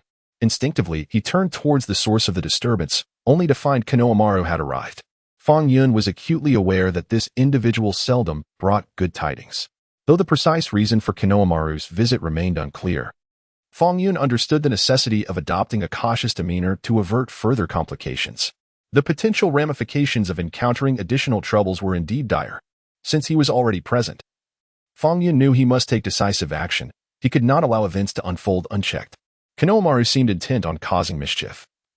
Yet the broader implications of this situation were still somewhat elusive to Fang Yun. Fixing Konohamaru with a steely gaze, he demanded, "What brings you here? What do you intend? Surely you are aware of the turmoil you have caused for the third Hokage. Why do you come to question me? Is this truly appropriate? You must provide a satisfactory explanation, lest you provoke my ire." As Konohamaru spoke with an air of bravado, his expression brimming with defiance, he awaited the responses from Fang Yun and Tsunade. "What are you talking about?" Fang Yun pondered, realizing that Konohamaru's visit might stem from a grave misunderstanding. However, regarding the pertinent circumstances, Fang Yun had yet to reach a definitive conclusion. Therefore, he refrained from making any immediate declarations and instead fixed his gaze intently on Konohamaru, awaiting a response, uncertain of how the latter might react. "The third Hokage must have been assassinated. That is why we have not seen him," Konohamaru asserted with unwavering conviction. Listening to this, Fang Yun offered a resigned smile. "You have misunderstood. It is not as you imagine. You are overthinking it," he explained candidly. Fang Yun realized that Maru had merely misinterpreted the situation due to the long absence of the third Hokage, mistakenly believing that he had perished and that a new Hokage had rendered him forgotten by the village, thus intentionally causing a disturbance. However, the reality was quite different, and there was no reason for him to feel apprehensive. All that was required was a clear explanation, which might lead to mutual understanding. Given the current state of affairs, remaining silent would only serve to exacerbate the other party's anxiety, a scenario Fang Yun was unwilling to witness. Since matters had not escalated to a critical point, he needed to find a way to elucidate the situation to prevent any unforeseen complications, ensuring that everything could proceed smoothly. Maru was taken aback, listening to Fang Yun's words, clearly struggling to comprehend that his previous assumptions were based on a misunderstanding. Yet, he did not immediately accept Fang Yun's assertions. Uncertainty lingered regarding what had truly transpired, and he remained unaware of the third Hokage's actual condition, thus maintaining a somewhat wary demeanor. "What is the situation now? Please, spare me the suspense and simply tell me the truth. There's no need for prolongation. Only by knowing the reality can I fully relax. Otherwise, I can't ascertain the veracity of your words without evidence to ease my concerns."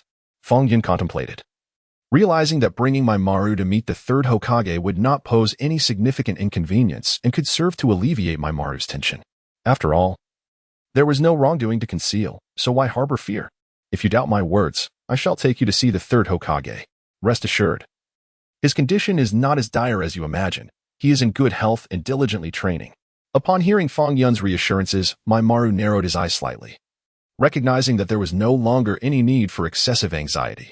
Since Fang Yun had spoken so confidently, perhaps the situation was as he described, and the earlier tension had merely been a result of his own overthinking. Thus, with this realization, Maru nodded decisively and spoke directly to Fang Yun. "Very well. Take me to see the third Hokage. Only after I see him today can I truly feel at ease. Otherwise, your verbal assurances alone will not suffice to alleviate my vigilance. I believe it is imperative that I see him in person to fully calm my nerves." Fang Yun nodded in agreement. "Then follow me." And so, Fang Yun led Maru to meet the third Hokage. Upon witnessing the third Hokage's vibrant and vigorous demeanor, Maru finally exhaled in relief. Fang Yun then said, "You may go and catch up with him first. I need to rest for a moment. I've been feeling under the weather lately and am not in optimal condition. I will return shortly to join you." After bidding farewell to Fang Yun, he rushed over and grasped the third Hokage's arm, inquiring with concern, "Are you all right? Has anything troubling occurred recently? I have been anxiously waiting for my warriors to contact me. I was beginning to fear for your safety." The third Hokage waved his hands dismissively, assuring him, No, I am doing splendidly here. I've merely been preoccupied lately, which is why I haven't had the chance to reach out. In fact, I've experienced significant growth in my abilities. I believe I have made remarkable progress." Pausing for a moment, the third Hokage continued, "During this time, I have truly learned a great deal and have reaped substantial rewards. I could teach you some fundamental ninjutsu, which would be beneficial for you." After a discussion, the third Hokage proceeded to impart several straightforward techniques to Konohamaru. Just then, Naruto approached, drawn by the lively scene. What are you all up to? The third Hokage explained the situation regarding teaching Konoha ninjutsu. Naruto patted his chest confidently, proclaiming, "That's nothing. It's not significant at all. Even if someone else were to teach him, it would be a breeze. How about I teach you the seductive technique?" Without a moment's hesitation, Konoha agreed. "There's such a technique? Since you mentioned it, I must learn it well. Mastering it will surely bring me greater fortune. This is quite simple. You just need to." Naruto began to demonstrate the technique to the third Hokage. The third Hokage, being quite astute, quickly grasped the principles and learned the seductive technique. With a grin, he remarked, "I had no idea such a delightful skill existed. Why didn't you teach me sooner? It's so easy to learn. I'll surely master it without much effort." At that moment, Fang Yun observed the entire scene and was about to interject when he witnessed the lively atmosphere. Hearing the third Hokage's remarks, he sighed in resignation. He pondered what they had been up to in his absence, uncertain of their intentions. They must have been quite merry just moments ago. With a bemused expression, Fang Yun approached them. "What on earth are you all doing? Engaging in such frivolities? Is this really suitable to teach others? How can such techniques be imparted to anyone?" Naruto, feeling somewhat embarrassed by Fang Yun's words, scratched the back of his head, realizing his recent actions might have been inappropriate. Quickly regaining his composure, he replied, "Oh, it's nothing. These are minor matters, trivial and inconsequential. There's no need to dwell on them." At that moment, Jiraiya, passing by, expressed interest in the technique. "This seductive technique seems quite advanced. Could you teach it to me as well?" Naruto erupted in laughter, exclaiming, "Ha ha ha, here comes the legendary pervert." Always appearing at the most opportune moments. Feeling a sense of embarrassment, Jiraiya swiftly shifted the topic and revealed the primary purpose of his visit. "I have come to inform you that traces of Itachi have been discovered near the village. I believe we must devise appropriate solutions to prevent any unforeseen incidents from occurring within the Ming Dynasty's economic framework." Fang Yun murmured, "How could this be? I suspect these events are likely aimed at Naruto." After hearing Jiraiya's words, Fang Yun recognized the validity of his concerns. Should any mishap transpire, the consequences would be dire. While the situation had not yet escalated to a critical point, it was imperative to formulate a response strategy. Allowing matters to unfold unchecked could leave him incapable of managing the aftermath. Nonetheless, Fang Yun understood that there was no need to alarm everyone. With his presence, he was confident that Naruto would remain safe. Maintaining a calm demeanor, he addressed those around him, "Rest assured, should any unforeseen circumstances arise, I will ensure Naruto faces no threats. With me here, complications will be minimal, and I will keep everything under control." Hearing Fang Yun's assurance, Jiraiya nodded, "Good. Your confidence alleviates my worries. I know your character well. Since you are so certain, I trust that no further difficulties will arise. Should you encounter any issues, do not hesitate to reach out to me." After exchanging a few more words, Jiraiya took his leave. Fang Yun realized he needed to take proactive measures. Refusing to remain in a passive state, it was essential to seek out Itachi and discern his true intentions. Maintaining a facade of ignorance could lead to greater harm. Now that a flaw had been identified, he should actively investigate what Itachi was truly after. That night, Fang Yun ventured alone to the former Uchiha residence. Uncertain of Itachi's whereabouts, but driven by a sense of resolve to search for him, he felt that Itachi might appear there, as he could not afford to remain idle. As anticipated, he encountered Itachi. Upon seeing Fang Yun approach, Itachi spoke directly, "How do you know about the Uchiha clan? What else do you know? We might as well be straightforward with each other." However, Fang Yun was not inclined to disclose the reasons behind his knowledge so readily. "These matters are of little significance. In truth, I recognize that your summoning me may pertain to more pressing concerns, and you are deliberately seeking my attention." The individual remained silent, attentively absorbing Fang Yun's analysis. Fang Yun urged, "I believe that in your current state, you could directly assist us. If you persist in this manner, it may yield little benefit for you, potentially leading to greater losses, outcomes I trust you would prefer to avoid. You are quite astute and surely comprehend the pros and cons of this situation." After articulating this, Fang Yun awaited a response, though uncertainty lingered within him regarding whether the individual would be inclined to offer assistance. Nonetheless, he understood that if action was not taken promptly, the consequences could be dire. While circumstances had yet to deteriorate significantly, it was imperative to persuade the individual, ensuring that events remained within his control. Otherwise, he would likely find himself ensnared in further predicaments, a result he was loath to accept. Moreover, the fact that the individual was willing to meet implied a degree of hesitation on their part. Fang Yun seized this opportunity to sway them, fortifying their resolve to provide assistance. Given the gravity of the situation, he recognized that further hesitation would only exacerbate the complications at hand. The individual spoke, ultimately. I am uncertain how to respond to these matters. Please grant me a moment to contemplate, rather than expecting an immediate answer. I am unsure what decision I should make. Noticing the hesitation, Fang Yun continued, there is no need for you to overthink it. Assisting me will certainly bear no detriment. I will ensure your safety and shield you from harm.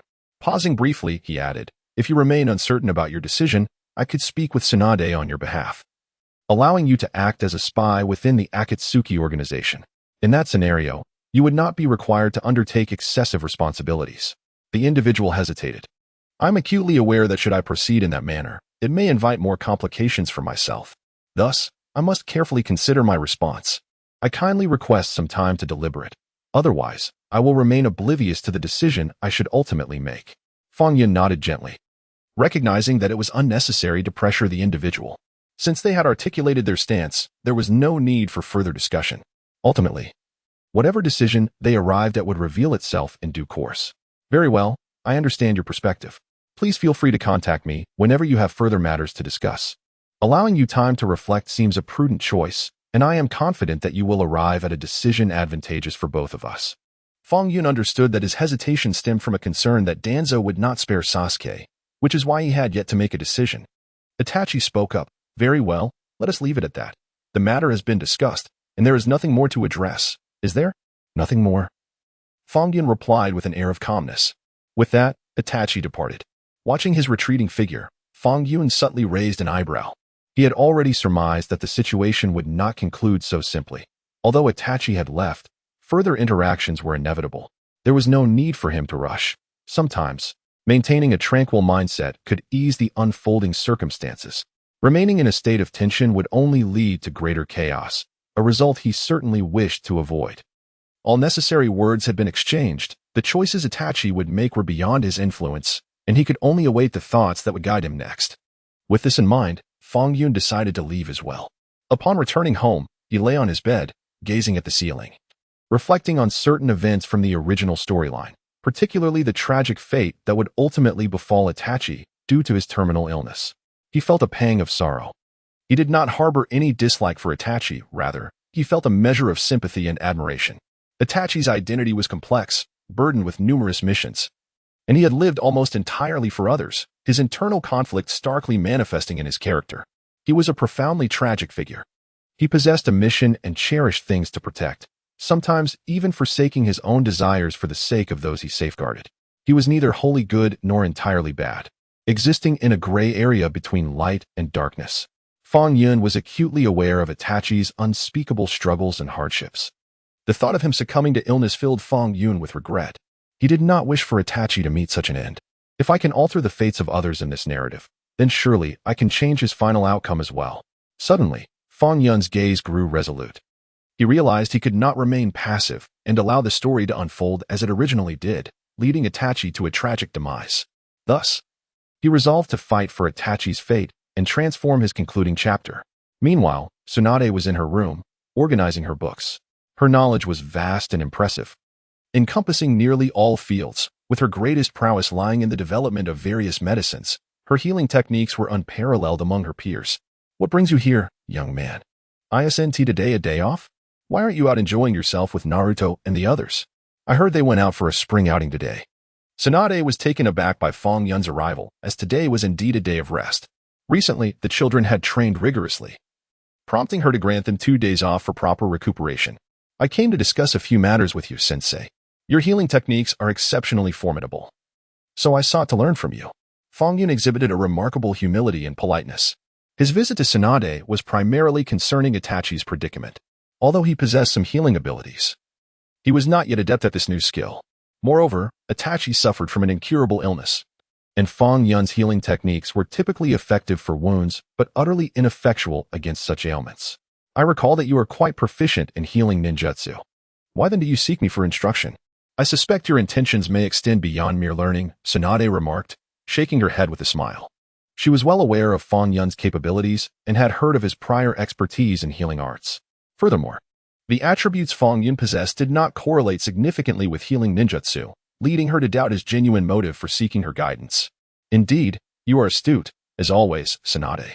I wish to discuss the development of medicinal remedies for incurable diseases. While I am familiar with healing ninjutsu, I lack proficiency in the ability to create medicinal solutions. Thus, I hope you can assist me, Fang Yun confessed, unperturbed by her discernment. He had no intention of lying. His initial modesty was merely a formality. Now that his ulterior motives were unveiled, he decided to be forthright. Developing remedies for incurable diseases? What prompted this sudden interest? Is someone ill? Tsunade inquired, visibly surprised. She found it perplexing that Fang Yun would propose such an endeavor, though she had previously researched such remedies and knew they were feasible. She remained curious about Fang Yun's true intentions. It is a secret I must keep for now. I shall reveal it to you in due time, Fang Yun replied, choosing not to directly answer her question, indicating that it was not the right moment for disclosure. To divulge this information would imply foreknowledge, raising suspicion among others, particularly given Itachi's complex circumstances that precluded an overt attempt at rescue. Fang Yun, I find you genuinely intriguing. You possess an air of mystery that is difficult to penetrate, Tsunade admitted, unbothered by his reticence. She simply regarded Fang Yun as an enigmatic individual, having sensed his uniqueness from their initial encounters. Despite their extensive interactions, he remained an enigma to her. You overestimate my mystery, Tsunade. I am not as enigmatic as you believe. There are merely instances when certain matters cannot be openly discussed. Fang Yun responded with a smile, understanding that Tsunade's curiosity was devoid of malice. He had long since reconciled himself with the perceptions others held of him and was prepared for any eventuality. His identity, along with many aspects of his life, remained shrouded in mystery, impenetrable to both himself and others, thus fostering an air of enigma. Very well, my child, you possess a keen mind. I shall not press you further. The medicine you mentioned will indeed be developed in due course, as I have previously conducted some research in this area, which will surely prove advantageous. Upon hearing his words, Tsunade did not express anger. Rather, she conveyed an understanding that each individual harbors their own secrets, and there is no need to pry incessantly. I am truly grateful, Sensei. Once I achieve results, I will be sure to express my gratitude appropriately.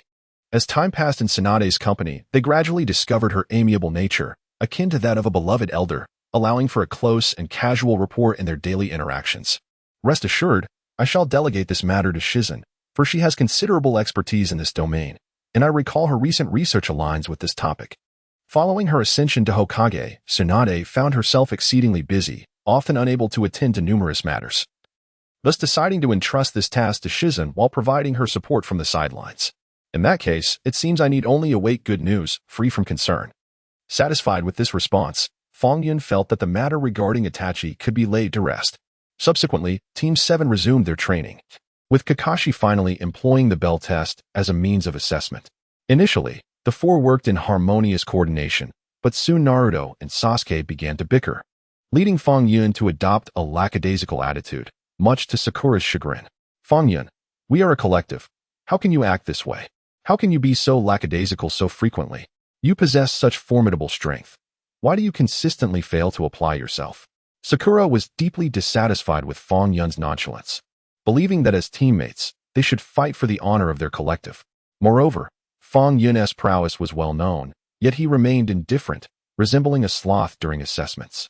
Feeling slightly embarrassed, Fang Yun scratched the back of his head upon hearing her words. He was not angry. In fact, he acknowledged the validity of Sakura's concerns, but he had his own plans that prevented him from conforming to their approach.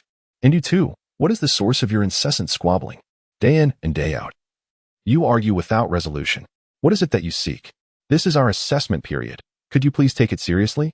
Everyone seems disengaged. What is your objective? Sakura, already fuming, observed Fang Yun's silence in the childish squabbling between Naruto and Sasuke, which ignited her fury further.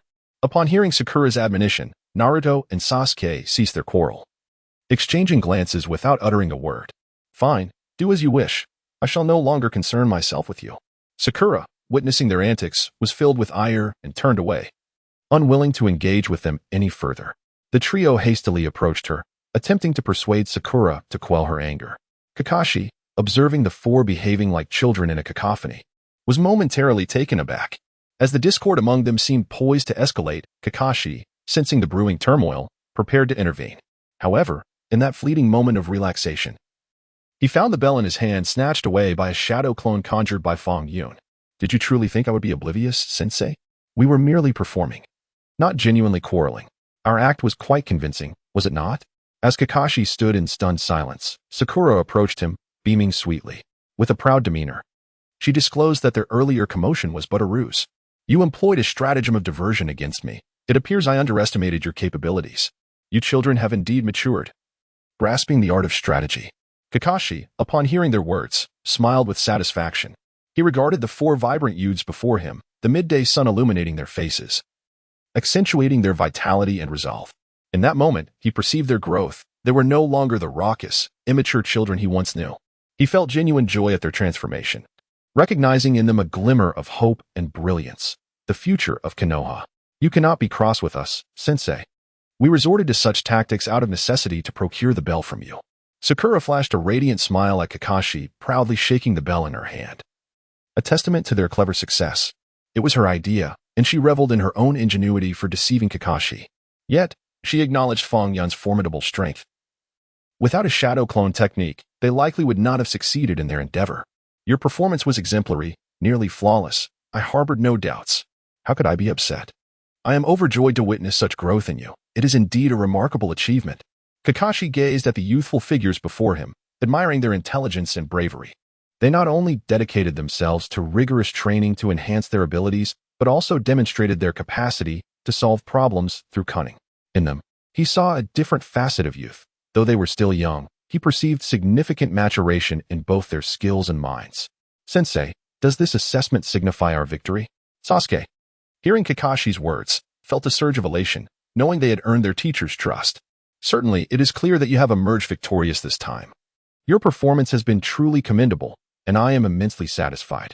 Although the methods you employed to secure your win may be deemed unconventional, I still regard your capabilities with great admiration. You possess not only strength but also cunning qualities that are exceedingly rare. I sincerely hope you will continue to uphold this excellence in the future.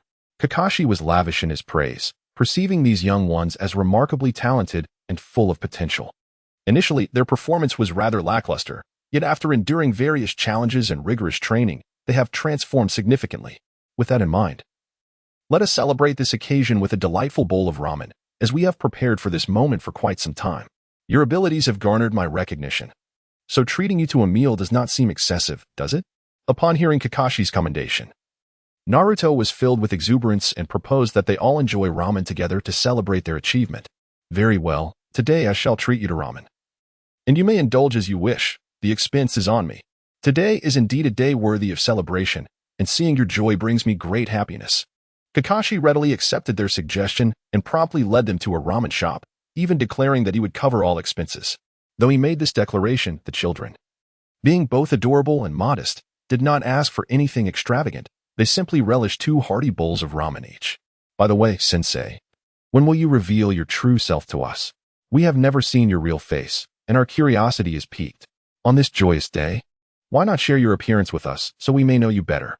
Fang Yun remarked while enjoying his ramen, sparking Naruto and his companion's interest in uncovering Kakashi's true visage.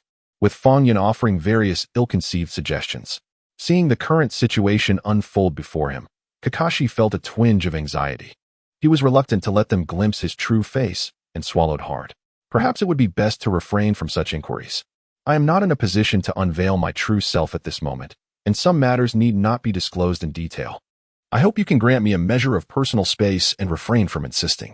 Kakashi expressed, wishing to avoid extensive discussion about his true identity, a topic he was disinclined to address. Moreover, Kakashi was acutely aware that revealing too much could lead to a cascade of complications and disturbances, an outcome he was keen to avoid. With time still on their side, maintaining composure was paramount to sidestep any potential mishaps that might arise. Observing Kakashi's evasiveness only deepened Fang Yun's curiosity. He remained oblivious to the true nature of Kakashi's predicament and the secrets he was concealing. Fang Yun had long since come to the realization that there must be some rather explosive matters at hand. As for the specifics of the situation, he found himself unable to discern them immediately. Why not simply divulge the truth to us? Our curiosity has already been piqued, and there is little reason to conceal anything further. satisfy our inquisitiveness. Doing so would not impose any significant burden upon you. Why do you persist in hesitating? What is there to fear? Just say it outright. There is no need for this delay. As Fang Yun spoke, he patiently awaited a response, already suspecting that the other party might not acquiesce to his request without hesitation. However, some matters do not warrant undue pressure if the other party is unwilling to comply. There is no need for endless discourse. A mere inquiry into Kakashi's thoughts would suffice.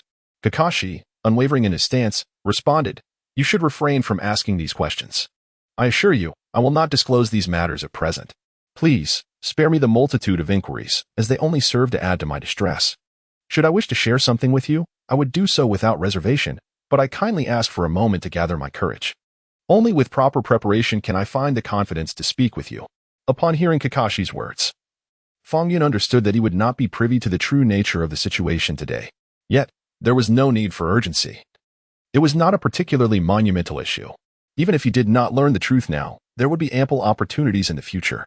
There was no reason to rush, as impatience would yield no advantage. On the contrary, it could lead to a series of complications that Fang Yun would rather avoid.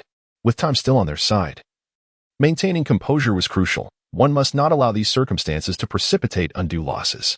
Ultimately, under Kakashi's evasive maneuvers, Fang Yun and his companions were unable to glimpse his true self. They chose not to pursue the topic further and tacitly shifted their focus. Meanwhile, the news of Tsunade's appointment as Hokage had spread, stirring concern among her previous creditors from her gambling debts. Upon learning of her new position, they rushed to find Tsunade. Now that she was Hokage, a figure of formidable power, how could she possibly evade her debts? Thus, all the creditors converged upon Konoha. When will she repay the debts she owes us? Is she planning to default entirely? Are we to remain the fools in this scenario? Her ascension to Hokage has yielded us no benefits. In fact, we have been swindled. Our money did not simply fall from the sky, did it? Why is she pretending to be oblivious to her obligations? This is utterly repugnant. It is only just that debts are repaid. Even if one holds the esteemed position of Hokage, the obligation to return what is owed remains paramount. It is unacceptable to allow such debts to linger. Due to the commotion caused by the previous debtors in Yimu village, the higher-ups swiftly became aware of the situation. Upon learning of this incident, they expressed considerable dissatisfaction with Tsunade's prior actions, urging her to address these matters with utmost urgency. At this moment, Tsunade recognized that, given the current circumstances, further hesitation was unwarranted. Procrastination would only exacerbate the unfolding situation. With the adversaries at her doorstep, evasion was no longer an option. Her only recourse was to confront them directly. Engaging with them head-on and managing the situation personally was essential to avert any unforeseen complications. However, Tsunade did not feel particularly anxious about the matter. She was confident in her ability to handle the situation with ease, requiring minimal exertion on her part. Thus, she resolved not to squander any more time. It was imperative to resolve these issues swiftly to avoid incurring further repercussions. She approached the scene, observing the intimidating demeanor of the debtors, which irked her considerably. Tsunade understood that their current behavior suggested they perceived her newfound strength as an opportunity for extortion. Their actions had already caused her considerable inconvenience, and she deemed it unnecessary to let them off easily. Only by instilling a sense of fear could she curtail their arrogance. Now that matters had escalated to this point, further evasion was futile. She had to confront the situation directly. "I have heard that you have come here to cause trouble deliberately. It seems rather audacious of you both to show your faces here. Since you are here, allow me to illustrate the consequences of provoking me." Although the debtors appeared somewhat intimidated, they maintained a facade of bravado. "What is the matter? You must return our money. You cannot continue to swindle us. In any case, you owe us a reasonable explanation." Before they could finish, Tsunade demonstrated her formidable strength, shattering the ground with her bare hands, effectively sending the debt collectors fleeing. At that moment, Sakura and Fang Yun happened upon the scene, eager to ascertain the circumstances. They witnessed Tsunade adeptly resolving the issue single-handedly, much to their astonishment. Fang Yun was particularly surprised, having anticipated that he would need to expend effort to manage these challenges. Yet Tsunade had handled everything with remarkable proficiency. Nevertheless, he also recognized that, given the current situation, Tsunade had indeed accomplished a great deal. Sakura gazed at the current situation with a hint of envy and remarked, "It is truly remarkable how effortlessly they were driven away. The influence is immense, and the power is genuinely formidable. I can only wonder how long it would take me to achieve such results." She understood that if she could indeed attain such prowess, It would grant her considerable advantages and potentially alter her journey significantly. However, she also recognized that reaching such heights would demand considerable effort and dedication, requiring extensive practice to attain that level of skill. Fang Yun discerned that Sakura's words were heartfelt. Perhaps if Sakura trained alongside Tsunade, she would experience even greater progress, a prospect that would undoubtedly bring him satisfaction. In truth, if she were willing, she could seek him out for guidance. As long as she was patient and committed to learning, he would impart invaluable knowledge to her, certainly accelerating her growth compared to solitary endeavors. Ultimately, Fang Yun continued, as long as you can become stronger, that is a commendable outcome. I would be delighted to witness your evolution into a formidable force, and I believe you're eager for that as well. Sakura blinked thoughtfully, contemplating this notion. At that moment, Lee approached Sasuke. Upon seeing Lee's sudden appearance, Sasuke was taken aback, though he concealed his surprise with a stoic demeanor. He was uncertain of Lee's intentions, yet he had already surmised that his unexpected visit likely bore no good news. After all, he had not fully recovered from his previous afflictions. Why would Lee come to him now? What pressing matter could necessitate such haste? Realizing the gravity of the situation, Sasuke regarded Lee with a wary expression, uncertain of what actions he might take next. However, he understood that by maintaining vigilance, he could avert unforeseen dangers and ensure his safety. What do you want from me? Is there something you need? Sasuke inquired, narrowing his eyes as he awaited Lee's response. I have fully recovered and I refuse to back down. I challenge you once more. I refuse to believe I cannot win, Lee declared with determination. Sasuke sighed in resignation but ultimately acquiesced to the challenge, confident in his ability to triumph effortlessly, thus dismissing any worries regarding the confrontation. Given your assertion, please send it over promptly so I may witness your true capabilities. I hope not to be disappointed, nor to find myself conceding defeat later. At this moment, Naruto gazed enviously at the growing strength of the two individuals before him. Just then, Jiraiya approached Fang Yun and Naruto, encouraging them to continue their training. Both Fang Yun and Naruto maintained an exceptionally humble attitude towards their learning, recognizing the immense value in Jiraiya's teachings. They understood that mastering these skills would significantly enhance their strength and lead to substantial progress. Thus, they were eager to achieve better results. Today's task involves using Chakra to burst water-filled balloons. The first to succeed will receive a reward. However, this task is far more challenging than you might presume, so you must remain vigilant and not let your guard down. Listening to Jiraiya's words, Naruto was skeptical yet began attempting to break the water balloons with his chakra, but after several attempts, he found himself unsuccessful. He had initially believed that he could easily meet the requirement, yet the task proved to be quite difficult. Fang Yun, on the other hand, discerned some flaws and identified a few techniques. He employed these techniques in his attempts to burst the water balloons, achieving success only once out of 3 tries. Sometimes his technique worked, while other times it did not yield the desired outcome. Confounded by the inconsistency, Fang Yun scratched the back of his head, his expression reflecting his confusion. He was uncertain about the root of the problem and why such inconsistencies arose. Observing the two of them in their flustered state, Jiraiya chuckled. You both are rather foolish. If this method is not yielding results, perhaps you should consider alternative approaches. There is undoubtedly a technique involved, once you discover it. Achieving my desired outcome will be effortless. However, these insights must be uncovered independently, rather than relying on my guidance. Upon hearing Jiraiya's remarks, Fang Yun became increasingly curious. Yet he refused to surrender. He remained vigilant, determined to identify the flaw and devise a method to burst the balloons. Fang Yun was resolute in proving his intelligence. He was not foolish, despite Jiraiya's comments. After several more attempts, he gradually mastered the technique, successfully achieving his goal with increasing ease. Upon completion, Fang Yun subtly smirked, a triumphant expression gracing his face as he glanced at Naruto, who was still tirelessly trying. Jiraiya, upon witnessing Fang Yun's success, blinked in surprise, astonished that he had unraveled the puzzle and accomplished his objective so swiftly. It appears that Fang Yun's approach is indeed quite commendable, and it is evident that he intends to adhere to his own standards in the future. Relatively speaking, Fang Yun's efficiency is remarkably swift. The fact that he was able to burst the balloon, which was feigning slumber, in such a brief span of time took Jiraiya by surprise. This situation clearly illustrates that Fang Yun possesses a rather agile mind. He is capable of experimenting with various strategies, as it is only through continuous attempts that one can discover the correct solution. Thus, Jiraiya soon regained his composed demeanor, nodding in approval. He turned to Fang Yun and remarked, I must say, I am quite pleased with your current method.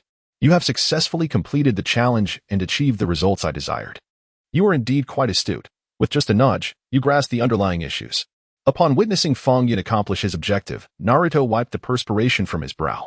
In truth, he felt a tinge of anxiety. While Fang Yun had already succeeded, Naruto found himself at a loss, utterly unaware of how to achieve what Jiraiya had described. He fumbled about, unable to identify any flaws in his approach. Fang Yun could sense Naruto's growing unease, yet he refrained from saying much. Given the circumstances, it seemed unnecessary for him to speak unless Jiraiya prompted him to do so. If there was something for him to undertake, Jiraiya would likely instruct him directly, eliminating the need for proactive intervention. At this moment, Fang Yun's primary focus was to observe quietly, devoid of excessive personal sentiment. Thus, he remained by the sidelines, keenly watching Naruto's every move. As time ticked away, Naruto still failed to yield any results. Noticing the situation, Jiraiya furrowed his brow slightly, his expression betraying a hint of dissatisfaction. Seeing Naruto struggle without any discernible progress filled Jiraiya with a sense of urgency for his protege. Eventually, Jiraiya addressed Fang Yun, suggesting, perhaps it would be best for you to directly impart your techniques to him, enabling him to complete this task swiftly. So we may proceed to the next phase of training. There is no need to linger in this state of confusion. We have reached a critical juncture.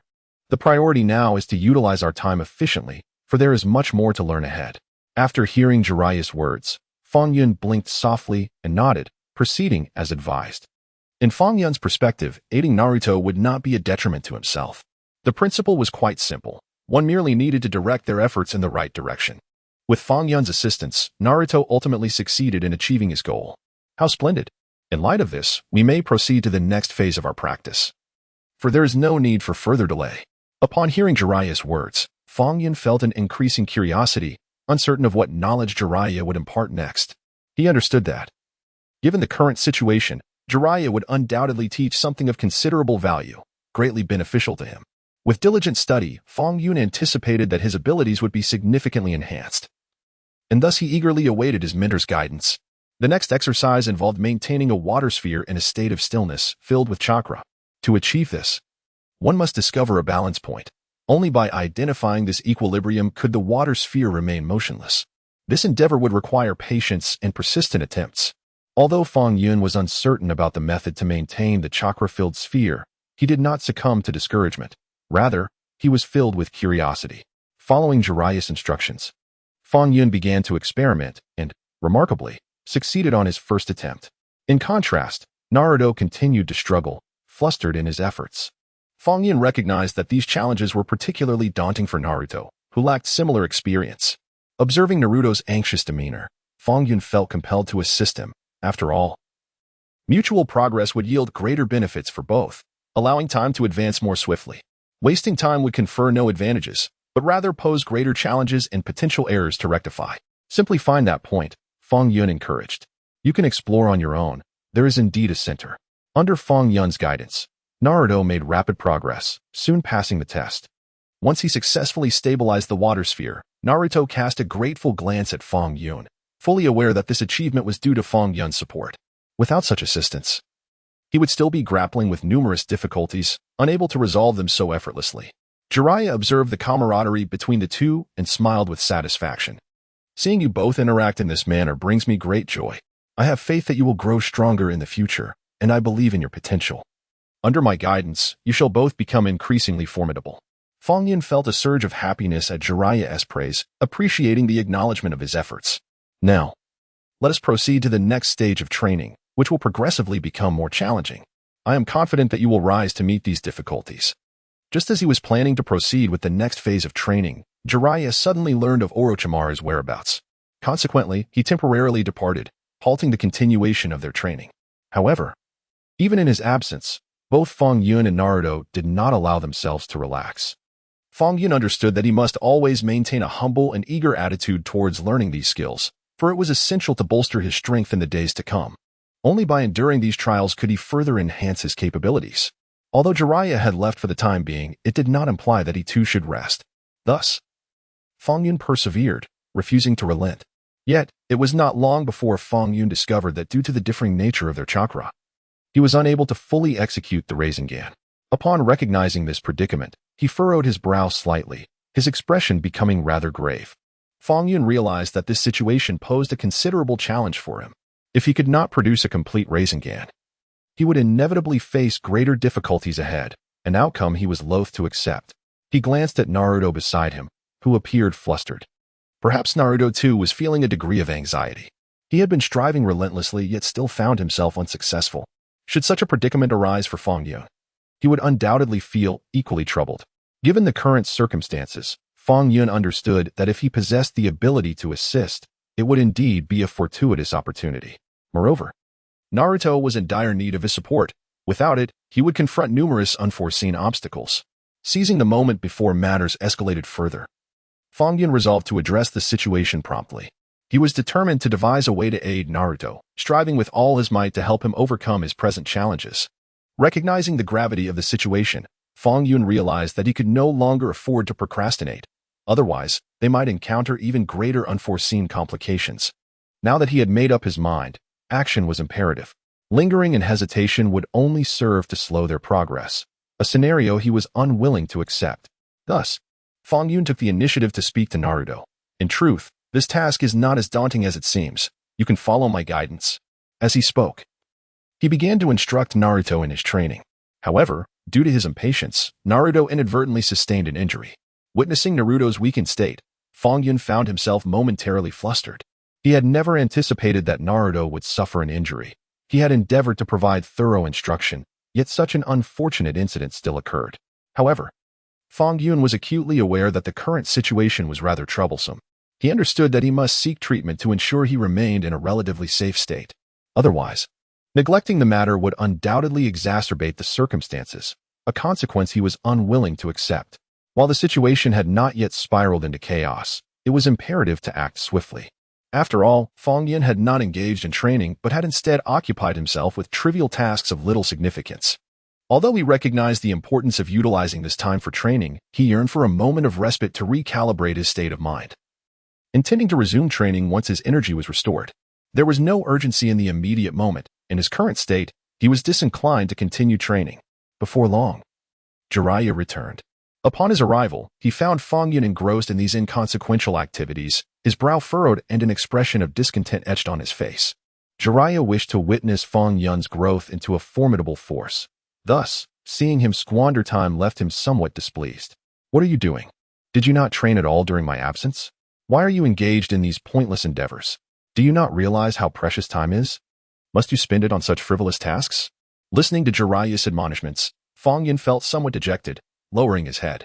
He recognized the validity of Jiraiya's reprimands and understood that such words stemmed from a place of concern for his well-being. If Jiraiya did not wish to see him achieve greater success, there would be no need to offer guidance. Yet, Fang Yun found himself in a state of exhaustion, reluctant to dedicate further time to training, preferring instead to rest. The recent events weighed heavily on his heart, leaving him with lingering feelings of disbelief. Jiraiya continued.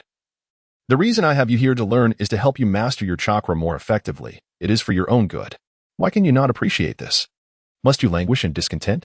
I see potential in you, which is why I have entrusted you with this training. If you are unwilling, there is no need to force you. However, I hope you can rectify your attitude. Do not remain idle. It would be best to shift your mindset. Otherwise, my patience has its limits." As Jiraiya spoke, his expression bore a grave seriousness, awaiting Fang Yun's response. Fang Yun bowed his head, fully aware that he had indeed erred, thus disappointing Jiraiya. Initially, Jiraiya had harbored great hopes for him and imparted much knowledge, yet at that time, he had failed to appreciate it. In the pursuit of personal strength and growth, it seems that only through embracing rigorous training can one hope to navigate future challenges with ease. With this thought in mind, Fang Yun adjusted his demeanor and sincerely addressed Jiraiya, stating, "I will wholeheartedly embrace the training ahead. I am determined to become increasingly formidable within the limited time available. I shall not disappoint your expectations, and I will undoubtedly enhance my abilities." As Fang Yun spoke these words, he had already resolved within his heart that there was no longer any need for evasion, considering the circumstances had reached this point. The only course of action was to face the situation head-on. He realized that his options for retreat had diminished significantly. Rather than lingering in indecision, it would be far more prudent to seize the moment and engage in training, thereby increasing his potential for growth. In time, as his prowess augmented, he would gain further advantages. Moreover, With an excellent opportunity for training at hand, it would be unwise to refuse such a beneficial prospect. Rest assured, similar mishaps will not arise again. I will be more resolute than ever, and I shall not let you down. All matters will be under your guidance, and there will be no recurrence of previous issues. As Fang Yun expressed these sentiments, he wore an earnest expression, awaiting Jiraiya's response. From Fang Yun's perspective, given the current situation, it seemed that only by adhering to Jiraiya's directives could he hope to improve. After hearing Fang Yun's words, Jiraiya nodded gently, a satisfied smile gracing his face. I am pleased to hear you express such resolve and to see you reconsider your stance. I have no doubt that under my guidance, you will indeed grow stronger. This is beyond question. I have great faith in you. As long as you do not waver and remain committed, everything will proceed smoothly. Fang Yun nodded earnestly, his expression serious as he instinctively clenched his fists. In the subsequent period, Fang Yun displayed remarkable cooperation, shedding the arrogance he previously exhibited, and instead approached all instruction with patience. His ability to summon spirit beasts also improved significantly. Both parties were undoubtedly pleased with this outcome, recognizing that the current state of affairs was, relatively speaking, quite favorable. Provided they continued along this path, they would likely avoid unforeseen complications, ensuring that all matters remained within their control, free from further troubles. The 7th Squad was assigned a new mission, directing them to investigate the participation of China in a certain event. However, en route to the location, they unexpectedly encountered Sanai Ida, who deliberately sought to provoke the 7th Squad. Well, what are you all doing here? He taunted. Observing the demeanor of Sanai Ida, Fang Yun narrowed his eyes slightly, aware that the approach of this individual surely heralded no good intentions.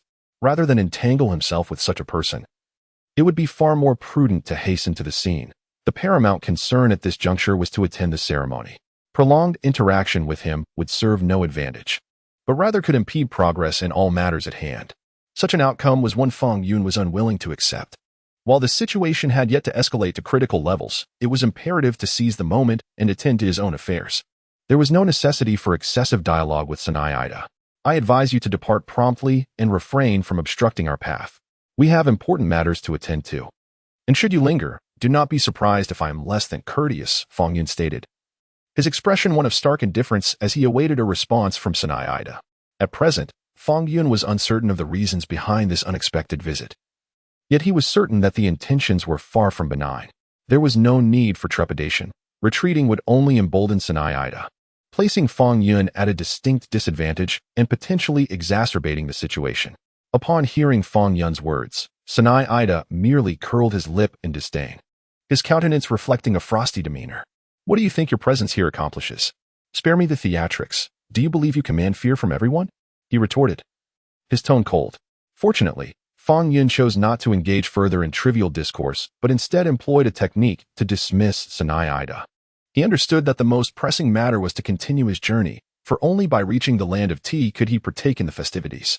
Upon his arrival in the land of tea, Fang Yun blinked slowly, his expression pensive. For reasons unknown, he felt an unsettling notion that the circumstances were far more complex than they appeared. Though he had arrived in the land of tea, it did not signify that all matters were resolved. Rather, he was confronted with a series of challenges and unforeseen events. Thus, he needed to maintain a state of vigilance and caution to navigate these issues, ensuring that no errors would arise, as the consequences could be dire. While the situation had yet to deteriorate, it was essential to uphold a watchful mindset to safeguard his interests against potential losses. At that moment, Fang Yun was taken aback to see Sanai Ida approaching him once more. Upon noticing his advance, Fang Yun squinted, his expression growing more serious. He had not anticipated that Sanai Ida would follow him here. What brings you here? What is your purpose?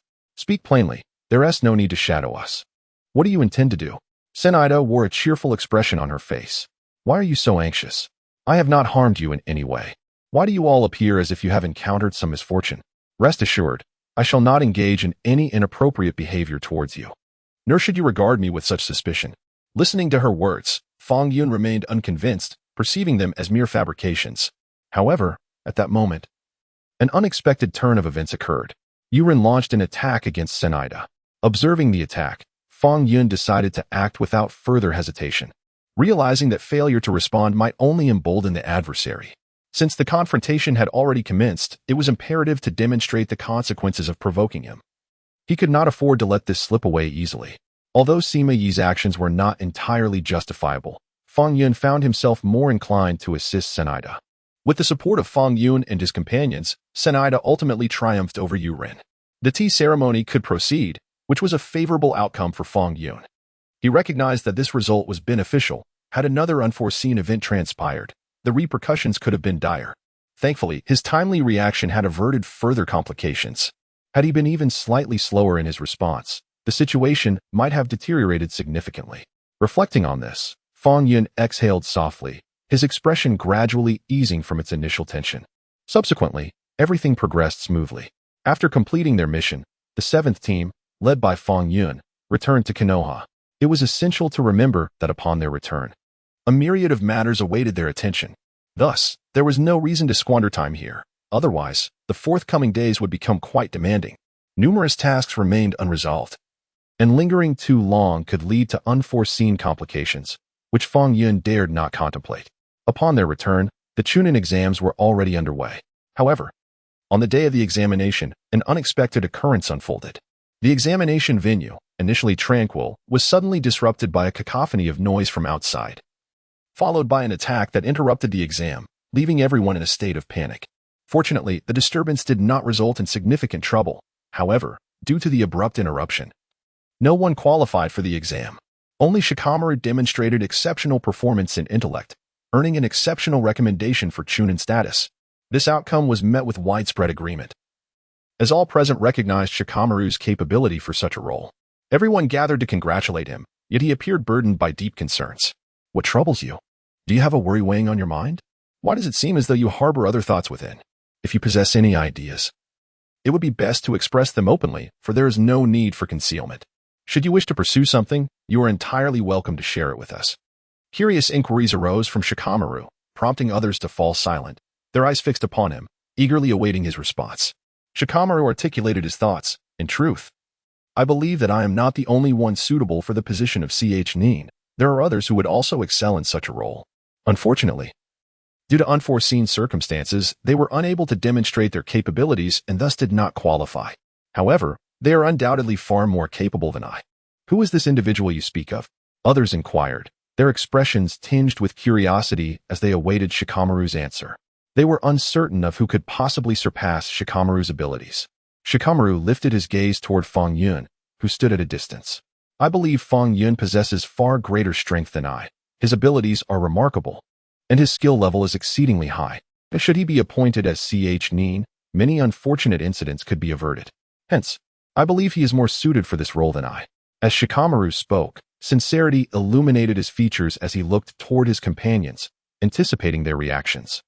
His words resonated with them, for they had all witnessed Fang Yun's formidable prowess. If Fang Yun were to assume this position, it would indeed yield a favorable outcome. I think we should relay this suggestion to the higher-ups and gauge their perspective. If Fang Yun could be granted the title of Nin as well, it would certainly be advantageous, Shikamaru proposed. Upon hearing this, Fang Yun blinked in surprise. He was taken aback by the support he received, never expecting so many would advocate on his behalf. Nevertheless, he remained uncertain about his potential appointment as Nin. Regardless, the matter had reached its conclusion. And even if he were unable to assume the role, it would not be a significant loss. What mattered was that he gave his utmost effort. Numerous opportunities would arise in the future, and there was no need to dwell on this particular instance. I don't think it necessary to escalate this matter. I can see your good intentions. You all wish the best for me. However, since this situation has concluded, there is no need for further entanglement, Fang Yun remarked. No, we must communicate with the higher-ups and ascertain how to resolve this. It feels quite uncomfortable to think that you might be unjustly overlooked, Shikamaru insisted. After reaching a consensus, they conveyed their concerns to the higher authorities. Yet, they soon received a response. The higher-ups unanimously disagreed with the proposed outcome. Fang Yun was not particularly surprised by this development, for all matters adhere to established rules and regulations. Without rules, there can be no order. Their reluctance to agree stems from a desire to avert potential troubles and the whispers that may arise behind the scenes. In truth, Fang Yun harbored no grand ambitions. The current situation was already quite satisfactory. There was no need to become entangled in matters that did not pertain to him. Since he had not achieved such accomplishments in the past, it was unnecessary to dwell on them endlessly. Such fixation would not confer any advantage. Rather, It might invite further complications, a consequence Fang Yun was reluctant to accept. Yet, he also recognized that their willingness to advocate on his behalf was rooted in their significant regard for him and their trust in his abilities, which led them to desire his appointment as a Chunin. Observing the conflicted expression on Shikamaru's face, Fang Yun understood that his friend might still be grappling with disappointment over the situation. Fang Yun addressed Shikamaru directly, stating, "I genuinely believe you need not be overly concerned about these matters.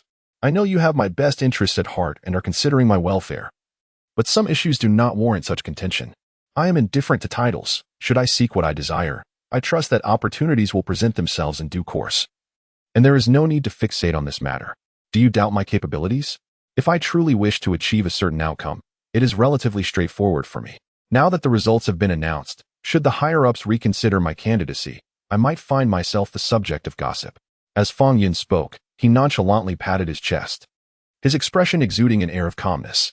In truth, Fang Yun's words were not merely superficial, they reflected his genuine thoughts. Some matters do not warrant excessive contention. The current situation suffices, and an abundance of corresponding elements may lead to greater losses. Rather than becoming entangled in trivialities, it is preferable to maintain the status quo. Fang Yun felt quite content with the present state of the team, enjoying the freedom to act as he pleased, without the oversight of many. Should he assume another identity, he might attract more scrutiny, with every action scrutinized by others, thus diminishing his sense of ease. Looking at Fang Yun's demeanor, Lu Wan blinked gently. After hearing Fang Yun speak to him in such a manner, Lu Wan sensed that Fang Yun might truly hold such sentiments. There was no need for Fang Yun to express so much otherwise. Perhaps Fang Yun genuinely disregarded these ethereal concerns. If that were indeed the case, Lu Wan resolved to cease overthinking and to stop dwelling on trivial matters.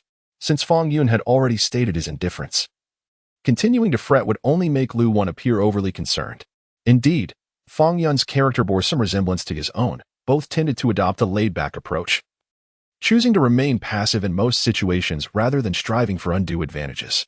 At that moment, Lu Wan, having reached this realization, blinked gently again and became increasingly intrigued by Fang Yun's series of thoughts and actions. Noticing Fang Yun's lack of response, which he mistook for lingering indecision, Lu Wan decided to speak up. Let us not overthink it. The matters of the past are behind us. There is no need for continual preoccupation. How about we play a game of chess? It will allow me to observe your skills while also providing a chance to relax and redirect our focus away from troubling thoughts. Upon hearing Fang Yun's suggestion, Lu Wan nodded slightly. In the ensuing games, Fang Yun consistently lost to Lu Wan. Yet Lu Wan perceptively discerned that Fang Yun might be intentionally losing to bring him joy and evade his own worries. Upon recognizing this situation, Lu Wan blinked thoughtfully, a contemplative expression gracing his face as he pondered deeply. Perhaps befriending Fang Yun would yield no detriment. On the contrary, it could provide him with a companion who sought neither competition nor conflict. Embracing a philosophy of acceptance is indeed a commendable trait, allowing for interactions devoid of excessive considerations, enabling genuine communication with Fang Yun, which was a truly fortunate experience for Lu Wan. Shikamaru blinked, gazing at Fang Yun before speaking directly to him. "I wonder if the two of us could become friends. I believe it would be a wonderful thing to have a friend like you, and I sincerely hope we can form a friendship." As Shikamaru expressed this, an expression of anticipation adorned his face as he looked at Fang Yun, awaiting his response. To Shikamaru, becoming friends with Fang Yun seemed exceedingly favorable, and he felt their relationship would flourish. The thought of having someone to occasionally indulge in idleness with was truly delightful. Upon hearing Shikamaru's words, Fang Yun was momentarily taken aback, unable to comprehend why Shikamaru would say such a thing. He scratched the back of his head, a look of confusion crossing his features, and pondered aloud, "Aren't we already friends? Why are you suddenly saying this? Do you have other thoughts? If something is troubling you, feel free to share. I can offer my assistance if needed." Shikamaru shook his head. "I'm not trying to be overly familiar. I simply feel that your personality resonates with mine. I appreciate your easygoing nature, which avoids conflict. Sometimes, a little idleness can alleviate stress." Fang Yun smiled. "Of course, that sounds perfectly reasonable. It's not a difficult request at all. I would be delighted to be your good friend, and I am quite fond of your character as well." Soon after, their lives became less hectic, and they enjoyed a more relaxed period. During their leisure time, Sasuke approached Fang Yun, observing Naruto and Sakura's gradual improvements. Sasuke's expression became somewhat difficult to decipher. Noticing the change in Sasuke's demeanor, Fang Yun curiously inquired. Has something happened? You seem a bit off. Do you have other thoughts on your mind? If there's something troubling you, please feel free to share. Sasuke snapped back to reality. It's nothing much. I just felt bored and came to chat. Watching them both progress makes me feel like I'm stagnating, which is a bit embarrassing. If I could dedicate more time to training, perhaps I would see greater improvements. Recently, I haven't focused all my energy on training, and that's why I feel somewhat left behind. Listening to Sasuke's words, Fang Yun understood that he was likely feeling lost, and there was no need to provoke him further. Some matters simply require time and patience to unfold. It was essential to recognize that Sasuke's current state was merely a consequence of past unexpected events that had hindered his progress. Had he not been injured, perhaps everything would have proceeded smoothly, rendering any urgency unnecessary. Thus, Fang Yun directly spoke to Sasuke, offering words of comfort. There is no need for you to worry incessantly every day. Their significant progress is solely a result of their diligent training. If you shift your focus towards your own training, you will find that you are less likely to encounter unexpected challenges. The remarkable advancements are merely due to the curse mark and injuries. Your own strength remains formidable. There is no need for such excessive concern. With earnest dedication to training, you shall undoubtedly reap the rewards. Listening to Fang Yun's counsel, Sasuke found merit in his words and realized that Fang Yun was not misleading him. Instinctively, he clenched his fists, his face reflecting a newfound determination. Sasuke understood that he must exert greater effort in his training, for only then could he enhance his strength. To squander time would yield no advantages. Rather, it could lead to more complications, a prospect he was unwilling to accept. Fang Yun, having discerned his thoughts, suggested to Sasuke, "How about a friendly competition between us? It would serve as a practical exercise for you to regain your previous prowess." Naruto, intrigued by the commotion, approached and eagerly chimed in, "I want to join. Let us see who can emerge victorious." The three of them agreed and commenced their sparring. During the bout, Naruto executed the Rasengan flawlessly. Observing Naruto's fluid movements, Fang Yun narrowed his eyes, contemplating that this was indeed a genuine contest, no need for restraint. At that moment, Sasuke unleashed Chidori. Fang Yun sensed that the situation was becoming increasingly intense. The air was thick with tension, and onlookers would surely believe a conflict was brewing. Just then, Sakura intervened, delivering a punch to each of them. Fang Yun found it difficult to accept the unfolding events.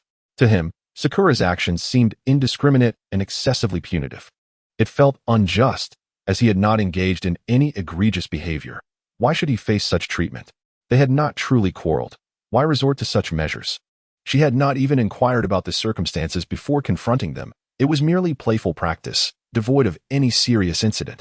Yet, without hesitation, Sakura admonished, "What are you doing? It ought not to be ignited in such a manner. What do you think you are doing? Must you truly wait until things become increasingly convoluted to perceive it as the desired outcome?" Upon hearing Sakura's words, Naruto gently blinked, his expression tinged with a hint of nostalgia. Indeed, Naruto recognized that Sakura had grown remarkably stronger. She would not have acted in such a way previously. It is her newfound strength that emboldens her to speak candidly to the three of them. One cannot help but notice that you have transformed into an entirely different person. You would never have engaged in such behavior before. Everything has changed because you are gradually becoming more powerful, and perhaps you are oblivious to these subtle details. Naruto mused. Sakura then spoke. Moreover, we, the 4 members of Team 7, must remain united. Although I may seem somewhat insignificant in this equation, being relatively weaker, I must cultivate some proficiency to avert unforeseen incidents. Regardless, I should seize the opportunity to contribute meaningfully when the time is right. As she spoke, her face radiated unwavering determination. After a brief pause, she continued, "Furthermore, witnessing your skirmishes pains me, whether it is mere playfulness or genuine discord. If either of you sustains injuries, I will be compelled to tend to your wounds and facilitate your recovery. Therefore, I hope you can exhibit a modicum of consideration and understanding, and refrain from provoking further chaos." Fang Yun, upon hearing her words, blinked lightly, acknowledging the validity of her sentiments. Given the present circumstances, it would be advantageous to mitigate conflicts, as doing so would yield greater benefits for himself. If these disputes persist, they may irreparably damage the bonds between them, a result he would certainly prefer to avoid. In any case, the situation has escalated to this point, and there is no longer any need for him to evade it. The recent incident had indeed spiraled out of control, resulting in injuries to both parties, a conclusion he did not wish to witness. If a competition must ensue, there should be limitations. Engaging in actions without boundaries may only inflict greater harm upon the group. After all, this is a small collective. They ought to unite and collaborate against external forces, rather than engage in internal strife. I find your words to be quite reasonable, and I shall certainly pay more attention in the future to prevent similar occurrences. I understand your concerns, and henceforth, we shall take precautions ahead of time, ensuring that we do not act recklessly again. Sakura cast a sharp glance at Fang Yun and remarked, "What use is it to contemplate these matters now? The incident has already transpired, and misfortune has befallen us. You should focus on rectifying your attitude and take some time for self-reflection instead of jesting about." After speaking, Sakura turned to her companions, Sasuke and Naruto, and gently said, "Now that both of you are injured, allow me to tend to your wounds. If we delay any longer, your injuries may worsen. I will assist you in your healing." Observing Sakura's evident shift in demeanor, Fang Yun blinked in confusion, his face bearing a hint of grievance. The disparity in her treatment of him compared to Naruto was striking. She was so stern with him yet so gentle with them, eager to bandage their wounds. Ultimately, Fang Yun refrained from further comment, fearing that it might provoke her ire and complicate matters further. Naruto and Sasuke exchanged glances and stifled laughter. At that moment, Fang Yun did not harbor intense anger towards Sakura's actions, as he recognized that her intentions were likely for his own good. There was no need for him to dwell on these thoughts, for such preoccupations would only bring him unnecessary troubles, a consequence he was unwilling to accept. Fortunately, the situation was not as dire as it could have been, and it was indeed Sakura's timely intervention that prevented further mishaps. Deep down, Fang Yun felt a twinge of gratitude towards her. However, he also understood that overthinking was futile. The priority was to act swiftly. He aspired to attempt the Chidori technique, but lacking lightning chakra rendered it impossible, leaving him somewhat disheartened. He had believed he could give it a try, but the current circumstances suggested otherwise. Yet, Fang Yun recognized that fixating on this limitation would serve no advantage. It could potentially lead to more complications, a result he would rather avoid. Given that this possibility was now out of reach, he decided to let it go and redirect his thoughts to other matters. With this resolve, he squinted his eyes, wearing a more serious expression on his face. Fortunately, Fang Yun chose to cease pondering these matters and decided to let nature take its course. After all, some desires, if pursued too fervently, may remain elusive, potentially exacerbating one's discontent. Embracing a more relaxed approach seemed the wisest choice. Given his disposition, there was no need to overthink. Rather than squander time in contemplation, it would be far more prudent to ease his mind, thus averting further unforeseen complications. As he contemplated this, a slight sigh of relief escaped him, and he resolved to momentarily set aside these thoughts. However, just then, he heard a soft ticking sound. A new mission had been assigned. At the sound, Fang Yun squinted slightly, uncertain of the nature of the task bestowed upon him. The directive was clear. He must defeat Sasuke. Caught off guard, Fang Yun paused. He had intended to move past his earlier concerns. Yet this sudden assignment compelled him to act. It appeared he had no choice but to proceed, for any further missteps would only necessitate more deliberation later. Given the current circumstances, accepting this mission meant he had to act swiftly to ensure a seamless execution, thereby minimizing the risk of any complications. Otherwise, any unforeseen errors could lead to outcomes he was unwilling to accept. While the situation had not yet deteriorated significantly, it was imperative to maintain a state of vigilance and caution to prevent matters from worsening. With this in mind, Fang Yun instinctively clenched his fists, a resolute expression gracing his features. He understood that, in this predicament, no one could assist him. If he wished to fulfill the mission, he must focus on defeating Sasuke. Sasuke, too, was not in peak condition, and if Fang Yun could remain alert, he believed he could complete the task with relative ease, likely avoiding any further troubles. Therefore, he felt little need for excessive worry. Everything would unfold under his command and progress smoothly. With this plan firmly in place, Fang Yun, albeit reluctantly, sought out Sasuke once more. "I refuse to concede. I wish to spar with you again. I believe I can demonstrate my true strength and easily defeat you. There is no chance of any unforeseen events arising, and I am confident in my abilities. In a one-on-one match, the outcome remains uncertain." As he spoke, a determined expression adorned his face as he awaited Sasuke's response. To Fang Yun, the system had already issued him a task. Any hesitation on his part would yield no advantages, but rather could lead to greater losses due to an inability to complete the mission. Such a scenario would indeed be rather troublesome. Now that this task has been resolved, one should seize the moment to complete it swiftly. Only upon fulfilling the task can one avert unforeseen complications and ensure that all matters proceed seamlessly. Upon hearing Fang Yun address him in this manner, Sasuke raised an eyebrow slightly, a look of mild astonishment gracing his features. At this moment, Sasuke could scarcely fathom that Fang Yun would once again seek him out to propose a spar. Are you serious? You jest not, I hope? Why have you suddenly approached me again? Did we not already engage in a contest? Must we truly do so once more? Sasuke inquired, his gaze scrutinizing Fang Yun as he awaited a response. Sasuke was utterly perplexed by the current situation and could not comprehend why Fang Yun had unexpectedly sought him with such a request. Fang Yun resolutely nodded. What? Are you unwilling? Afraid of defeat, perhaps? Fear not. I shall allow you a couple of moves. In truth, Fang Yun's words were deliberately intended to provoke Sasuke. He feared that Sasuke might decline his challenge, and thus he spoke in such a way to ignite Sasuke's competitive spirit. Sasuke, without hesitation, shook his head. How could that be? Why would I fear? My dear, now that you have uttered such words, I shall naturally rise to the occasion. Let us see who among us is truly superior. Today, we shall settle this once and for all. As Sasuke spoke, a playful expression adorned his face as he regarded Fang Yun, for the author had not taken this contest too seriously. After agreeing, Fang Yun took the initiative to strike. During their combat, Sasuke suddenly experienced a sense of déjà vu regarding the scene unfolding before him. As they fought, memories of his childhood with Itachi flooded back. He often sparred with him, and the two shared many reminiscences. Reflecting on this, Sasuke felt a wave of nostalgia wash over him. So much time had passed, and yet, everything had changed irrevocably. Noticing that Sasuke seemed somewhat distracted, Fang Yun seized the opportunity to launch an attack, aiming to defeat Sasuke and thereby accomplish the task assigned by the system. However, at that moment, Sasuke became acutely vigilant against Fang Yun's onslaught.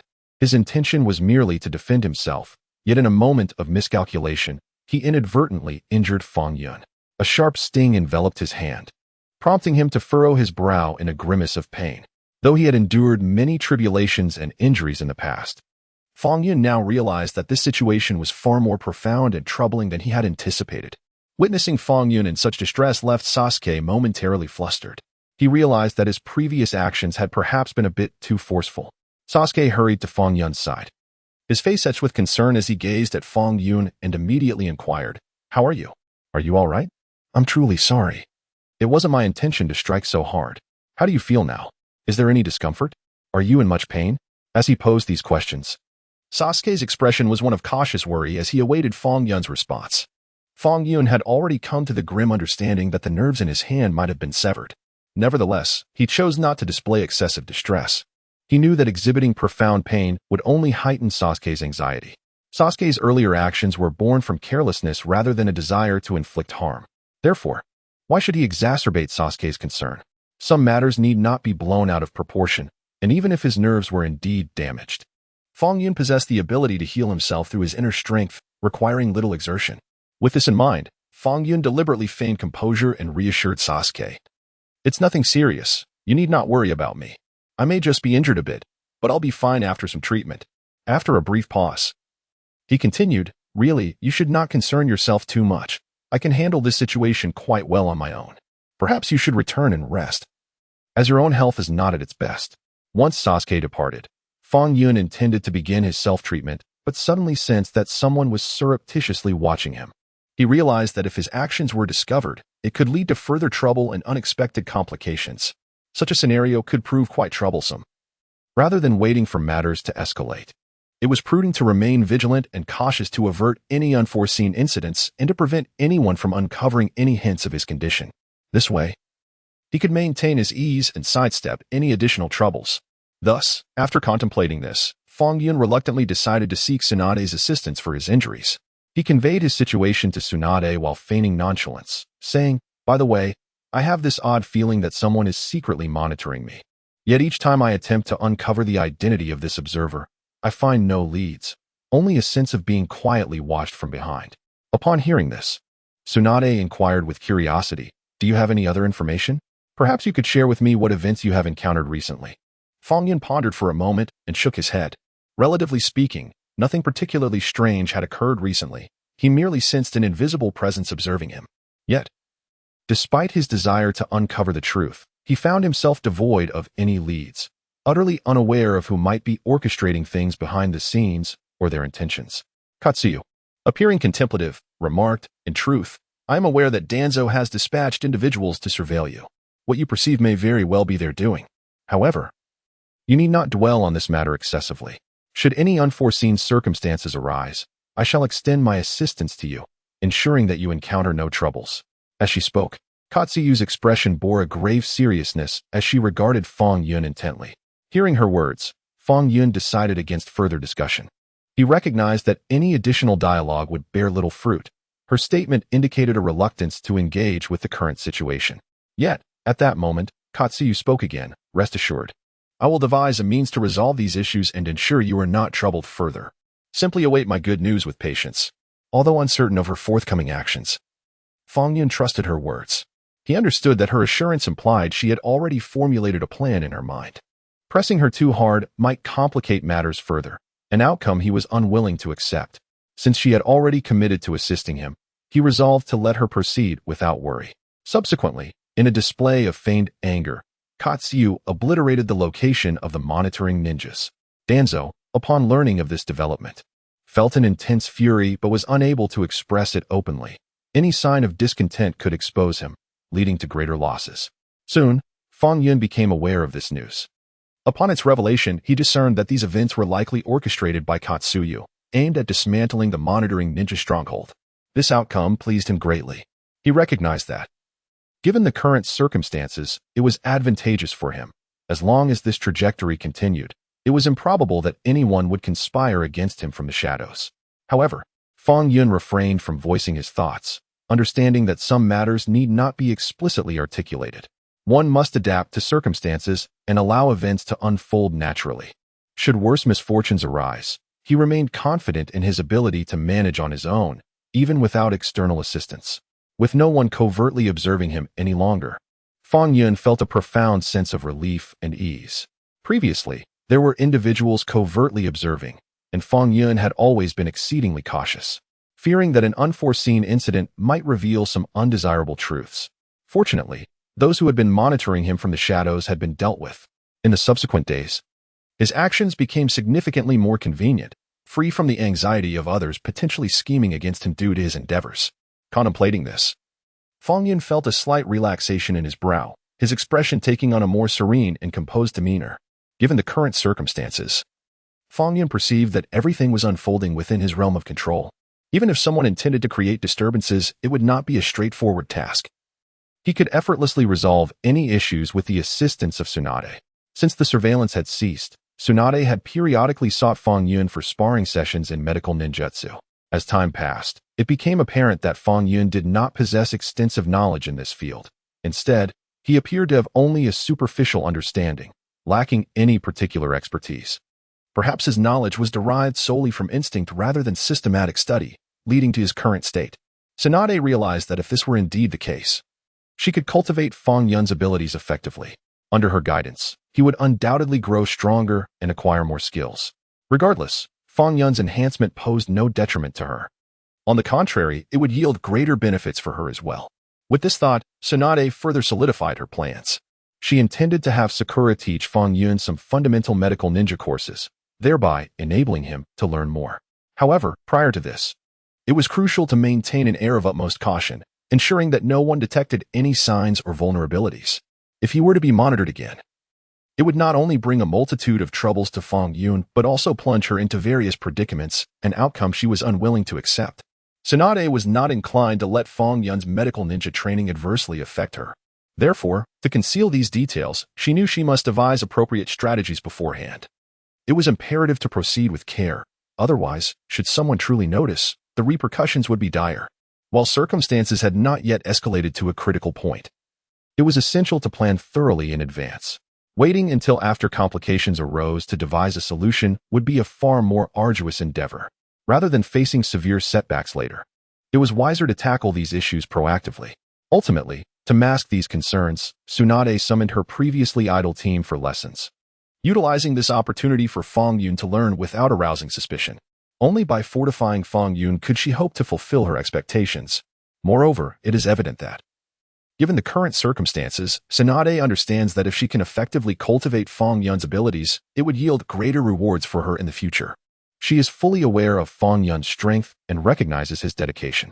As long as he receives proper training, once Fang Yun becomes increasingly formidable, all matters will unfold more smoothly, a realization Tsunade is keenly aware of. Naturally, Fang Yun accepted Tsunade's suggestion and commenced his lessons. Although he had encountered some of the material before, he refrained from disclosing this entirely. Revealing too much could potentially lead to unnecessary complications. Rather than over-explaining, he chose to progress gradually. After all, revisiting the material posed no detriment to him and would fortify his strength through systematic learning. As his prowess grew, he would inevitably navigate challenges with greater ease, resolving all situations with aplomb and thereby circumventing any further difficulties. Fang Yun contemplated the potential developments ahead. Yet he maintained a composed demeanor, knowing that excessive display of emotion might arouse suspicion. Instead of exhibiting overt reactions, he opted for a calm disposition, which would help avert unnecessary occurrences. During this period, Fang Yun suddenly discovered an exceptionally talented individual named Ino, realizing that if she were to study medical ninjutsu alongside them, the benefits would be substantial. Such talent, when nurtured, would undoubtedly enhance her abilities, ultimately proving advantageous for him as well. With this thought, he slightly raised an eyebrow, donning a pensive expression. If this was indeed his intent, it was imperative to take action promptly. Merely pondering would not confer any advantages. Rather, it could hinder progress. Instead of procrastinating, he resolved to seize the moment, probing her thoughts and discerning her desires. If she expressed interest, they could embark on systematic learning together. Fang Yun approached her directly. I wonder if you would be interested in studying medical ninjutsu with us? I perceive great potential in you, and if you join us, it will undoubtedly enhance your strength and elevate your level. He spoke while awaiting her response, entirely uncertain of how she would reply. Nevertheless, he was eager to make the attempt. Without trying, he could not ascertain her stance. Should this endeavor elicit a favorable response, it would be a significant boon for him. With anticipation evident on his face, he gazed at Ino, awaiting her reply. If he could win over such an individual, he would undoubtedly gain a remarkable talent. Upon hearing Fang Yun speak to him in this manner, Jing Yi gently blinked his eyes, reflecting on the growth he had witnessed in Sakura during the Chunin exams.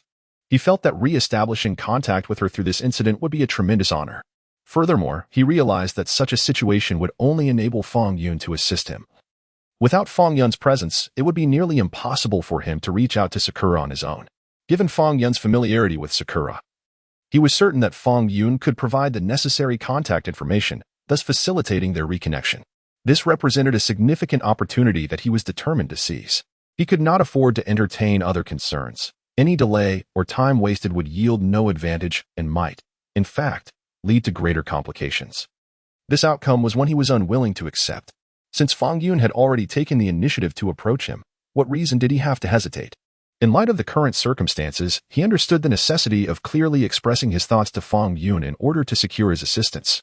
Without Fang Yun's support, it would be futile to attempt to rekindle a friendship with Sakura on his own, given the myriad events that had transpired. Actively seeking out Sakura now seemed particularly troublesome and could potentially complicate matters further. Therefore, while the situation had yet to deteriorate, he resolved to communicate his sentiments to Fang Yun without hesitation. Thus, he spoke directly to Fang Yun, expressing, if learning is truly the goal, it is not a bad endeavor. However, I urgently require your assistance. I wish to reconnect with Sakura and clarify the misunderstandings that have arisen. There are matters we need to discuss, as I do not want to lose such a valuable friend. Fang Yun readily patted his chest and assured, rest assured, this matter will be entrusted to me. I will undoubtedly resolve these issues and facilitate the relationship between you both. You can rely on me to handle this completely.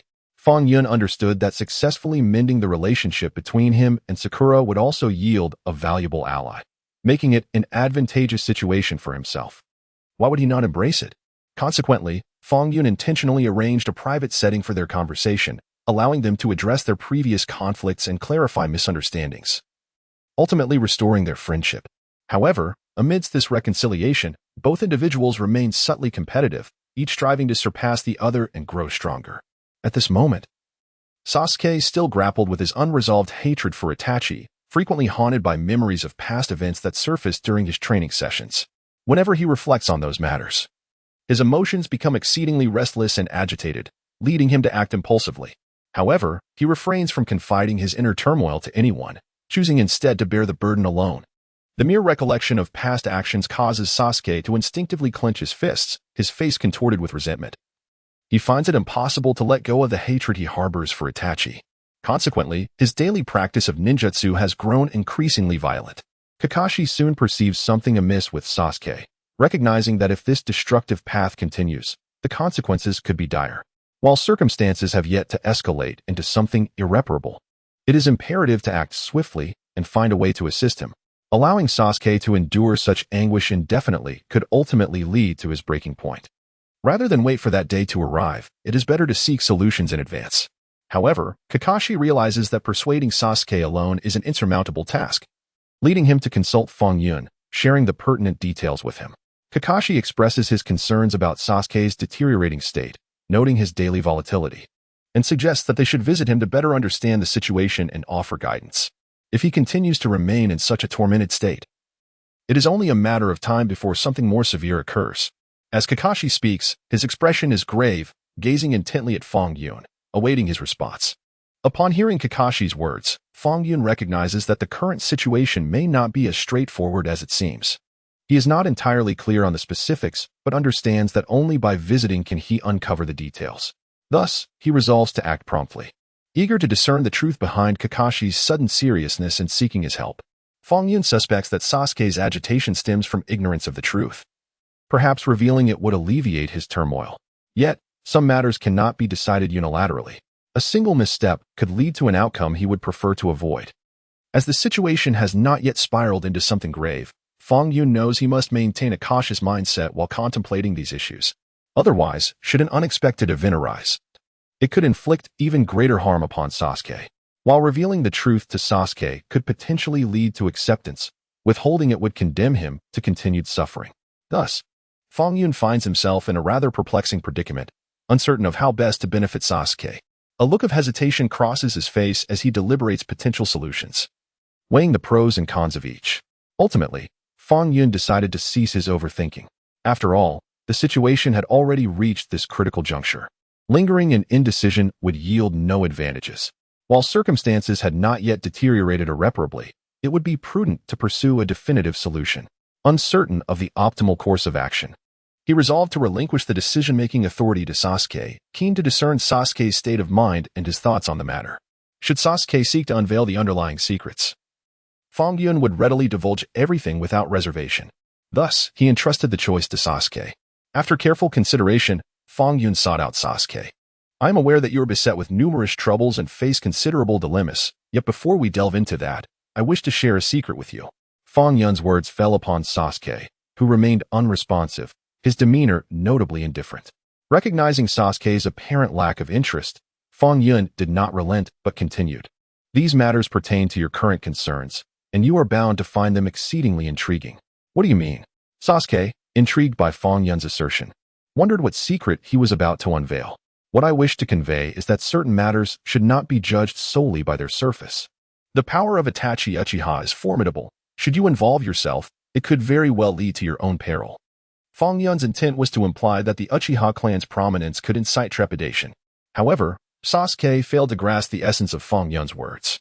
He perceived Fang Yun's caution merely as a manifestation of fear towards the Uchiha's might. If you truly harbor such fears, then do not dwell on them. Some matters do not require your intervention. I hope you will refrain from concerning yourself with how I choose to navigate these issues, for they are mine alone and bear no relation to you. Upon hearing Sasuke's retort, Fang Yun discerned that Sasuke was not in a particularly favorable state, nearing the brink of losing control. Should any unforeseen calamity befall him, Fang Yun would be unwilling to accept such an outcome. Recognizing the urgency of the situation before it worsened, Fang Yun understood the necessity of devising a more rational resolution to address these issues, thereby averting further complications. Regardless of the circumstances, maintaining a vigilant stance was imperative to safeguard his own interests. Since they had come this far, it was essential to clarify all pertinent details, ultimately benefiting Sasuke. Given the current state of affairs, further evasion would be utterly indefensible. Ultimately, he resorted to utilizing the Great Fireball technique, gathering Chakra at the back of his throat and expelling a colossal fireball from his mouth, feigning his identity as a member of the Uchiha clan. He revealed numerous pertinent truths to Sasuke. In reality, the entirety of the matter diverged significantly from Sasuke's understanding. What he had come to know was profoundly distorted, and the facts were far from what he believed. As Sasuke listened intently, his curiosity deepened. He was baffled as to why the other party would divulge such information and what hidden secrets lay beneath, despite his extensive prior investigation yielding no leads. The sudden proclamation left him bewildered. Fang Yun, recognizing the uncertainty within Sasuke, continued, "Rest assured, I am not deceiving you. The reality is indeed as I described. If you trust my words, simply remain calm and contemplate a solution, and you shall incur no further loss." Fang Yun meticulously shared every relevant detail with Sasuke, believing it imperative for him to grasp these nuances, as ignorance of such secrets could lead to greater turmoil for Sasuke. Listening to Fang Yun, Sasuke was momentarily swayed and found credence in his assertions, yet he still harbored many uncertainties regarding the rules and finer points involved. Certain truths could only be unraveled through a direct encounter with Itachi. Mere hearsay could not ascertain the veracity of these matters. He yearned to meet Itachi in person to clarify whether the situation was indeed as presented. "Do you know where he is? Could you arrange for me to see him? Only upon meeting him can I ascertain if you are merely placating me," he implored. After a moment of contemplation, Fang Yun concluded that revealing Itachi's whereabouts would not pose a significant challenge. Rather than conceal the truth, he opted to disclose Itachi's location, thereby providing Sasuke with greater convenience. Currently, Itachi is with the Akatsuki organization. However, I have heard that they have recently targeted Naruto, who harbors the Ninetales, and it seems an action is imminent. Upon learning this, Sasuke furrowed his brow, his expression turning grave as he recognized the peril that loomed over Naruto. At that moment, Fang Yun spoke again. "If you could come and assist in ensuring Naruto's safety, it would mitigate the likelihood of unforeseen incidents. Your intervention is crucial in this matter." Sasuke pondered the proposition. Should he engage in these endeavors, he would not only be doing a favor but would also incur no substantial loss. Moreover, this concern was for Naruto. How could he possibly remain indifferent? The prospect of any mishap was an outcome he was unwilling to accept. Thus, after contemplating these thoughts, Sasuke nodded in agreement. "Rest assured, I comprehend your intentions, and I shall also remain vigilant regarding Naruto's safety. Should any unforeseen circumstances arise, I will offer my assistance without hesitation." Hearing Sasuke's response, Fang Yun felt a slight sense of relief. With Sasuke's support, any potential mishap could likely be resolved with ease.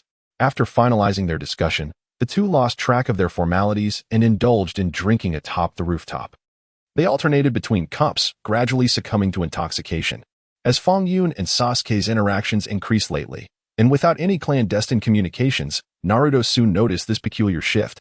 Upon realizing this development, he became intrigued, pondering what had transpired to foster such an unexpected bond between the two. Their relationship had never been so amicable. What could have caused this transformation? What secrets lay hidden from his understanding? Contemplating these mysteries, Naruto wore a curious expression.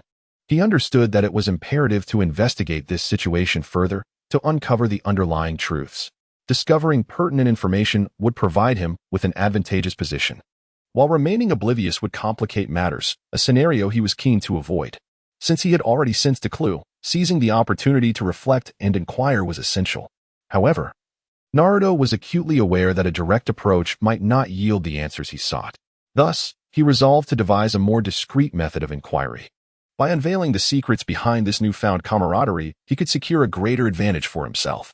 With a contemplative demeanor, he pondered how best to navigate the unfolding circumstances. Regardless, he knew he must maintain a state of utmost caution, ensuring that his thoughts remained concealed from others to avoid unnecessary complications. Ultimately, with this resolve, Naruto decided to stealthily follow Fang Yun and Sasuke, curious to discern their activities and the nature of their recent interactions. Without further hesitation, he acted on his instincts, recognizing that curiosity demanded immediate action. Any delay could lead to unforeseen consequences, amplifying the severity of the situation. Thus, he stealthily trailed the two, eager to uncover their destination and intentions. Yet, amidst this pursuit, he suddenly found himself lost. The whereabouts of Fang Yun and Sasuke remained an enigma, leaving Naruto utterly perplexed about their destination. Gazing at the somewhat unfamiliar scene before him, he furrowed his brow lightly, his countenance marked by a seriousness that reflected his disbelief at how events had spiraled to such an extent. Initially, he had anticipated a relatively effortless investigation into their clandestine activities, yet unforeseen complications had arisen, prompting a resigned sigh that deepened the despondency etched on his face. Nevertheless, Naruto was not one to succumb to despair. He believed that opportunities still lay ahead. As long as he remained vigilant, further unforeseen events could be averted. He was determined to keep everything within his grasp, understanding that any lapse in his focus now could thwart his ultimate goals. Just then, an unusual noise resonated from a distance, heightening his anxiety. The source of the sound remained uncertain, casting an ominous shadow over the situation. With a heightened sense of alertness, Naruto scrutinized his surroundings, his expression grave. It was then that the Akatsuki members, Kisame Hoshigaki and Deidara, emerged outside the village of Konoha, fortuitously crossing paths with him. They advanced towards him with unwavering intent. Naruto narrowed his eyes, anxiety creeping into his heart as he pondered their intentions, acutely aware that he was outmatched by the two. Yet, given the gravity of the situation, he realized that evasion would only exacerbate his predicament, a conclusion he was reluctant to accept. Thus, with his mind racing, he contemplated the best course of action, recognizing that reliance on others was futile. He had to act independently. Seeking assistance would only squander precious time he could ill afford, as he could not wait for others to come to his aid. As they launched their assault, Naruto cast aside his trepidation and braced himself for confrontation. He understood that retreating now would only embolden them further, complicating matters beyond resolve. With the situation still manageable, he resolved to maintain a state of utmost caution in addressing these challenges. He believed that confronting them head-on might yield some resolution, especially since he had no avenues left for retreat. Procrastination would only erode any potential advantage he might hold. As time ticked away, the clash intensified, and it soon became evident that Naruto was gradually succumbing to the pressure. The adversaries pressed on relentlessly, showing no inclination to grant him an escape. At this critical juncture, the Ninetales Chakra suddenly erupted, and Fang Yun, with acute sensitivity, discerned the difficulties faced by Naruto. Upon sensing this unforeseen predicament, a grave expression enveloped Fang Yun's countenance. He understood the urgency of addressing these matters promptly. Otherwise, should further complications arise, the repercussions would be dire. Moreover, he was entirely unaware of Naruto's current condition, and it was imperative that he personally investigate the situation. Procrastination was no longer an option. Fang Yun turned to his companion Sasuke and declared, "An unexpected event has transpired. We must pause our current endeavors. We can resolve those matters later, but our foremost priority is to ascertain what has transpired. Naruto may already be in peril, and I must hasten to offer my assistance." After a brief pause, Fang Yun continued, "Let us proceed to act independently. You shall seek out Kakashi while I endeavor to rescue Naruto." As Fang Yun spoke, a grave expression adorned his face. At that moment, he comprehended that if he continued to feign ignorance, Naruto's predicament could worsen significantly. Recognizing the unforeseen turmoil, he understood the urgency of taking decisive action instead of squandering precious time. Fang Yun was acutely aware that lingering any longer could lead to unimaginable consequences. After conferring with Sasuke, Fang Yun commenced his mission, heading directly to Naruto's current location.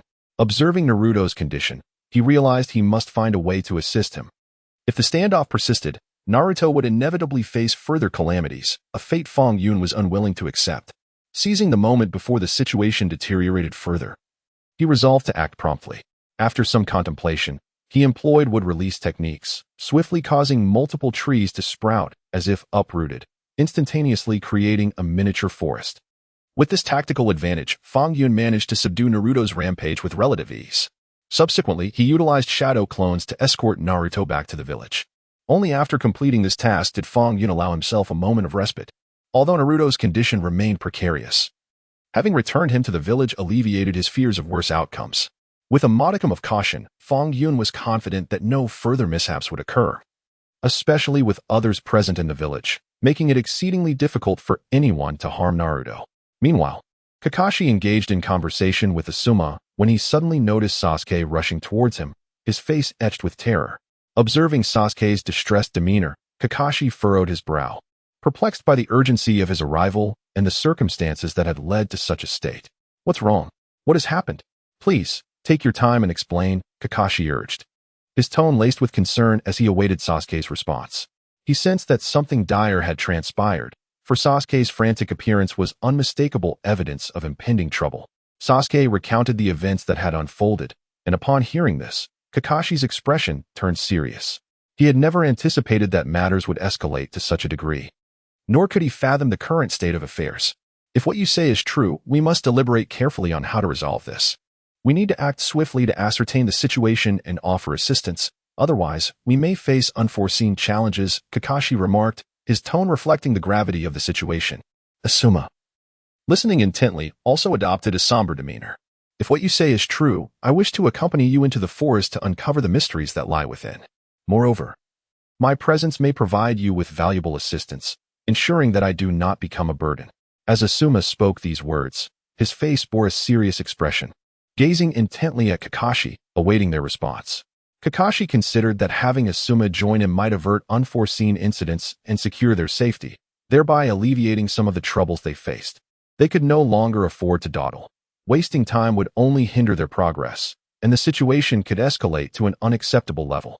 Recognizing the gravity of the moment, Kakashi understood that bringing Asuma along would not impose significant losses on him. Furthermore, Fang Yun was awaiting his arrival, and failing to reach her promptly could yield dire consequences. Ultimately, Kakashi nodded in agreement. Very well, let us proceed at once. Thus, the group made their way to the forest. Along the way, they chanced upon Fang Yun's shadow clone escorting Naruto back to the village. Observing Sakura and Sasuke trailing closely behind, Fang Yun felt reassured in trusting the situation to them. With their presence, he could confidently continue his mission. I leave Naruto in your capable hands. Please take good care of him. His condition is precarious. However, with you two here, I trust his safety is assured. Fang Yun's expression was earnest as he spoke. He was aware that delegating these matters to them would mitigate any potential errors. He could return to his original form and engage in battle with them. For at this juncture, evasion would only exacerbate the circumstances. Sasuke nodded. All right, you should focus on your tasks. We will take care of Naruto. There will be no further issues. Once these matters were settled, Fang Yun no longer worried excessively about Naruto. With Sasuke present, he felt confident that complications would be minimal. The situation had already shown signs of improvement. More importantly, he needed to confront the Akatsuki members, Kisame and Deidara, ensuring that they could not wreak havoc. Now that events had unfolded in this manner, they could not afford to procrastinate.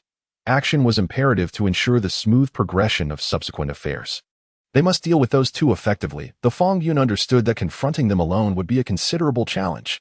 However, no one else could assist him. He had to take matters into his own hands to prevent further complications. If these matters were allowed to continue unchecked, the eventual consequences would undoubtedly worsen. Such an outcome is one that one would naturally wish to avoid. With this in mind, Fang Yun understood that, although the upcoming challenges were formidable, he had no one to rely on but himself. Thus, the resolution of all these issues rested solely upon his own capabilities. To linger in indecision would lead to dire ramifications. However, Fang Yun had already realized that confronting both adversaries single-handedly would prove exceedingly difficult. Their combined strength was formidable. A direct confrontation could exacerbate his predicament and plunge him into deeper troubles, an outcome he was loath to accept. Yet, he remained uncertain about how to navigate this dilemma. He was at a loss as to how to safeguard his interests and avert a cascade of subsequent dangers. The puppet of the scorpion of red sand was particularly troublesome. As time slipped away, Fang Yun found himself gaining no advantages and was increasingly ensnared in a perilous situation. He recognized the urgency of addressing the matter forthwith. Should he persist in this state of inaction, he would be confronted with even greater complications, the consequences of which would be utterly unthinkable.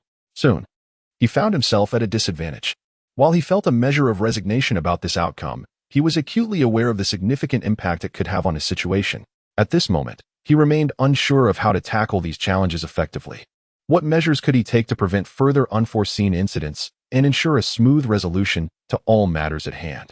His expression, now serious, reflected his understanding that he could no longer afford to dawdle. He needed to devise a suitable strategy. Despite being on the back foot, Fang Yun did not completely surrender. If he failed to manage these issues adequately, he would gain no advantage from the unfolding circumstances, a reality he could not accept. He knew that such a result would only compound his troubles. Just as he pondered these thoughts, a sudden sound broke the silence. Beep. Reward. Win to tribute Chakra. Upon hearing this reward, Fang Yun narrowed his eyes, raising an eyebrow in surprise. He had not anticipated such a turn of events. Nor did he expect to suddenly receive Win to tribute Chakra. The potential benefits of possessing this chakra would undoubtedly simplify his subsequent efforts to address these challenges. With this realization, His demeanor grew more composed. In his perspective, perhaps as long as he maintains a state of utmost caution, he should not encounter too many issues. Every situation will be handled in a reasonable manner, and he will not face any further troubles. With the current systematic rewards in place, even if other mistakes arise, he would be able to manage them adeptly. Fang Yun exhibited no hesitation, directly utilizing wind attribute chakra to create a Rasengan. He understood that given the present circumstances, he must act swiftly to resolve matters, as procrastination could lead to greater harm, a consequence he was unwilling to accept. While the situation had not yet deteriorated significantly, he needed to transform passivity into initiative. Defeating them would help avert unforeseen complications. Otherwise, confronting them head-on with his solitary strength would be futile against two adversaries. Now that he had finally received a reward, the wind attribute chakra must be utilized to its fullest potential. Fang Yun unleashed the Rasengan, shattering one of the puppets of Sasori of the Red Sand. Observing the tremendous impact of the Rasengan, he narrowed his eyes slightly, his expression becoming somewhat more subdued. In his view, the current situation still held numerous advantages for him. Having established his strengths, he was determined to continue his course of action without inviting further troubles, confident that all circumstances would remain under his control. With this thought, Fang Yun allowed a subtle smile to play on his lips, embodying a sense of pride as he understood the urgency to act promptly. The assault from Kisame Hoshigaki soon followed. However, Asuma and Kakashi were also aware of the unfolding events, and they timely intercepted Kisame, effectively blocking his path and granting Fang Yun more opportunities while preventing him from being caught in a two-pronged attack, thus minimizing potential harm. Sasori recognized that the situation had become rather precarious. He had never anticipated the events spiraling to this extent. As he surveyed the current scene before him, his expression grew grave. He understood that to resolve the prevailing circumstances, meticulous care was imperative. Otherwise, any unforeseen complications would yield even greater losses, a result he was certainly unwilling to accept. Given that matters had reached this juncture, he needed to act swiftly and contemplate how best to address these challenges. Procrastination would only exacerbate his predicament. Furthermore, Fang Yun's strength was undeniably increasing, and failing to implement appropriate countermeasures would only allow Fang Yun to continue suppressing his development. The Scorpion of the Red Sand pondered deeply on how to resolve the situation at hand, temporarily using his puppets to delay the three adversaries. At that moment, Asuma and Kakashi were visibly tense, their gazes fixed intently on the menacing figures of Kisame Hoshigaki and the Scorpion, their faces reflecting a grave seriousness as they awaited the next move. Fang Yun, however, felt a slight easing of his tension. He believed he could effortlessly handle the two foes without undue concern. Given the circumstances had escalated to this point, dwelling on the past would only complicate matters further. Since events had reached such a critical juncture, it was imperative to act swiftly. With the recent rewards from the system, managing these challenges had indeed become considerably more manageable. After ensnaring the three with his puppets, the Scorpion and Kisame hastily retreated. He recognized that lingering in this location offered him no advantage and could potentially worsen his predicament, a result he was unwilling to accept. Seizing the moment before matters became truly dire, he resolved to escape temporarily, planning to address the issues at a more opportune time. Fang Yun, feeling somewhat drained after the recent skirmish, found his condition less than optimal. Once the Scorpion and Kisame had departed, he exhaled a sigh of relief, his earlier anxiety dissipating. Yet, his body felt weakened, as he had been sustaining himself through sheer will. With the situation now resolved, Fang Yun allowed himself to relax, only to feel the fatigue wash over him. The exertion from the recent conflict had taken a significant toll, leaving him in a rather precarious state. Observing Fang Yun's exhaustion, Asuma and Kakashi exchanged worried glances, their expressions laden with concern for their comrade. They feared that Fang Yun might encounter unforeseen complications, deeming his current state to be quite precarious. They could not afford to remain indifferent. It was crucial to offer Fang Yun their assistance to avert any further mishaps. After all, should Fang Yun face additional challenges, the consequences could be dire. While the situation had yet to escalate into something grave, it was essential to maintain a vigilant and cautious demeanor, ensuring Fang Yun received the care he needed to recuperate. Kakashi directly addressed Fang Yun, inquiring, "How do you feel now? Is there any discomfort? Is there anything we can do for you? Your condition appears quite concerning, and you must prioritize restoring your strength to prevent any further issues." At this moment, Fang Yun found himself in a somewhat dazed state. He gently waved his hand and, with a feeble voice, murmured, "It's nothing, nothing at all. Please do not worry. I assure you, I can manage this on my own." Asuma wore a grave expression, realizing that remaining in this situation was utterly unnecessary. Staying here would yield no advantages. Rather, it was imperative to swiftly escort Fang Yun back to recuperate, ensuring that his condition gradually improved. He turned to Kakashi beside him and said, "Let us proceed without delay. We must take Fang Yun back to the village for rest. Otherwise, if we linger here and unforeseen complications arise, we would be ill-equipped to address them." At that moment, Asuma's demeanor was marked by seriousness.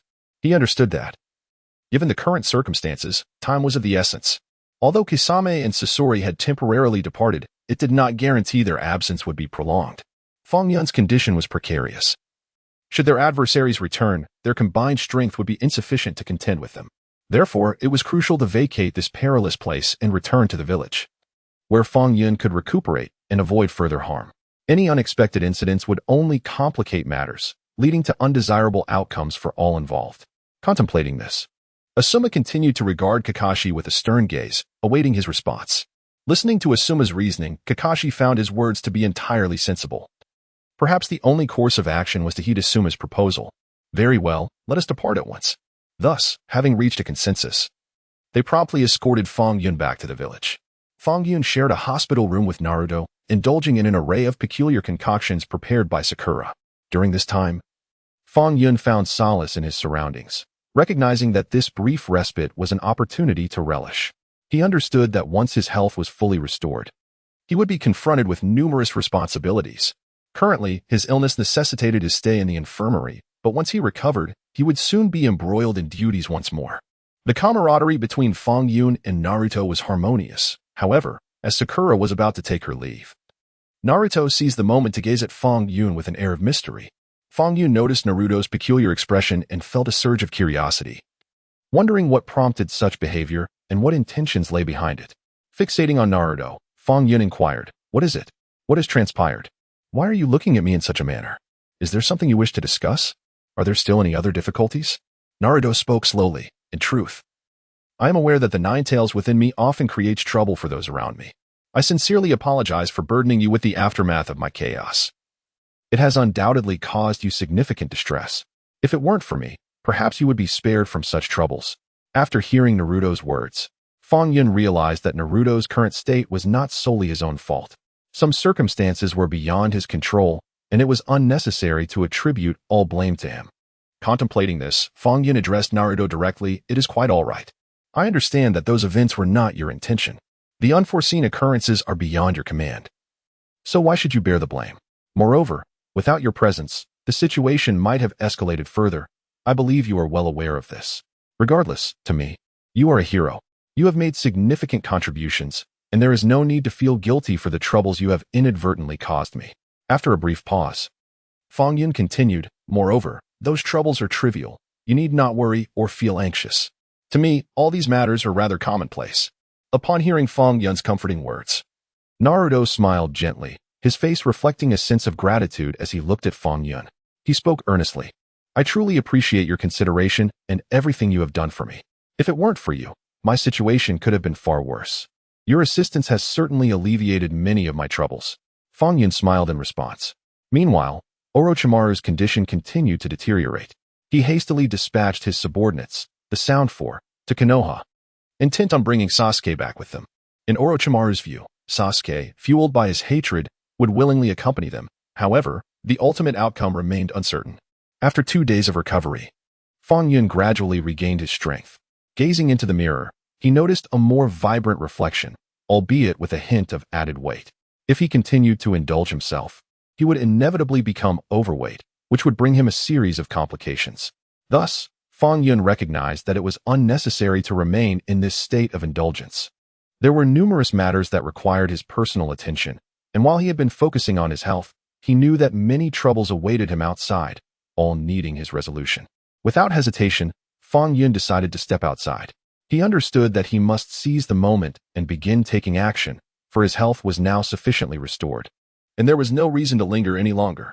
Mitarashi Anko approached Fang Yun, expressing her grave concerns. "I can sense the fluctuations of the curse mark. It is highly likely that Orochimaru has returned to Konoha."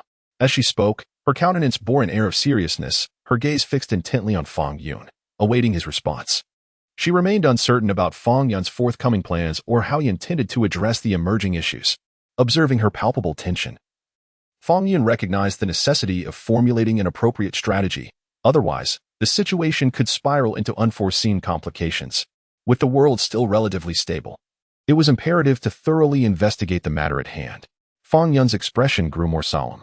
If your assessment is accurate, we must carefully deliberate on how to resolve these issues. Otherwise, we risk exacerbating the situation. He articulated his thoughts candidly. If we could assist in extracting the curse mark, perhaps the circumstances might improve. Reflecting on her words, Fang Yun found them to possess a degree of validity. Given the current predicament, he felt utterly at a loss. It seemed that only through gradual experimentation could a genuine solution be discovered. With matters having reached this critical juncture, inaction would only complicate everything further, ultimately yielding no advantages for him. Recognizing that the event had transpired, he resolved to devise a suitable strategy. Well, I shall endeavor to try, though I cannot guarantee success. The outcome remains uncertain, and thus I cannot provide you with a definitive assurance. We must proceed step by step. After some deliberation, Fang Yun began his attempts. Yet he found himself unable to extract the curse mark, resulting in Anko sustaining injuries. Observing the unfolding scenario before him, Fang Yun narrowed his eyes, his expression turning increasingly grave. He surmised that the prolonged duration of the curse mark might hinder immediate removal. Some matters necessitate patience. Excessive haste could lead to further complications. Contemplating this, Fang Yun gently squinted and addressed Mitarashi Anko. Your injuries are quite severe. Should we attempt again, it may inflict even greater harm upon you. Therefore, I believe we must adequately prepare ourselves before making another attempt. We cannot rush toward our goal. Otherwise, should any unforeseen incidents arise, I trust neither of us wishes to confront such an outcome. Given the current state of affairs, there is no need for haste. Once your wound has sufficiently healed, we can attempt the removal again, as some matters cannot be rushed. In fact, excessive urgency may hinder our objectives. As Fang Yun spoke, a serious expression adorned his face. His gaze fixed upon the red bean in the hand basin before him. His words were uttered with genuine concern, aimed solely at the well-being of the other. Though Fang Yun wished to expedite the process to achieve his goals, he equally desired to shield others from adverse effects. Since events have unfolded to this extent, maintaining a calm and cautious demeanor is paramount to avert any unforeseen complications. Upon hearing Fang Yun's reassurances, the other eventually nodded in agreement. Recognizing that his words were rooted in genuine care and consideration, hence the suggestion to postpone further attempts. All right, I understand. I believe your insights are quite valid, and indeed, excessive anxiety will only complicate matters further. After reaching this understanding, Fang Yun did not entirely let his guard down. Instead, he contemplated whether Sasuke had already departed with Orochimaru. However, he remained oblivious to the precise circumstances at hand. Fang Yun realized it was imperative for him to personally investigate the situation to prevent any further mishaps. Although he had surmised the general situation, the necessity of concrete evidence weighed heavily on him. Without it, his suspicions remained unsubstantiated. The curse seal, while currently manageable, posed a significant threat should it begin to infiltrate further. Sasuke's pallid complexion and the beads of sweat forming on his brow were clear indicators of his distress. Yet, he endured, sustaining himself through sheer willpower, thus avoiding dire consequences. Fang Yun quietly observed this scene, his concern for Sasuke intensifying. After a moment of contemplation, he could no longer restrain himself and turned to Sasuke, stating, I must assist you. It would be best to remove the curse seal from you. This declaration stemmed from careful consideration, as Fang Yun's sole intention was to aid Sasuke, not to harm him. Given their relationship, his worry was entirely justifiable. Sasuke hesitated. The curse seal held significant importance for him.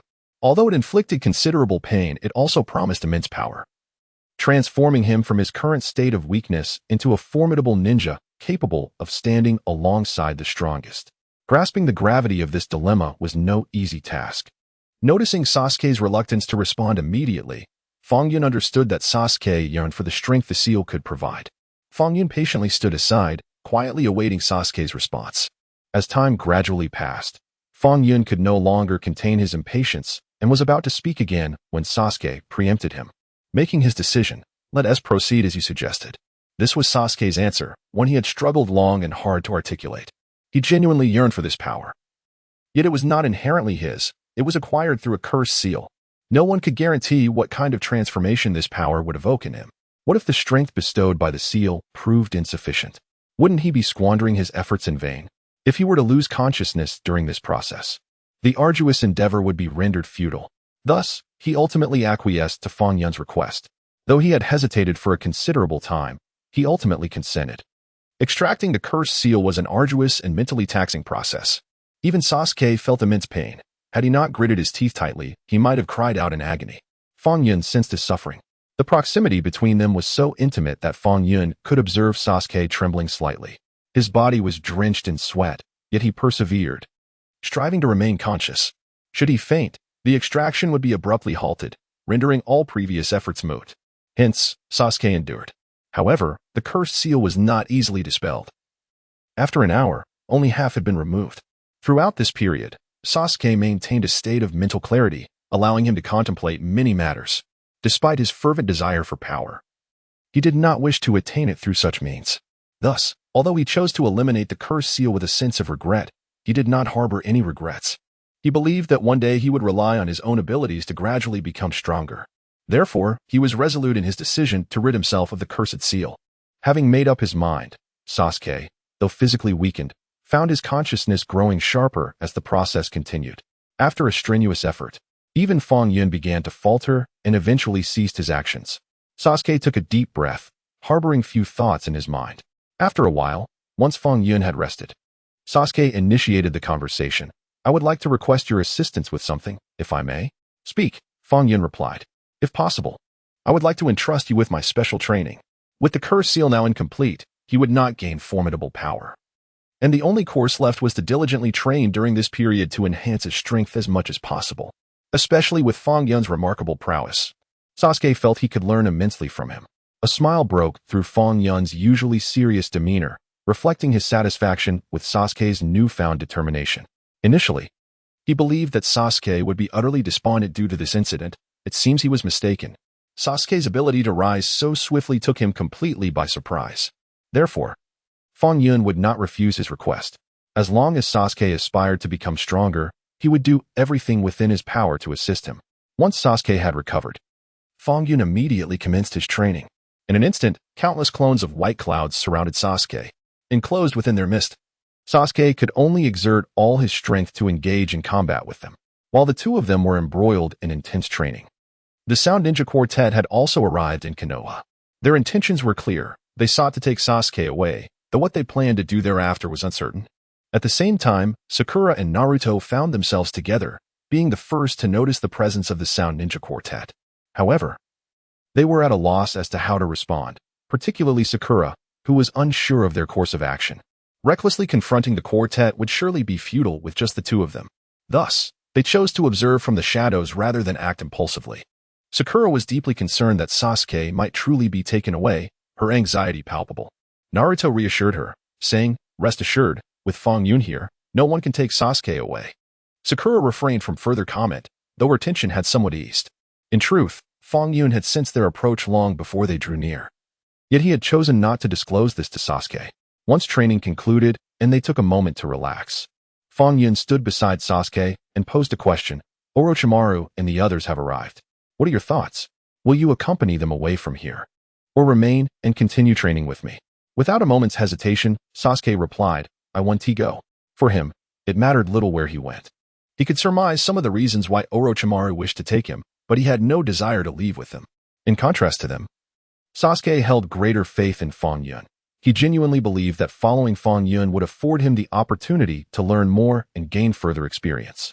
Thus, he had no justification for aligning himself with Orochimaru.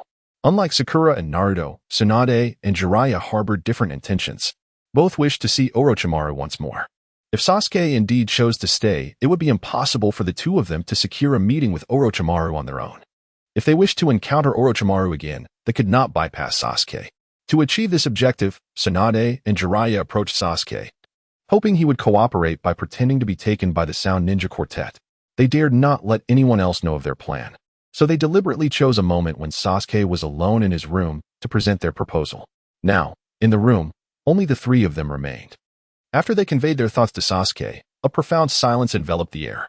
Katsuyu and Jiraiya were filled with trepidation, uncertain whether Sasuke would indeed lend them his assistance. The longer they lingered, the more perilous their situation became. It was conceivable that someone might discover Sasuke's whereabouts, thereby exposing their intentions. As they hesitated over whether to depart immediately, Sasuke at last provided his response, acquiescing to their request. Before taking their leave, Katsuyu and Jiraiya earnestly cautioned Sasuke to keep this matter confidential, aiming to minimize the risk of exposure. The fewer individuals privy to their plans, the greater their chances of success. They had meticulously orchestrated this endeavor, not only selecting a strategic time, but also avoiding detection by others. Should Sasuke divulge this information to anyone, their prior efforts would be rendered futile. Fortunately, Sasuke not only agreed to assist them, but also vowed to maintain absolute secrecy regarding the affair. With this assurance, Katsuyu and Jiraiya felt a sense of relief as they departed, leaving Sasuke as the sole custodian of their secret. However, despite his knowledge of the situation, he remained oblivious to when the Sound Four might make their move. Patiently, he awaited their arrival, continuing to train under the guidance of Fang Yun in the interim. Over the course of these 2 days, Sasuke acquired numerous skills, demonstrating remarkable progress, much to Fang Yun's satisfaction. In the evenings, Sakura, concerned for Sasuke, devoted her spare moments to his side. Though her abilities were modest, she was determined to contribute in any way she could. As they walked together, Fang Yun and Naruto were nowhere to be found. Their isolation created an opportune moment for the Sound Four to strike. Unbeknownst to them, the Sound Four had already tracked their movements and appeared before them. Sakura instinctively grasped Sasuke's hand, attempting to flee. But they were hardly a match for the formidable Sound Four. Furthermore, it became apparent that they had been encircled by the Sound Four, leaving them with no choice but to confront their adversaries or surrender and allow Sasuke to be taken. Sakura, unwilling to witness Sasuke's capture, stepped forward, positioning herself protectively in front of him, her intentions unmistakable. However, the Sound Four dismissed her entirely. One of the Sound Ninjas fixated on Sasuke and inquired, "Do you still wish to exact vengeance on Itachi?" Sasuke remained silent, yet his expression conveyed a resolute desire for retribution. Why did he seek power? Why had he willingly subjected himself to the cursed seal? What were the fruits of his years of toil? Was it not all in pursuit of formidable strength to avenge Itachi? It could be said that his entire existence had been dedicated to this singular purpose. Otherwise, he would not yearn for power so fervently. It is this objective that enables him to endure all suffering and refrain from surrendering. The Sound Ninja smiled, thoroughly pleased with his display. "If you seek vengeance, then accompany us. With Orochimaru present, the sun shall shine upon you." Sasuke hesitated, and Sakura sensed that he was moved by the words of the Sound Four. Fearing that Sasuke might genuinely acquiesce to them, Sakura called out to him, hoping to bring him back to his senses and prevent him from being deceived by their provocations. However, her words appeared to carry little weight, for Sasuke ultimately consented. Nodding at the Sound Ninja Quartet, Sakura wished to intervene, but what could she accomplish alone? With Naruto and Fang Yun absent, she felt utterly powerless, forced to watch as Sasuke was taken away by the Sound Ninja group. Even if Fang Yun and Naruto were to discover the anomaly quickly by the time they arrived, it would be too late to alter the outcome. In the end, Sasuke was indeed taken away by the Sound Ninja Quartet. Upon seeing the two of them, Sakura lamented, "Not long ago, Sasuke was taken away by the Sound Four. It is all my fault for being too weak to stop them. Had Fang Yun or Naruto been by his side, this situation would not have arisen." Overwhelmed with sorrow, she placed all the blame upon herself. Yet, unlike many women, she did not weep incessantly. Under Naruto's encouragement and comfort, she soon regained her composure. As for Fang Yun, he stood aside, deep in thought. Just yesterday, Sasuke had explicitly told him he would not accompany Orochimaru and had clearly expressed his intention to remain and continue training with him. Why then had he changed his mind today and agreed to follow the Sound Ninja Quartet? Fang Yun found it perplexing, unable to ascertain what might have transpired unbeknownst to him. Nevertheless, he felt that Sasuke's departure was decidedly strange. Based on his understanding of Sasuke, he could not fathom that Sasuke would deceive him. Moreover, there would be no advantage in such deceit. If Sasuke truly intended to leave, why had he not informed him at the earliest opportunity? Regardless of his choice, Fang Yun would have accepted it, even if it were regrettable. As he continued to ponder, his gaze suddenly fell upon a shadowy figure lurking in the darkness, the identity of which he could not discern. Thus, he took the initiative and intercepted the shadow attempting to depart. Upon seizing the figure, he discovered it was none other than Jiraiya. "What are you doing here?" Judging by his demeanor, he did not appear to have just arrived. It was possible he had been observing in secret all along. Fang Yun suspected that this individual likely held the key to the truth of the matter. His intuition was correct. Jiraiya indeed knew. After a thorough inquiry, Jiraiya finally divulged the truth to them. Why, Fang Yun, and you, Lumaru. You two will lead the team. I have reservations about the others. Now that you have both become Chunin, you are more than capable of guiding the squad. Do you understand? Tsunade commanded. Fang Yun and Lumaru, of course, comprehended her directive and felt compelled to comply. No one wished to provoke Tsunade, for the consequences could be dire. They nodded eagerly in affirmation. Tsunade observed their reactions with satisfaction, a soft hum escaping her lips as an acknowledgement. She then addressed the team. All right, this is settled. Very well, Lumaru and Fang Yun shall be the captains. The rest of you, Naruto, Ning Xiai, and Ya. You will accompany them. Together, Lumaru and Fang Yun will embark on the mission to retrieve Sasuke. This task should not be underestimated. It also serves as a valuable opportunity for the youth to hone their skills. Is there anyone who objects? Tsunade paused for a brief moment, noting the silence that ensued, which pleased her. Just as she was about to continue, a voice interrupted her. I don't want to go, Naruto declared boldly, expressing his disinterest in involving himself in matters that did not concern him. He perceived this as a mere errand, a task fit only for Chunin, and questioned why they were being assigned such responsibilities. Everyone was well aware of Tsunade's temperament, and thus refrained from voicing dissent, silently enduring the situation. However, Naruto, being new to this environment, was indifferent to the personalities around him. He was solely focused on his own future. Tsunade, taken aback by his audacity, was surprised that someone dared to challenge her. Nevertheless, the decision had been made. Even if the King of Heaven himself appeared, they would still be required to participate. With most Chunin occupied with their own missions, only a handful of Chunin and a few scattered Chunin remained. If they did not volunteer, there would truly be no one left. Tsunade was not intentionally trying to make things difficult for them. The village genuinely lacked manpower. With a resigned sigh, she turned her attention to the brash young man. Until now, she had not paid much heed to Naruto, her impressions of him lingering from his mischievous antics. Yet, she was taken aback that he had the audacity to stand up for himself, a sentiment that she quickly masked. Clearing her throat, she addressed him again. Have you not always dreamed of becoming the future Hokage? Are you truly afraid to tackle even this minor mission? This is not the Naruto I know. The village is indeed short on personnel, and the Chunin are all occupied. Tsunade employed a strategy of provocation. As anticipated, Naruto responded to the bait, apologizing to Tsunade before stepping back. Tsunade surveyed the group. Seeing that no one else spoke, she resumed her earlier discourse. Ahem, as the upper ninjas are absent, we require someone to oversee the village.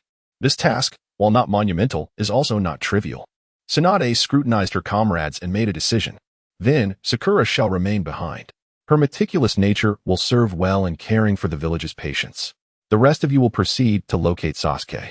With the assignments dispensed, Tsunade prepared to depart. We shall undoubtedly find Sasuke. Fang Yun assured Tsunade of his confidence regarding the current mission. Pleased by his words, Tsunade nodded and departed, leaving the others exchanging bewildered glances. Sakura, what if other villains come to the village? How would you, as a girl, ensure your safety? Should I stay behind to accompany you? Naruto expressed his concern for Sakura, but she was not swayed by his sentiments. I am perfectly fine. Do not underestimate girls. Besides, do you not recall what you just said? Hurry along and find someone. Do not waste your effort on me, Sakura retorted, huffing and turning away. Having been rebuffed by Sakura, Naruto felt somewhat embarrassed, chuckling awkwardly in response to the disdainful looks from the others. As evening fell, the mission had been assigned, and everyone was eager to prove their mettle at Tsunade's command. However, an unsettling feeling gnawed at Sakura. It had been faint when everyone was around, but now, as she contemplated being left alone in the village with a group of injured individuals, her anxiety intensified. Uncertain of the cause, she felt as if something ominous awaited her.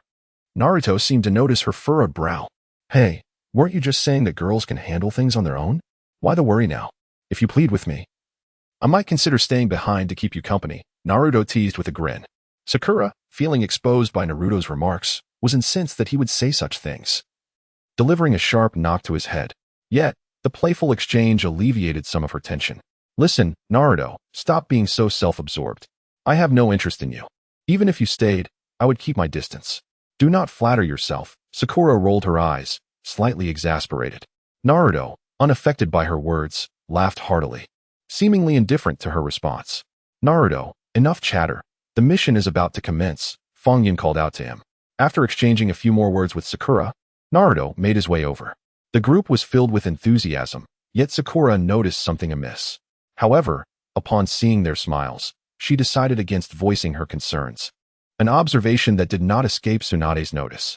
Shikamaru, where should we begin our pursuit? That enemy is rather cunning, Fang Yun complained. I haven't figured it out either. But we can start from where Sasuke went missing, Shikamaru strategized. Let us take the ninja dogs with us, he suddenly suggested, recalling that the village possessed them. Following the dogs would be more effective than wandering aimlessly like headless chickens. Fang Yun agreed with the idea and brought along the ninja dog, Pakin.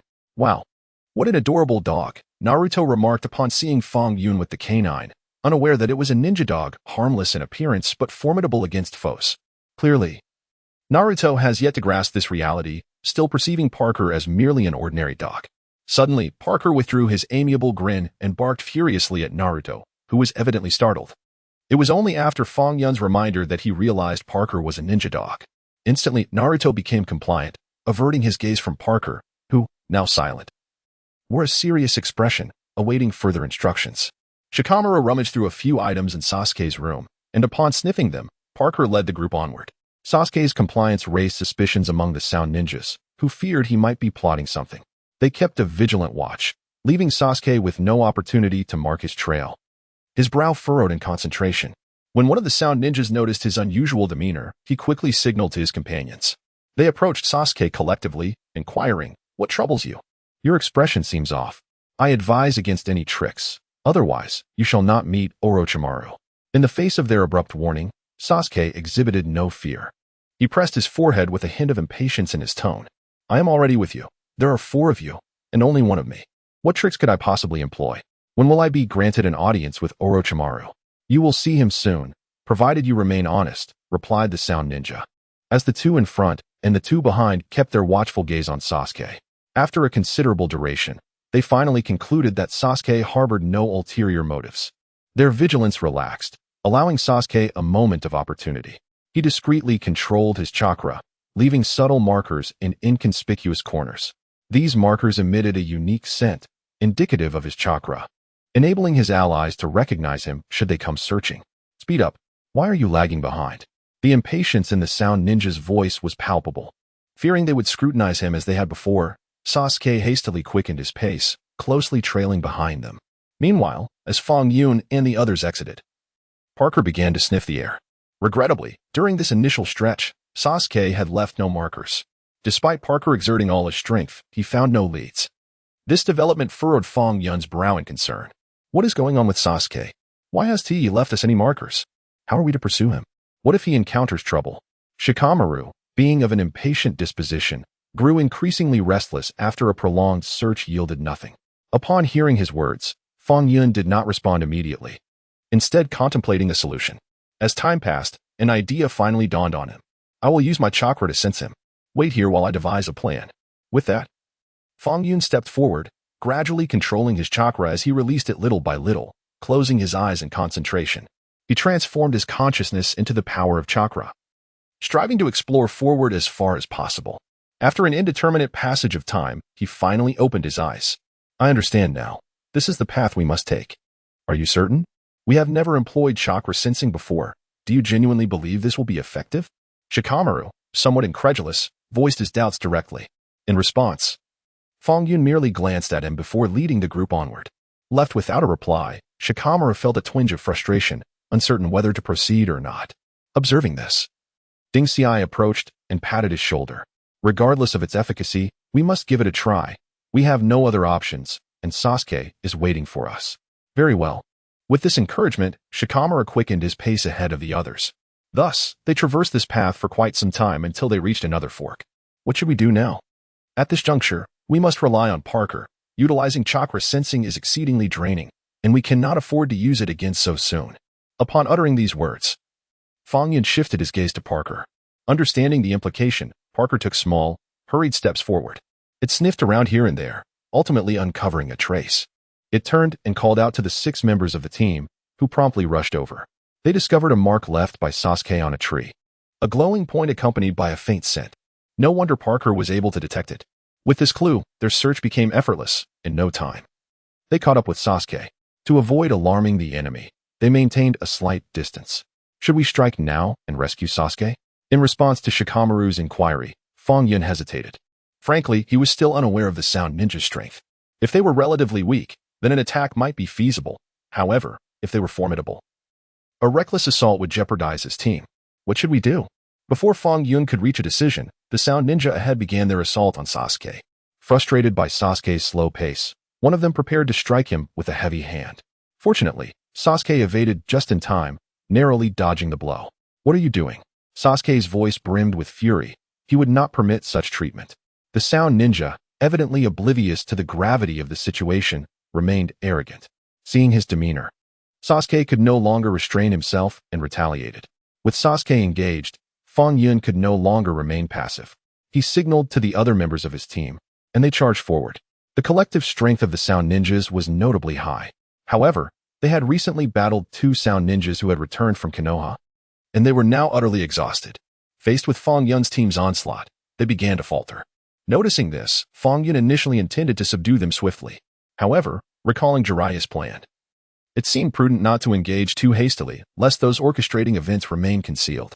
He retracted his chakra, feigning a vigorous effort while merely skimming the surface. In contrast, Shikamaru exerted all his strength. Before long, the Sound Ninja he faced collapsed to the ground. Observing their fallen comrade, the other Sound Ninja exhibited signs of displeasure, unleashing their powers in a collective outburst. The group found themselves somewhat taxed in their response, struggling to resolve the situation completely. At that moment, one particularly swift Sound Ninja incapacitated Sasuke and swiftly abducted him. Shikamaru, witnessing this, furrowed his brow in concern. He grappled with his adversary, but found himself unable to break free after considerable effort. We cannot afford to linger here. We must pursue Sasuke and prevent his capture. We need to devise a means to extricate ourselves from this predicament. Understood, the group affirmed, channeling their full strength. Meanwhile, Fang Yun, observing Sasuke's abduction, released his chakra in an instant. With several individuals dedicating their utmost effort, the Sound Ninja before them proved no match, swiftly falling to defeat. As they dashed forward, Jirobo suddenly appeared before them. Earth-style. With his declaration, numerous earthen spheres materialized before the group, possessing formidable offensive power that could inflict severe injury upon impact. Fang Yun, displaying quick reflexes, yanked his companion Choji aside, sparing him from the brunt of the attack. He then unleashed his chakra to bolster their defenses. The sheer volume of Earth spheres was overwhelming. It was unfeasible for Fang Yun to shield against them all at once. His only recourse was to mitigate their force, slowing their advance. As the spheres decelerated, his allies seized the opportunity to evade. Why are there so many obstacles in our path? Shikamaru lamented, feeling quite frustrated yet powerless. Could we not divide our team, with some addressing these issues while others pursue Sasuke? Choji's suggestion was indeed sound, and Fang Yun nodded in agreement. Unfortunately, Jirobo sensed their intentions and was unwilling to grant them such an opportunity, conjuring numerous small earthen figures to impede their progress.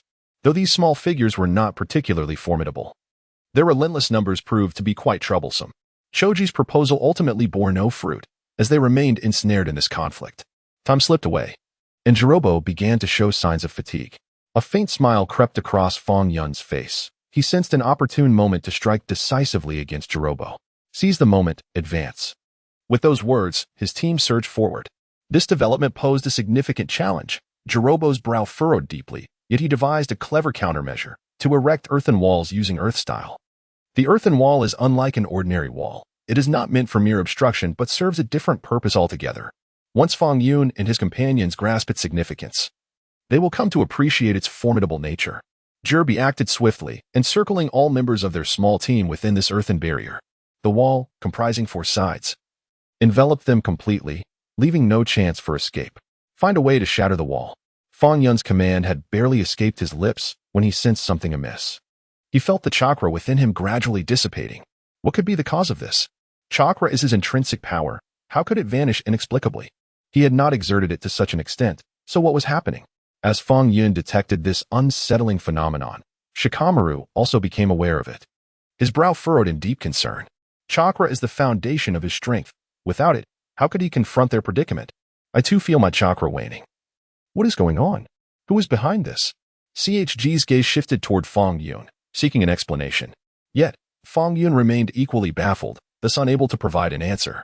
A heavy silence enveloped the scene, imparting a sense of impending doom. We must devise a strategy. We cannot remain passive like this. Fang Yun, as our leader, please think of a solution. Under Shikamaru's urging, Fang Yun endeavored to calm himself. Wait, our chakra has not vanished. It is being absorbed by this earthen wall. The more chakra it absorbs, the more fortified it becomes, utilizing our power to reinforce itself. We must act swiftly.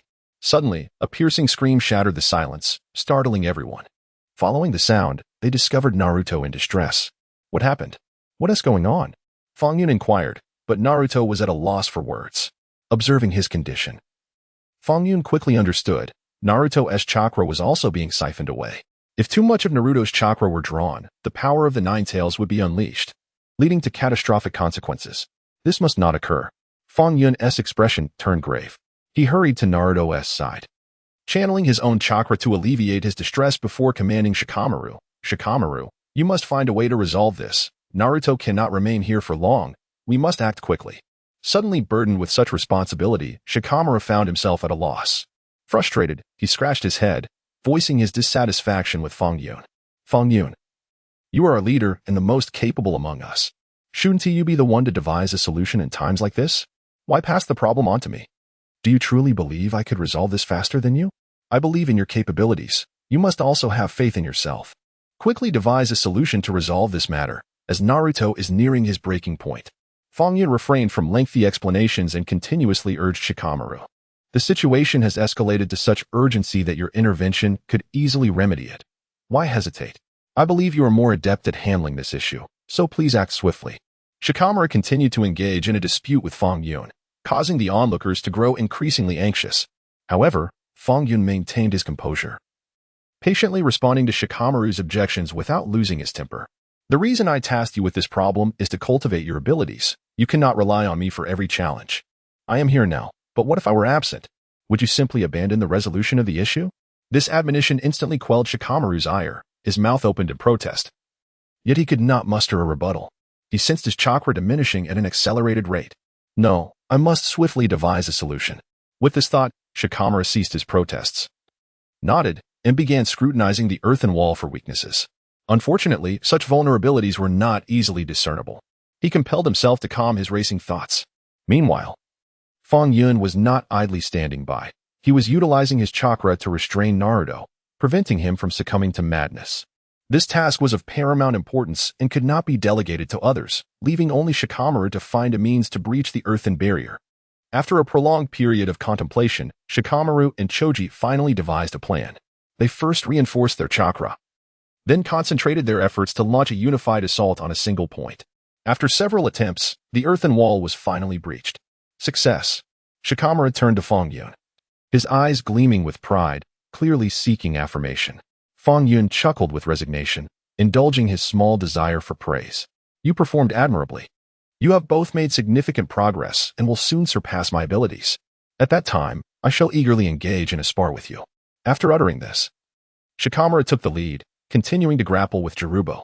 This prolonged conflict was becoming increasingly taxing. After a brief moment of reflection, Fang Yun issued a command. One person shall remain here to engage Jirubo, while the others accompany me in pursuit of Sasuke. We cannot concentrate all our forces in this location. I will stay. Shikamaru intended to voice his objection, yet Choji's speed surpassed his own. Choji's decision to remain was evidently anticipated by Fang Yun, who nodded in agreement. However, to ensure safety, he created a shadow clone concealed from view to safeguard Choji. Perhaps I should stay instead. Can you manage? Shikamaru gazed at Choji with concern. Though he often exhibited a somewhat impulsive demeanor, he was deeply caring towards his friends. Seeing his concern, Dinxi smiled nonchalantly and showcased his wrist, hoping to demonstrate to Shikamaru that he was quite formidable. My wrists are entirely composed of muscle. My strength is exceptionally powerful, so fret not. Trust me, will you? There will be absolutely no issues. His demeanor elicited a chuckle from Shikamaru, who then patted Dinxi on the shoulder, his eyes radiating unwavering trust. All right, I believe in you. Since you feel capable, then you surely are. Just ensure that nothing goes awry. We must return safely, understood? Trust me, everything will be fine, Dingxi reassured him. As he spoke, Tsukasa attempted a surprise attack. But Dingxi swiftly pushed Shikamaru aside and boldly faced the challenge without a hint of fear. You all should leave quickly. I will handle this. Trust me. My abilities are more than sufficient. He won't get the chance to trouble you. Dingxi's words resonated with those present, and they all nodded emphatically, their eyes filled with belief. Ultimately, they each offered words of encouragement. Dingxi, we are confident in you. You will be just fine. Should I stay to assist you? That might provide some extra assurance. If you find yourself overwhelmed, I can step in. What do you think? This suggestion came from Naruto, whose condition necessitated Fang Yun's control should the earthen wall reappear. The two would be utterly defenseless. Therefore, Naruto absolutely could not remain. Dingxi was acutely aware of this, and he resolutely declined. Rest assured, I will be perfectly fine on my own. You all must leave promptly. Do not linger here. Sasuke is still waiting for us. However, the group was reluctant to depart. Remaining rooted in place, Dingxi observed this with a hint of exasperation. Pouting slightly, he shifted his gaze to Fang Yun, the team leader, who possessed the authority to command them. Captain, please find a way to get everyone out of here. I don't need so many people around. Hurry, we cannot linger. Understood. Fang Yun acknowledged Dingxi's intentions with a smile and promptly issued orders. All right, everyone, do not remain here any longer. Quickly pursue Sasuke. The priority is to catch up as swiftly as possible. Do not waste time. Yes, the team responded in unison, and they prepared to depart. Tsukasa, witnessing this, attempted to intervene, but Dingxi intensified his chakra, exerting all his strength to entangle him. Observing the battle unfold between the two, Fang Yun had complete faith in Dingxi. He was the last to leave, offering a parting remark as he departed. We all believe you can defeat him. His strength pales in comparison to yours. He is destined to be your subordinate's vanquished foe. We await your arrival. Do you understand? Understood. I will resolve this troublesome matter swiftly and then come to seek you out. You need not wait for me. My speed is remarkable. As Dingxi intensified his chakra, he smiled at Fang Yun, exuding an air of ease. With this, they felt reassured and departed expeditiously. With only one person remaining, Tsukasa felt an urgency rising within him. How infuriating. I absolutely will not permit you to leave under my very nose. Dingxi, you had better make way, or do not blame me for being impolite. Upon uttering these words, Tsukasa's power surged dramatically. Dingxi struggled to withstand it, retreating several steps under the onslaught. With his attack halted, Tsukasa seized the opportunity to pursue Fang Yun and the others. Yet, before he could advance 2 steps, Dingxi ensnared him once more, refusing to allow the chase. Tsukasa realized that only by defeating Dingxi could he hope to escape. Thus, he resolved to unleash his full strength without mercy. Prepare to perish, Tsukasa declared fiercely, engaging in a fierce battle with Dingxi. Dingxi, feeling overwhelmed, made a decisive choice and retrieved a pill from his sleeve. This pill possessed the ability to amplify his strength and restore his power in an instant. The only drawback was that, after consumption, he would be incapacitated for an extended period, rendered utterly immobile. If he failed to defeat Tsukasa by then, the consequences would be dire. However, at this moment, Dingxi could not afford to dwell on such concerns. He swiftly swallowed the pill. In an instant, his strength was fully restored, even surpassing his original might manifold. He unleashed his full power, relentlessly pressuring Tsukasa, leaving him no room to retreat. Tsukasa's brow furrowed tightly. Truth be told, he felt a sense of imminent danger and yearned to flee. Yet, regrettably, Dingxi would not grant him that opportunity. After a fierce battle, Dingxi emerged victorious. But he too collapsed to the ground, utterly exhausted. At that moment, the shadow clone left by Fang Yun stepped forward. It approached Dingxi quickly, meticulously examining his wounds. The sudden appearance of Fang Yun startled Dingxi. What was happening? Hadn't Fang Yun already departed? Captain, why are you still here? Did I not instruct you to leave? In truth, you need not worry about me. There was no need to rush back.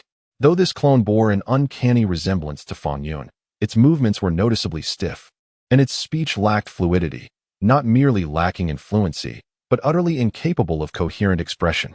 In response to Dingxi's inquiries, the only recourse he had was to elucidate the intricacies of the situation and introduce his own identity.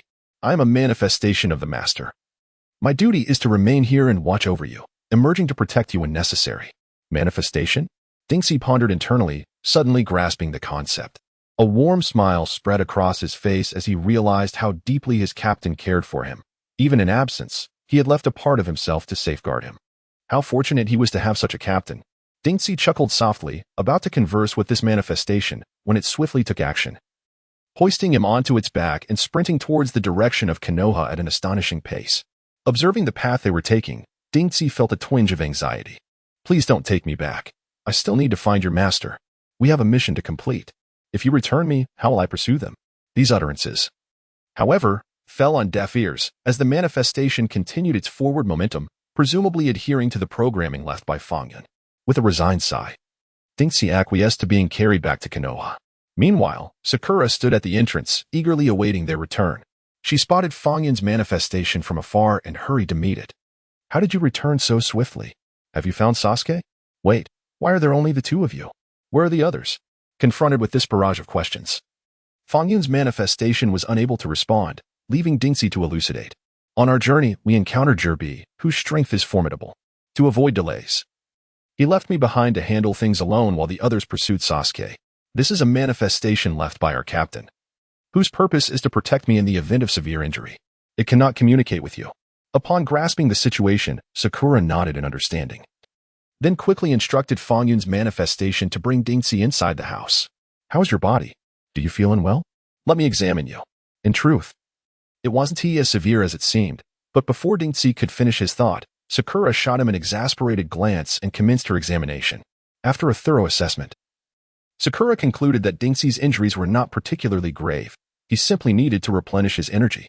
With swift motions, she tended to his wounds, and once finished, Dinxi felt revitalized, his vigor fully restored. Sakura, you are truly remarkable. With you by our side, we need not fear injuries. Now, I must hurry along. I cannot tarry any longer. All right. Understanding the importance of Dinxi's mission, Sakura refrained from detaining him.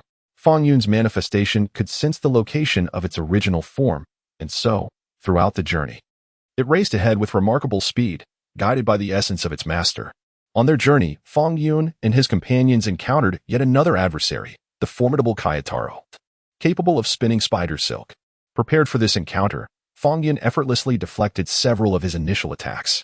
Yet, despite his meticulous preparations, a vulnerability emerged, leading to their entrapment by Kayataro. Kayataro, brimming with arrogance, was about to capture them all when Dinxi arrived with remarkable speed. Witnessing his teammates ensnared, he felt a surge of frustration. Captain, are you all right? I'm coming to rescue you. How did you arrive so quickly? How is your recovery progressing? Fang Yun, attuned to the events concerning his clone, sensed that Dinxi had sustained injuries. Do not worry, Captain. Thanks to Sakura's treatment, my injuries are no longer severe. If they were critical, she would not have permitted me to come, Dinxi reassured him. With that, he plunged into battle against Kayataro. However, Kayataro's powers proved to be quite peculiar, leaving Dinxi at a disadvantage. Just as defeat loomed, Fang Yun began to direct him. Utilize your gentle fist technique against him. By employing your gentle fist to counter the spider silk, you will achieve far greater results than through brute force. I understand. His spider silk is relatively thin and pliable. Using softness can indeed overcome rigidity, but rigidity cannot conquer softness. Employing the gentle fist will surely yield significant results. Dinxi responded, emboldened by Fang Yun's guidance, and he no longer feared the spider silk. Meanwhile, Fang Yun found himself immobilized by the spider silk, uncertain of how to proceed. In this critical moment, he contemplated surrendering to the situation. He emptied his mind, seeking comfort and relaxation. This tactic proved effective. The system recognized his state of indolence and began to accumulate progress towards it. However, due to his bindings, the effects were not pronounced, resulting in minimal progress over considerable time. With a resigned sigh, Fang Yun decided to redeem the little progress he had made. This yielded him a 10-minute enhancement of the Byakugan, enabling him to harness the powers of those he observed, with Dinxi being the most advantageous ally at that moment. Glancing at Dinxi, he swiftly freed himself from the spider silk. Once liberated, he wasted no time in rescuing his comrades. Kayataro, witnessing this turn of events, attempted to thwart Dinxi, but found himself utterly incapable of doing so. Thus, through the seamless cooperation of Fang Yun and Dinxi, Kayataro was left powerless, merely watching as Fang Yun successfully liberated his friends. After Fang Yun's teammates regained their freedom, the first thing they did was to stretch their wrists. for they had been ensnared by the web, which had caused them considerable discomfort. I had always known that Ding Xi possessed formidable strength. Had he not arrived in the nick of time, we would have surely been captured by this spider's web. Indeed, we must express our profound gratitude to Ding Xi. Without him, we would have been utterly defenseless. From the very beginning, I held unwavering faith in Ding Xi, and as it turns out, my judgment was quite astute. He is undeniably exceptional. Upon hearing the praises from his comrades, Ding Xi felt a tinge of embarrassment, his cheeks flushing as he spoke softly. Please, refrain from extolling my virtues. Your compliments make me quite bashful. Moreover, isn't it imperative that we focus on confronting the enemy? What are you all doing standing there? With Ding Xi's reminder, the others finally snapped back to reality and hastily rejoined the fray. The most effective method to counter the spider's silk was through gentle fist. And while Fang Yun still had the means to do so, he assisted his comrades in disrupting numerous attacks. Naruto, initially oblivious, became acutely aware of Fang Yun's abilities when he received assistance. How can this be? How does Fang Yun know gentle fist? This revelation struck him as utterly astonishing. Wait, could it be that Fang Yun possesses some extraordinary background? With such speculation brewing in his mind, Naruto's imaginative faculties ran wild. And he soon arrived at a conclusion.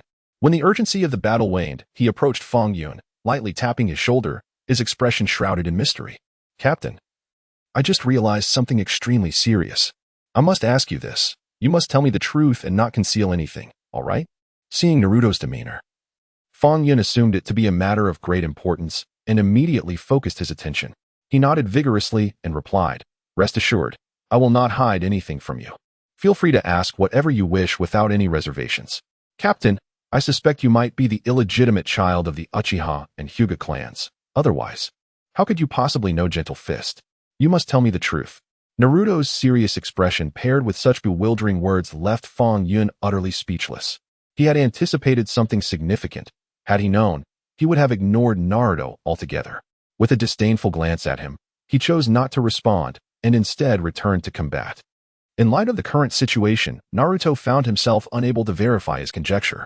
He scratched his head and suddenly raised his voice. Captain, is what I asked you earlier true? You owe me a response. You promised not to keep anything from me. What matter is this? Shikamaru, who was also intrigued by gossip, observed as his teammates became aware of the unfolding drama.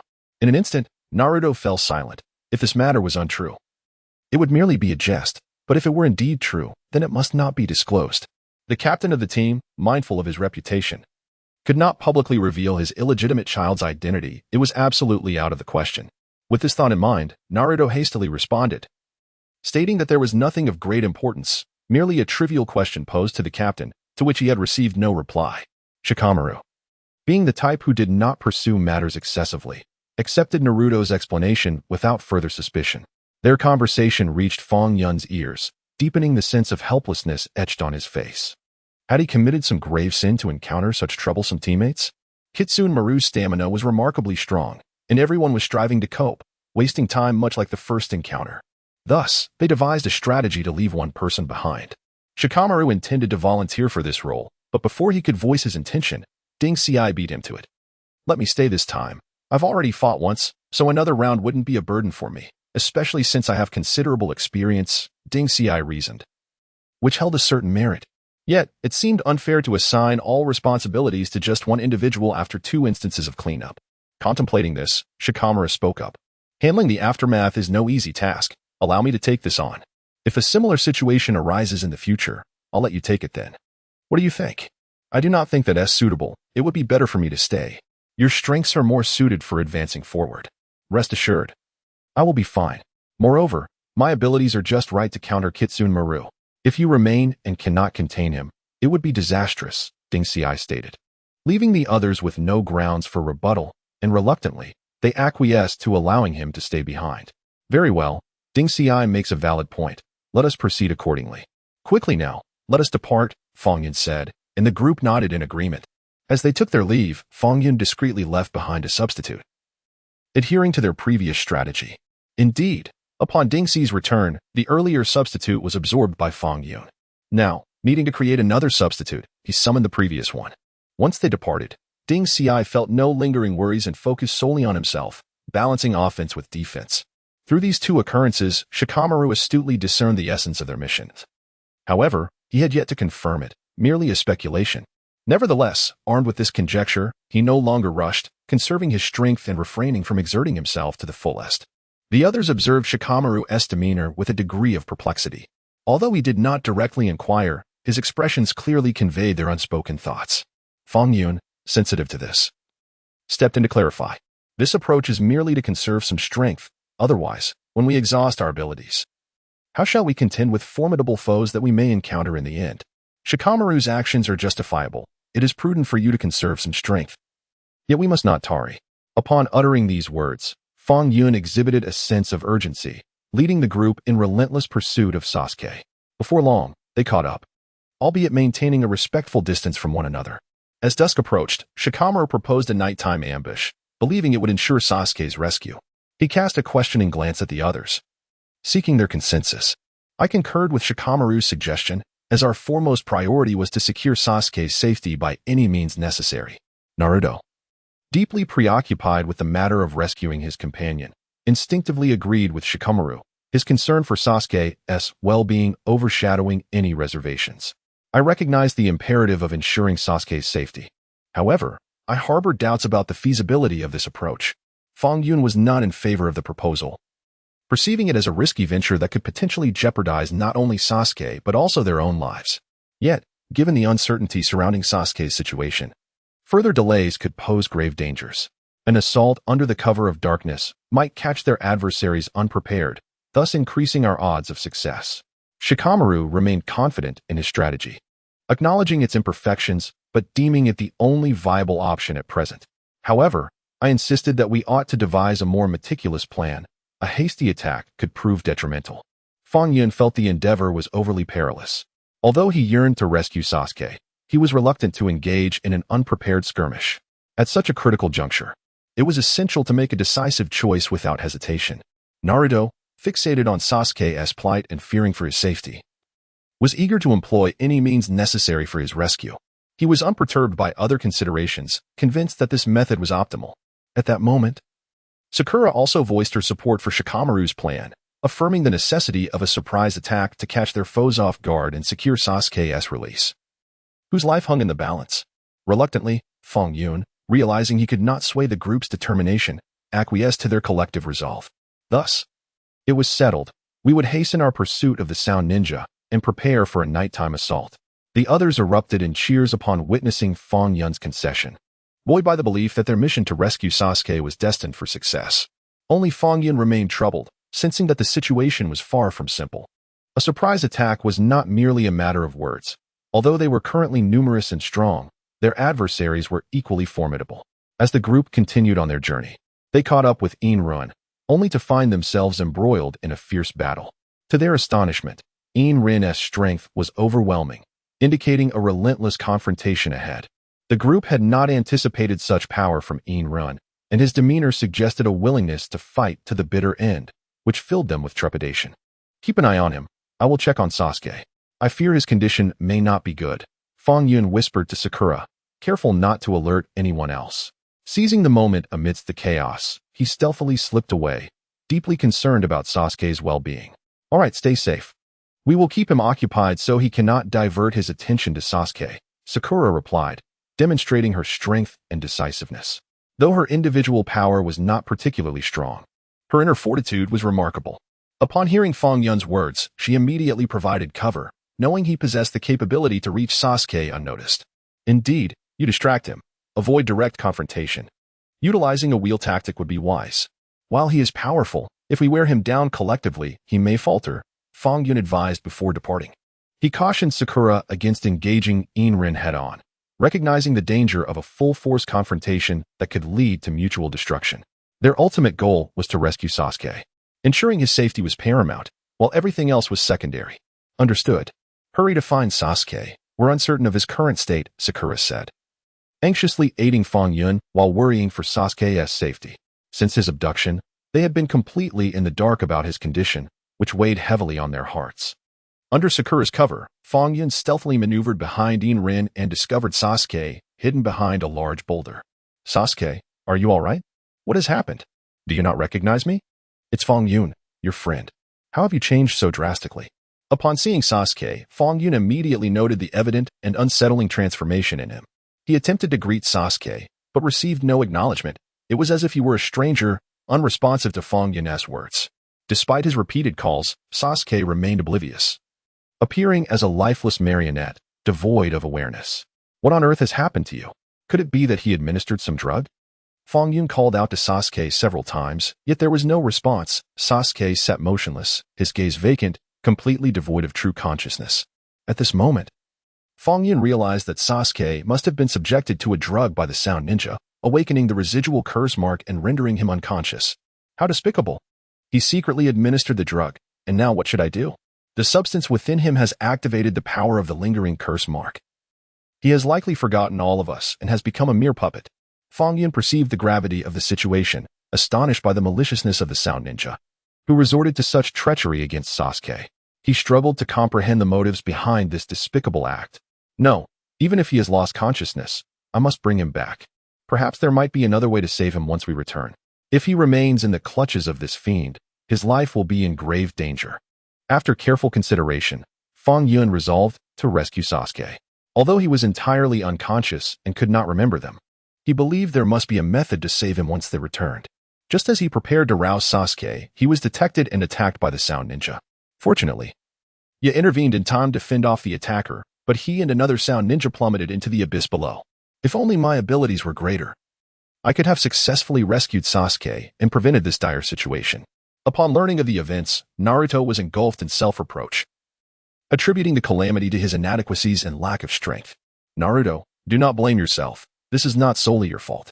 We all share responsibility, Sakura gently reassured him.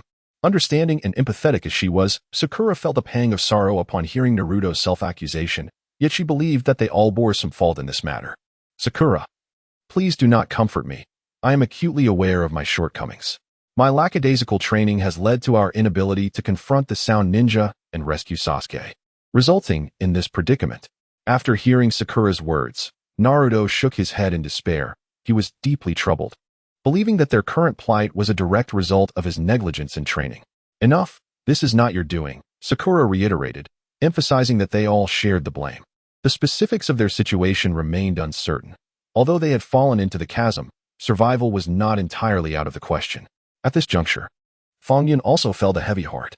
Despite his usual nonchalant demeanor, his prolonged interaction with these individuals had fostered deep emotional ties. After Fang Yun spoke, Naruto remained silent, merely gazing intently at the unconscious Sasuke, overwhelmed by a tumult of emotions. He understood that the circumstances were not entirely his fault, yet guilt still weighed heavily upon him. What is Sasuke's condition now? You say he has completely forgotten us and lost consciousness. Will there be a way to save him in the future? Sakura, unwilling to dwell any longer on the painful and sorrowful topic, swiftly shifted the conversation towards Sasuke. Presently, I remain uncertain about the nature of the drug administered to him by the Sound Ninja. However, it has undeniably awakened the latent power within him, rendering him devoid of consciousness, akin to a mere puppet. Upon hearing Sakura's words, Fang Yun gently shook his head, equally perplexed by Sasuke's condition, aware only that he had lost all awareness, resembling a marionette. At that moment, three colossal figures abruptly materialized, catching everyone off guard. Their circumstances were dire. Some had plummeted off a cliff, others lay unconscious, and the remainder bore wounds of varying severity from the recent battle, leaving them in a state of diminished vitality. You three should take Sasuke and flee. I will confront these three myself, Shikamaru declared, already prepared for the giant's arrival as he hastily instructed Naruto and Fang Yun to escort Sasuke away while he held the rear. The giants were evidently troublemakers, signaling the onset of a fierce battle. Given Sasuke's precarious state, they had only just managed to rescue him, and with the other three being mere youths, Shikamaru was unwilling to place them in jeopardy, resolving instead to face the threat alone. No, we cannot leave you to confront them alone. These three possess immense power and will undoubtedly pursue us. If we are to stay, we shall stay together. If we are to flee, we shall flee together. We cannot allow anyone to be left behind. Naruto firmly opposed Shikamaru's plan. He believed they were a cohesive unit, and abandoning even one teammate was out of the question. They understood the giant's strength, and to leave one behind would jeopardize that person's life, thus they would not entertain such a notion. The most urgent matter is to return Sasuke safely. I know you are concerned for my well-being, but rest assured, I will handle this situation without engaging in reckless confrontation. You must leave quickly. Otherwise, we may all find ourselves in grave peril, Naruto insisted. Shikamaru was deeply moved by Naruto's words, recognizing the nobility in these young souls. However, this was not the time for sentimentality. They needed to devise a plan swiftly. Sasuke's condition was precarious, and at any moment, there could be a resurgence of formidable power. If they delayed, it was likely that none would escape. Naruto, Shikamaru is right. Our priority must be to swiftly escort Sasuke back.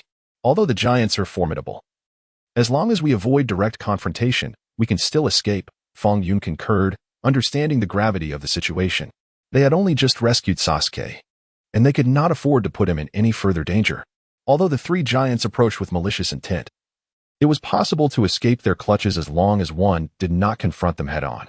After listening to Fang Yun, Naruto was reluctant to agree. Yet the sight of the unconscious Sasuke compelled him to heed Fang Yun's counsel. You must prioritize your safety above all. Do not sustain any injuries.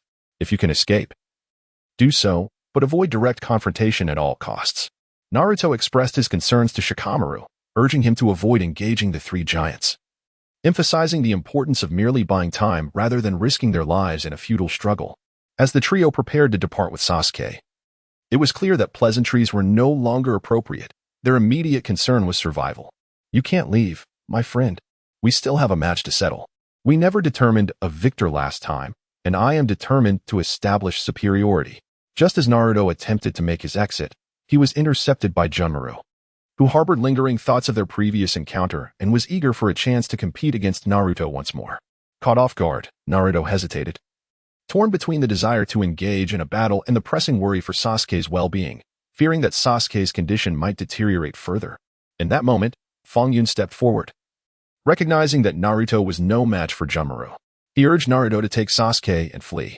Informing Naruto of the precarious situation, he warned him to be cautious. As Junmaru held a deep admiration for Orochimaru and was acutely aware that Orochimaru's current interest lay not with Sasuke, but with Fang Yun himself. Consequently, Junmaru unleashed his full assault on Fang Yun. In the face of Junmaru's relentless onslaught, Fang Yun exerted every ounce of his strength, refusing to show weakness. Any sign of vulnerability would only invite disaster. However, to his dismay, his attacks seemed utterly ineffective against Junmaru, inflicting no tangible harm.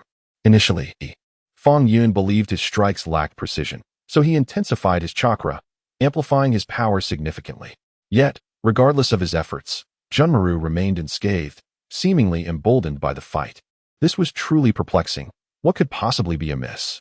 Junmaru, perceiving Fang Yun's confusion, reveled in his triumph. Cease your futile attempts to battle me. My abilities far surpass yours. It would be wise to concede. We could both save our strength this way. Fang Yun found Junmaru's words particularly grating. He would not yield so easily. Surrender was out of the question. I refuse to believe you are unbeatable. Allow me to teach you a lesson about the existence of greater powers beyond your comprehension. With that declaration, Fang Yun's strength surged exponentially. If anyone else were to confront Fang Yun, they would undoubtedly be intimidated. Yet, standing before him was Junmaru, who exhibited neither fear nor trepidation, but rather a subtle anticipation for the ensuing clash.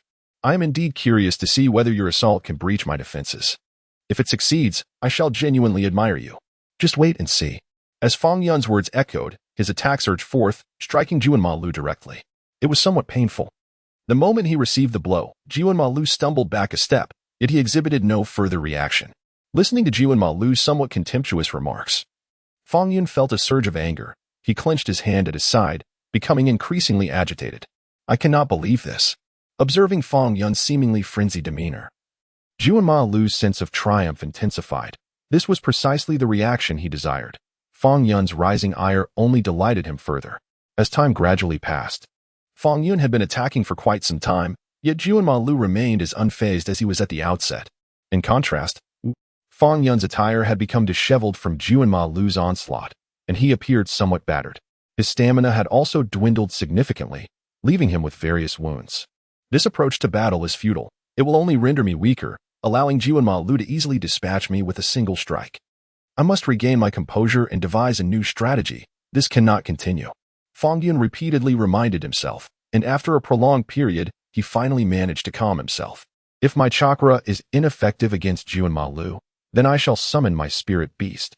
I refuse to believe that my spirit beast cannot contend with Juanma. With this determination, Fang Yun took immediate action. He summoned his spirit beast, Qiongqi, using a special method. The moment Qiongqi emerged, it let out a thunderous roar, resounding with formidable presence. Juanma, clearly taken aback, stepped back in surprise. Once the dust settled, Qiongqi's imposing figure became visible, instilling a sense of panic in Juanma. He involuntarily twitched at the corner of his mouth, feeling deeply dissatisfied with Fang Yun's actions. Fang Yun, if you cannot defeat me, why call for reinforcements? If you cannot win, I would not mock you. Simply admit your defeat. This spirit beast is inherently a part of my strength. Why should I conceal my abilities to allow you to triumph? Your words are utterly nonsensical. After stating this, Fang Yun took 2 steps forward and gently patted the back of his spirit beast. Qiongqi, this individual is bullying your master. You ought to know how to deal with him. No further instruction is necessary. With a mighty roar, Qiongqi lunged forward. With Qiongqi's assistance, the tide of battle shifted significantly. Apart from this battlefield, conflicts raged in other locations as well. However, in those places, Fang Yun had already left his shadow clones to quietly observe the entire situation, ensuring that no unforeseen events would transpire. This was where Guetong Maru was engaged in battle, the very location of Niji's confrontation. The battlefield here is exceedingly fierce. However, fortunately, Niji's gentle fist can completely counteract Kadamaru's abilities. Thus, the situation is not as dire as it could be. After a fierce bout, Niji finds himself somewhat fatigued, collapsing awkwardly to the ground. As he gazes at the fallen Kadamaru opposite him, a sense of relief washes over him. As long as his adversary is also down, there is nothing to fear. He initially intends to lie on the ground and take a brief respite, but at that moment, Fang Yun emerges from a nearby location. Having learned from his previous experience, Niji is not as startled this time. Wasn't the earlier clone absorbed? Why is there another clone? Is your mission once again to protect me? Indeed, I remain here to safeguard you. Now, shall we return to Konoha for your recovery? Can you walk on your own? If not, I shall carry you. The clone speaks with clarity, akin to an independent entity. What is happening? The previous clone did not behave like this. Niji, intrigued, prods the clone's face with his hand, discovering it feels quite real. How can you speak? Wasn't he the earlier clone incapable of coherent speech and responses? Are you an upgraded version of that clone? You could perceive it that way. I am indeed far more formidable than the previous clone. I can converse with you. So shall we return to Konoha now? Let us go. Once the novelty wears off, Niji nods in agreement. With the assistance of Fang Yun's clone, he rises from the ground and slowly follows Fang Yun back to Konoha. Observing Niji's slow pace, the clone grows anxious and directly hoists him onto its back. Very well. I shall carry you. This will hasten our speed. All right. Niji, aware of his current state, does not protest. While resting on Fang Yun's back, he suddenly recalls an important matter and poses a direct question. I believe I saw you utilizing the Byakugan earlier. How can you employ such a skill? Since you can communicate normally with me, you ought to be able to answer questions as well. Faced with Niji's inquiry, Fang Yun's clone feels a twinge of regret for revealing its advanced capabilities. What is the matter? Is that question off limits? Niji presses on, leaving Fang Yun's clone no choice but to respond. Clearing its throat softly, it recalls the question Naruto posed to him earlier, which indeed proves pertinent. I possess a trace of the Hyuga clan's bloodline.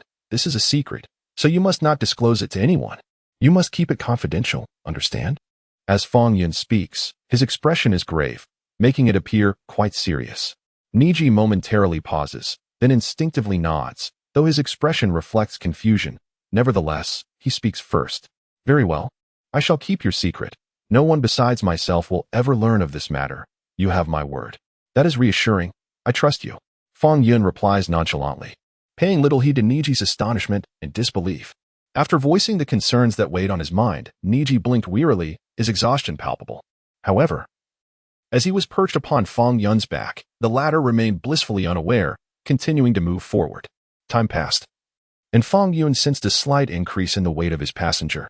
With a gentle tone, he called out, Niji, what is wrong? Yet, Niji offered no response, confirming Fang Yun's suspicion that he had fainted. Ensuring their conversation would go unheard, the companion trailing behind, the ninja Parker, could not help but comment. Fang Yun is becoming quite the deceiver. The Hyuga clan's bloodline? That is utterly absurd. Only Niji would fall for such nonsense. Be silent, Fang Yun retorted, unwilling to be exposed. Parker, intimidated by Fang Yun's fierce demeanor, lowered his head and ceased his chatter. After plummeting from the cliff, both Kiba and the Sound Ninja managed to regain their footing unscathed. They paused for a brief moment before their gazes locked in a fierce rivalry. Their confrontation escalated swiftly, igniting an intense battle. "You are no match for me. Don't waste your energy here, or I may take your life," the Sound Ninja threatened, hoping to intimidate Kiba into retreat. Unfazed, Kiba continued to fight fiercely, neither party willing to concede as time slipped away. "Who has to say who is the true opponent? Perhaps you should consider surrendering. I might spare your life. Otherwise, do not blame me for my ruthlessness," Kiba countered, as the two exchanged threats, neither willing to relent. Realizing that the stalemate was unsustainable, the Sound Ninja began to survey his surroundings, eventually spotting a promising opportunity. Behind Kiba lay a sharp rock. If he could force Kiba onto it, victory would be assured. With this plan in mind, the Sound Ninja launched himself at Kiba with great force, aiming to drive him into the stone. At that critical moment, Kiba's Akamaru rushed forward, having also fallen from the cliff but landing elsewhere, drawn by his master's scent. He had expected a joyful reunion, only to find Kiba in peril. Determined to save him, Akamaru surged forward with unparalleled speed. He reached the rock first, using all his strength to push Kiba away just in time, redirecting him to a safer spot and averting disaster. Frustrated by the thwarting of his plan, the Sound Ninja clenched his fists, glaring menacingly at the steadfast Akamaru. "Who gave you the audacity to disrupt my scheme? If that is the case, I shall take your life first." With a fierce glare, Akainu regarded Inrin, unwilling to allow anyone to bully his master. A fierce scuffle ensued between the man and the dog, both parties showcasing formidable strength.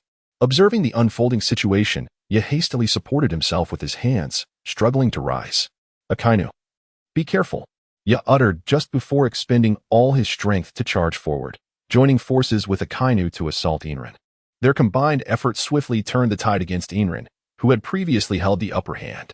Realizing the precariousness of his situation, he sought opportunities to evade, yet, having learned from previous encounters, he remained ever vigilant. The battle raged on, both sides exhausting their stamina significantly, with Akainu bearing the brunt of the damage. Having absorbed numerous attacks for his master, now battered and bruised, Akainu appeared quite pitiable. He understood that if the conflict did not conclude swiftly, Akainu would not endure much longer. Resolute, he decided to take a calculated risk. He exchanged a knowing glance with Akainu, who immediately grasped his intent. They charged towards the center from a considerable distance, forcing Inrin to retreat in the face of their dual onslaught. This maneuver played right into Ye's strategy, as Inrin's feet became ensnared by the chakra Ye had left on the stone behind him. With his movement hindered, Inrin was unable to evade his fierce assault. Blood trickled from his mouth, and in a moment of frenzy, he unleashed his most potent attack. Intended for Ye, it was instead intercepted by Akainu. Witnessing his companion collapse, barely clinging to life, Ye's eyes brimmed with fury. He struck the ground with determination and launched another attack, leaving Inrin with no chance to retaliate. Ye rushed to Akainu's side, pressing his hand against the wound. "How are you? Hold on a little longer. I will take you back to Konoha for treatment. You will be fine, trust me. I will tend to you." At that moment, Fang Yun's clone emerged from the shadows, swiftly crouching before Akainu. "Do not worry. Everything will be all right." As he spoke, he utilized healing chakra to mend Akainu's wounds. After a series of deft maneuvers, Akainu regained his former vitality. Relieved to see Akainu out of danger, Ye's tension finally subsided.